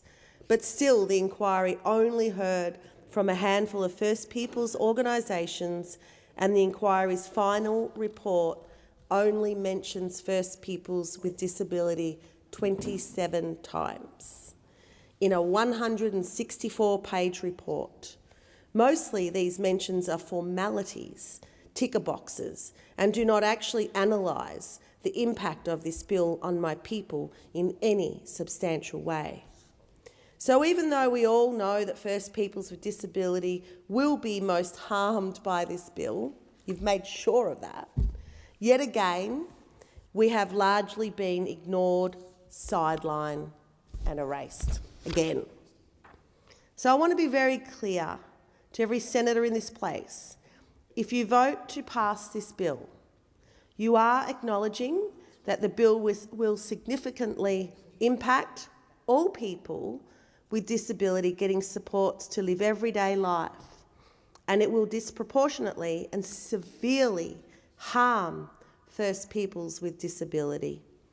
You are voting with the full knowledge that First Peoples with disability and First Peoples disability organisations have not been properly consulted about it, nor given their free, prior and informed consent for it. You are comfortable with the fact that the bill will breach the human rights of First Peoples with a disability by making it harder to access culturally safe supports. It will force many off country and disregard people's personal, social and environmental circumstances in making decisions about their capacities and needs. I hereby also foreshadow my second reading amendment to that extent. This bill must not pass in its current form. Thank you. Thank you, Senator Thorpe. Minister. Thank you, Acting Deputy President. I'd like to acknowledge and thank all of the senators who have spoken in this debate on the bill. There are few programs that have transformed lives as profoundly as the National Disability Insurance Scheme, and it stands alongside Medicare as an expression of who we are as a nation that believes every person deserves dignity, independence, and the opportunity to participate fully in community life. Despite all that it has achieved, the future of the NDIS is at risk. Its growth is unsustainable, its market structure too chaotic, and it has deviated from its original intent. There is too much fraud, and in many instances the services which are offered to people with disability are not of the quality that we would expect. I have spoken to participants and to parents, to providers and everyday Australians who worry that the scheme is becoming unsustainable. They worry that without action it won't be around for the long term. If we fail to act now to address this, we could lose one of Australia's greatest achievements, a program that has redefined what is possible for people with disability. It is our responsibility to safeguard and strengthen the scheme so it can continue to be one of Australia's most important social support schemes and will be there for Australians in the future. The NDIS must be sustainable. It must maintain the support of the community. But a scheme that costs $70 billion in 2030 and $100 billion a year by the middle of the next decade risks undermining that support. Social and community participation supports on their own already cost as much as the PBS. This bill takes practical, measured steps to deliver on our responsibility to secure the scheme for future generations. It fights frauds and it stops the rorts. It slows rapid cost increases. It clarifies eligibility requirements. It delivers quality services for participants. It sets us up for a sustainable scheme into the future. And importantly, it protects the NDIS for those who need it most. And on this basis, we will not be supporting the second reading amendments that have been circulated thus far. I want to make special mention of fraud. One of my key priorities since taking on this portfolio has been improving the integrity of the scheme, and I am grateful for the support of this Parliament earlier this year to legislate new offences, new powers and new safeguards. There is more to do. Every dollar that is taken by fraud is a dollar that is taken from someone who needs it, and the NDIS must be safe and operate with integrity. Those who defraud the NDIS are exploiting the hundreds and thousands of Australians who rely on the life-changing supports that the NDIS delivers. Since coming to government, we have invested $1.35 billion in tackling fraud and non-compliance in the NDIS, including over $800 million in this budget. Any claim that this bill does not deal with fraud is simply wrong, and it is made disingenuously. There are 5 schedules in this bill. Schedule 2, which is titled Fraud Measures, is the longest of those 5 schedules. There are more pages in the legislation focused on fighting fraud than on any other measure. I hear senators' claims that there ought to be more savings to government from tackling fraud. This fundamentally misstates the problem. There are few savings to the budget because generally, when we disrupt fraud, we disrupt fraudulent behaviour that takes money away from disabled people. And so when we disrupt it, we see that money returned to the disabled person who needs that money. It doesn't go back to consolidated revenue. It doesn't produce a save. That is the wrong metric to measure our success or otherwise in tackling fraud. And members and senators know this, but they keep repeating this false claim. Integrity and sustainability are not mutually exclusive. We can pursue both at the same time, and that is what we are doing. Our focus is on tackling the crooks for the benefit of participants and for taxpayers, and it is what this bill does. I want to finish by thanking the many disability leaders, advocates and representatives who have continued to engage in constructive dialogue on these reforms. I know that this is a challenging debate. I have appreciated your practical proposals and your willingness and ability to work collaboratively with us to ensure that the drafting and the practical implementation arrangements reflect our policy intent. Our shared commitment to the NDIS will ensure that it continues to be part of Australia's social infrastructure today and for future generations. Like our government, disability advocates understand our responsibility to ensure that this debate, which has material impacts for people with disability, is conducted in a reasonable way and is based on the actual measures within the bill. We should not, in this place, unnecessarily stoke fear in the community, while always debating, in the robust way that is our tradition, the measures that are in the bill in an appropriate way. And I hope that this chamber can fulfil this responsibility in our consideration of this bill.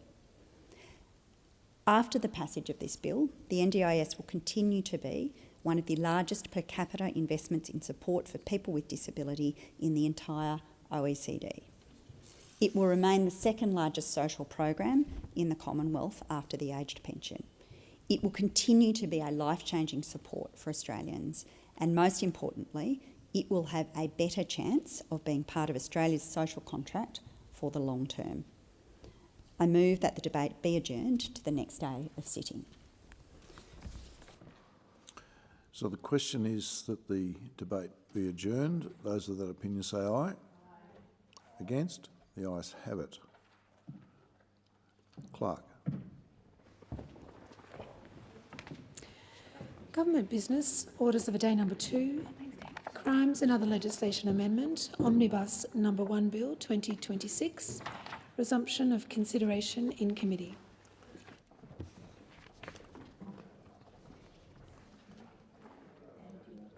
Oh, we're in committee.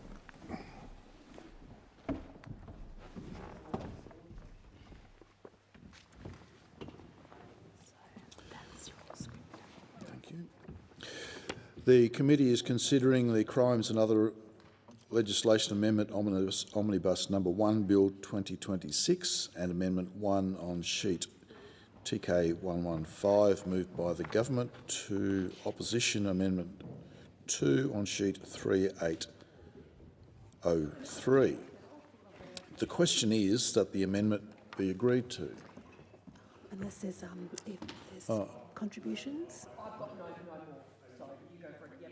Senator McKim. Yes, thank you very much, Chair. I draw your attention to the state of the chamber. Quorum required. Quorum required. Quorum not present. Quorum required. Ring the bells.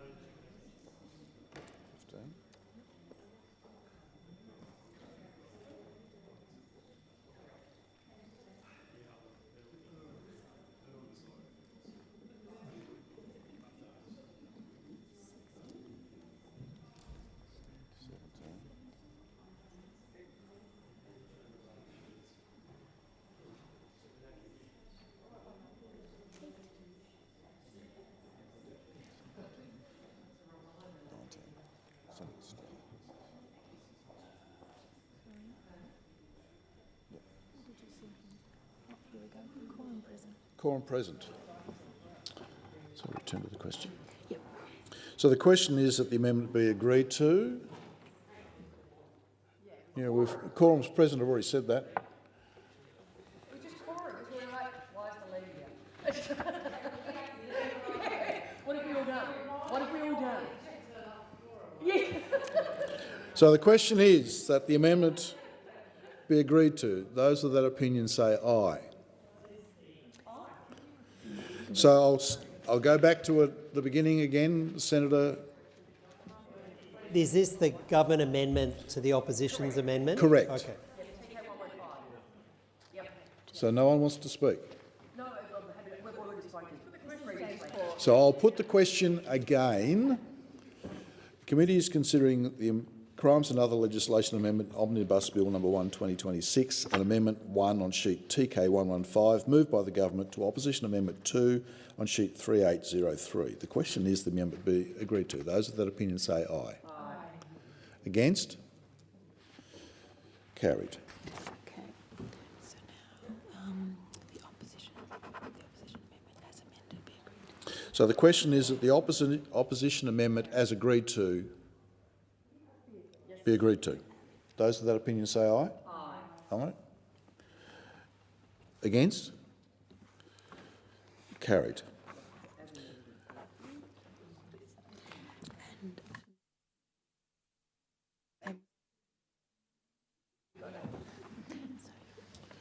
So the question is,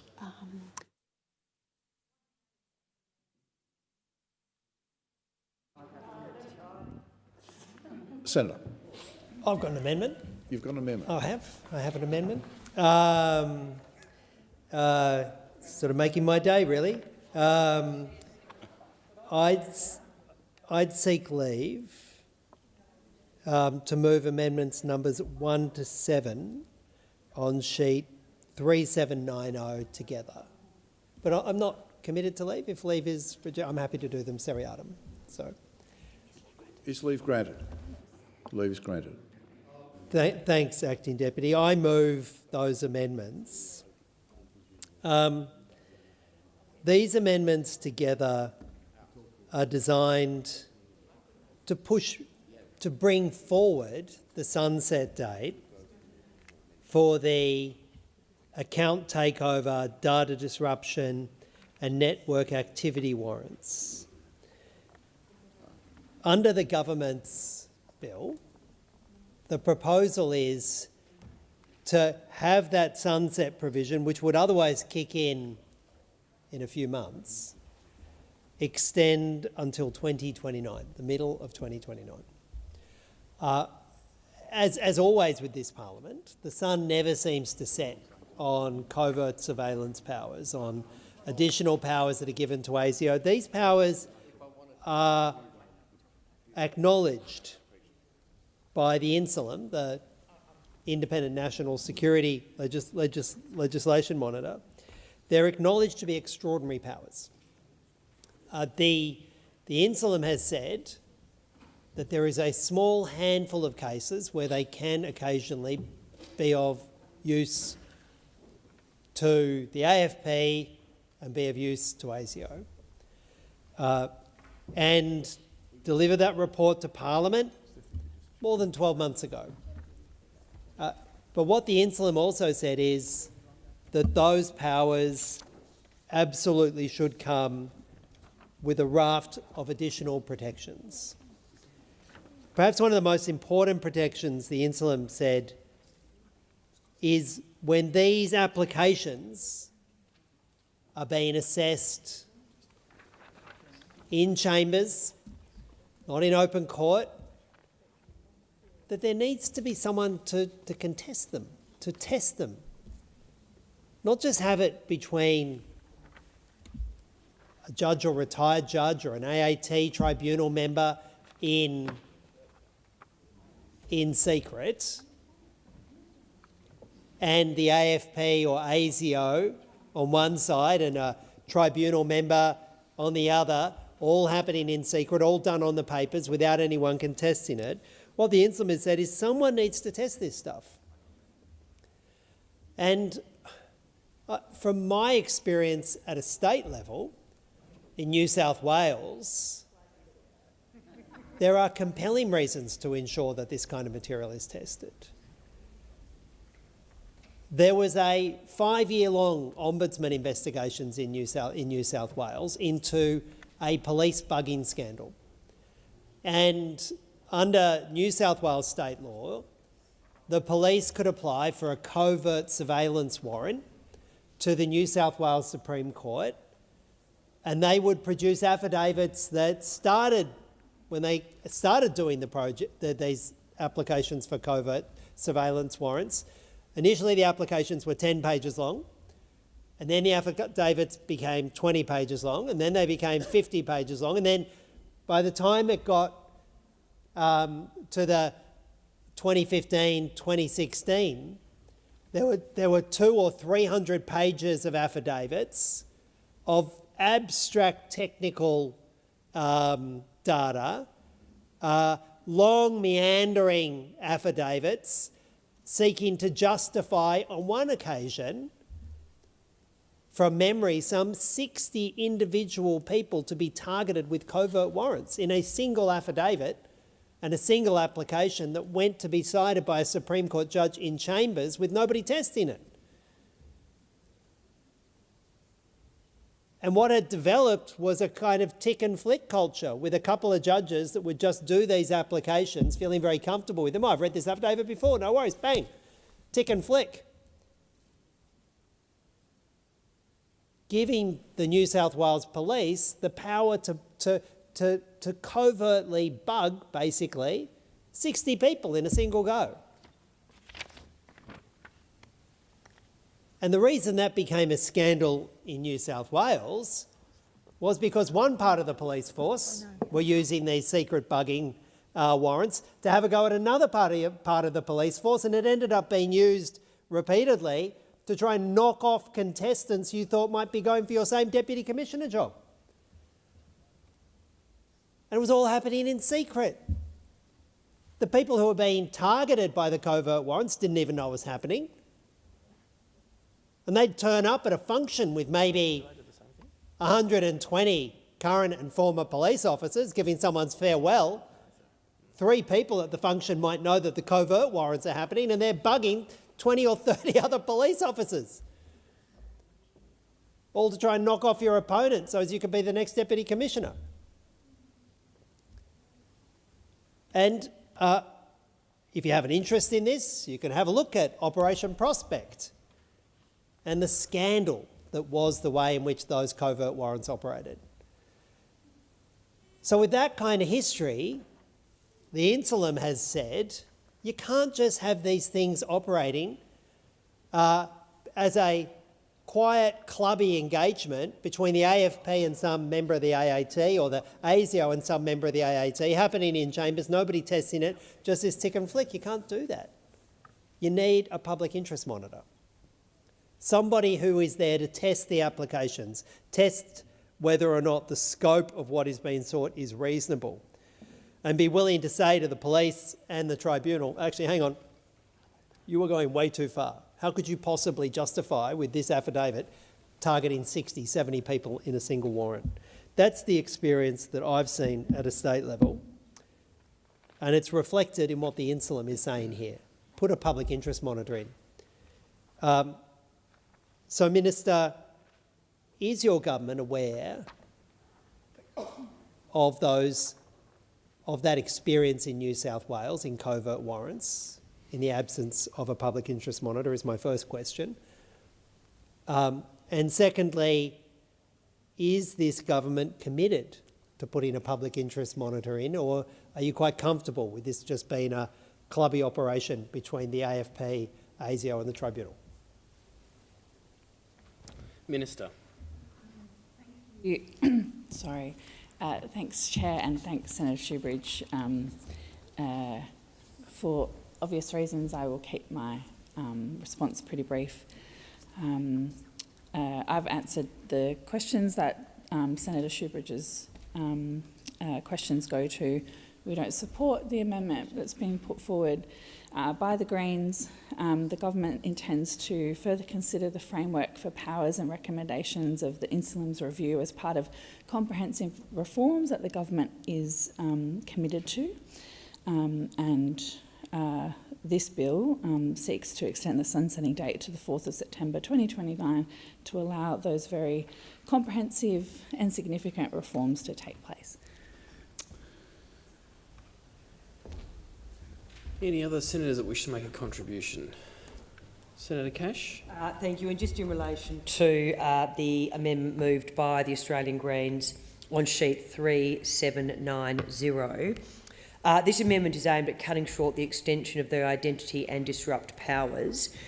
Instead of allowing the account takeover, data disruption and network activity warrant regimes to continue until the 4th of September 2029, it actually, as has been articulated, brings forward the sunset date to the 1st of July 2027.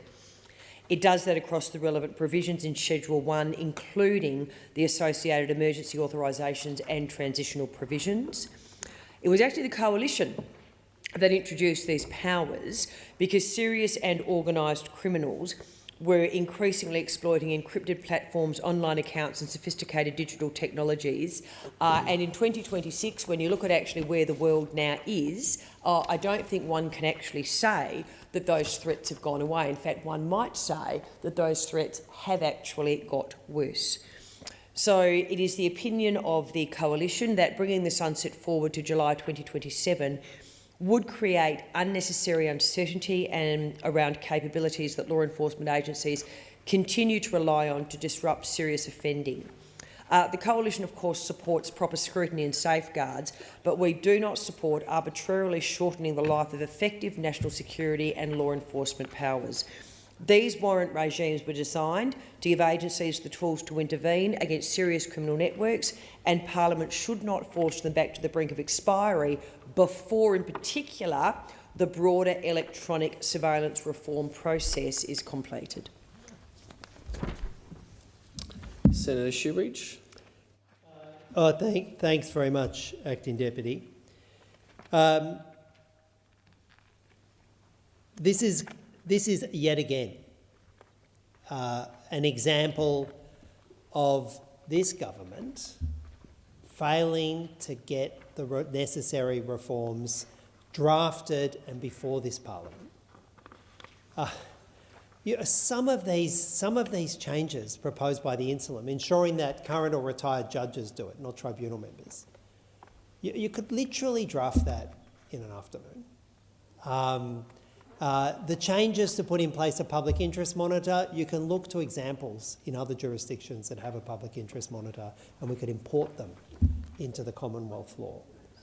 And yet again, we're told that, no, sorry, can't do this without a reform program that has a horizon going to 2029. 2029. And it's unfortunate that the Coalition is giving the Labor government whatever time they ask for their never-ending, never-to-be-completed, no doubt active consideration of the Insulam's monitoring. This is another active consideration moment from the Labor Party. They're going to actively consider 3 not incredibly complex pieces of legislative reform for another 3 and a bit years. And I think it's really unfortunate. This is a moment where the Coalition could have joined with the Greens to put some pressure on Labor to actually put in place a reform agenda that would complete within 12 months, but instead Labor's being given a get-out-of-jail-free card by the Coalition by not supporting this amendment. I think it's unfortunate because the job is really to put some pressure on government when they're not doing their job. The job of this place is not just to do a tick and flick of what the government presents, but to actually push back and put some pressure on them and say, if you want to have these extreme powers that the Insulam said should be limited, we're going to give you a horizon. And this has pushed this into the next Parliament. That's what this proposal from Labor does. It pushes this whole issue into the next Parliament. And that's the reality of what's going to happen with this vote. Between the Coalition and Labor, no doubt joined by their mates in One Nation, you've said, actually, this reform issue won't be dealt with by this Parliament. The recommendations to improve people's rights, to put some checks and balances on covert state surveillance will not be done by this Parliament. We're going to wait till after the next election, and maybe at some point we'll see what happens. And I think it's a failure of this chamber to give that government that get-out-of-jail-free card. Any other senators that wish to make a contribution? Senator Collins. Thank you, Chair. Now, last week you told us that the current CDPP has not identified any conflicts of interest. Can you please give us some examples in the past where conflicts of interest have arisen and any ways this Act has not been optimal in the way it has functioned?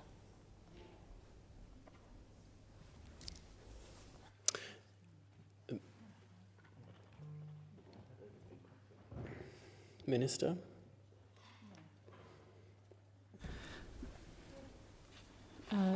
Senator Collins, I will have to take that on notice. I don't have in front of me where there's been, well, going back to the start of the establishment of the DPP, where there's been conflicts of interest.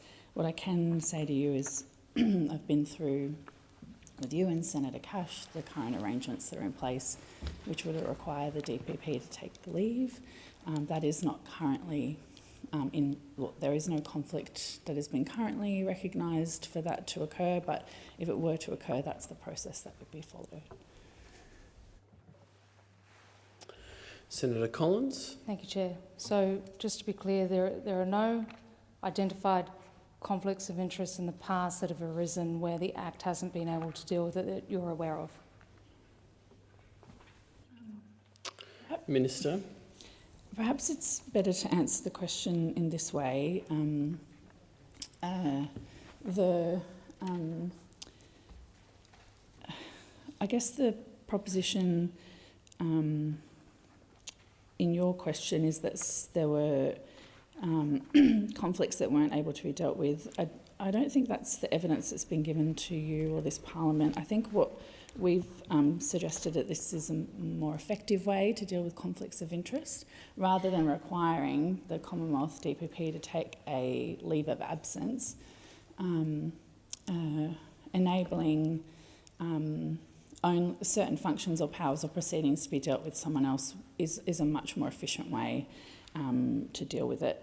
Whether or not there's been particular examples, I'm not entirely sure, but the most important thing is that leave from the role entirely is the current system. We just don't think that that is effective. That's the evidence I've given to the Parliament before.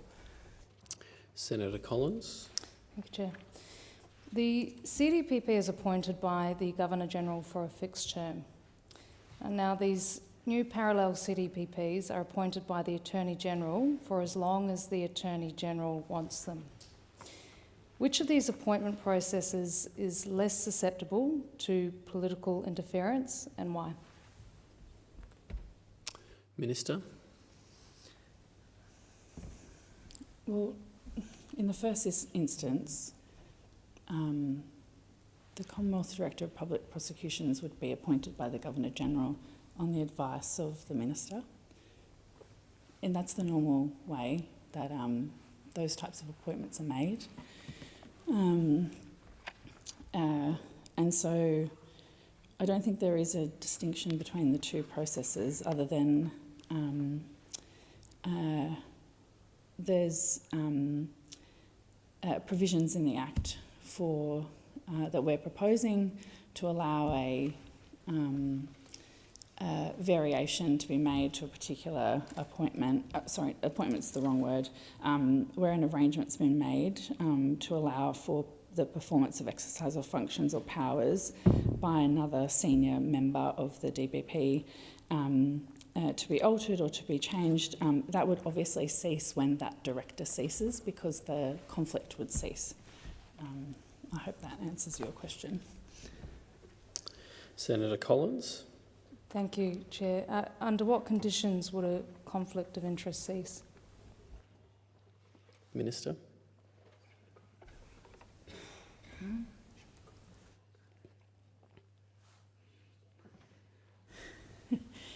Thank you. And I'm not trying to be obstructive. I think the Carvonica State School fate probably got the best of me on Saturday, so I'm trying to answer in the most succinct way your questions. A conflict would end in a number of ways. Senator Collins, I'm sure that you're aware of how they arise. and how they would end would be a proceeding would finish, or a particular issue around a conflict would end if the term of the director ended. There's a number of ways. I think it's not really for me to hypothesise about that, other than to say the conflict would end when the conflict ceases. That seems like a bit of a circular way of putting it, but that is how the Act envisions dealing with this. I mean, this is how conflicts are dealt with across a number of acts through a number of agencies, and similar ways to the way they are dealt with in corporate and legal life. We would make the point that, again, this doesn't change the fact that there's a method of managing conflicts. It just changes the way that they're managed. Senator Collins. Chair, just to clarify your evidence that you've given, the CDPP is appointed for a fixed term. The parallel CDPPs can be revoked at any point when the Minister decides that the conflict of interest is no longer applicable. And that is your evidence that the CDPP cannot have the appointment terminated before the fixed term is over? Minister. Can you just put the question again, Senator Collins, perhaps without... Yeah. Senator Collins. Thanks, Chair.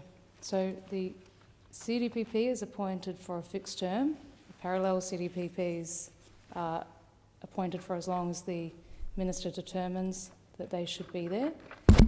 Sorry, can the CDPP be removed from the CDPP's position before the end of the fixed term by the Minister?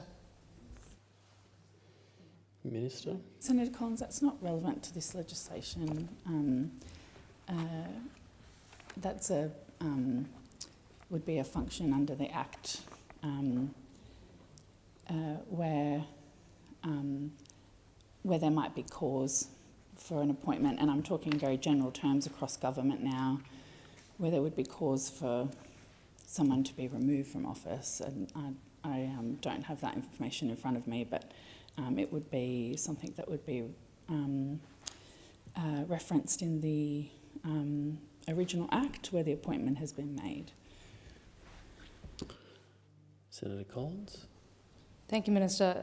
It is entirely appropriate because we are trying to compare the appointment processes of the CDPP and the parallel CDPPs that are not there permanently for a fixed term.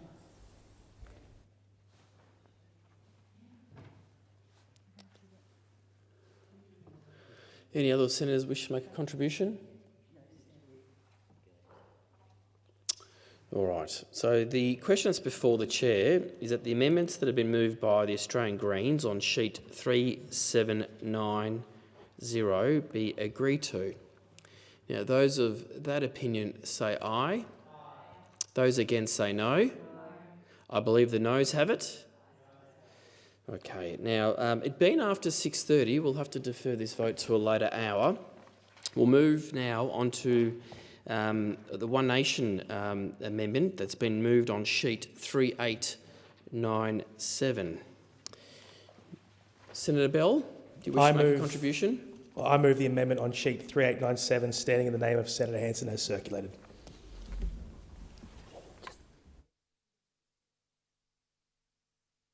Okay.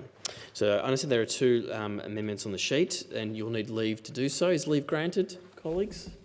Leave is granted. Both the amendments on the sheet. Thank you, Senator Bell. Senator Cash? The Coalition will be supporting the amendments moved by Senator Bell on behalf of One Nation, and I would like to put the context on the record.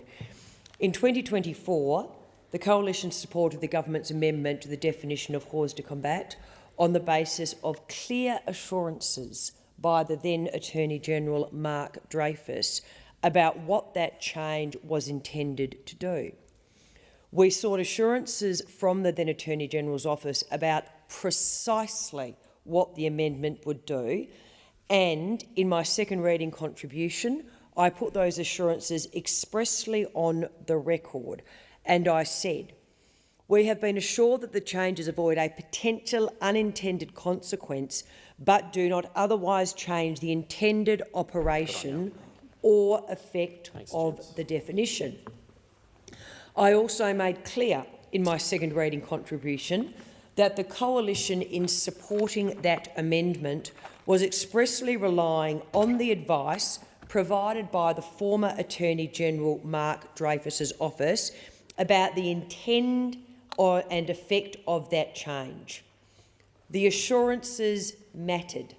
The amendment was supported on the basis that it was a technical correction and, as I said, did not otherwise change the intended operation or effect of the definition. Sadly, as I have come to learn under this government, it has now become apparent that its effect was broader than the assurance clearly provided to us by the then Attorney-General, and the Coalition believes the appropriate course of action is to now restore the previous definition, which is what this amendment will do.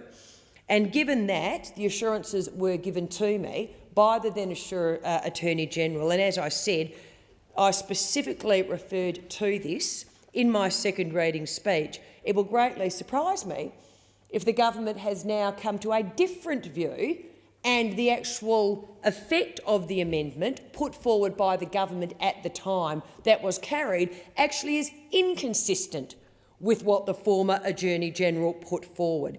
And it is on that basis that the Coalition will be supporting Senator Hanson's amendment. Thank you, Senator Cash. Now, any other senators wish to make a contribution?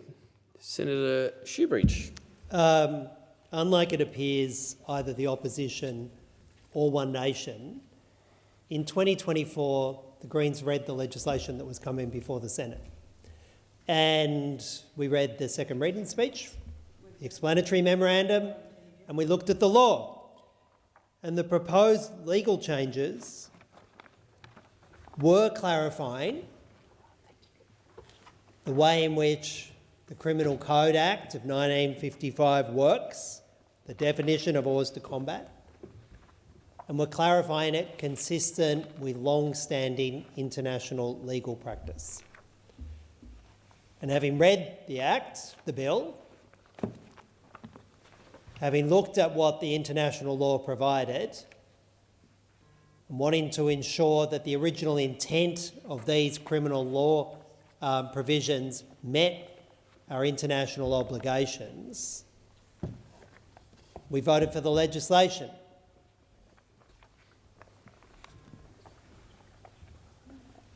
I find it remarkable that the opposition come in here and say, well, they contracted out all their thinking to the Labor Attorney-General. They didn't go through that onerous process of actually reading the law, of looking at how the international legal framework applied. They didn't do any of that difficult stuff. They had a little chat with the former Attorney-General and decided that was enough. That's how they legislate. How bloody remarkable. And that's seriously the basis upon which they're supporting One Nation's amendment. That's the basis on which One Nation are coming down. One Nation haven't even said why they're doing it. They haven't even explained it. But the Coalition are coming in here and saying, oh, look, we forgot to read it. We had a little chat with somebody from the government, and they said something, and, you know, we didn't bother ourselves with reading it. That was too onerous, a bit tricky. Didn't phone up anybody, get any advice, didn't look at international legal precedents, and just did a tick and flick. That can't seriously be what they're saying, can it? Okay. Any other senators that wish to make a contribution? Okay. Thank you very much, senators. Now, the question then before the chair is that amendments, on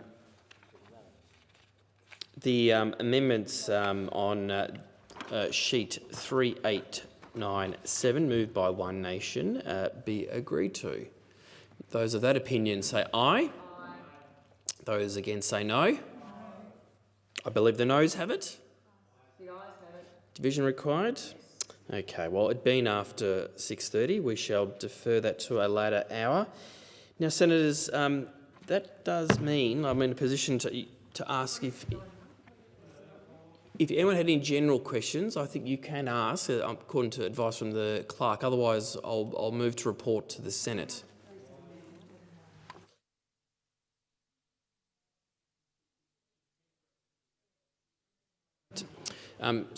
Senator Cash and other senators, just so everyone is aware, unfortunately we cannot proceed with 3791 because it is in conflict with 3897. So we need to deal with that matter first. That's the One Nation amendments that were just moved. So advice from clerk is that we cannot proceed with sheet 3791, unfortunately. That's why I'm just putting it out there to senators if there are any other general questions or questions of a general nature. Otherwise, we'll continue moving on to our next bill on the list. Senator Collins, you wish to make a contribution? Thank you, Chair. I wish to ask a question. Excellent. Thank you. Just so we can clarify, I just want to compare the CDPP, the appointment process, with the parallel CDPPs that will be set up under the new Act. The CDPP is appointed for a fixed term, and the parallel CDPPs are appointed for as long as the Attorney General wants them. So which of these appointments is less susceptible to political interference? All right.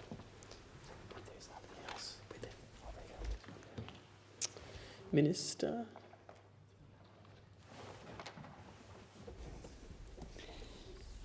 I think the inference in your question I would reject. I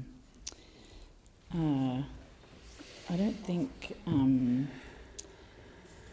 the comparison is correct or even related to what we are seeking to do here, but I'll just draw your attention to proposed subsection 31A and 31B that goes through the requirements and functions of the appointment of authorised persons in place of the CDPP. That will step you through, Senator, all of the requirements that are in place. Senator Collins? Chair. Okay, so you've told us there's no current conflict of interest and you can't recall any previous ones. So why are you trying to change the Act? Why is this such a priority for the government?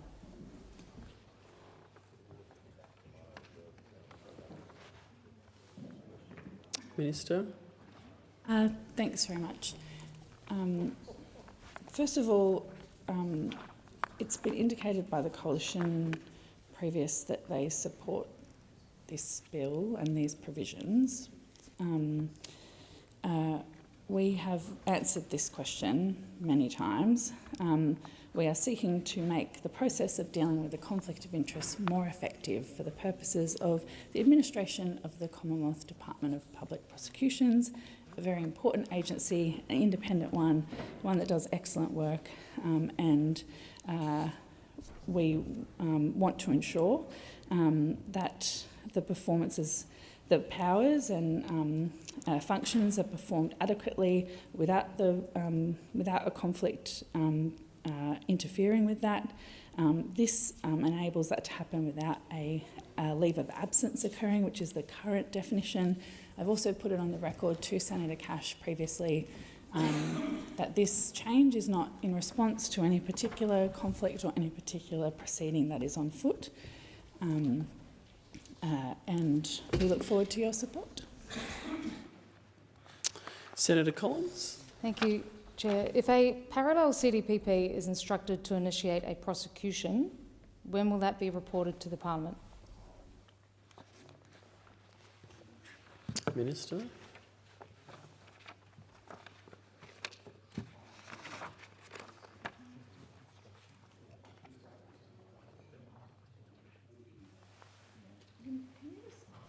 Senator Collins, would you mind just rephrasing the language so it relates to what the functions of the DPP are? You said the word instructing, which obviously has a connotation. We want to make sure we get the right answer for you. You mean in terms of... you'll have to be more specific with your question.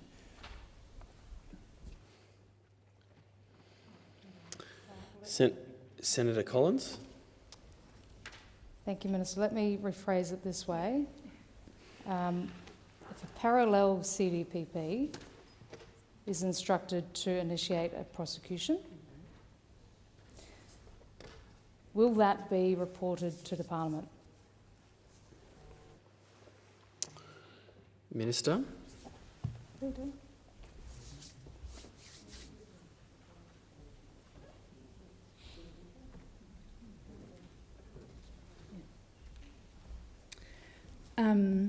Thanks.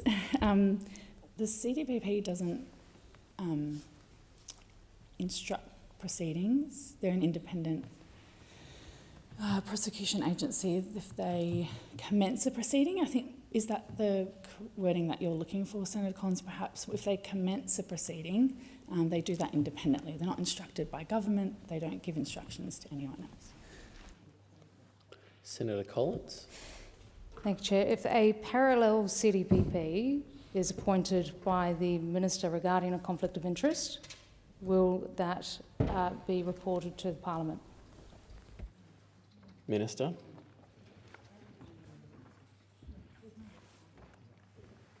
Yeah. Senator, there's no requirement under the provisions in front of us for that to occur. Of course, that doesn't preclude the CDPP being asked questions through the normal parliamentary processes, including estimates or questions through the chamber. Senator Collins? So if it is not tabled at Parliament, will we ever come to know if a parallel CDPP is appointed? Minister?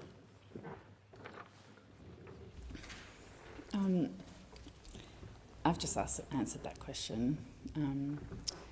Yes, we will, because I imagine senators in particular will ask that question of the CDPP, and they will answer it. Senator Collins? So your evidence is that at every estimates we have to ask the CDPP if the CDPP has appointed a parallel prosecutor because of a conflict of interest that the CDPP has identified themselves. Minister? No, my evidence to you, Senator Collins, is there's nothing in this, what we are proposing, that requires that to be made publicly available. I'm not going to repeat my previous answer, other than to say all of the requirements for the authorisation are in the legislation. That's what we're proposing. Senator Collins? What is the current process for notifying people? Minister?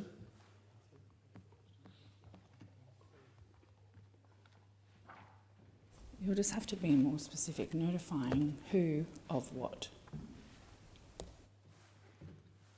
Senator Cash. I think the point of the question is, when a conflict is currently declared by the CDPP and a person is appointed in that place to discharge those particular duties, is there a current notification process whereby the Parliament finds out or the public find out? And in relation to the new notification process whereby it's the Attorney-General who's making the appointment, at the point in time when that is actually made, is there a requirement to notify the Parliament, to notify the public, etc.? Or is it just something the Attorney-General appoints And as you said, randomly 3 times a year at estimates, we might actually find out that there was an actual conflict that the CDPP declared to the Attorney-General, and the Attorney-General has now formally appointed another person to take on the duties of the CDPP in relation to that matter. How do we find out? Minister. Thanks. There's no current notification requirements, and there is no new notification requirements being proposed. The system is the same under what we are proposing. Okay. No other questions, Senators? Oh, hello. Senator McKim. How are you? I'm excellent, thank you. Thank you for asking. You have the call. You have the call, Senator. I do appreciate that, and I do note, Chair, your previous advice to the chamber that the amendments that are standing in the name of the Australian Greens on sheet 3791 are in conflict with amendments moved by the One Nation Party on sheet 3897, which of course are unable to be determined at the moment because we are in a period in which the Senate has previously agreed that no divisions should occur. So I want to be very clear that I do understand that, and I also acknowledge that I raised some of the matters that are addressed, or that the amendments moved by the Australian Greens seek to address, and I again thank the Minister, who is the same Minister who has the unfortunate the unfortunate short straw here today in relation to a chamber duty. I again thank the Minister for her responses to those concerns that I raised, and I acknowledge that she did indeed respond to a number of those concerns. But I do want to, in general terms, again restate some of the concerns that are held by the Australian Greens about this legislation, specifically the changes to serious drug offences. Now, I did say last week that I do understand that Commonwealth law, as it applies to serious drug offences, falls in I guess a different area than state or territory law. However, the principles of natural justice ought apply, whether or not we are dealing with Commonwealth law or state law or indeed territory law. And I do want to place it on the record that the Greens believe that moving away from a purity-based assessment is contrary to the principles of natural justice, because what moving away from a purity-based assessment means is that the weight of cutting agents, concealment materials, or any other substance that might be in the mixture gets counted as if it were the drug itself. Now, cutting agents and concealment materials, or any other substances that are cut into drugs, are not the drugs themselves. Now, this matters because there are absolute liability elements tied to drug quantity. So under an absolute liability offence, the prosecution doesn't have to prove any mental element about the quantity. And critically, the defence of honest and reasonable mistake of fact is not available. Now, I heard part of the Minister's response to this when I raised it last week, and the Minister in part responded to me raising these concerns on behalf of Senator Shoebridge and others in the Australian Greens. The Minister responded in part by saying that some of these matters can be raised in a plea for mitigation. But of course, what is abundantly clear to anyone who knows their way around criminal law is that a plea for mitigation is not made during a trial. A plea for mitigation is made after a trial. It is a sentencing matter, not a matter that can be raised. And the fact that, that under an absolute liability offence, the defence of honest and reasonable mistake of fact is not available, and that the prosecution doesn't have to prove any mental element about the quantity, gives rise to the possibility of a miscarriage of justice here. And by miscarriage of justice, I mean a miscarriage of natural justice. This is fundamentally unfair. It is fundamentally unfair. Now, we all know how this goes. We all know how this goes. And I've been in this place for 10 years plus. I've seen it time after time after time. People in law enforcement agencies or in agencies that sit within the security and intelligence complex in this country always want more powers. They always want more powers to surveil, they always want more powers to control, and they always want the scales tilted in favour of their agencies and their agendas. But it is the people in this place who have a responsibility to stand up for natural justice and to acknowledge that when the inevitable happens and people in law enforcement agencies, security and intelligence agencies come to the government and ultimately to this parliament and ask for an increase in their powers, our responsibility is to ask the question, is this a reasonable increase? Is this an increase that is in the best interests of the Australian people? Are the increases in powers that are being requested fair? Are they in line with the legitimate expectation of Australian people that the government will not take unreasonable powers through this Senate that will lead to a denial of natural justice? But unfortunately, that is what is happening. That is what is happening today, as happens so often in this place. And it is the parties of government who always collude to remove fundamental rights and freedoms in Australia. So while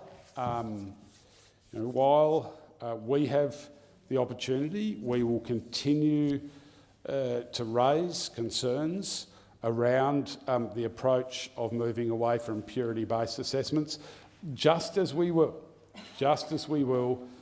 continue to raise concerns about the government's proposal, again contained in this legislation, to remove the requirement for individual written witness statements on chain of custody matters. And I do refer the government to the National Legal Aid's view on these matters and raise the issue that this is an access to justice matter, and access to justice matters fall hardest on the people who can least afford it. Because for many people in this country, hiring a good lawyer is a minor inconvenience, but for far, far more people in this country, hiring a good lawyer is somewhere between very, very difficult and impossible. And although there are outstanding lawyers working in the legal aid sector, they are overworked because the government underfunds legal aid. And money will buy you a lawyer who can focus their time and who has enough time to focus. When you are forced into the legal aid system, although there are many, many outstanding lawyers and practitioners working in that system, the sad reality is that because that system is so grossly underfunded, those lawyers are under a lot of pressure. And that we have seen in the Community Legal Centre for far, far too long. In fact, not only during my time in this place, but since well before I arrived. Thank you, Senator. Any other senators that wish to make a contribution? Senator Collins, you are rising up. Slowly but surely. Yeah, you have the call. Thank you, Chair. We've established that there is no transparency when these new powers will be used to appoint parallel CDPPs, and you've pointed us towards Senate estimates to ask whether these new powers have been used to appoint the parallel CDPPs. If the CDPP uses, let's say, for example, a public interest immunity claim to reject questions around conflicts of interest at Senate estimates, would the public ever find out if the minister is using these powers? Minister. I think that's a hypothetical. I can't answer that question without knowing. It's something that might happen in the future, and I don't have the facts in front of me to be able to give the senator an appropriate answer. Senator Collins. Senator Collins. So just to be clear, Minister, there is no recourse other than asking at Senate estimates as to whether these new powers have been used. Minister. Refer to my previous answer.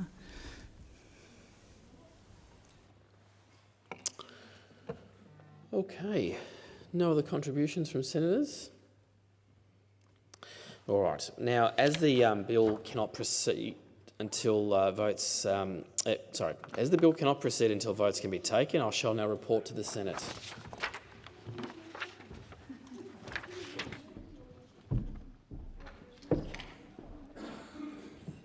That's what I thought too.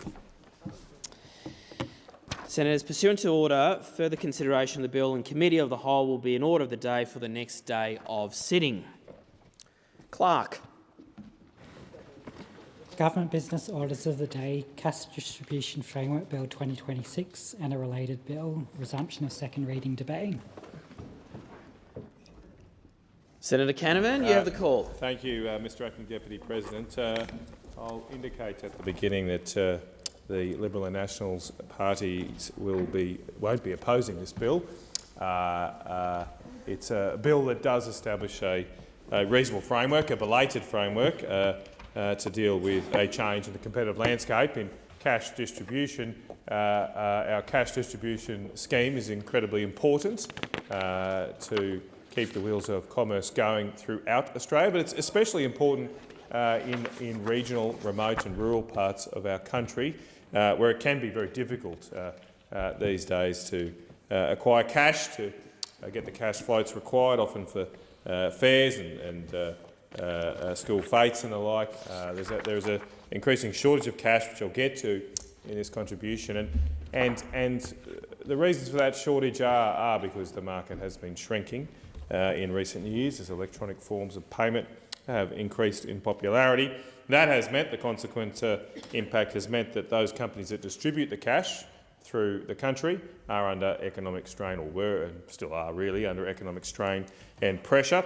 And because of that smaller market, a few years ago, almost 3 years ago, two of the main players in this space, the main private companies that distribute cash through the country, merged. Armaguard and Prosegur merged to create one entity, and they now cover something shy of 90% or so of the cash distribution market. As I say, there was economic reasons for that merger, given the decrease in the size of the market and the need to create efficiencies to maintain a viable distribution system. Obviously, normally, in normal circumstances, seeing two entities merge to create a 90% market concentration would normally raise the hackles of the ACCC. It may not have been approved, but in this case, given the economic difficulties in the market, that merger was approved. However, it was approved with an important condition that an undertaking would be put in place for 3 years, a temporary undertaking, as more permanent regulatory arrangements were adopted to tackle the situation of such a large entity covering an extremely important part of our economy. That's why we're here. That's why we're here, Mr. Acting Deputy President. That's the backstory to this, but I just would make the note that this merger occurred, let me get this right, it was first proposed in June 2023. It was ticked off or finalised in September 2023, and as I said earlier, the temporary undertaking was a 3-year process, 3-year framework put in place by the ACCC. So it is a bit late in the day that here in August 2026, just a month before the conclusion of this undertaking, we're finally in this place settling the arrangements. Keep in mind that this bill was only presented to the Parliament a few weeks ago, into the House first. It's not really clear why this wasn't brought forward a lot quicker, given it's been something we've known about for some time now. It's a bit late in the day. Just weeks after that merger was confirmed, the stark situation in the marketplace was highlighted, with Armaguard approaching the government saying that it needed extra funding, otherwise it would go belly up. By Easter of the next year, that's Easter in 2024, some might recall there was a grave risk that cash would dry up across our country, and Coles paused delivery of cash and put restrictions on in-cash withdrawals in their shops. That made people face the real prospect of struggling to get cash over a holiday period, and it was that incident which finally caused the Reserve Bank and the government to act and provide a $50 million rescue for Armaguard. Now we have this overall framework which does a few things that hopefully avoids us getting into that sort of sticky situation unexpectedly again. First, this bill does put a regulator in charge of the cash distribution system. As I mentioned earlier, a marketplace with 85 to 90% market share certainly puts you into a category where some form of regulation would be wise. This is in effect now, Mr. Acting Deputy President, a natural monopoly in this marketplace. Given the smaller scale of the market, the cost of distributing cash, it really does seem only efficient for one entity, or largely one entity, to conduct that business. And that being said, then, with that one entity, if they were given unfettered power to set their prices and terms, given how important cash is to many, many businesses, they'd have very little choice but to accept such terms and conditions, and that subsequent market power would be such an imbalance that it could lead to quite inequitable outcomes for those businesses that need cash. And so we fully support the establishment of a regulatory regime here to tackle that issue and treat the market like the natural monopoly it now is. Such regulation is not unusual in normally infrastructure markets where there's a clear monopoly, like ports and airports and railways and the like. The bill also creates an emergency regime such that if a cash distributor is at risk of collapsing in the future, there's a process that can be engaged in, which is similar to what we have in place for banks and insurance companies through the RBA, through APRA and the general financial market regime. This makes sense because there are concerns this could happen again, and I know Armaguard has written to me and others about their concerns about this, but there are these arrangements in place to ensure in a considered way that we continue to have viable cash distribution services in Australia. This bill also gives the ACCC the power to require some transparency in pricing, to set service level standards as well, to ensure that they are not compromised as a way of getting around regulation, Now, normally we would support free enterprise and hope for no regulation, but as I said, sometimes there is a need for it in circumstances like this. Now, while this is a positive step, a belated step, as I mentioned, that we're happy to support, I would take this opportunity, Mr Acting Deputy President, just to make a few points that this does not solve all of the issues for the use and distribution of cash in our economy. We've got the trucks. Hopefully we'll continue to have the trucks there and the armoured guards, but they need a place to deliver it. And too many places in regional Australia are now without banks. In a different role as chair of the Regional and Rural Affairs and Transport Committee, I chaired a Senate inquiry on the closure of banks. In the last few years, there's been over 800 closure of banks bank branches, I should say, since 2022. And our inquiry, which was bipartisan or tripartisan, if you like, played a pretty big role, if I can say so, in putting a stop to that. We did actually save a dozen branches from closing at the time, including one in Sale in your great state, Mr Acting Deputy President, as well as many in North Queensland and other places.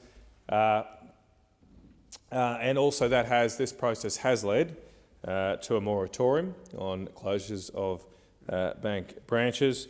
That moratorium is due to end, though, next year, so we do need to think about what is put in place next. This bill doesn't deal with those issues. The committee, the Senate committee, then did ask the government to negotiate with the banks or look at maybe finding a funding stream using perhaps the bank levy or other mechanisms to encourage more banks to be opened and stay open. It looked like the government was very close at one stage of doing that and taking on that recommendation. They eventually settled for the extension of the moratorium, but given that's coming up in the next year, it's perhaps a time to revisit this, because I would certainly like to see us encourage more bankings, especially incentivise those banks and financial institutions that are seeking to work to expand services, reward them, because it's only fair that most Australians have access to, well, all Australians do have access to adequate financial services, and as many as possible should have access to good financial services. The other thing this bill doesn't do is ensure that people continue to be able to use cash if they can get hold of it, if they do have a bank and a branch and an ATM in their location where they live. There obviously needs to be the ability to use it in store, and we are seeing increasingly the threat that some businesses will not take cash, and we certainly believe that there should be a degree of mandate here. It needs to be reasonable. Some small businesses shouldn't have this sort of burden placed on them, but certainly larger businesses should be able to continue to take cash, to give people the freedom to use that type of payment. I do note the government has put in place a cash mandate, but we believe that doesn't go far enough. It only covers supermarkets and fuel, and only up to $500. It's actually only between the hours of 7 a.m. and 9 p.m. as well. It doesn't cover pharmacies, which seems pretty essential and important, and we think it should be expanded. So, look, with that, I will not hold up the Senate any longer. As I said, this should have come before us sooner, so let's get it done. Let's hope we can put in a framework in place that maintains a viable cash distribution system for our country. Thanks, Senator Canavan. Now, Senator Canavan, a little birdie tells me you've got a second reading amendment that you might want to move. Oh, right, yes, I'll move a second reading amendment. Do I have that with me? Might not have that. We might have to come back to that in another I'm sure the clerk, do we have that at hand? Do we have that with me? Yeah, I think we've got one on hand, but I think we just need to Okay, move well, it. I've just moved that second reading amendment in my name. Excellent. Thank you so much. Now, Senator Dowling, hello, welcome back, and you have the call. Thank you, Acting Deputy President. It's great to be back and talking about cash. And it used to be how we paid for pretty much everything. Cash was king, as they say. And in 2007, about 7 in every 10 payments was cash. 7 in 10. Pretty significant. And most payments cash-based. And I think for most people in this chamber, they would remember the cash world. Some of our newer, younger members probably unfamiliar with it at all, and some of our more experienced members probably grew up in a cash economy entirely. So there's been a rapid evolution of how our payment system works in Australia, and by and large it's worked pretty well. If we compare our system of cash and digital to other economies. We have a stable currency, and we also have a digital framework that allows and facilitates rapid transfer of cash digitally when times require that, and we saw it in no better case than when Australia needed to respond through the COVID period and provide people with rapid access to cash. We had that digital infrastructure to support it. So the ecosystem we have works very well in Australia. But today, cash is only fewer than 2 in 10 payments. So 7 in 10 in 2007, fewer than 2 in 10 today. 2 in 10. And they're not particularly averaged out. That doesn't really tell the story. The 2 in 10 are very overrepresented in certain parts of the country. And it's a significant shift, and it does present us with a problem because moving cash costs about the same whether the trucks are full, the armour guard vehicles, whether those trucks are full of cash or nearly empty. The cost of moving that cash is the same. So as cash use has fallen, the business of moving it stopped adding up until the whole job came down to a single national carrier, one carrier moving all of Australia's cash. And we know that when a market comes to a single provider, it loses the ordinary discipline of competition.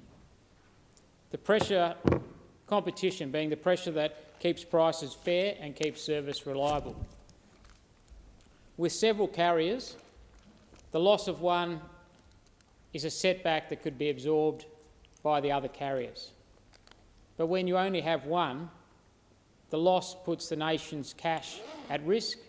It puts the entire economy at risk. It can put people's lives at risk. So this bill treats cash as what it has quietly become, essential infrastructure. Not just economic infrastructure, societal infrastructure. And that infrastructure has to work for everyone, especially when other things fail. I'm a huge supporter of the digital economy and the future that digital economy is building, the opportunity it provides, the platform it provides for people to participate and capture new economic opportunities. But I also know what that future does not yet reach. It does not reach the town where the phone signal drops out. It does not reach the checkout when the power goes down in a storm. And it does not reach the person the app was never built for. When the digital system fails, and it does fail, cash is the backup that keeps the community going. We saw it in the last big network outage.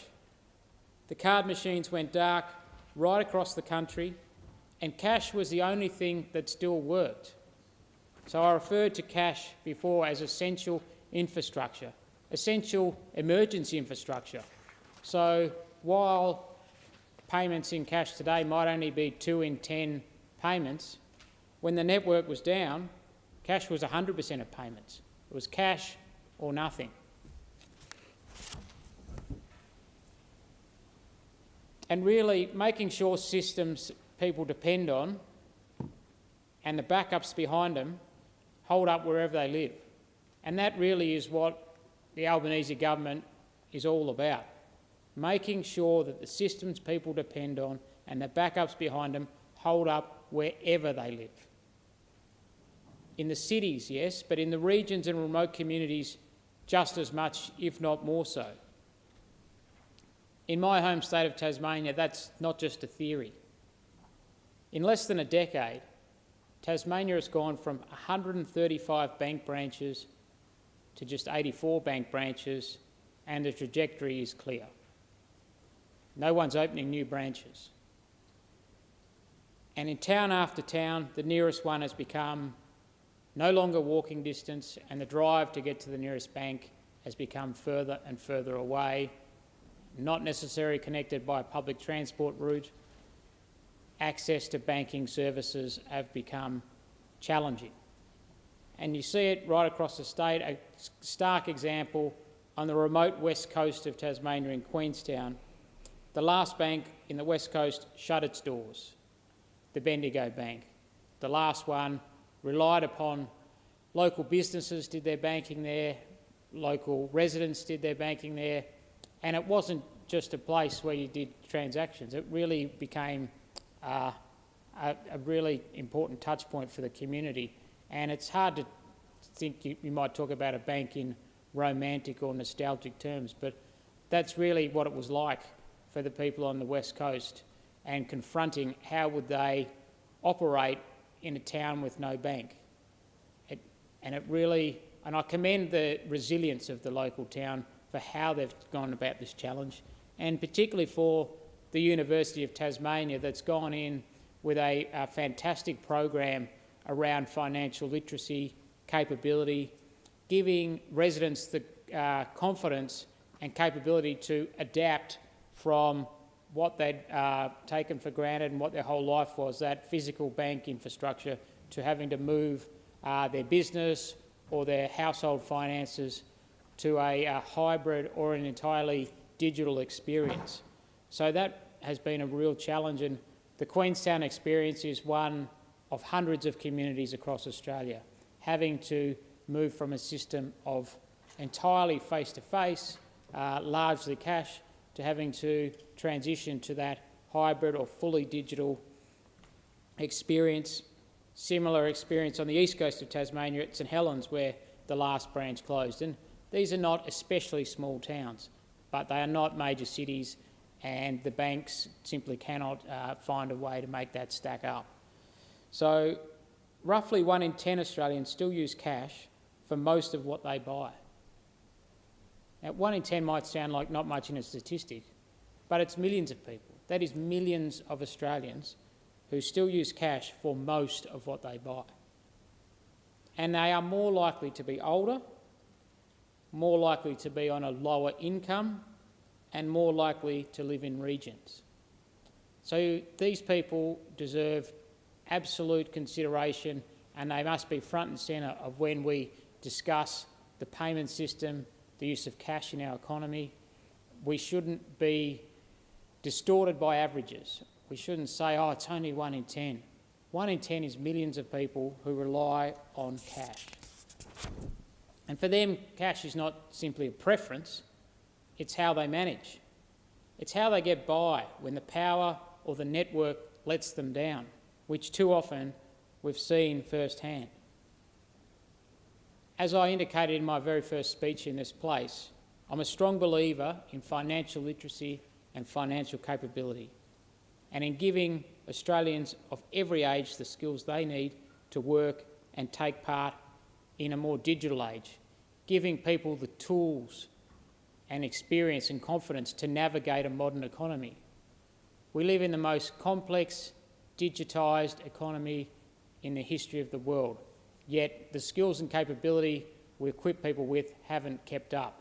So that is a challenge that we must continually confront in this space, about how we equip our citizens to navigate through that complexity. And I also understand that for some people, just becoming financially literate and to be able to navigate those challenges will not always be possible. And so where that isn't possible, our economic infrastructure has to be built to include them and not shut them out.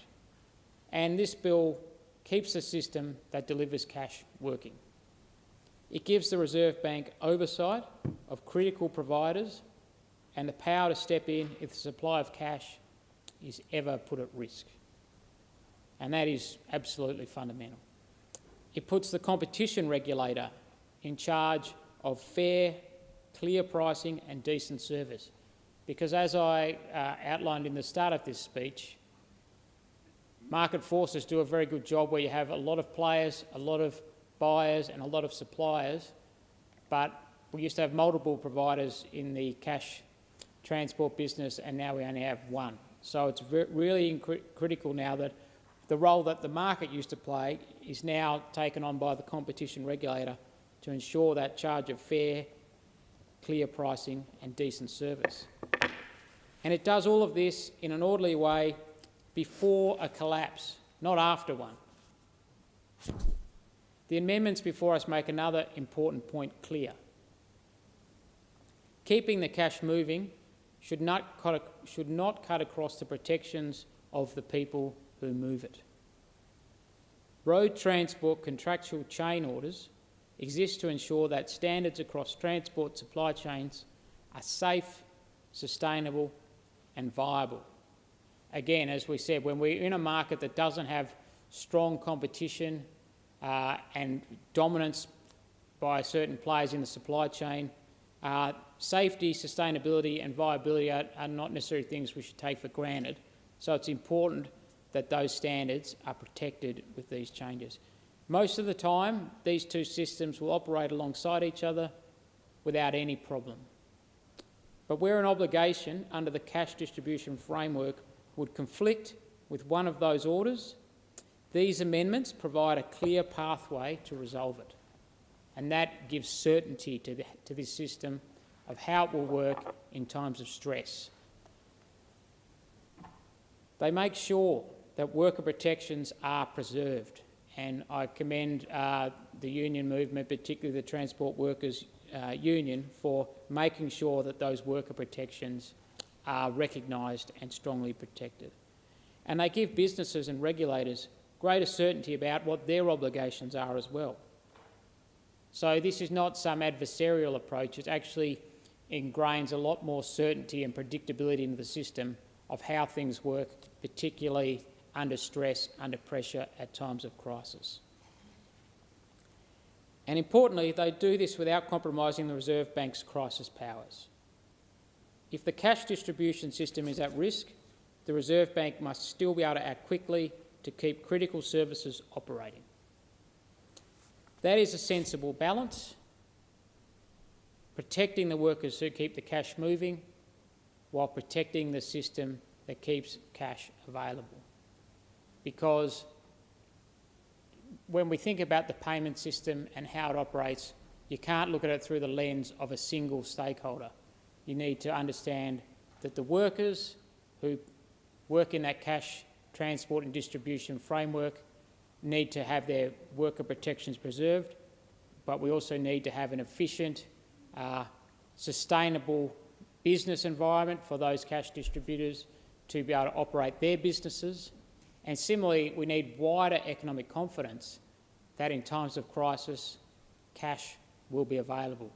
In times when your telephone doesn't work, when your online banking system isn't working, when your credit card payment networks aren't working, there is still that last resort. Cash is king, and we can make sure that the cash is transported to all parts of Australia, particularly those remote regional places where particularly lower income households and older households have come to rely on cash for their everyday life, and still millions of Australians do the majority of their transactions using cash. So this is a measured answer to a real problem. It's not a step back from the digital future. It is a way of making sure that the future leaves no one stranded at the checkout. And it sits alongside the cash our shops must now accept. And it backs a supply of cash that Tasmanians and Australians rely on every day. Therefore, I support this bill and the amendments. Senator Roberts. The fact is, cash is king for retailers, for sellers, for buyers. The Cash Distribution Framework Bill 2026 and consequential amendments bill establish a regulatory framework for Australia's cash distribution system, with a particular focus on the cash-in-transit sector. The government's claimed intention is to support continued access to cash as cash use supposedly declines, and the economics of distribution become more difficult, especially in regional and remote areas. Key measures include allowing the Reserve Bank of Australia to designate systematically important cash distribution entities, giving the Australian Competition and Consumer Commission oversight of standard terms, pricing, service agreements, access arrangements and service level standards, and creating good faith negotiation, arbitration and dispute resolution mechanisms. And the bills introduce crisis readiness and resolution powers so the Reserve Bank of Australia can intervene if a critical provider becomes financially distressed or services are disrupted. In effect, cash handling is moving from a commercial market service with many providers to critical national infrastructure. One Nation supports this bill. I would add a main assumption in this bill is false. The use of cash is not declining. In 2016, when I first started campaigning to protect the use of cash, there was $70 billion of cash in the economy.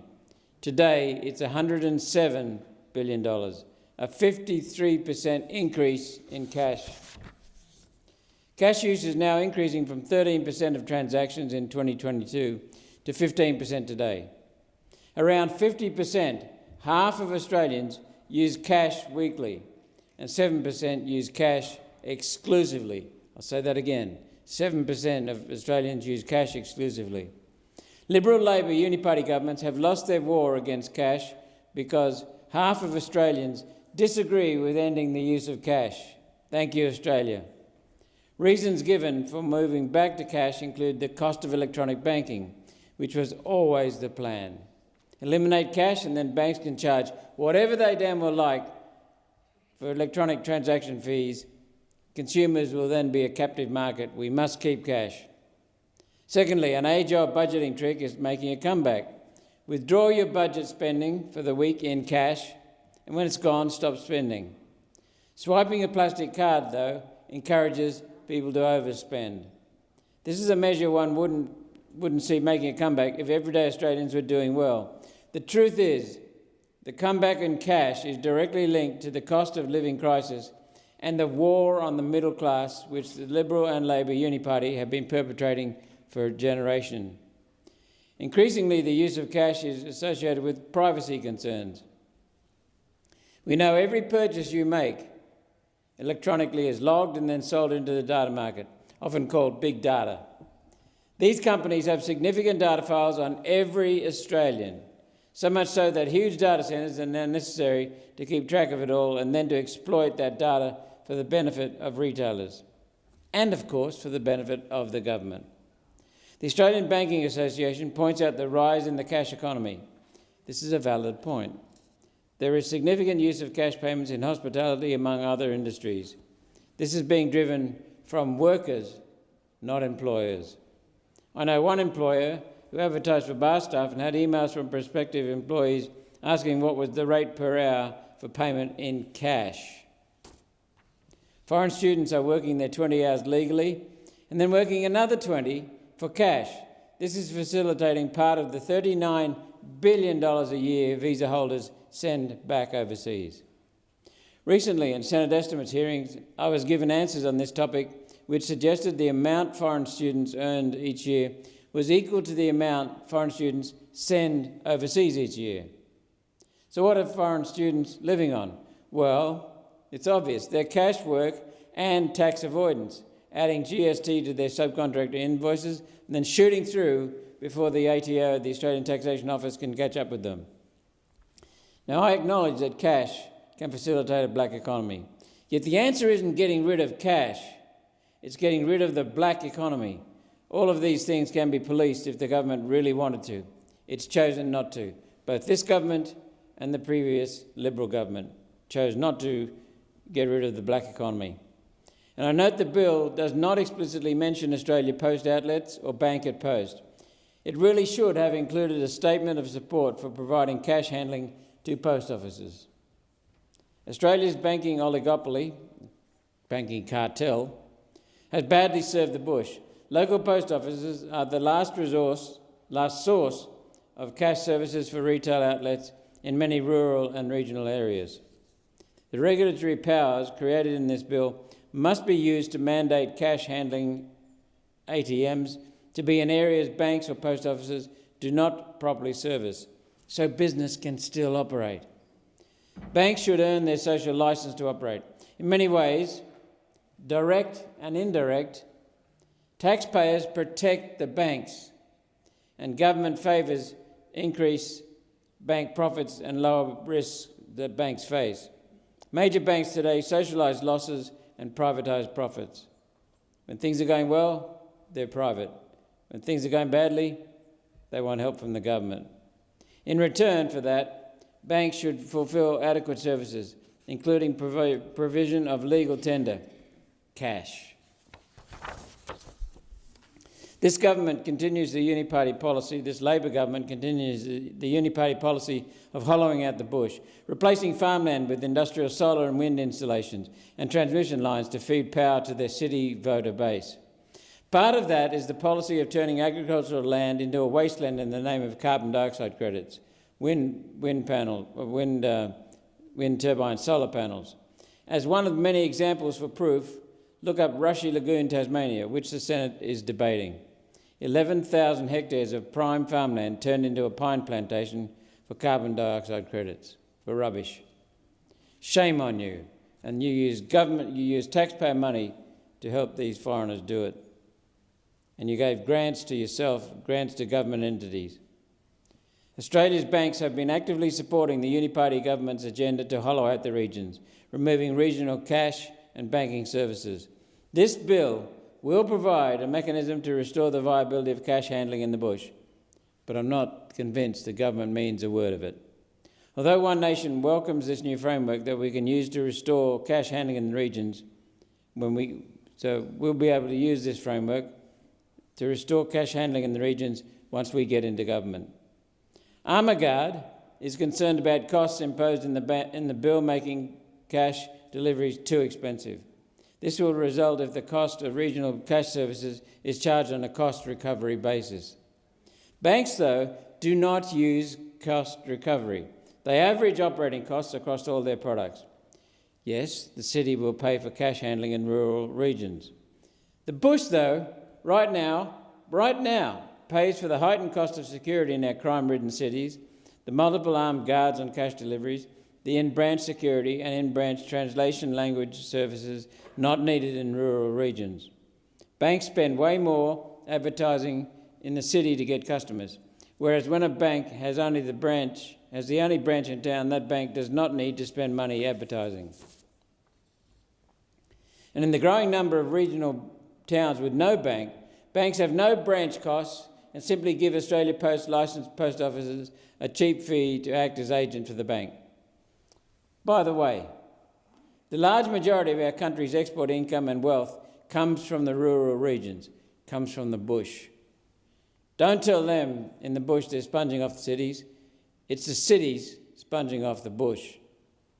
The Cash Distribution Framework Bill 2026 allows the Australian Competition and Consumer Commission to require Armaguard Prosegur to provide access to their depots for smaller operators, while noting these operators already access their depots, so this provision is actually not really new. Nonetheless, protecting access rights in legislation is useful, so thank you. Potential market entrants into the cash handling market, such as NCR, expressed support for this provision. The Bill's Digest discusses concentration of industry power in the hands of the merged Armaguard Prosegur entity. This bill may create barriers to entry for new or smaller entities and thereby serve to cement the Armaguard Prosegur monopoly. It's a fair point, although once again goes to use of the powers in this bill, not the creation of those powers. One power I am worried about, though, is the crisis funding provision in the bill. Parts 6 and 7 allow the Reserve Bank to declare a cash handling emergency and may authorise up to $400 million in assistance to provide continuity in service, while taking action that could include appointing an administrator. My concern is this provision can be triggered on a very low bar.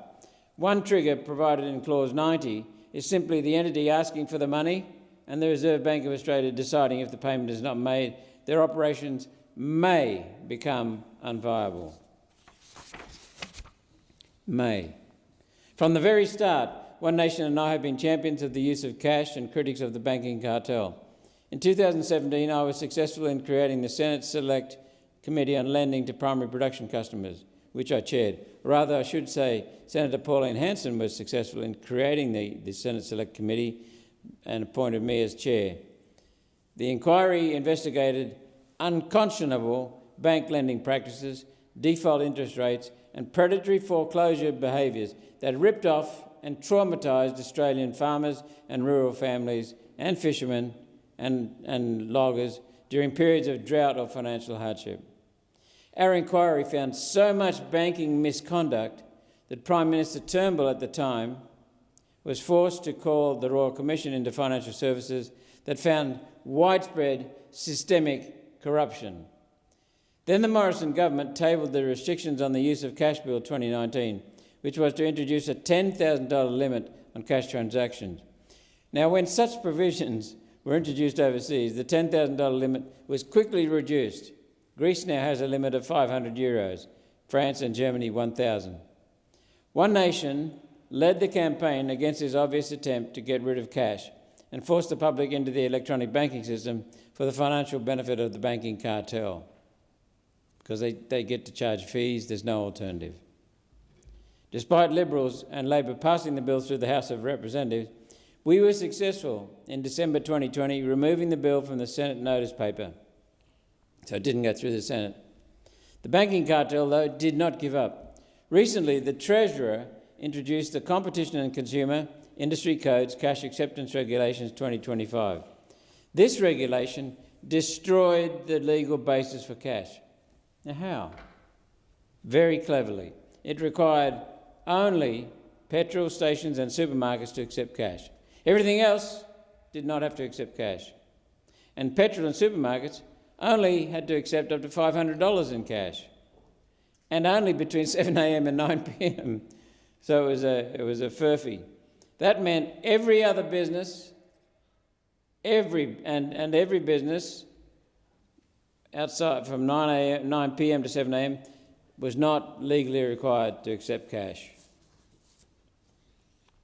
The government justified this measure as guaranteeing cash, which was fundamentally a lie. Since Federation, the start of our country, cash has been legal tender. Businesses can only refuse cash in a narrow set of circumstances. The Albanese regulation was deceitfully designed to provide air cover for any business that wanted to move to card-only payment. That's the real aim, to get rid of cash. This is the reason I'm suspicious of the motives the government has in preparing this bill. The Uniparty government, 3 times it's tried now to get rid of cash. In the hands of a one-nation government, this bill, though, will create a fair environment for the free market to thrive and for consumers to win. Thank you. Senator McDonald. Well, I feel well-versed, well-qualified to talk about cash and the economy, having run a significant-size multi-store retail operation in Queensland. I take note of so many of the points that have been made in this debate, though I will call out One Nation taking credit for the removal of the government's bill on cash as being a complete fantasy. But that aside, cash is not an outdated relic of the past. It is a significant part of our economy. It's legal tender, and particularly for parts of the world that are offline, that don't have internet connection or Wi-Fi coverage, that need to be able to transact. I think most recently of the Gatenby rodeo, where a significant amount of cash was taken, yes, more than a significant amount, in order to allow that community to enjoy gathering together and enjoying the gathering and the buying of drink tickets and food and so forth. And it is only with the opportunity that cash provides that can still go ahead.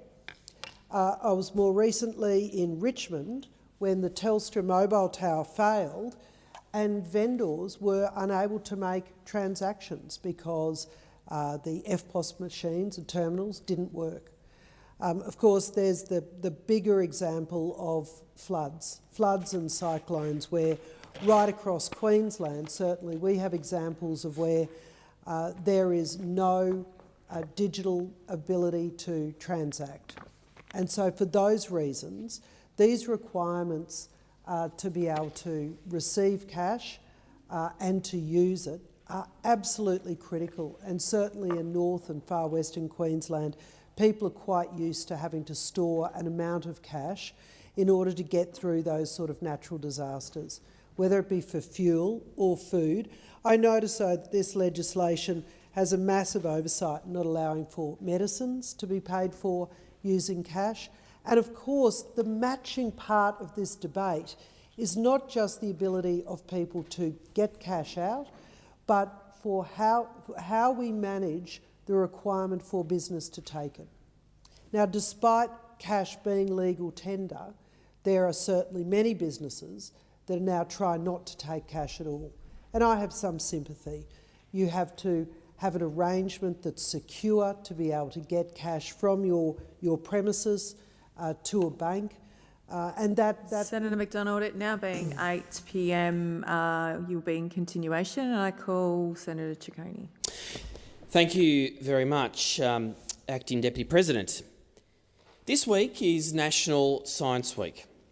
When the Minister for Industry, Senator Tim Ayres, launched it at Questacon, he put it well. Our scientific capability is critical to Australia's economic security, resilience and productivity.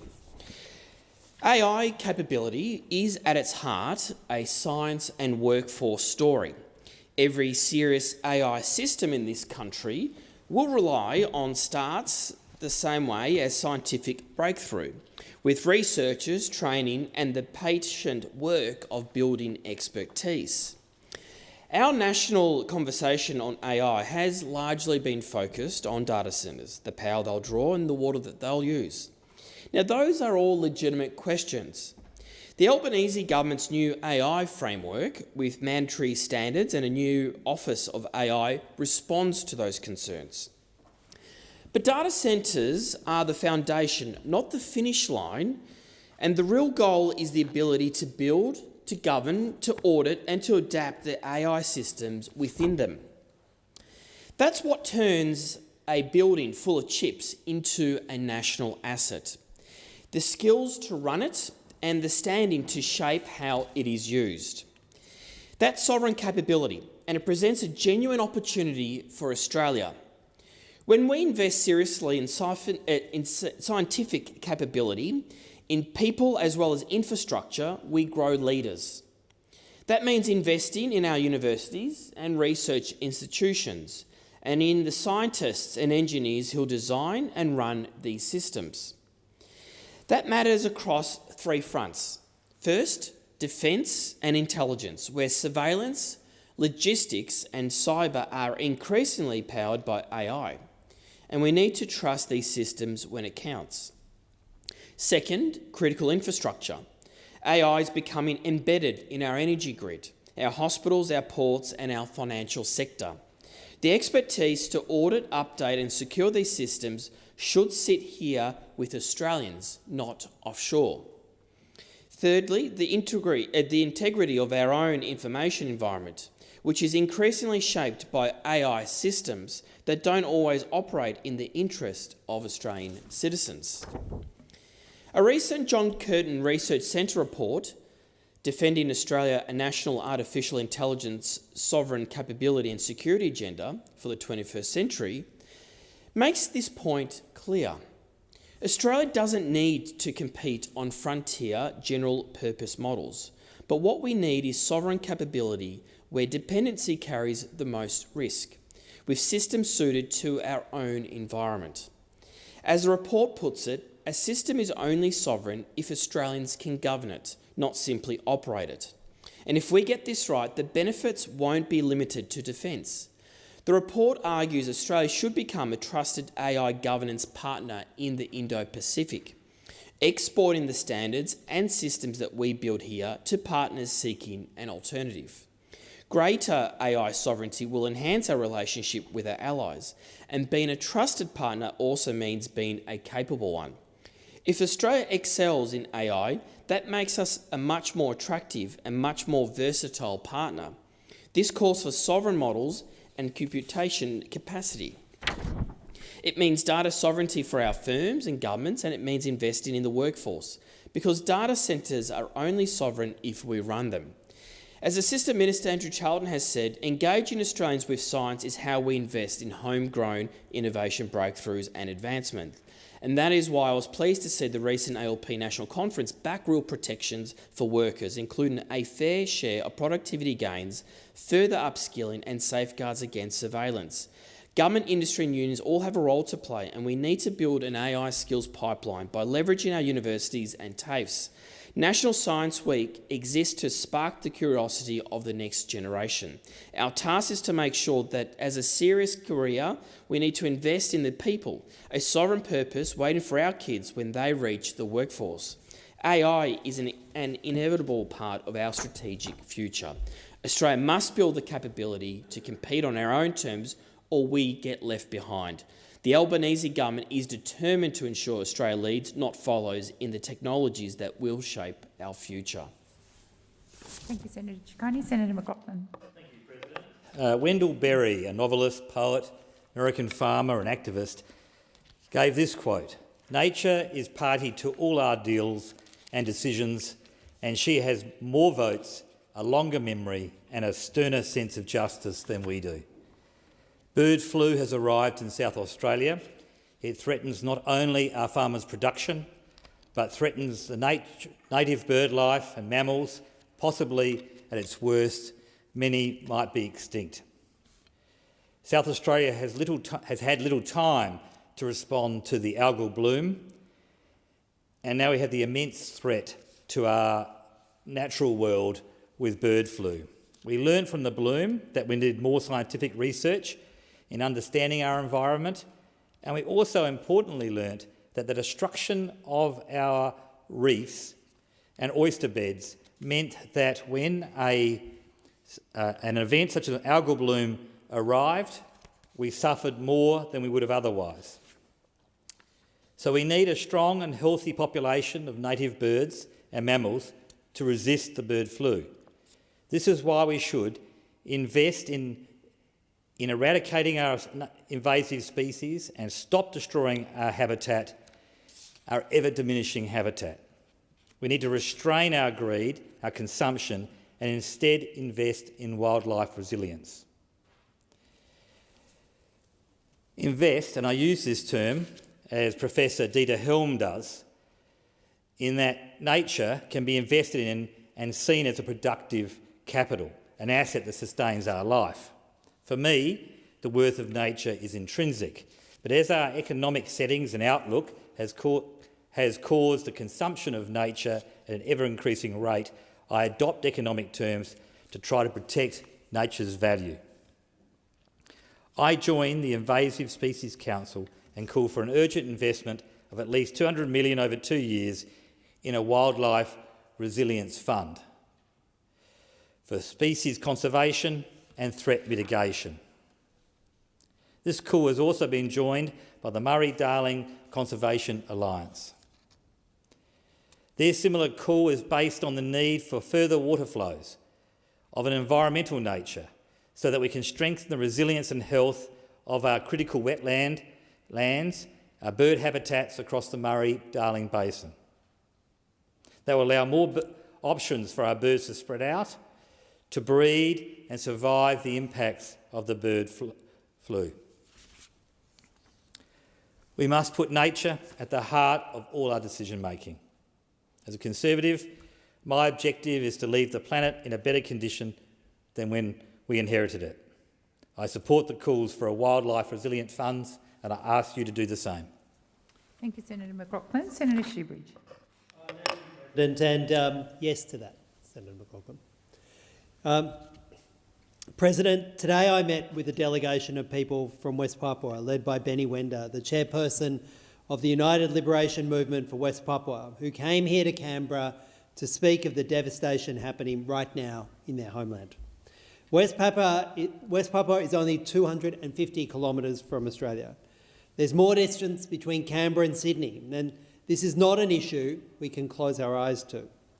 The briefing on West Papua told us that the songlines of First Nations people in Australia are related to those and connected to West Papua. There's a shared ancient history. Currently, the largest deforestation process in the world is happening in West Papua. At least 1.2 million hectares of beautiful ancient forest is planned for destruction. That's the size of all of Greater Sydney being destroyed. The total emissions of this project are in the hundreds and hundreds of millions of tonnes of CO2.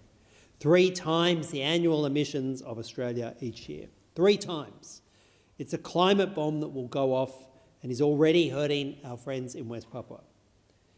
People have lived on that land for thousands of years. Communities, culture, language, connections. And they are now being violently dispossessed and forced from the land, often with military force, and we heard of the helicopters, we heard of the violence. There are now over 100,000 displaced West Papuans, almost all without a home because of the ecocide and the violence occurring. One of the delegates said very clearly, we all know someone who's been killed, we all know someone who's been raped, we all know someone who's been abused. President, this is what is occurring to our neighbours. The government can act, and as a first step, it can do what's already promised and pressure Indonesia to allow the United Nations High Commissioner for Human Rights into West Papua to investigate. It was in 2019 that Australia joined with over 100 other countries to demand this, and it still has not happened. I want to thank the delegation for coming to Parliament, an historic delegation to this Parliament. And I want to thank all those parliamentarians who came to listen and learn. And together, we must not forget the people of West Papua. President, for 8 days now, 3 Palestinian families have been under siege in their homes in Qusra, in the occupied West Bank. Israeli settlers surrounded the Abu Rida and Hassan families on the 9th of August, cut their water, cut their electricity, blocked their food from reaching them. 15 people, including children under 7, were trapped by a mob while the Israeli military and police stood by. These attacks are on the minds of the Australian Palestinian community, and I thank them for sharing their fears with me, their concerns for their families and friends. And they asked me to raise this today in Parliament. On Thursday, instead of removing the settlers, Israeli soldiers forced the families out of 2 of their homes. The attackers stayed. This is not a fringe incident. Even the United States' own ambassador to Israel, a committed supporter of the illegal settler movement, called what's happening in Qusra an act of terror. Amnesty International has been clear that this is not isolated. It's a part of coordinated, state-backed campaign of dispossession across the West Bank, happening thousands and thousands of times. The settlers can no longer be meaningfully considered as separate from the Israeli state. Their actions are yet another reason we must sanction Israel. Labor will say, don't worry, in 2024, this government sanctioned 7 individuals, and 1 single hardline youth group. That was a start, but it falls so far short of what is needed right now. Sanctioning a handful of individuals while Australian trade, investment, imports, industries keep flowing back and forth into an economy built on illegal and violent occupation in the West Bank is nothing but a PR response to complicity in what is part of a growing genocide. We have serious unanswered questions about whether Australian-made steel is finding its way into settler construction. We know it's being used for settler vehicles to displace people. We have questions about supply chains, and Labor has refused to act on these. Sanctioning a handful of individuals while the settlement enterprise expands is not accountability. Australia should be banning trade and investment that sustains illegal settlements. And this government should come to the chamber and tell us exactly what due diligence has been done on this government's supply chains. The families of Qusra need global solidarity, and they need it now. Thank you, Senator Shoebridge. Senator Polley. Recognise the important work being undertaken by the Australian Dental Industry Association and to acknowledge a recent visit that highlighted the difference oral health education to make in the lives of Australian children. In particular, I'd like to thank Dr. Sarah Rappel, Director of Policy and Education at the Australian Dental Industry Association, for organising the visit and for her ongoing commitment to improving oral health outcomes across Australia. I would also like to thank Danielle Brooke, Assistant Director at Good Start Early Learning, Semaphore South, and her team for their generosity and hospitality. Too often, dental health is treated separately from our broader health. Yet we know that good oral health is fundamental to overall good health and well-being. Poor dental health can affect a child's nutrition, their speech, learning, confidence and quality of life. That's why the work of the Australian Dental Industry Association is so important. During my visit to Good Start Early Learning Semaphore South, I had the opportunity to see the Bite-Sized Beginnings pilot program in action, delivered by Australian Dental Industry Association in partnership with Good Start Early Learning, Primary Dental and a division of 4Health Group and Colgate. The program seeks to connect children and families with oral health education information about child dental benefits scheme and pathways to ongoing preventative dental health care. One of the highlights of the visit was seeing the children's engagement with Dr. Rabbit, Colgate's long-running oral health education mascot, who helps make learning about healthy teeth both engaging and accessible for young children. What impressed me most was the focus on creating positive experience around dental health. Early exposure to dental education helps build trust and confidence, encouraging regular checkups and healthy habits that can last a lifetime. Research shows that early childhood is a critical period for establishing healthy behaviours, and programs like Bite-Sized Beginnings help set children up for better health outcomes throughout their lives. It's important as well that this program not only raises awareness with children but helps to educate parents. This child dental benefits schedule, introduced by the Labor government in 2014, this scheme provides eligible children with access to up to $1,158 in basic dental services over 2 consecutive calendar years. Yet participation remains below 40% of eligible children nationally. The benefits extend beyond the individual child. Better oral health means healthier families, fewer preventative health issues, and reduced pressure on our health system by reaching families through trusted early learning centres. This pilot program is helping more children access preventative care earlier and informing them how this approach can be expanded into more communities into the future. And importantly, as I said, it is about educating parents. It's about eating healthy. It's about cleaning their teeth and making the experience of visiting a dentist a lot of fun. That's where Dr. Rabbit comes in.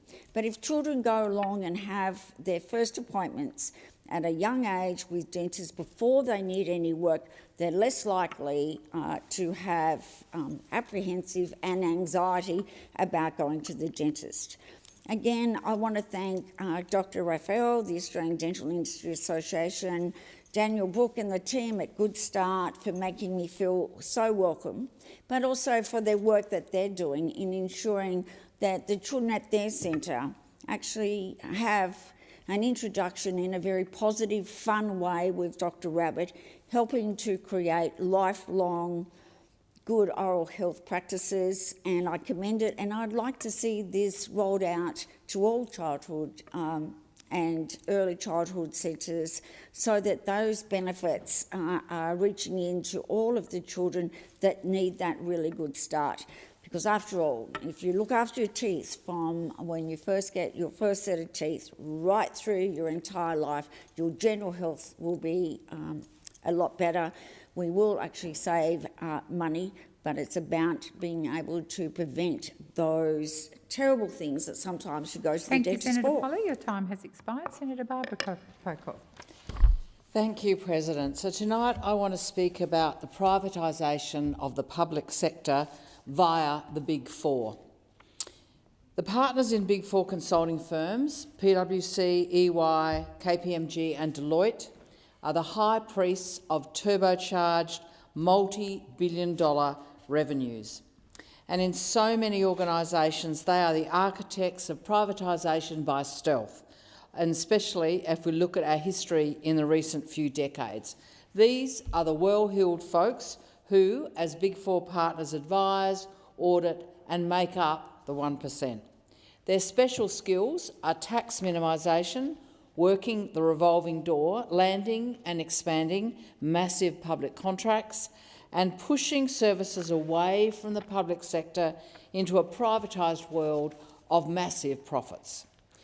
Despite Labor's promises, core government work is still being outsourced in our country at the Commonwealth level at an alarming rate. New Centre for Public Integrity data shows that the APS spent $742 million on consultancy contracts, that's over $2 million disclosure threshold, in the last financial year, 25-26. More than half of that money, $394 million, was for management advisory services or basic consulting.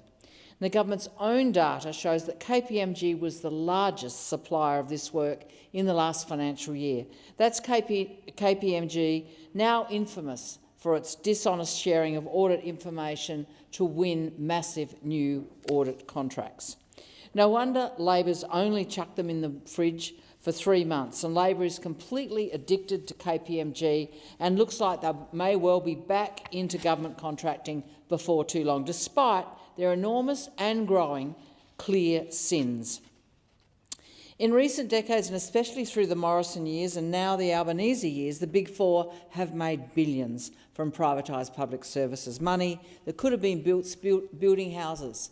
We need to spend it on the things and the services that Australians really need: health, education, a roof over our heads, hospitals, transport and all those essential public services, including Commonwealth public service advice and service.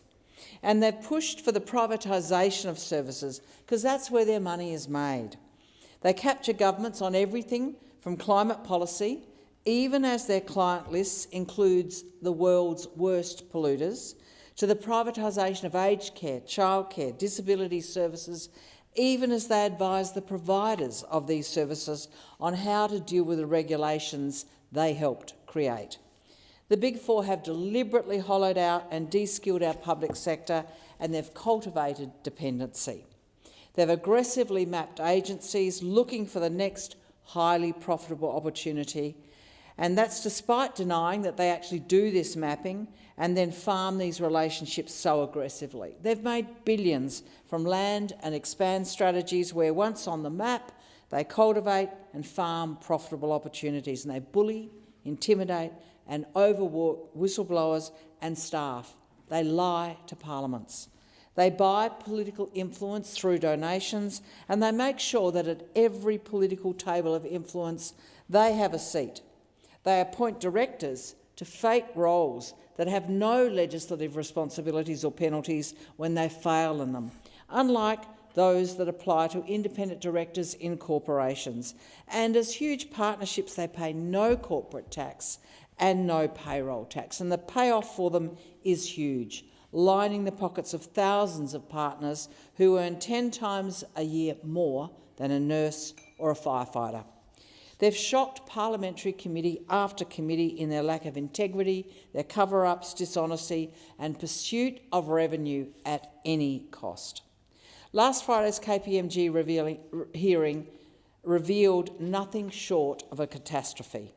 We heard gold standard evidence that these firms are using law firms to hide behind, creating fake, narrowly scoped so-called investigations. They use massive payouts of up to $500,000 to silence whistleblowers. A number of whistleblowers, not just the latest very brave soul, but many of them.